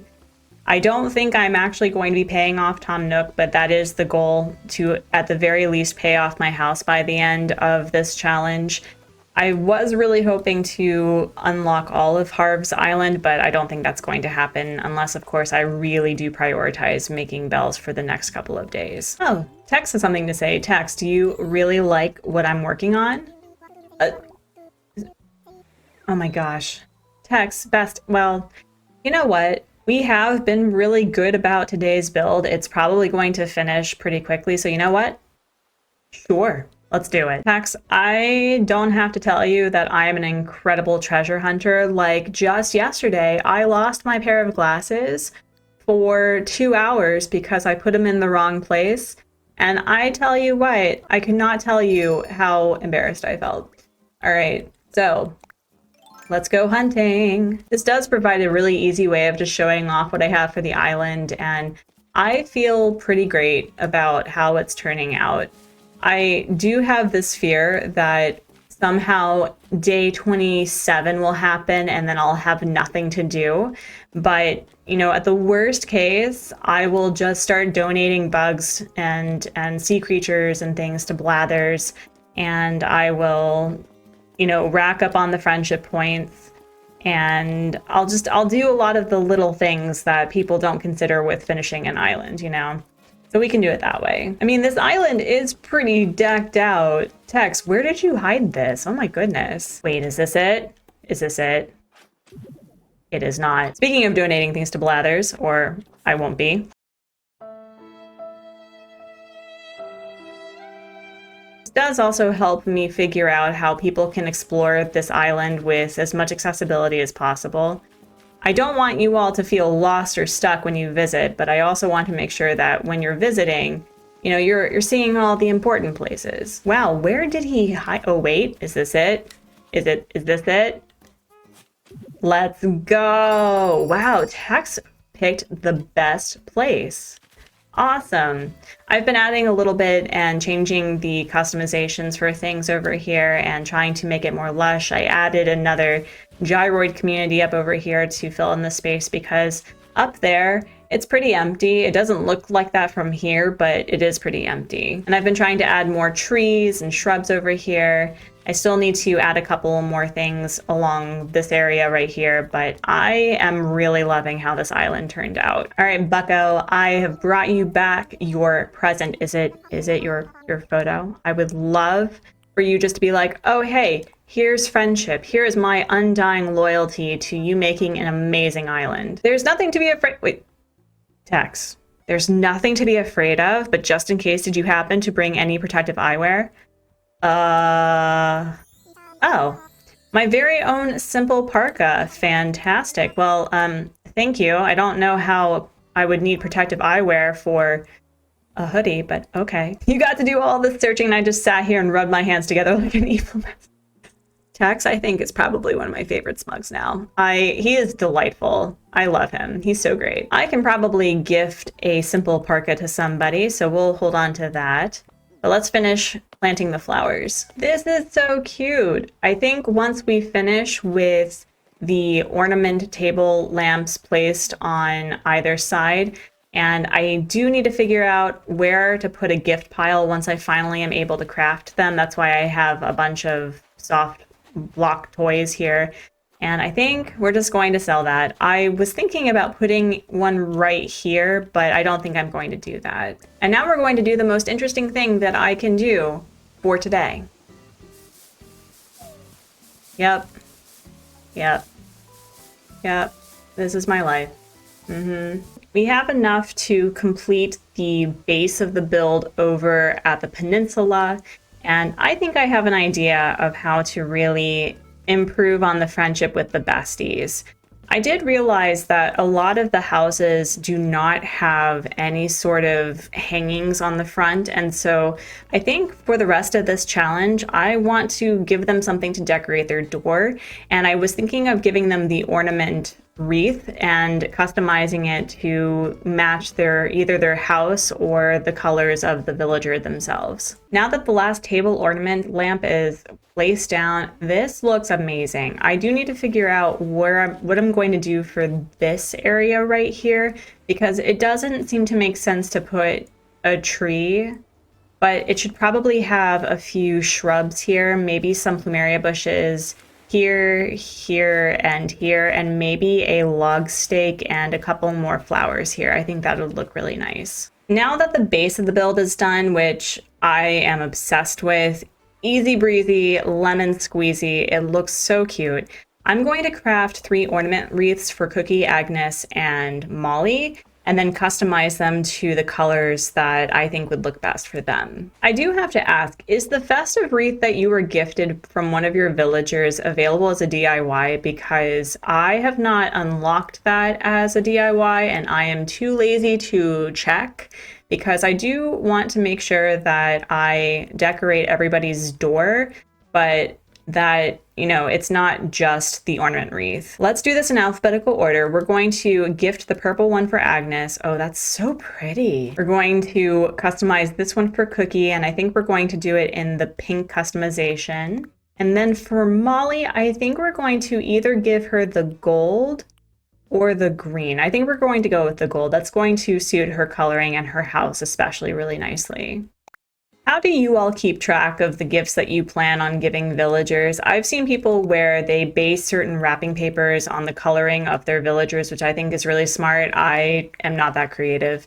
I also have seen people where they just wrap a bunch of stuff and hope for the best. I've found that hilarious.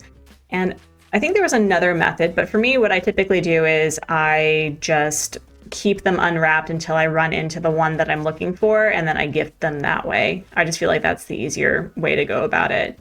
Wait, are they all... Okay, it's not them.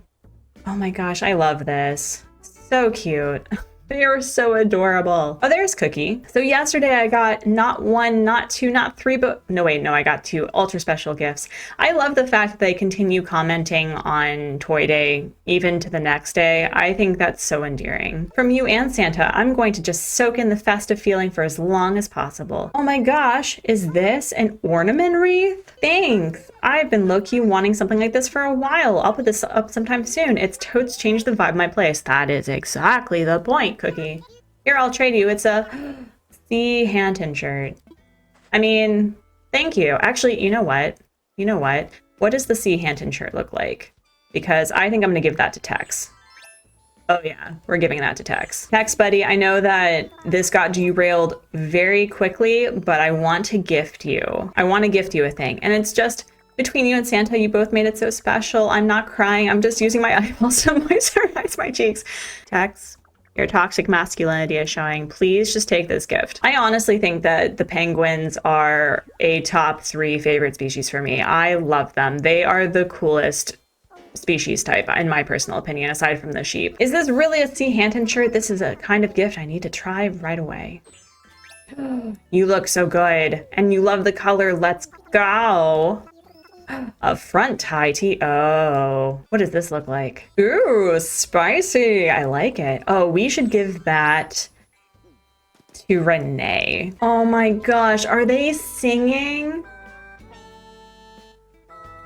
Oh my god. Okay, hold on, friends. We pause this video to just enjoy the vibes for a minute.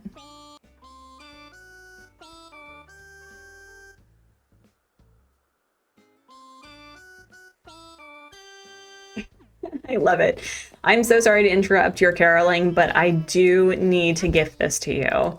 It's not at all remotely festive, but friendship is absolutely friendship, so please take this. She's so cute. Yeah, friends, honestly, I do think it's the clothing that kind of turns me off from villagers when I first see them, because I don't know why anyone would hate Renee. She's amazing. Don't sit down, don't sit down. Thank you. I like having friends over, but I always worry about being a bad host or something. Do you want this? It would be nice to have the regular tulip wreath for this area because she has a tulip farm, but I think this is going to look really nice on her door. Is this, whoa, really an ornament wreath? Awesome, I've been eyeballing this forever, thank you. My front door is gonna look so sweet. But, oh, this is not, this is the wrong challenge, Agnes. But thank you. All right, Molly, you are my only hope. Okay, can we discuss the fact that Molly is able to make the painting outfit look so cool? She just looks like a painter that decided to come home after an amazing landscape piece that she worked on outside. She does have the best perspective for the cookout area. Bestie, I got something for you. Getting my gift from Santa and a bonus present from you was quite the haul. I've been pinching myself to make sure it all really happened, and yep, I have 2 gifts and a short. Oh my god. I think I ended up gifting her those pancakes, and it looks incredible. I don't regret that gift at all. But I have something for you, Molly. I think you will like it. An ornament wreath, you really want to give this to me? Thank you so much. I've been hoping for something like this. So bright and colorful, my door will seem more inviting now. And I do have something here for you. A polo shirt. I will earn your friendship yet, Molly. You mark my words. Mark my words. Time traveled to the next day, and this is incredible. I am enamored with this time of day.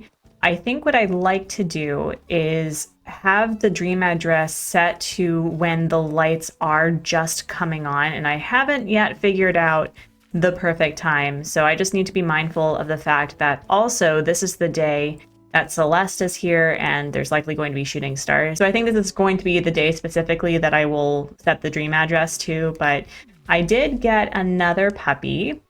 I know, with all of the puppies that I have on this island, it's not particularly responsible, and I do plan on customizing the puppy to a different color, but this is so cute. I love how this turned out. I'm obsessed. I did go to Leafs and pick up a couple of plumeria bushes, and this is just perfect. I'm obsessed. The final question for today is, does Nook's Cranny have the red wrapping paper? And of course we do not. Of course we don't. That's okay. I was also really hoping for the little light stick because I have an idea to have a gyroid be like the landing director or whatever they're called. That is kind of the hope for the addition of the build over there, but we're just going to have to keep time traveling, and I'll put a gift pile there another time. We made incredible progress with this build today. It was simple, it was elegant, it didn't require many items, and it came together and really gave the peninsula some purpose. Tomorrow we will be dealing with a major mess. It is day 25 of designing a festive island in 30 days without using my storage, and a number of really fun things have happened since we've all last met. So first and foremost, I did do a lot of time traveling and ended up finding red wrapping paper, which meant I crafted quite a lot of gift piles.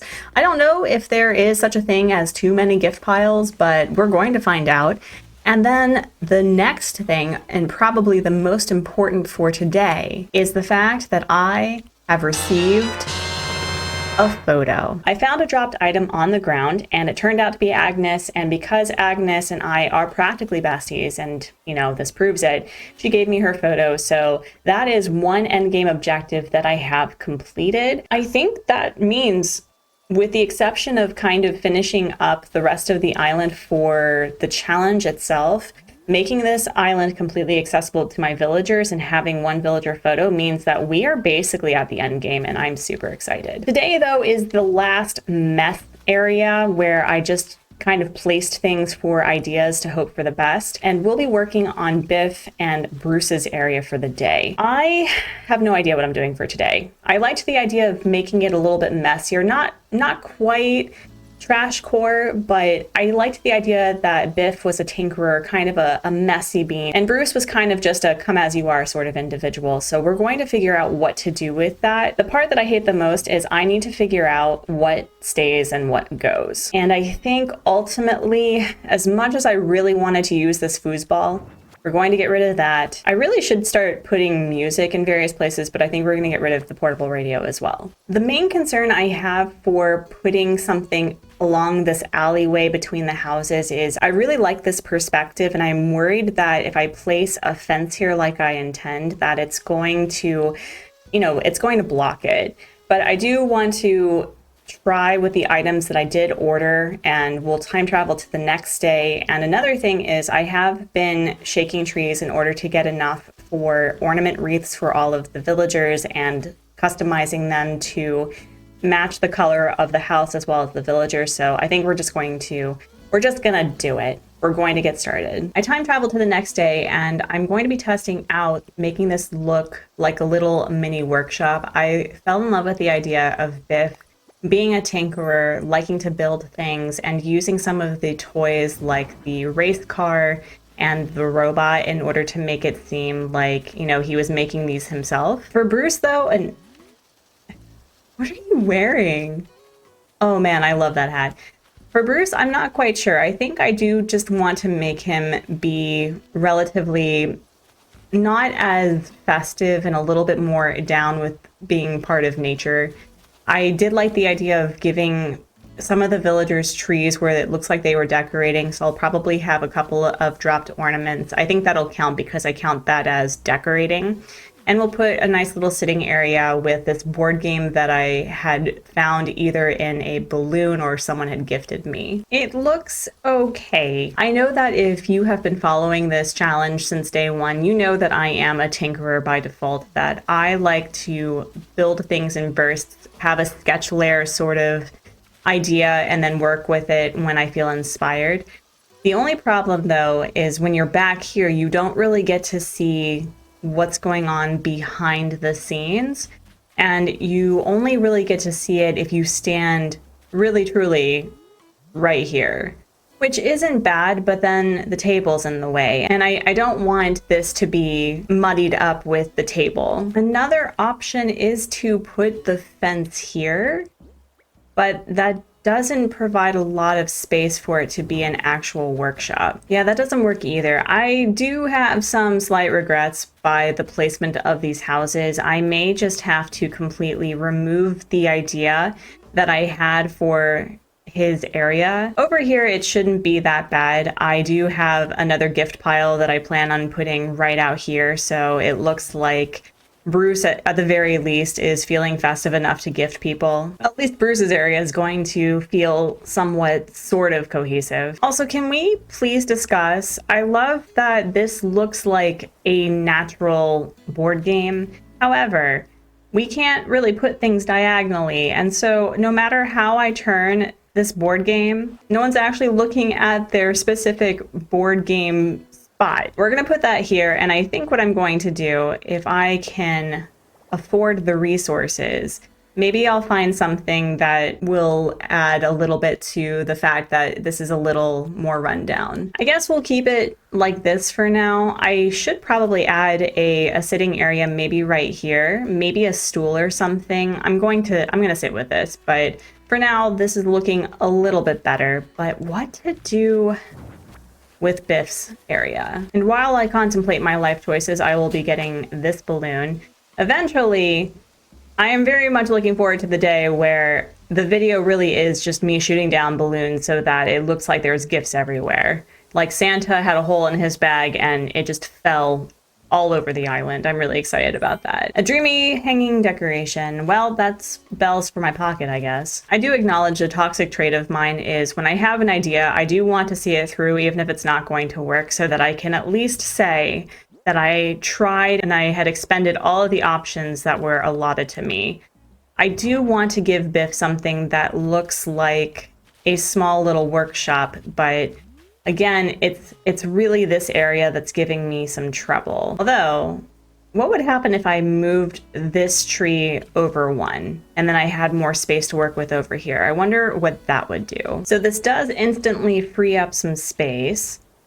Maybe I can put the fence here after all. I do like this a lot better, but again, I know this game isn't real. I know that I shouldn't be basing any of my builds on reality, but I'm worried that I'm going to put a chair here, right? And it's going to look like if at any point he has a stroke of genius, that he's just going to fall over into the river. And I don't want that to happen to the man. I really don't. But we're going to work with it. We're going to work with the limitations that I have set upon myself since the beginning of this challenge when I placed him here. And we're going to hope for the best. I went ahead and crafted a couple of items to tinker with how I could make this look busy without it looking just lazily placed, if that makes any sense. We're going to start with the iron shelf, if I can find the thing. And I think I want to put the tool cart here. I will be changing the customization. Although the yellow looks okay, I don't want it to look too matchy-matchy, but I am liking how, even though this is really close to the water, it does look like he is very conscientious of his belongings. I want to put the sloppy table here sideways, although it's still in the picture, which is very annoying. You know, additionally, I could put the sloppy table over on Bruce's side. I could do that and then leave this clear or clearer. However, this with the mini DIY workbench here may look okay. I don't hate it. I don't hate it yet. There's still room for me to hate it. No, that's not going to work either. There really isn't any rule that I can't put this over by Bruce's area. I can probably do it. Oh, you know what I could do? Hold on, friends. Hold on. I need to first and foremost move this sapling, put it here. So light bulb moment. What if I put the sloppy table here and then put the workbench right here? That's cute. I don't hate it. I don't hate it. I really don't hate it, actually. Okay, maybe I hate it a little bit. But it does provide a bit of more of like, I don't know, a story. It is in the way of the path back there. I'm not quite certain how to go about this. Additionally, what if I replaced this with the tinkering area? I knew that this area was going to give me such a headache. I'm not loving this. I feel that I could do something more with this space, and it's just not serving me, and I don't quite know how to go about it. Maybe it is the sloppy table that's the problem. Maybe I just need to let it go. With this challenge, I have had the hardest time letting go of things because of the fear that I may need it. But for the most part, it is likely that if I get rid of something and if I don't remember it, I will likely not actually need it. This is actually really cute though. I do like this. This is pretty adorable. I do have to make this decision about whether or not the sloppy table actually serves the purpose that I'm going for. And if, oh wait. No, that's too stacky. I know that's not the technical term, but the layering is a little off and I don't know how I feel about it. I really just want this view. I really want this view to be clean. You know what I mean? I have oh my gosh, there's so many weeds, but I want this to not be in view when you look up. Oh, wow, this is frustrating.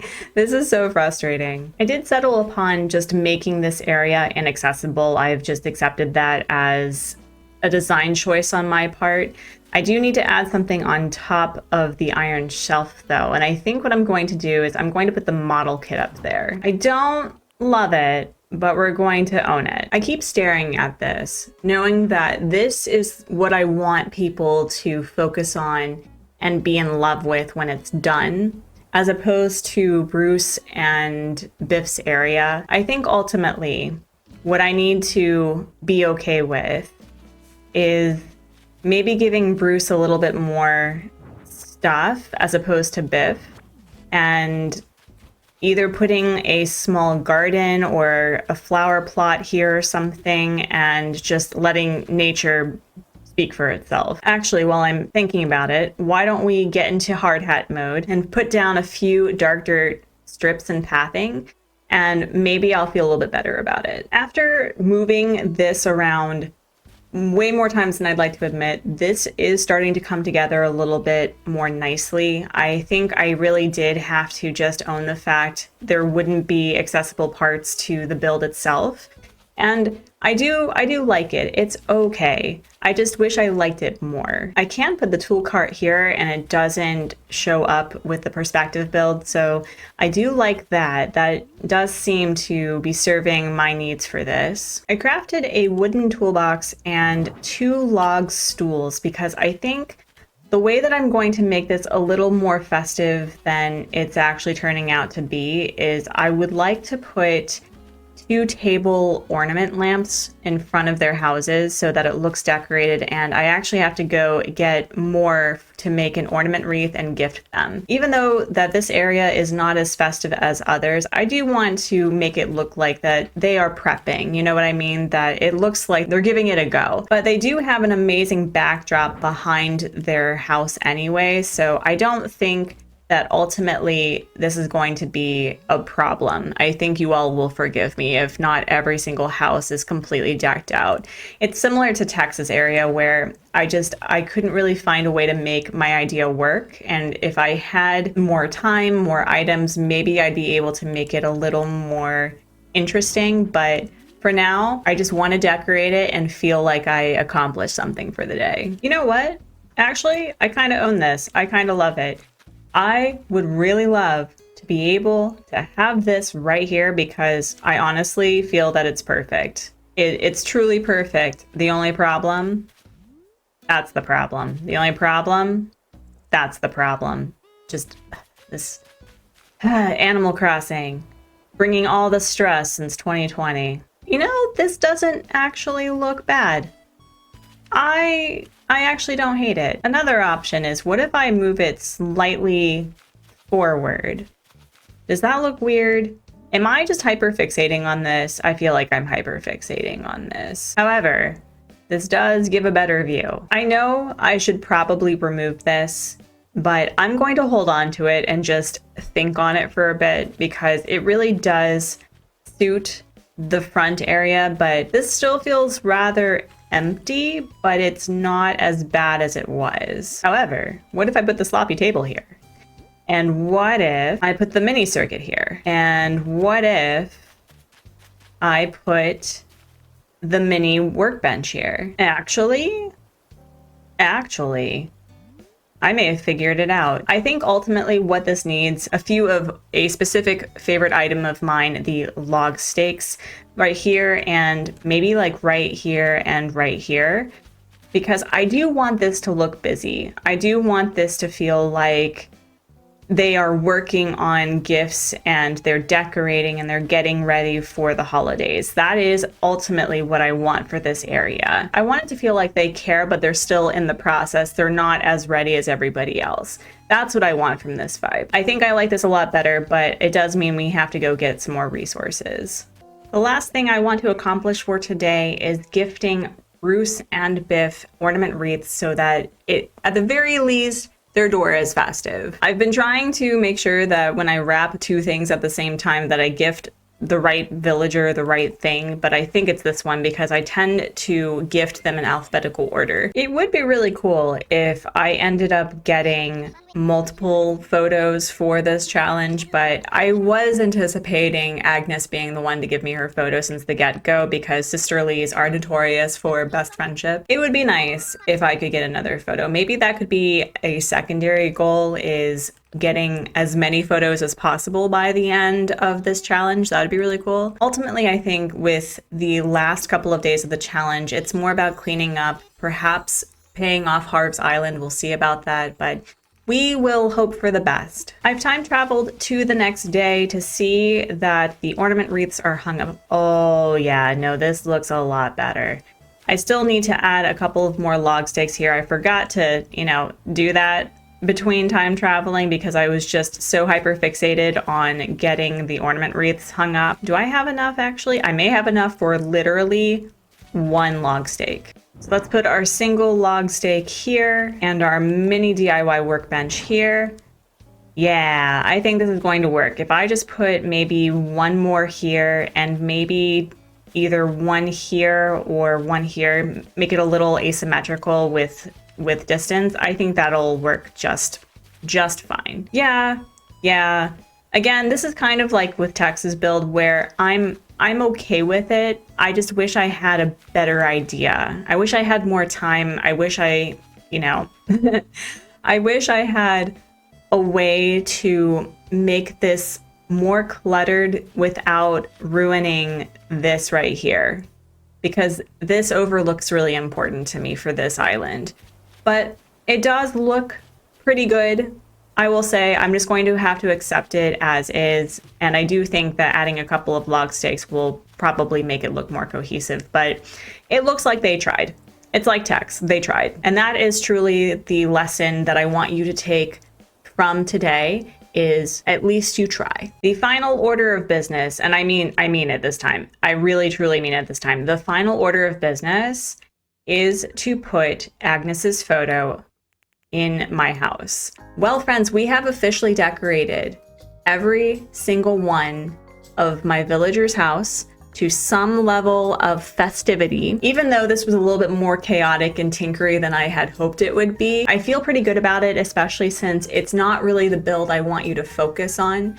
Tomorrow, I don't know what I have planned. I don't know if I will have a plan. It is day 26 of designing a festive island in 30 days without using my storage. And friends, I love this island. I can just tune in at whatever time of day and just be enamored with how much of a genius I truly am. But in all seriousness, we have a bit of work to accomplish for the day, and it revolves around the beaches.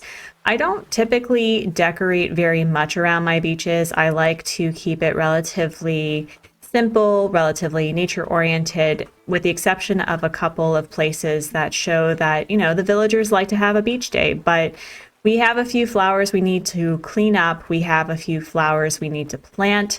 And we have a few items that we need to decide what we're going to do with. So we need to deal with this nonsense, whatever this is, and the literal remnants of the very first couple of days of this challenge. This is the part that's always the hardest, because I know for a fact that I'm going to be very upset with myself if I get rid of items that I could absolutely use for certain builds. I mean, this island is pretty much done. I feel very good about how it's all coming together, how the stunted trees have really showed a lot of texture, how natural this back area is. But I do think that I want to add a little bit towards the outskirts of the island so that it doesn't feel so amazingly vibrant over here and completely empty on the beaches themselves. If you are new to this game, you probably recognize that you cannot grow flowers on the beaches, and so you have to actually plant them in the ground on the main island in order to have fully grown flowers, or whatever level of growth that you want for your beaches, planted ahead of time and then transplant them. I initially wanted to have cosmos and hyacinths, white ones, for the beaches because I just feel that white cosmos are very adaptable to whatever you want for the build. And for beaches specifically, they look like weeds, and I really like that. But neither Nook's Cranny nor Leaf have the flowers that I want available right now. So we're going to go with white mums and just do a lot of it. And who knows, maybe it'll be a happy accident of me preferring this flower over the other two that I preferred. I do have a couple of white cosmos that I can use for this design, and Biddy, thank you. And then I can add to the white mums as well.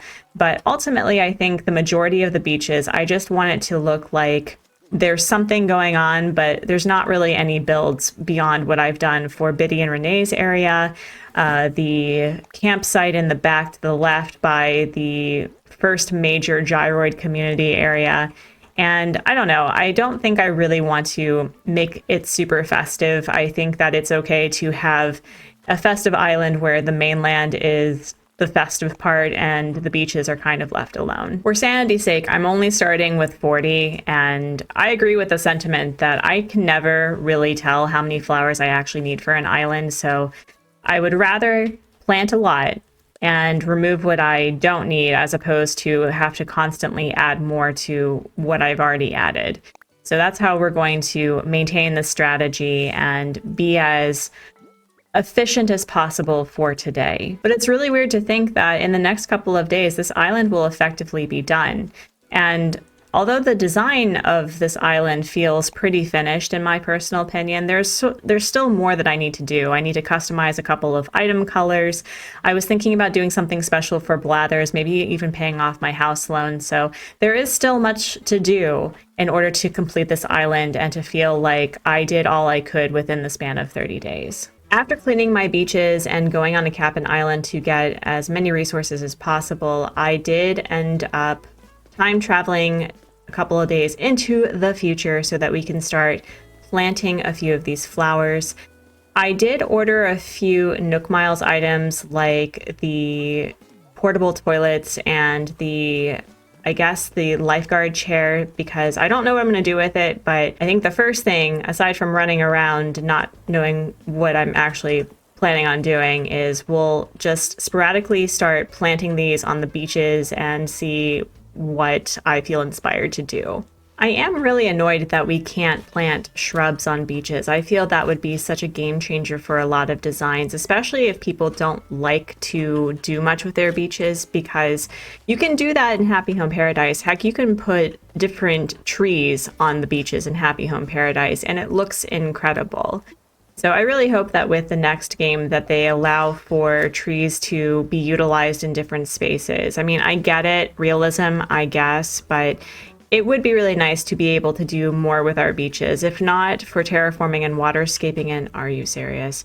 These rocks are really just out to get me right now. If not for terraforming and waterscaping, as I said, at the very least to allow for us to do more with our designs with other things. At the moment, I'm just going to start placing various flowers around trees and planting trees. I have been really inspired, and I don't know if anyone else does this. I use glowing moss around my coconut trees. I think it adds a lot more texture, similar to how weeds in general add to decorating ambiance. And because they come in different shapes and sizes, it really does add a little bit to the whimsy here. I do need to be mindful that I want to have a couple of these trees stunted so that it adds a lot of different sizes and shapes and capabilities for that. I did also get the wave breaker DIY. I don't know if I'll end up using it just because I am hurting for resources more than I thought I would by the point of this challenge, but we'll figure it out. We'll get there. I should have also probably recognized that this was going to take me a lot longer to accomplish. One, because I have to transplant all of these flowers to the various locations, and also I am hurting for space yet again. I probably should plant these vines. I did go to a cabin island yesterday and I got the giant vine for a DIY, which is a beautiful item and I think would do well for this island, but I don't think I have the time or the patience to grind for cabin islands in order to get a lot of them, and it would take literal days of time traveling and going back and forth, and I just don't have time for that. So I think ultimately I'm going to continue either adding more vines around the island, which has added a lot of beautiful texture to the cliffside, but ultimately I may just end up selling them. I really do like the glowing moss next to the palm trees. It adds so much color next to it, and since they are similar colors anyway, it just, I don't know, I really love that. I don't know if anyone else does that, but a recommendation from me to you, if you are struggling with beach designs and you want to add something but don't want to take a lot of time. I know this seems really sporadic and very random because I'm focusing on literally all of my beaches, but it does help me just to plant things and then move on and come back to it, at least for this. I really have enjoyed this challenge in the sense that I can pick and focus on one thing at a time. I have struggled with that in the past. but it has been really helpful for me to have set goals set during the day, and it really helped me, I think, complete this challenge on time. Do I feel this island is done? Absolutely not, but I do feel that I feel confident that I will actually complete it. What I'm finding difficult is I do want to keep certain beaches relatively clean because of the builds that are behind them. I don't want the coconut trees to really hide why this is such a lovely build. What I may end up doing is adding just a few flowers, maybe 3, and a couple of log stakes here and there, but ultimately I do want this to be relatively clear.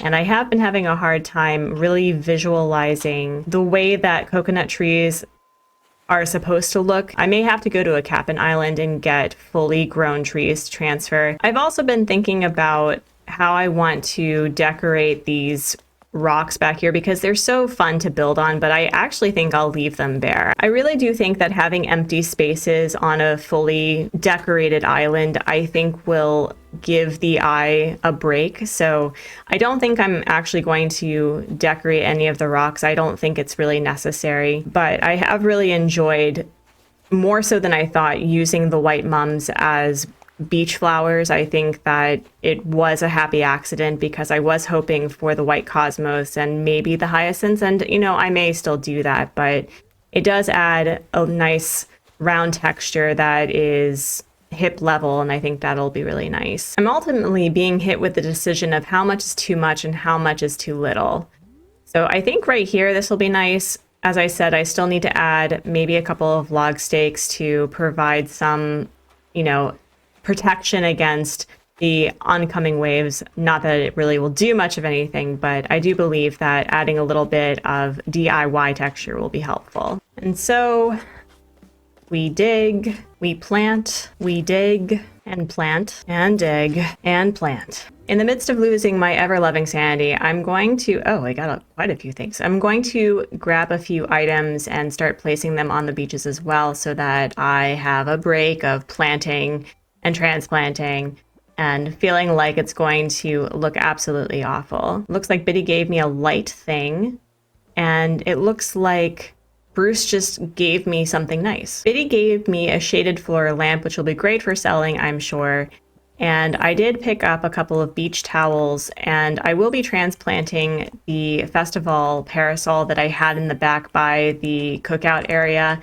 I think ultimately it was just a little too busy by that beach area where there was food prep, and I think it would be a lot better just to have a designated beach place. And by beach place, I mean like where people actually, go to the beach for their fun in the sun. Again, my main issue is I don't want this to be completely hidden with a build over here.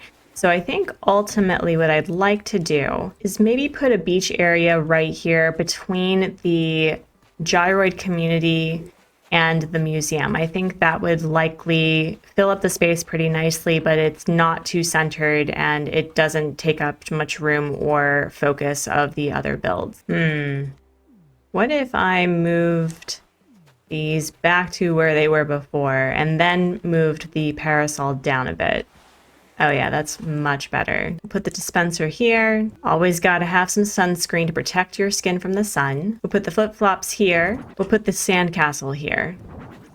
Yeah, much better. I am still a little hesitant about putting palm trees here in front of the museum, but I think it'll be okay. So as long as I curve the tree line forward right here. So we'll have a fully grown tree here, a fully grown tree here, stunted tree here if it will grow. Actually, I want to put the fully grown tree here. Yeah, that's really nice. And once I start doing more cabin tours and hopefully getting the vine and the glowing moss islands, I can put them around here.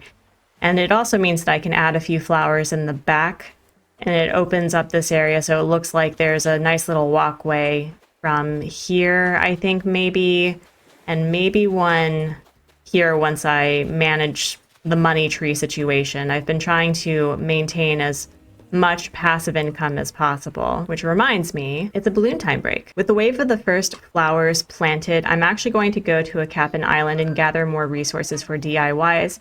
As I said, I think I'm going to focus on log stakes and maybe wave breakers if I can get enough resources in time.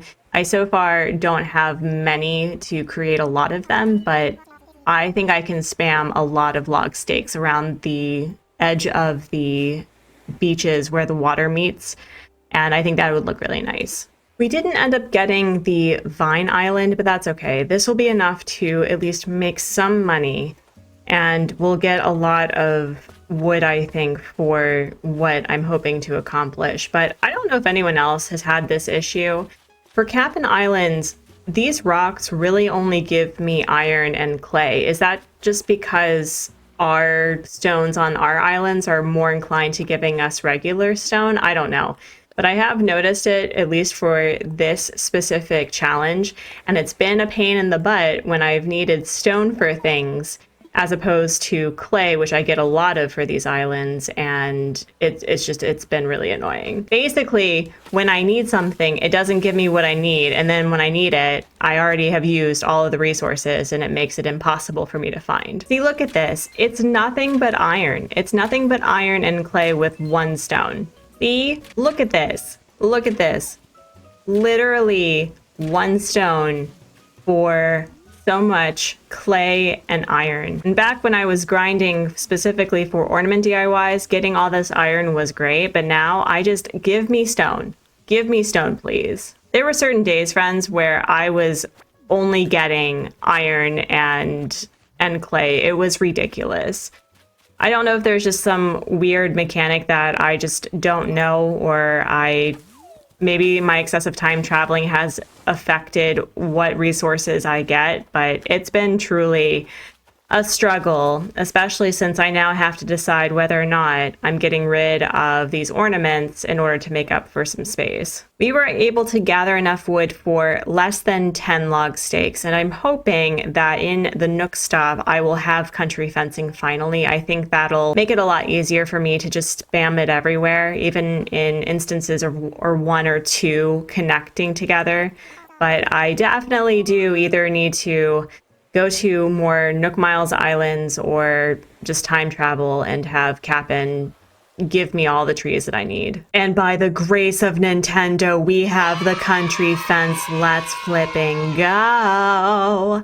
Sometimes Nintendo is kind and merciful. Sometimes the RNG gods give you exactly what you ask for. That'll be a really great addition, I think, to the beaches. We're going to test that out right now. Oh yeah, it's all coming together. If I am correct, and usually I am not, I think the country fencing uses hardwood. Yes, let's go, which means I have plenty. Now, what I want to do with the country fencing is probably put it along the border of the mainland and the beach, and then probably use whatever wood I have for the moment to put it alongside the beach where it touches the water, so that we do have a slight difference in what I'm using. And that's something that I've really liked about this island, actually, is I am using items I've never used before, and I feel like I'm using them pretty well. We're going to start with an even 50, and we're just going to place a few around here and see how I feel.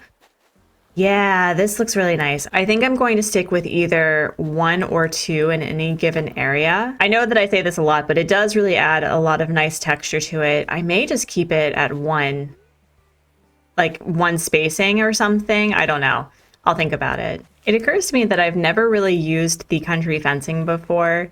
I never found a way to use it in the capacity that I think that I would like it the most, which is really funny because it is a beautiful fencing design, and I think it could be used for a lot of things. But in putting it along the beach edge, I think that's going to add a really lovely border around certain places, and I don't know, it makes it look beachy. I also really like it as something that you can see in the background that doesn't really have a use other than to just keep people from going there, but I do like it there. This is the beach that's been giving me the most trouble, I would say, because I do want to do something with it, but I'm just not quite sure. I think it'll probably be one of those beaches where it's just really flowers and weeds along here, but Yeah, I don't know. This was a lot harder than I thought it was going to be. I don't typically decorate my beaches very fully. It's very natural at the best of times if I even do it at all. But yeah, I do like this. This is nice. I don't know if I will actually need 50 of them, but this is turning out a lot nicer than I had feared. I was a little worried that the country fencing and the log stakes wouldn't look good next to each other, but they actually do. And I do also really like that the angled signposts, or just the signposts in general, do match the country fencing really well. So I'm feeling a little more confident. Yeah, I think with adding more flowers, and I'm a little worried about mixing the glowing moss with regular weeds. I think I can make it work, but this is turning out really nice. I do have 20 left, and an idea I had was to create a little walkway to the beach area, but I don't know if that's going to look particularly nice. Oh, I mean, maybe. And no, because yeah, no, I actually don't like it. Never mind. Just kidding. Just kidding. Nope. We're going to just keep them on the beaches. I'm going to craft as many log stakes as I have the resources for, and we'll probably finish with just putting them in various places and seeing how they look, kind of offsetting the back with the country fencing. I'm going to start by putting them next to the large rocks and just kind of sporadically placing them, similar to what I did with the country fencing. And so far, I think this does add a lot more without taking away from the build that I have right here. So I think less is more for a few of these beaches. I may have to pick and choose whether or not I have a log stake on the beach or a country fencing, because I don't like how it is similar in size from front and back. So I think we're going to move this elsewhere. Oh yeah, this looks so much nicer and a lot more open. I like this a lot. I wasn't a fan of this country fencing layout over here. So what I'm going to do is I'm going to replace them with a couple of log stakes. And what I also realized is maybe a couple of log stools would be really nice to place along the edge of the water as well. I'll tinker with that as I gather more resources. As I was decorating, I completely forgot that I had a full storage when I was trying to get my mail. And there was a couple of items that I wanted to place around the beach as well. I got a couple of portable toilets, and I'll probably be crafting a few sinks next to it. I think I have a lifeguard chair that I want to customize in a different color. Did Bruce really just give me a cardboard box? Wow. Okay. Well, thank you, I guess. I'm gonna put a portable toilet here, I think, and I'll add a sink at some point. But already this is looking nice. I do think I need to get more flowers and grow a few more. But ultimately, even if I just decided that this was good enough, I do feel that it does look like I put a lot of intention towards the beaches, and it does look cohesive. I'll likely be going around my island to see what extra flowers I can place on the beaches, whether it's an extra cosmos here, an extra hyacinth there. I do need to wait, however, for the next day in order to plant full plants on the beach themselves. We're going to put the last portable toilet over here. I'm not quite sure where to put this kotatsu on the beach. I want to have it as part of a beach build, but I'm not quite sure what I want to do with it just yet, so I'm just going to keep it in my pocket and hope for the best. I think the final item I'm going to place is the lifeguard chair, and as I said, I'm the sort of builder that likes to add to things as I'm inspired, and so I definitely need to customize that and change that out. But let's do a quick walkthrough and see how the beaches are coming together. Having replaced the palm trees that I had here with a parasol, and it was just a little too busy, but placing the log stakes here really opened it up, and I added a couple of flowers. I likely will be adding more flowers and more weeds, or at the very least more glowing moss, because you can never have enough of that. Moving forward, I do like having pockets of vegetation and the country fencing, although I'm still on the fence about whether or not I didn't even do that on purpose. I'm still on the fence about whether or not I'm actually using them to the best of my ability. In some of the places where it is very lush, it looks really nice together. And I will die on this hill, friends, that using glowing moss by the coconut trees is probably the best addition you can do to a beach or just to any island. And I do want to add more flowers other than the white mums, but this is already looking really nice. For Biddy and Renee's area, this was already pre-built, but I did add a couple of the country fencing and a few more flowers, and this does look really nice. Again, I was a little worried about the country fencing and the log stakes kind of being too matchy-matchy, but it does seem to work really well when there's just one item and a bunch of the other. Here's the least complete beach of the build today, mostly because I want to see how I feel about just adding flowers and weeds instead of trees so that it doesn't hide the gyroid community. And eventually I'm going to have to figure out what to do with this area in particular because I do want to keep it empty, but I don't want it to be too empty. And having little small builds where there's beach towels and festival parasols has been really nice. And I think, again, this is going to turn out really well. For this, again, I need to keep this very sparse, very simple, very elegant, but it still needs to have a few more flowers. And I think I want to make sure that I add different flowers for the beaches that I want to keep relatively empty. I should probably purchase a couple more baobab trees in the various lush areas, but I do like the texture that it provides. And finally, although this area is still, again, very empty, I think adding a couple more flowers, more glowing moss will be really nice, but I do want to keep this pathway very clean so that people can walk through it.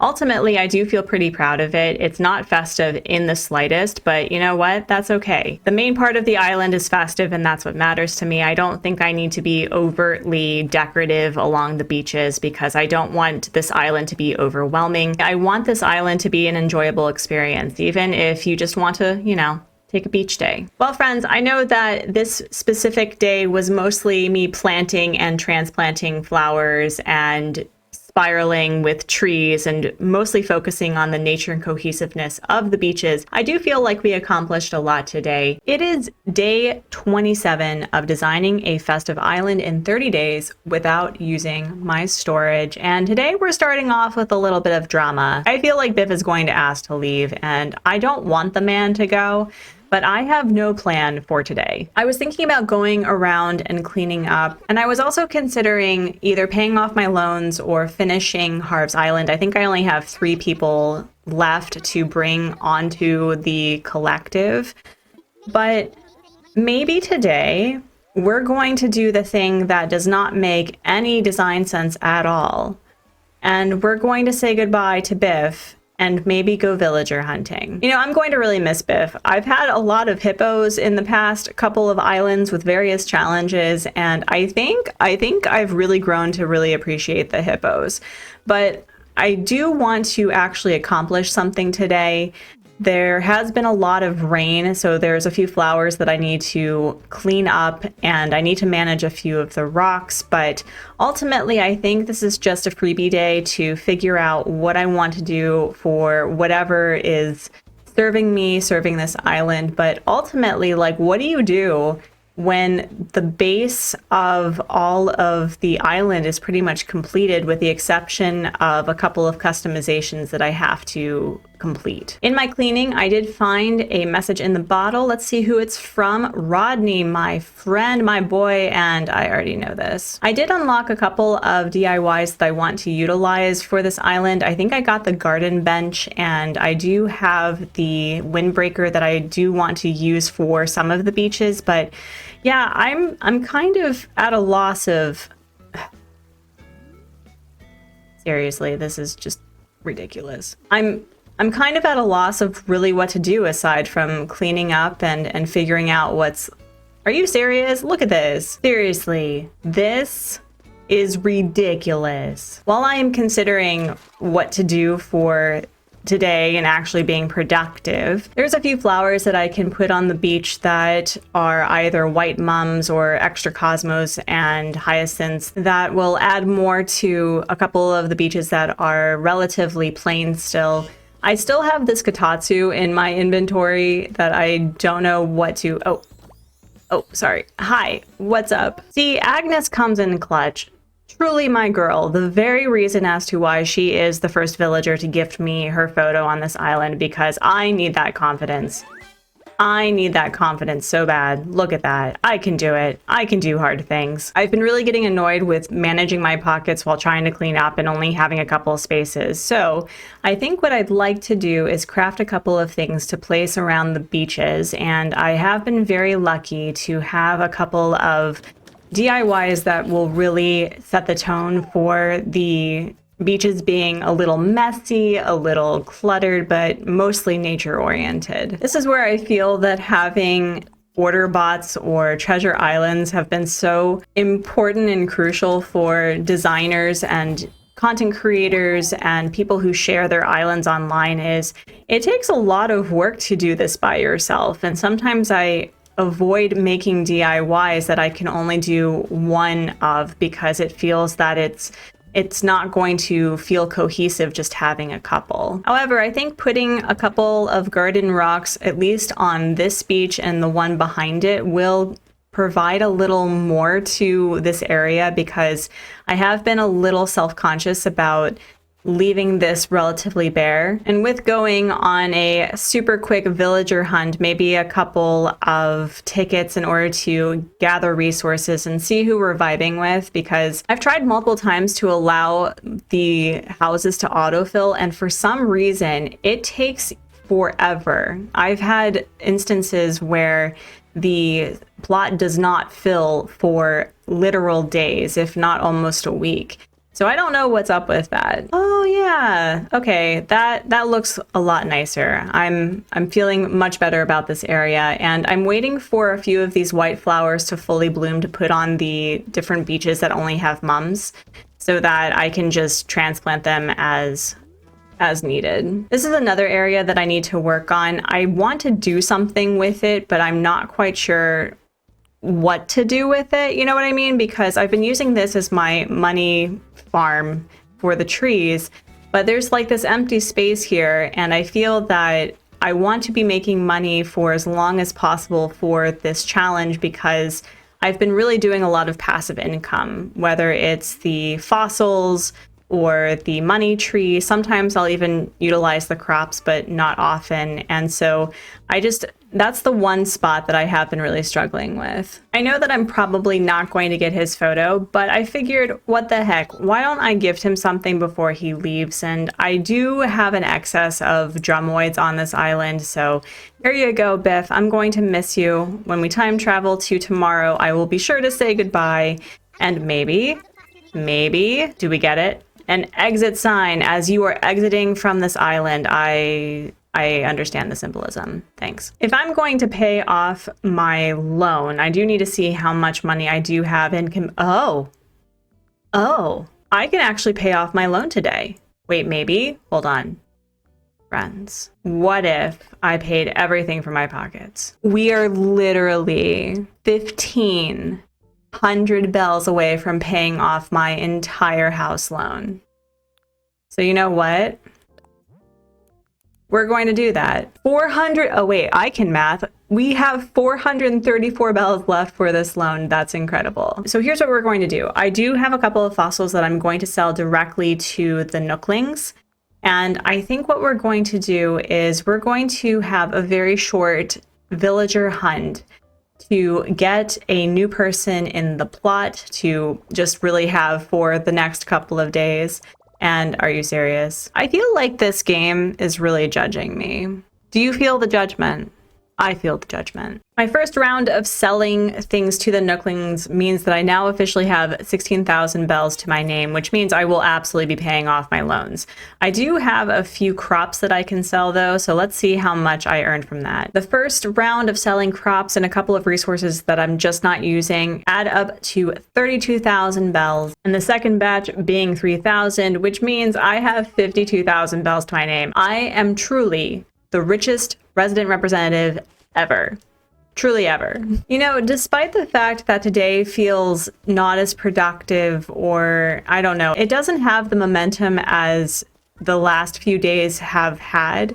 But, you know, walking around this island, even though there is still so much to clean up and really do, The fact that I was able to accomplish this not only in 30 days, but by myself, even in the early 2020 days, I used trading on Nookazon and I invited people to trade with me. And the fact that this island really does show that you can do an island by yourself to whatever time limit or capacity that you are willing to go for. But ultimately, I think what these 30-day challenges have shown me is there is so much creativity that we're not giving ourselves enough credit for, that we are fully capable of doing these things by ourselves. But I did pay off my house loan. I'm really excited about that. I'm going to get some validation from Tom Nook saying thank you. We're not going to expand because I like the house at that size, but I do want to hear him say,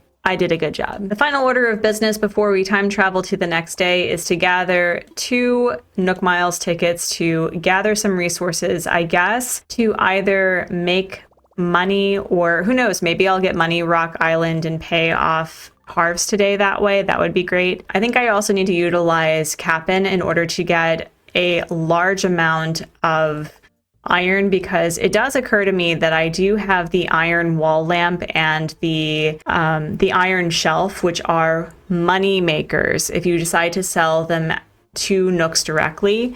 And I do have quite a few that I can just sell. And oh, you know what? What if the Nooklings are wanting to buy that as a hot item? Alas, today's hot items are log stakes and a skateboard wall rack, and I don't have any wood. Well, I have a few, but that's not a particularly expensive item. So let's time travel to the next day, say goodbye to Biff, see what the hot item is, and let's see if I can afford to pay off Harv's Island.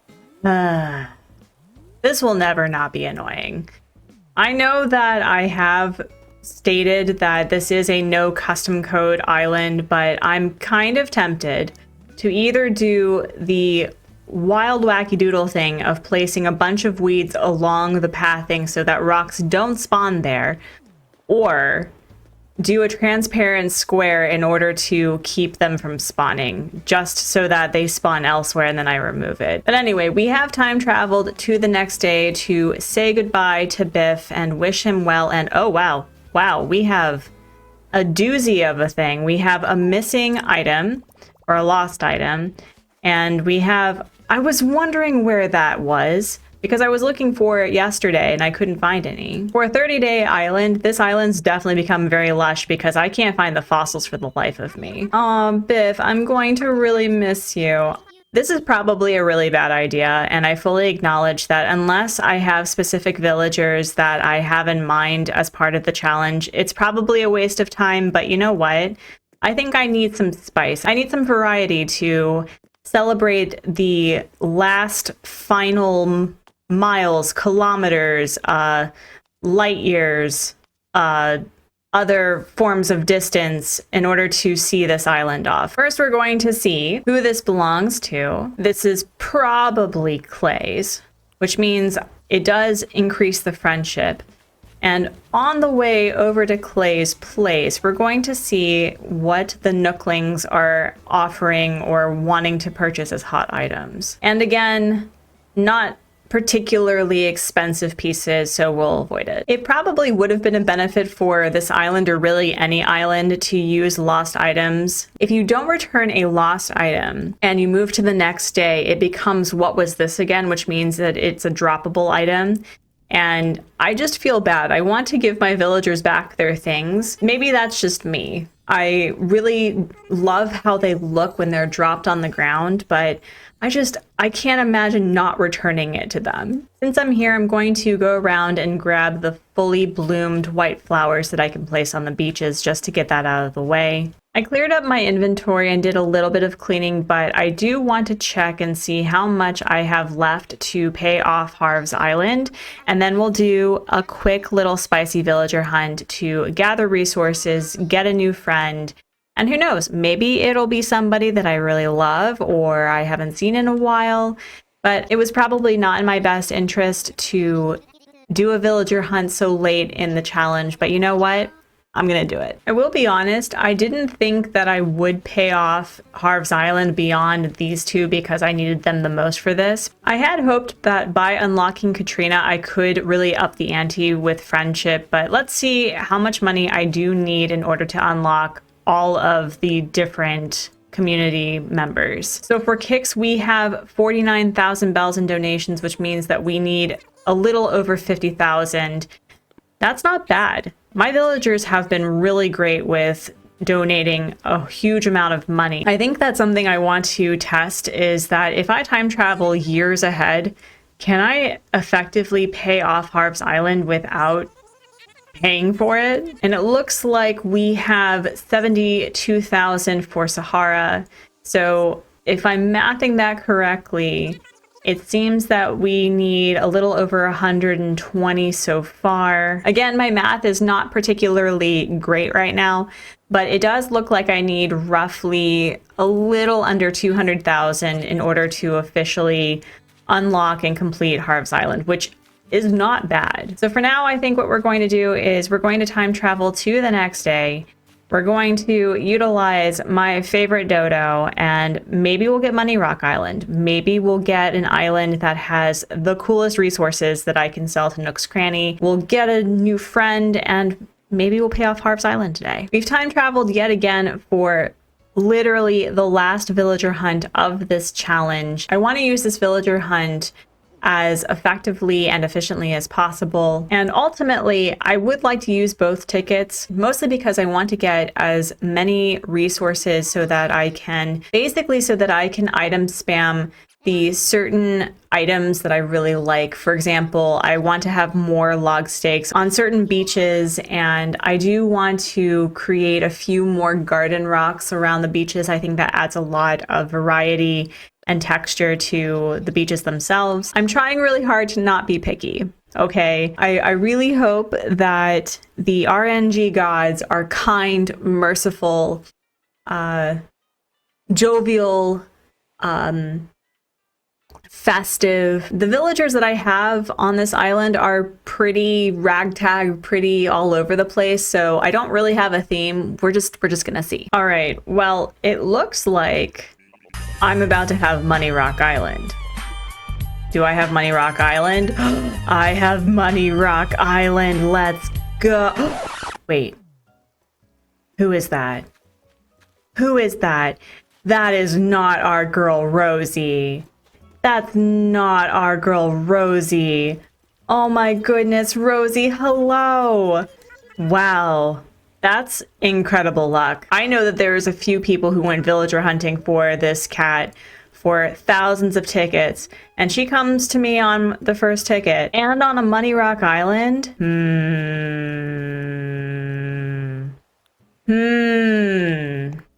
All right, well, I'm going to hold my emotional support axe and chop my feelings for a minute, because there's nothing against me taking Rosie and then going to the next island, even though there's not going to be a villager.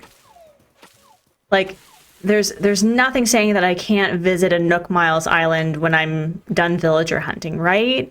Right? I know that's kind of sacrilege, because we use Nook Miles for specifically going villager hunting these days, but I don't know.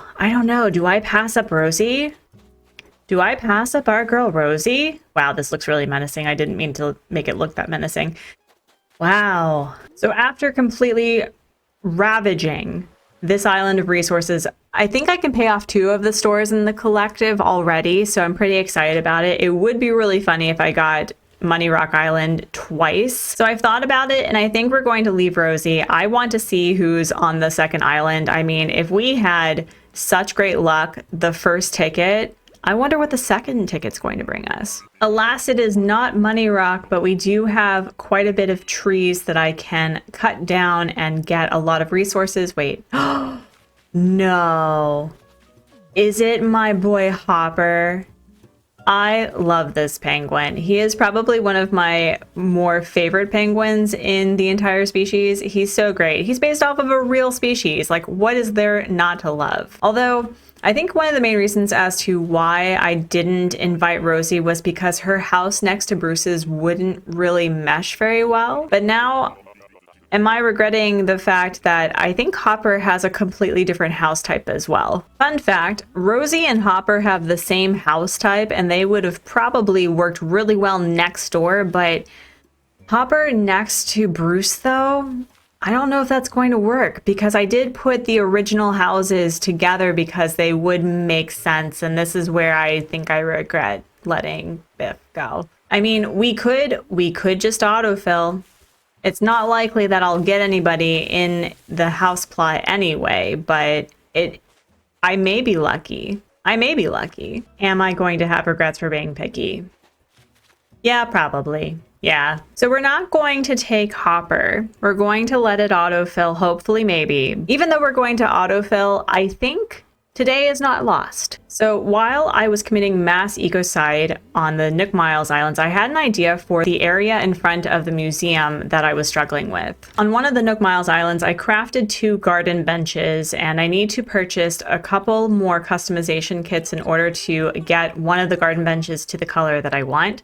But I think that's going to really tie in the pathing right in front of the museum because the museum sort of just feels like the display is just there and not really interactive. I also decided to craft a couple of iron shelves to see if I can really pay off Harv's Island today. I'm going to be really mad if tomorrow the iron shelf is the hot item, but we are closing in on the extra objectives I have for this challenge. Ignore the money tree farm for a minute, but this is the idea that I have. It's very simple and I'll probably add a little bit behind the benches themselves, but I think once I finish really farming for money this way, I'm going to have 2 benches side by side with a couple of decorations next to them and behind to add a little bit of something in the front where it doesn't take away from the museum's build. And already that just ties in this whole area right here.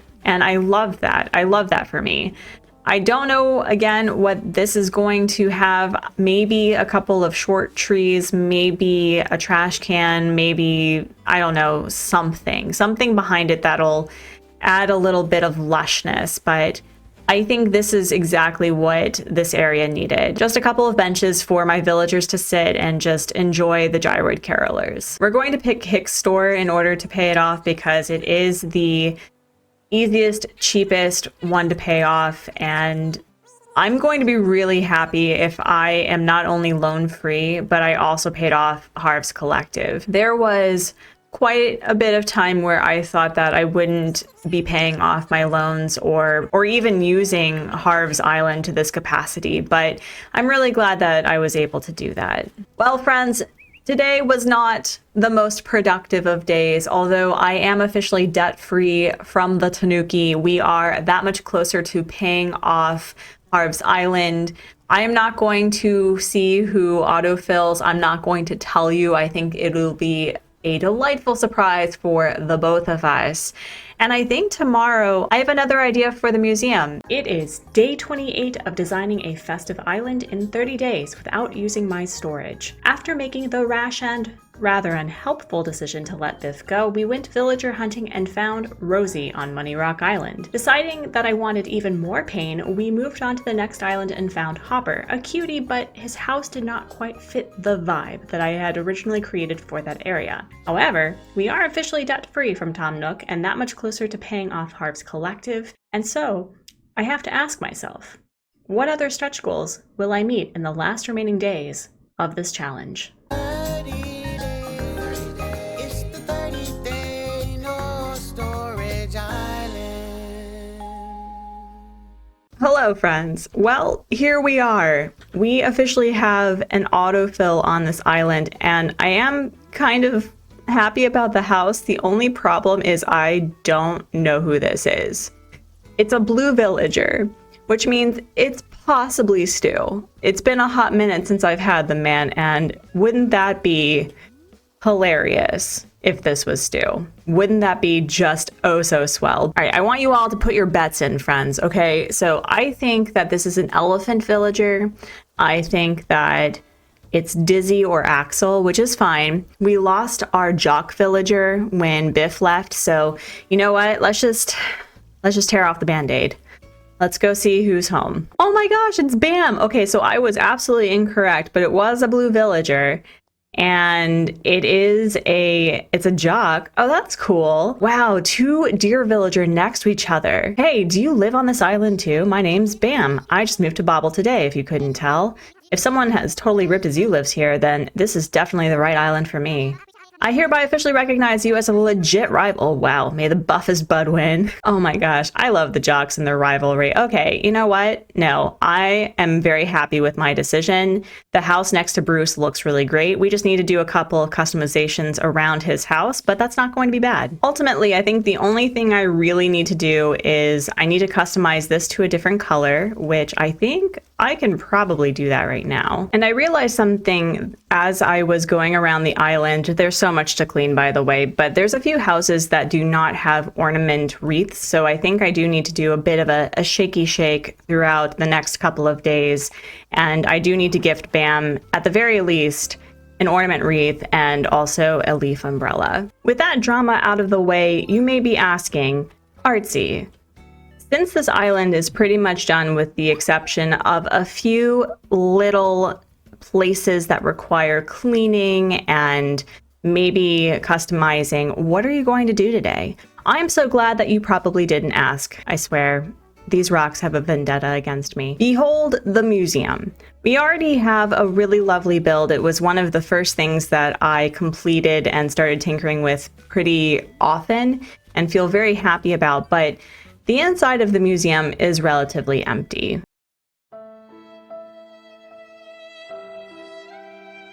And that's really such a shame. I love giving Blathers things to add to the museum on the off chance that I have to go look for a villager or I just want to go visit and see, you know, what I've caught.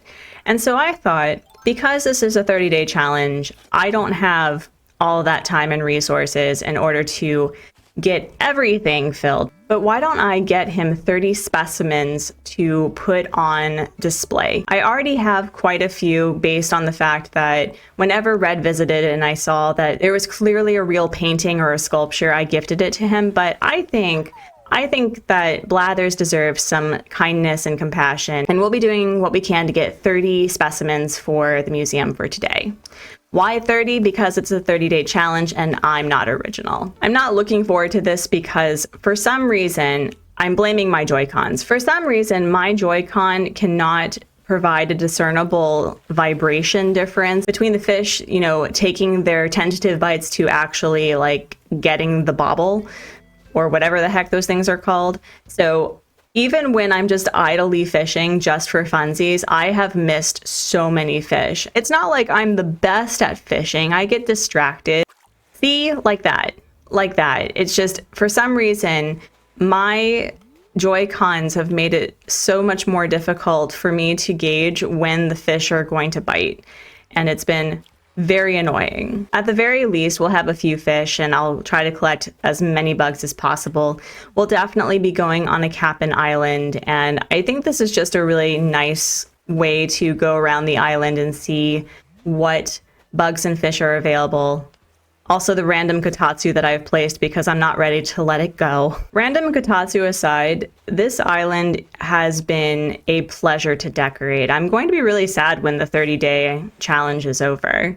Denied. And just like that,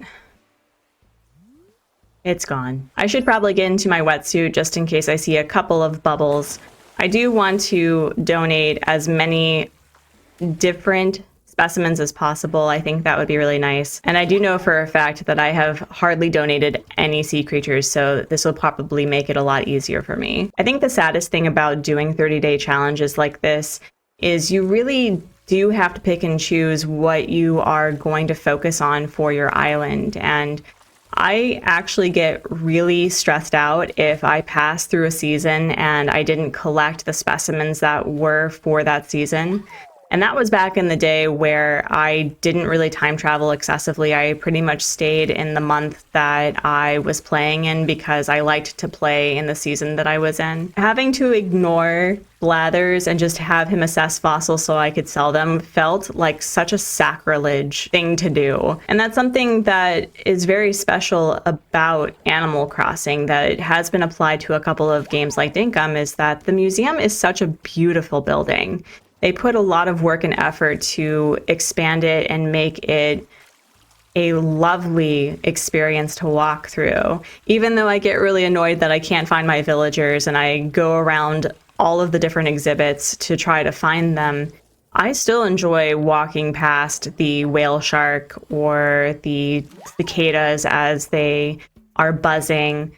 And it's beautifully laid out. We're starting with our first round. Having to go back and forth when I only have a certain amount of space because I can't use my storage has truly been eye-opening how incredible home storage is and how crucial inventory beyond your pockets is for farming sims. I could not imagine playing a game like this all the time. It really does add to the ability for a continued plan for your island and being able to gift villagers and saving up for things. It's just, I don't know, I've really appreciated the fact that I have to be very mindful about the amount of space that I have, but I probably would have finished this island a little bit earlier if I had been able to use my inventory. But we are able to donate 1, 2, 3, 4, 5, 6, 7, 8, 9, 10. Oh, awesome. We are a third of the way through already. And I'm really glad that I already donated seaweed because I think I want to use a couple of the seaweed for decorative pieces. I love putting seaweed on the edges of the beaches, and you don't have to do a lot, but what's really cool about seaweed and a couple of other sea creatures, like there's a crab that you can place out that's not in a terrarium, for example. I love me a good snapping turtle to just like poke and prod. It's really fun. Being able to place seaweed, especially on the beaches that are relatively simple and not very much decorated, I think will add a little bit more to it. Yeah, that looks really nice. The other benefit of doing my due diligence for Blathers is I will be able to at least make some money back. I literally have no money to my name, which is fine because I don't think I really need much of anything other than the customization kits for a couple of pieces and going to the llamas to customize items that I'm not able to do myself. Come on, don't be like this. Come on. There we go. The beauty of a very lush island is the fact that I can get these dragonflies no problem. I am also seeing that with my excessive time traveling from yesterday, I did kind of mess up with these trees, so I think I need to play around with that. It is really nice to come back to playing the game with all of the mechanics in mind. Some days you just want to find your fossils and maybe find the seasonal bug or fish or sea creature and then just call it a day. And I know that this game has really become a designing game, but there's so much about this game with all of the mechanics provided that make it a really lovely immersive experience. This fish, though, can get steppin'. Are you serious? Listen, fish, Bubby, can we please? Can we please? There we go. Denied. And of course I did that. Of course I did that. I swear it's these Joy-Cons. It's not me. This is not a me problem. This is a Joy-Con problem. I swear these rocks just like to spawn in the worst place possible. And I may have to do something very drastic in order to place them in an area that I want them to go. Either that or just get rid of them. Spending the day collecting things for Blathers also allows for me to really appreciate what I've done for this island, because I think when you get into decorating mode, you get very hyper fixated and focused on the designing part as opposed to how you feel about the overall experience of traversing your island. And I don't know. This is probably my favorite island that I've ever done. It is the most cohesive island, and I tried new things and felt that I did a really good job. And overall, I think that it's going to be really lovely once it's done. Are you serious? Really?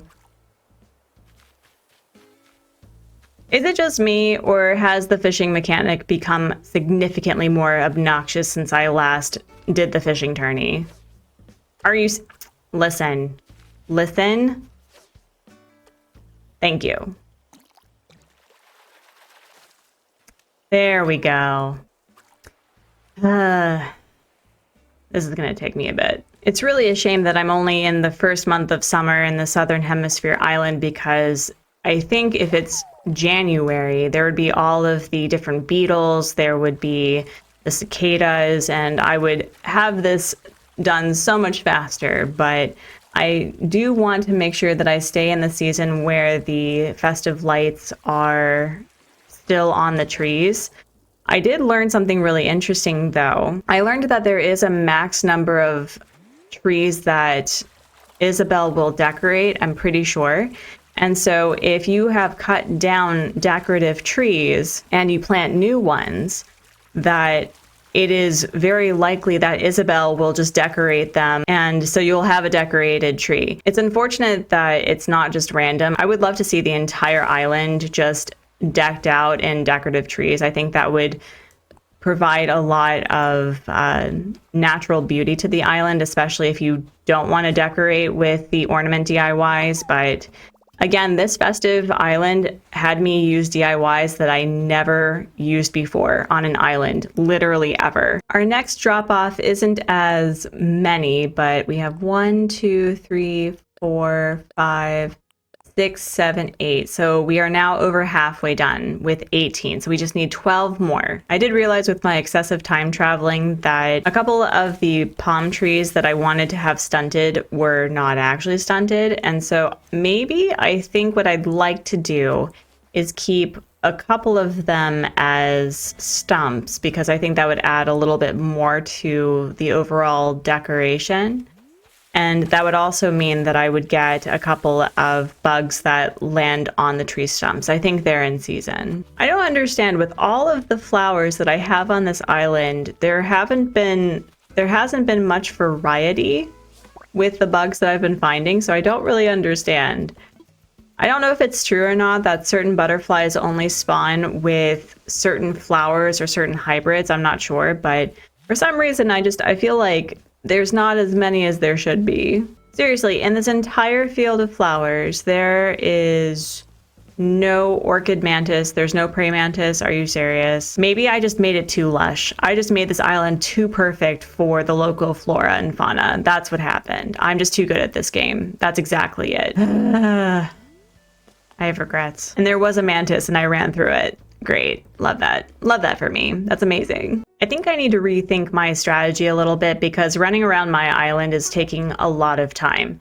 I think what I'm going to do is I'm going to donate what I have in my pockets right now, which means we only need, so with 3 to donate, we only need to find 9 more specimens to donate to Blathers. But I think I need to do something that's very crucial to the rest of today. Much better. Yep, that's exactly what I needed. A coffee date with Biddy and Daddy Brew is just what I needed to continue on. I'm going to sell the creatures that I already have donated, travel to a Cap'n Island, and we have a Tomato Island. It's hilarious because this was the last crop that I needed. So if I hadn't utilized leaf at all, this would have been the only time that I would have seen it. I'm going to cut down a lot of these trees, if not all of them, to get stump insects. I hope that I get them, because I'm pretty sure that I have all the butterflies I see in my peripheral vision. So, was this a good idea? I don't know, but we're going to hope for the best. It does mean that I am getting more resources for the last final walkthrough of designing and decorating, because a few There's a few spots of my island that could use a little bit more in that area without it being too busy or chaotic, but I really just wanted to gift Blather something before I punted this island to the sun. Where are the pill bugs? Where are the centipedes? Oh my goodness. Well, I do have excessive iron, so I can do something with that. It's really a shame that we don't have a place to donate gyroids on the museum because I mean, they're not, flora or fauna, but they are a part of the island. And I think it would be really cool to be able to have an exhibit where you can fill the entire space with one of each gyroid. And you can customize it any way that you want, so you can have certain colors and everything. And it'd be such a cute way to individualize certain islands, but I don't know if that's going to happen with the next game. I do remember that you could feature different gyroids in previous games, right? But man, this island has not done me any favors aside from giving me money, so we're just going to go for a swim and get things that way. I've been at this longer than I care to admit, but we did get 3 new specimens for the museum, which means, if I'm mathing correctly, we just need 6 more. As I was just idly preparing to move to the next day to grab the 4 fossils that spawn on the island, I do have 2 more insects, which means I really just need to time travel to the next day in order to get fossils. Although there may be the off chance that the fossils are ones I've already donated. I would be very surprised, but just in case. And naturally, I've already donated the drone beetle, so I still need 4 more things. I've time traveled to the next day, and hopefully the 4 fossils that have spawned for today will be enough. And we have Bam! Bam is really cute. I wasn't sure how I felt about him, but as far as autofills go, you're pretty great. But as I'm going around this island, oh my goodness, I have so much to clean. That's going to probably either be tomorrow or the last day of just the final cleaning and customizing, but oh, there's so much that I need to do. For as decorated as this island is, it's so hard to find the fossils. I don't know why I'm having the hardest time navigating it, but this is so hard. But seriously though, where are they? I've noticed, at least within the last year, fossils are harder to find on islands. They are more well hidden. They'll hide behind trees and in very lush areas. And I don't know if that came with some update that Nintendo added to the game, but for some reason, it's harder to find fossils, and I don't appreciate it. All right, there's 1, there's 2, there's 3. Where's the 4th one? Are you serious? Where is the 4th one? Where did it go? Seriously, where is it? Don't do this to me, fossil. Don't be like this. I am truly in awe that a fossil is this hard to find. Imagine if the fossils could spawn back here. How obnoxious would that be? You know what? We're going to throw caution to the wind. We're going to risk it. And we're going to catch this fish. We're going to catch it. And hopefully, it's one that I haven't donated yet. Be all unique, please. Thank you. Which means we have officially donated, or we will have donated, 30 items to Blathers to celebrate this 30-day challenge. This took so much longer than I thought it was going to, but you know what? I do feel a lot better that I did donate something to Blathers before I finished this challenge. I would have felt bad if there was just, an empty building because of how beautiful this is. Well, friends, was today even remotely helpful towards finishing this island? No, absolutely not. It was not productive in cleaning or anything like that, but it was the palette cleanser that I needed to finish this 30-day challenge with momentum, with a bang. And tomorrow is basically the major cleanup day and figuring out how I can farm various presents falling from the sky so it looks like there's just, Santa had a hole in his bag. It is day 29 of designing a festive island in 30 days without using my storage, and friends, it's the end game. I don't know how to really explain the goal for today other than the fact that we are going to be very much looking up at the sky. There's a few festive islands that I visited via Dream Address that have dropped presents around the island to make it look a little bit more festive just with that. So while I'm cleaning up and going around, we're going to be on the lookout, earful, whatever. We're going to be listening for that sweet siren song that is the whistle of the floating present, and hopefully we'll have some really interesting placements for the various presents that fall. I would ideally like to have a couple of them that are placed around resident services and just some of them by the houses, and really, it's kind of just like a cleanup day with a twist. That's basically today. Leaf had graced me with his presence yesterday between recordings. I did do my due diligence to plant a couple of hyacinths so I can place them on the beaches, and I do eventually need to go to a Cap'n Island in order to get more glowing moss, but today I think we're going to be tinkering around with adding a little bit of weeds with the glowing moss. It'll work, right? It'll work. I've been trying to find a nice balance with not adding a lot of different things to the beaches, but so far I think it's been working well in my favor. Oh, yeah, no, actually this will work just fine. And we have our first balloon, let's go. I really hope this doesn't impact the overall rating for the island. I'd be kind of bummed. But, oh, did we lose it? We didn't.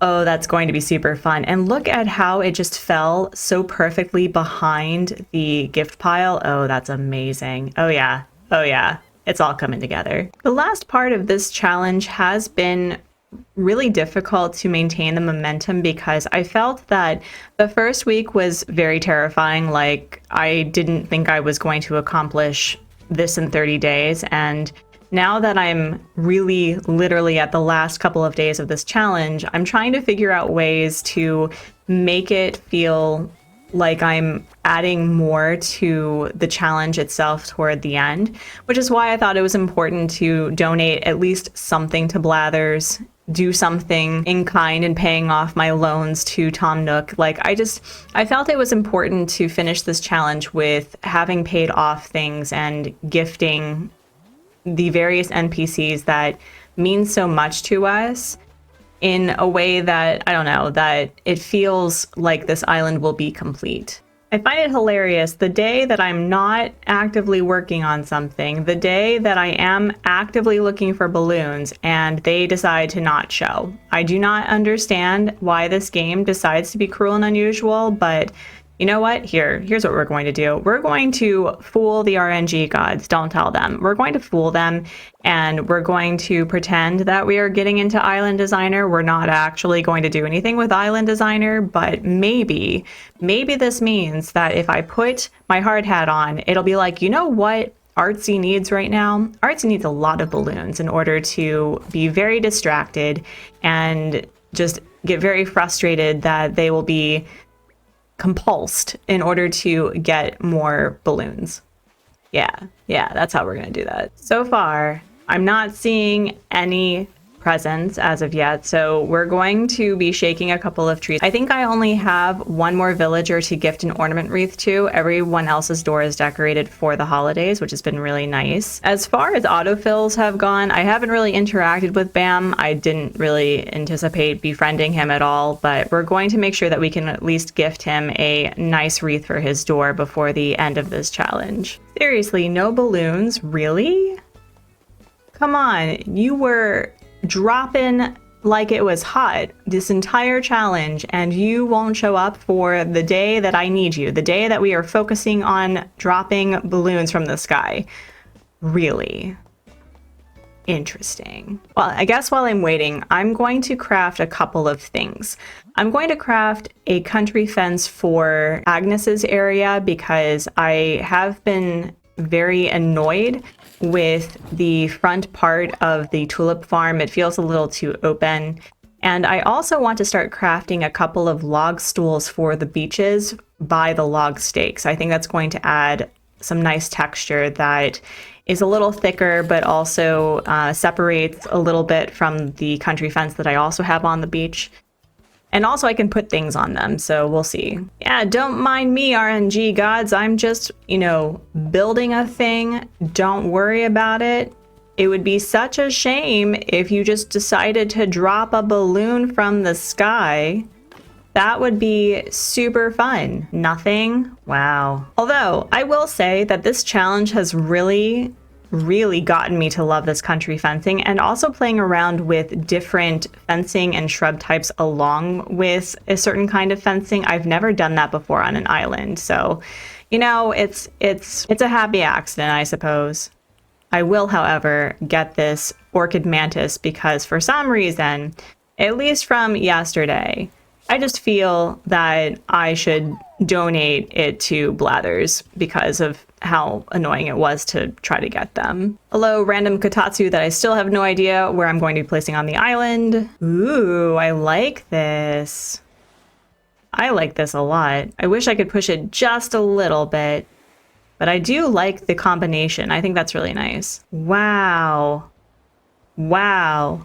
I've never combined the two before, and maybe I'm just a silly pants, but this looks great together. And what if I push this right here? I think I'm going to accept the slight jetting out right here. That's fine, but wow, this has completely revolutionized how I'm going to be decorating in the future. This is just amazing together. Seriously, where are the balloons? Do I just need to sit here? Do I just need to sit here and wait for a balloon to pass me by? A little longer than a few minutes later. Yeah, I need a new strategy. I guess while I am taking a stroll, I think I'm going to reset the spawn point, I guess. That's something that you can do. You can go into a house, especially during the fishing or bug tourneys, in order to, I guess, replenish the bugs that are available on your island. So it must be the same for a balloon situation. And Bam is cooking, and oh, his interior is pretty cool actually. And he's making me a nom, which is great. I don't know if we'll ever craft it, but that's okay. I do want to know, however, Bam, can I gift you yet? No. Bummer. Let's try this again with feeling. So there's no balloon on this side. No balloons here. Nothing over there. Is it me? I feel like this is me. I feel like this is a personal attack that I cannot find any balloons at all. Well, while I stare into the distance, questioning my life choices, I do think I can add a little bit more to this area anyway, so it's not a lost day. And I do think I'm able to craft an ornament wreath for Bam, so that'll be nice. I just don't get it. I do everything for this island. I have created an incredible Festive Island in 30 days. And the one time I ask to be bothered by balloons, the one time that I actively want to be bombarded, assaulted, harassed, is the day that it decides to not do that. I don't understand. I don't understand this game sometimes. It almost feels like the RNG gods are listening and they say, you know what? You know what this person needs? Humility. You know what this person needs? Patience. I may be teaching my son to wait, but I am on a deadline, okay? I need to have this completed. And to add even more insult to injury, this is something that really bothers me. The fact that I'm trying to pick up the fencing and instead it has me pick up the tulips. I know this is first world island problems, I totally get it, but also it's very annoying. I can probably craft something right here while I'm waiting. Do I like it? Maybe if I add something right here, that'll be nice, but I just do not understand where the balloons are today. Maybe what I should have been doing throughout this entire challenge is just accepting that certain balloons I wouldn't pick up when I dropped them. Balloons have been instrumental in me having items and resources, so I did need them, but when I need them most in their purest form, they have abandoned me, and I don't know how to respond to this. I really don't. Well, in my wallowing, I'm going to pick up a couple of customization kits to go around and specifically change the color for the outdoor bath. There's a few outdoor baths that are needing to be customized to a specific color. I don't think there's anything else that needs to be changed aside from those, but they are very expensive to customize. I just can't believe how hard it is to find a balloon. I guess the benefit of having this mild irritation is it does motivate me to go around the island to finish the last customization so that tomorrow we just get to celebrate New Year's Eve with the villagers. We get to do a last tour of the place and see what it looks like in the time of day that I plan on setting the dream address. So this does free up tomorrow. It's not the positive that I had hoped for, but it's the positive that we ended up getting. And as much as it pains me, I think I'm going to get rid of Beach Kotatsu because I don't think I'm going to be able to put it somewhere that feels like it makes sense, which is such a shame because I really wanted to use it for, wait a minute, wait. What if I put it right here? And what if, hear me out, what if we had like a couple of pillows or something? I wonder if I have the Zen cushion. I probably don't, but you know, this would be kind of cute though. You know, like having the food here. Ooh, wait. I may like this. It also does balance out the rest of the build, or maybe is this too much? I don't know, but I'm going to sit with this. I may customize it to a different color, but I may like this. Another thing I can probably do is just build more outdoor baths. They are incredible fillers for islands, especially when you want to keep it relatively natural. I really wish that there were more water-based DIYs like the outdoor bath, because I honestly think that and the glowing moss pond, if there could have been larger sizes or even smaller sizes, for example, oh my gosh, I would have just added that to every part of my island. I think it would have also removed a lot of the, I would say, the pressure for having a fully beautifully terraformed and waterscaped island, because that is a talent, right? That's an eye that you can develop, but for those who just want to play the game and have a beautifully built island without having to do terraforming or waterscaping, the outdoor bath has always been an incredible, you know, tool in my back pocket. Ooh, I like this. I don't think you'll be able to see it from down below, but that's fine. The fact that I know it's there, that's what matters. Oh, you can sort of see it, but not really. That does add a little texture though that I appreciate. Friends, I'm going to be super honest with you. I've been recording for nearly an hour, and I'm hoping that by my amazing editing skills, this has only been a hilarious, 10 something minutes for you, but I have only been able to find one balloon this entire time. I don't know what's going on. Also, can we just appreciate the fact that by me sitting in front of Molly, it looks like I have a duckbill? Like, incredible. Incredible. Now it looks like I'm part duckicorn, but that's pretty fun. Wait, balloon. Wait. Yes, let's go. Finally. I just had to complain a lot. Wait. And of course, you can't even see it. Of course, why? Can't even see it. But that does mean, if I'm correct, and usually I'm not, but I think that with every time that you shoot down a balloon, it comes from the same side of the island that the previous one came out, unless, of course, you miss it and it goes and floats the other direction. So we really just need to wait. Well, I guess while I'm here, why don't I gift Cookie something that's in my inventory to open up some space? And who knows, maybe we will get her photo.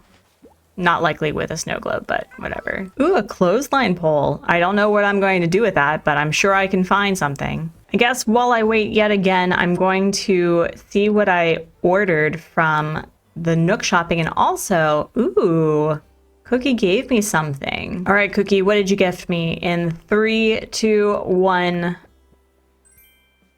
Full body tights. Well, that's a look, I guess. And here we have another balloon. And I put it like, wait, can I put you right here? Nice. I do need to start moving around the island, otherwise it's just going to be a line of presents down this way. I still feel that there should be something here, but I think that may be a tomorrow problem. You know, I may not have gotten as many balloons as I thought I was going to today, but I am seeing a lot of instances of my villagers being adorable, and I think that's what this island is really all about. So getting the dropped presents was kind of a bust. That's fine. I was motivated to go around and start the final clean and walkthrough of the island. So I think almost all, if not all, the outdoor baths are fully customized. And oh, wait. I do have to customize the lifeguard chair that's over here. So we can do that really quickly. And then I think we're just going to see what comes tomorrow. Will I have spammed the entire island with presents dropped from the sky in my last minute attempt to make this island as festive as possible? We will see. Bam's house is the only one that doesn't have an ornament wreath on his front door, so I'm going to quickly gift him and hopefully unlock the slight friendship capabilities to gift him in person. We're also going to visit Harv's Island to customize the lifeguard chair, and who knows, maybe as I'm wrapping up today, I will get a bunch of presents falling from the sky, but I highly doubt it. And surprising everyone, including myself, the entire collective is complete with all the NPCs and their various little stores. Of course, Tortimer was the last but not least, mostly because I don't have anything in my storage, so it's not like he would have been very useful unless I was doing a fall island and he was giving me acorns, which have been great, but this is really fun. I did not think that I would complete Harv's Island. I'm really glad that I met this objective. And to prove to all of you that I have nothing in my storage, literally nothing, it's been like this entire time with the exception of me moving ceiling items because I had to grab them when I didn't want them anymore, so that was the only time. I think we're going to customize the lifeguard chair in yellow. I think that would look nice against the palm trees and the green. The red's a little too red, so we're going to do the yellow one. And you know what? While we're here, why don't we get a new hairstyle from Harriet? Oh, that's a vibe. Harriet, bestie, I typically say thank you. I typically say it looks great, but not today. Not today. If it was a more productive day 29 of a 30-day challenge, I would have just smiled and bared it, but no. Nope. Oh no, not a fan of this style. I'm sorry. Should I undo it and give you your old look back? Yes, please. This is actually the first time that I've ever done it this way. I've usually just said thank you and moved on and changed in Harv's house, but it does have a really good life lesson. You probably won't like every new style fresh out of the chair, but don't be afraid to mix things up. Each new style is sure to grow on you eventually. Get it? That's just a bit of haircut humor for you. It's such a shame that the little hair salon isn't a permanent fixture, because wouldn't it be fun to have like daily hair changes and just change it up? I know you can do it in the mirror, but it's kind of fun to have Harriet do it, you know? Well, today was kind of a bust, and that's fine. I didn't really actually need to have presents dropping from the sky. As far as this being a fully decked out island, I think I will have met the objectives by tomorrow. And we did get some last minute customizations and cleaning up done, so tomorrow we can just enjoy the event for New Year's Eve and celebrate with my villagers. It is day 30 of designing a festive island in 30 days without using my storage. A month ago, we set out on a perilous journey to defy the odds and answer this question.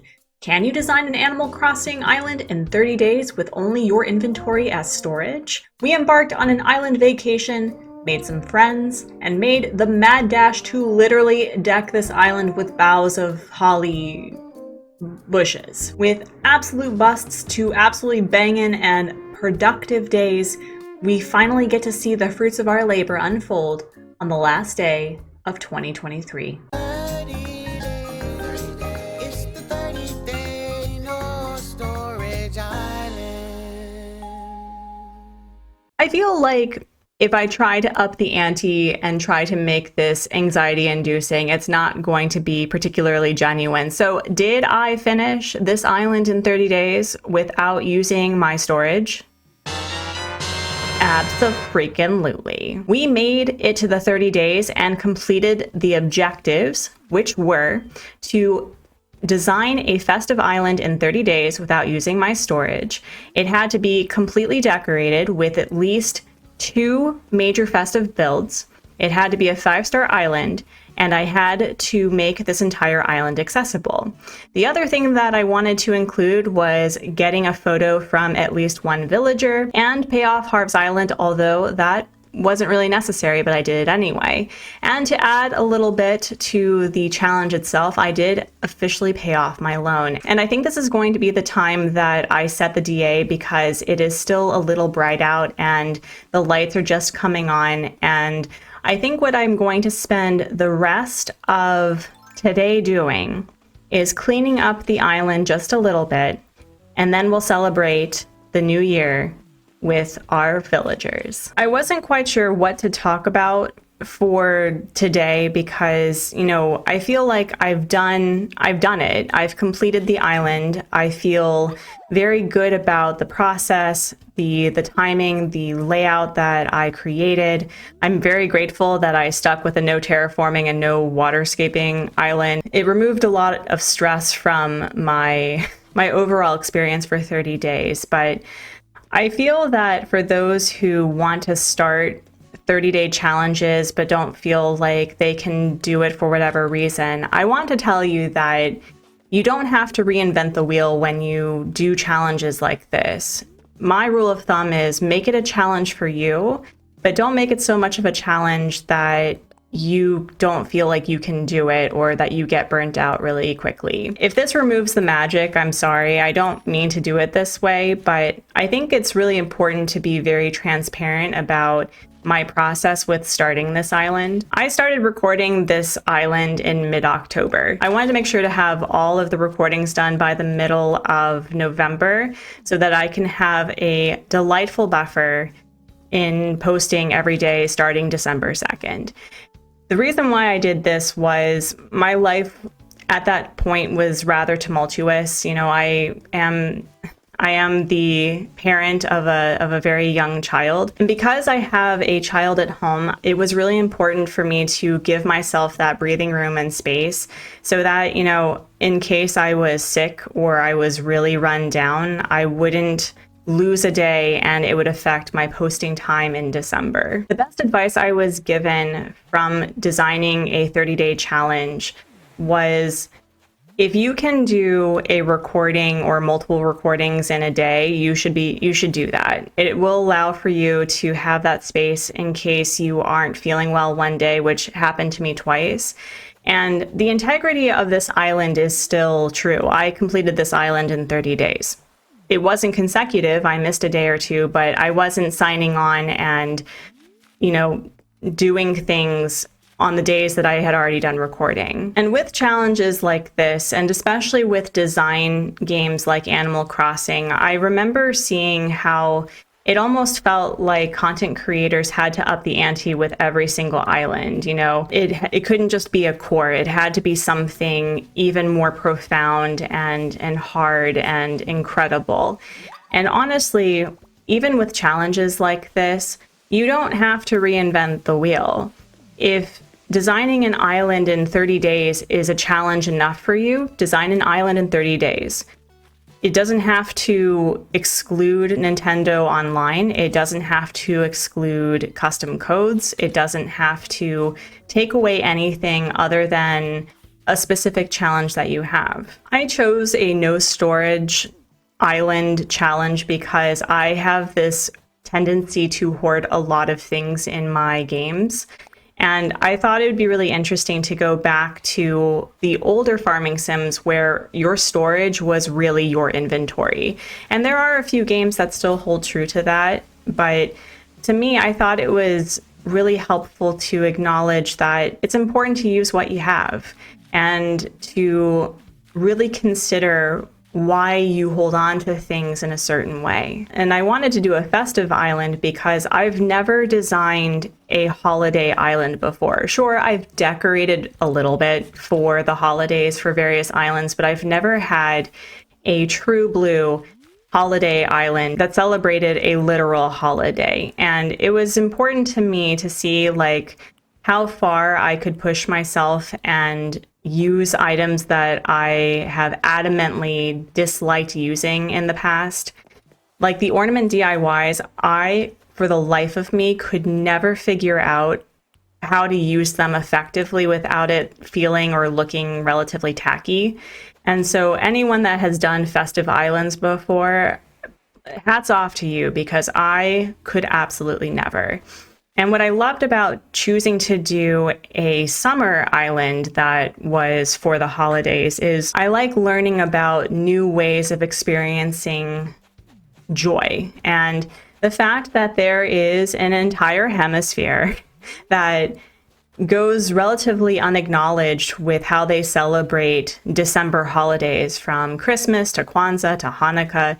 It's really cool how they express the holidays in the summer when I would have never considered a true holiday or a true holiday island to be in the summer. What I learned was the decorative DIYs and the ornament DIYs are incredible in the summer. The green grass, the really bright and vibrant colors, it makes this entire island just look like a wonderland of festivity and wholeness and friendship. And I fell in love with this island almost immediately. I also fell in love with a few villagers that I never thought that would truly win my heart over. I've had Renee, the rhino, before, but Biddy is a delightful hippo. I don't know why I ever disliked her. I think she's great. And I am very specific with how I decorate, and I try to keep consistent with things, but having certain areas that were unique to villagers to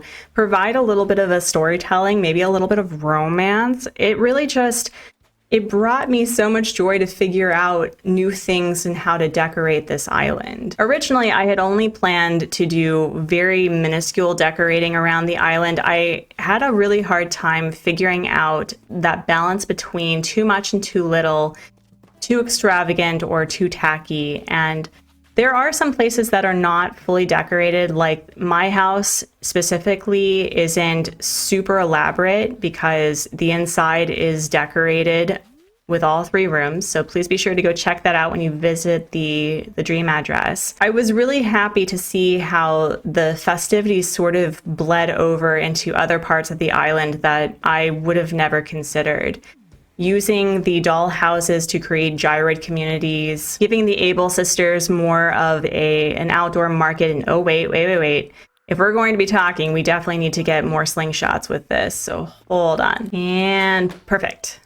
Nice. I have never really had this cohesive of an island before, and despite the villagers being so incredibly different and unique from each other, I made it work. I was able to utilize different fencing that I've never done before. I was able to let nature shine, and I really learned how to build to the restrictions of a no terraforming or waterscaping island. Some of that was a bit of an issue, I will be honest, but I really feel that this is hands down one of my favorite islands to have worked on. I'm really glad that I took the time to go back here because I have been wanting to utilize that kotatsu for, I think, the majority of the last week of this challenge, and I think I just have to admit the fact that it's not going to be utilized.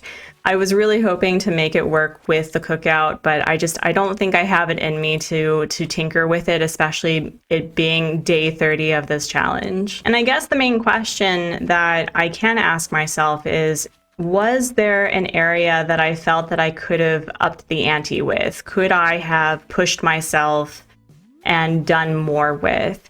And I think, actually, you know what?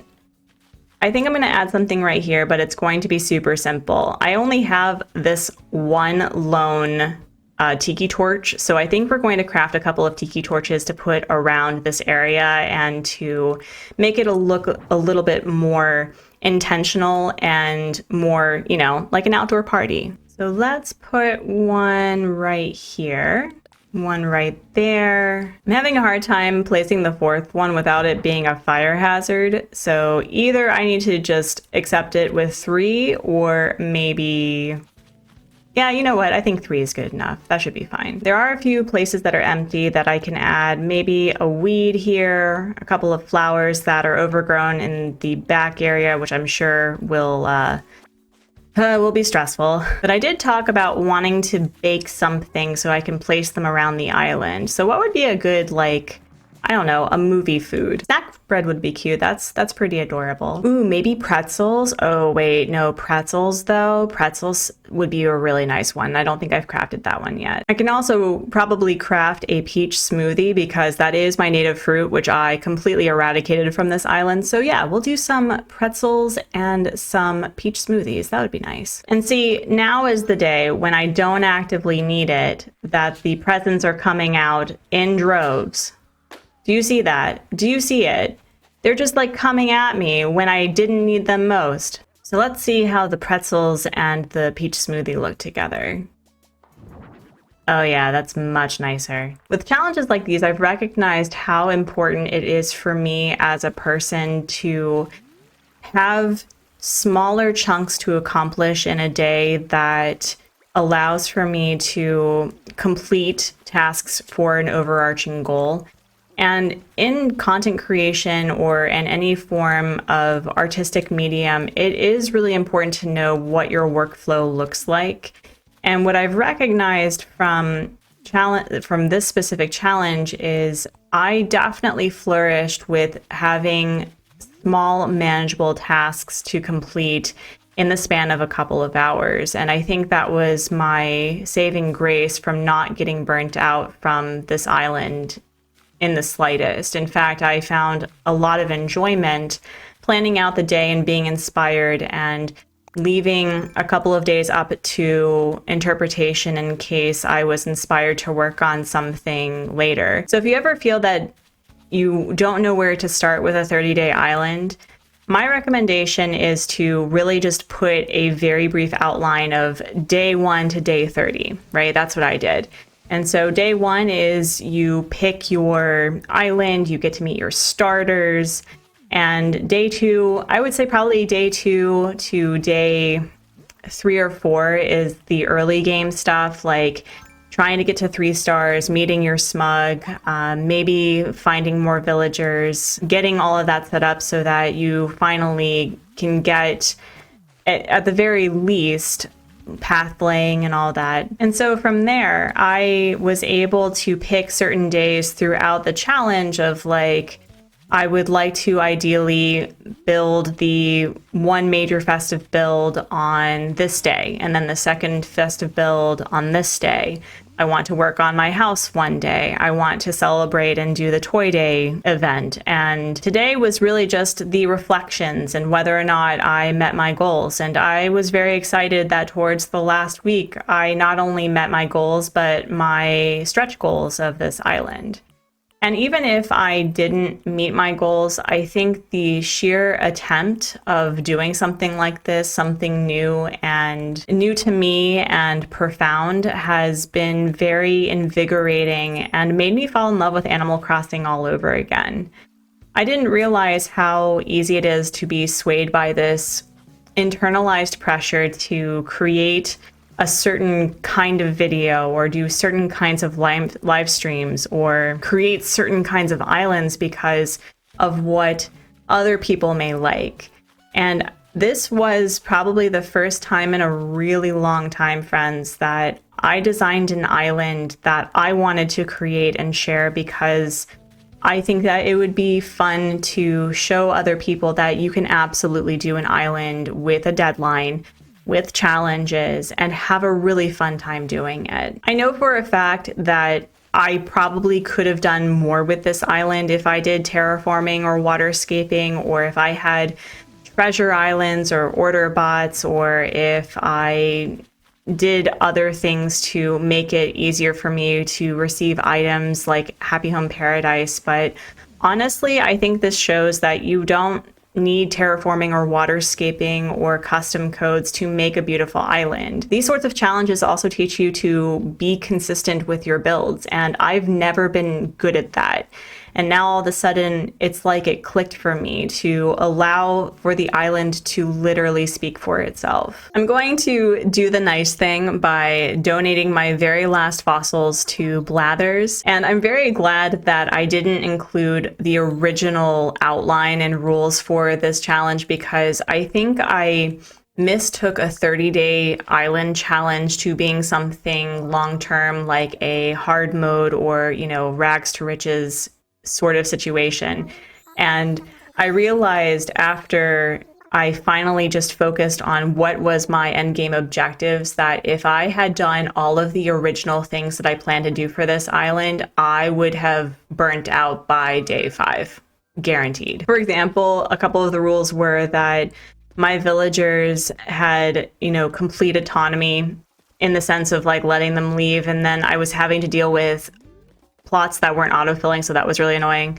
I also had plans to supporting all of the local businesses. So anytime an NPC was visiting, for example, I had to do their tasks, and so I would get bugs for Flick or fish for CJ.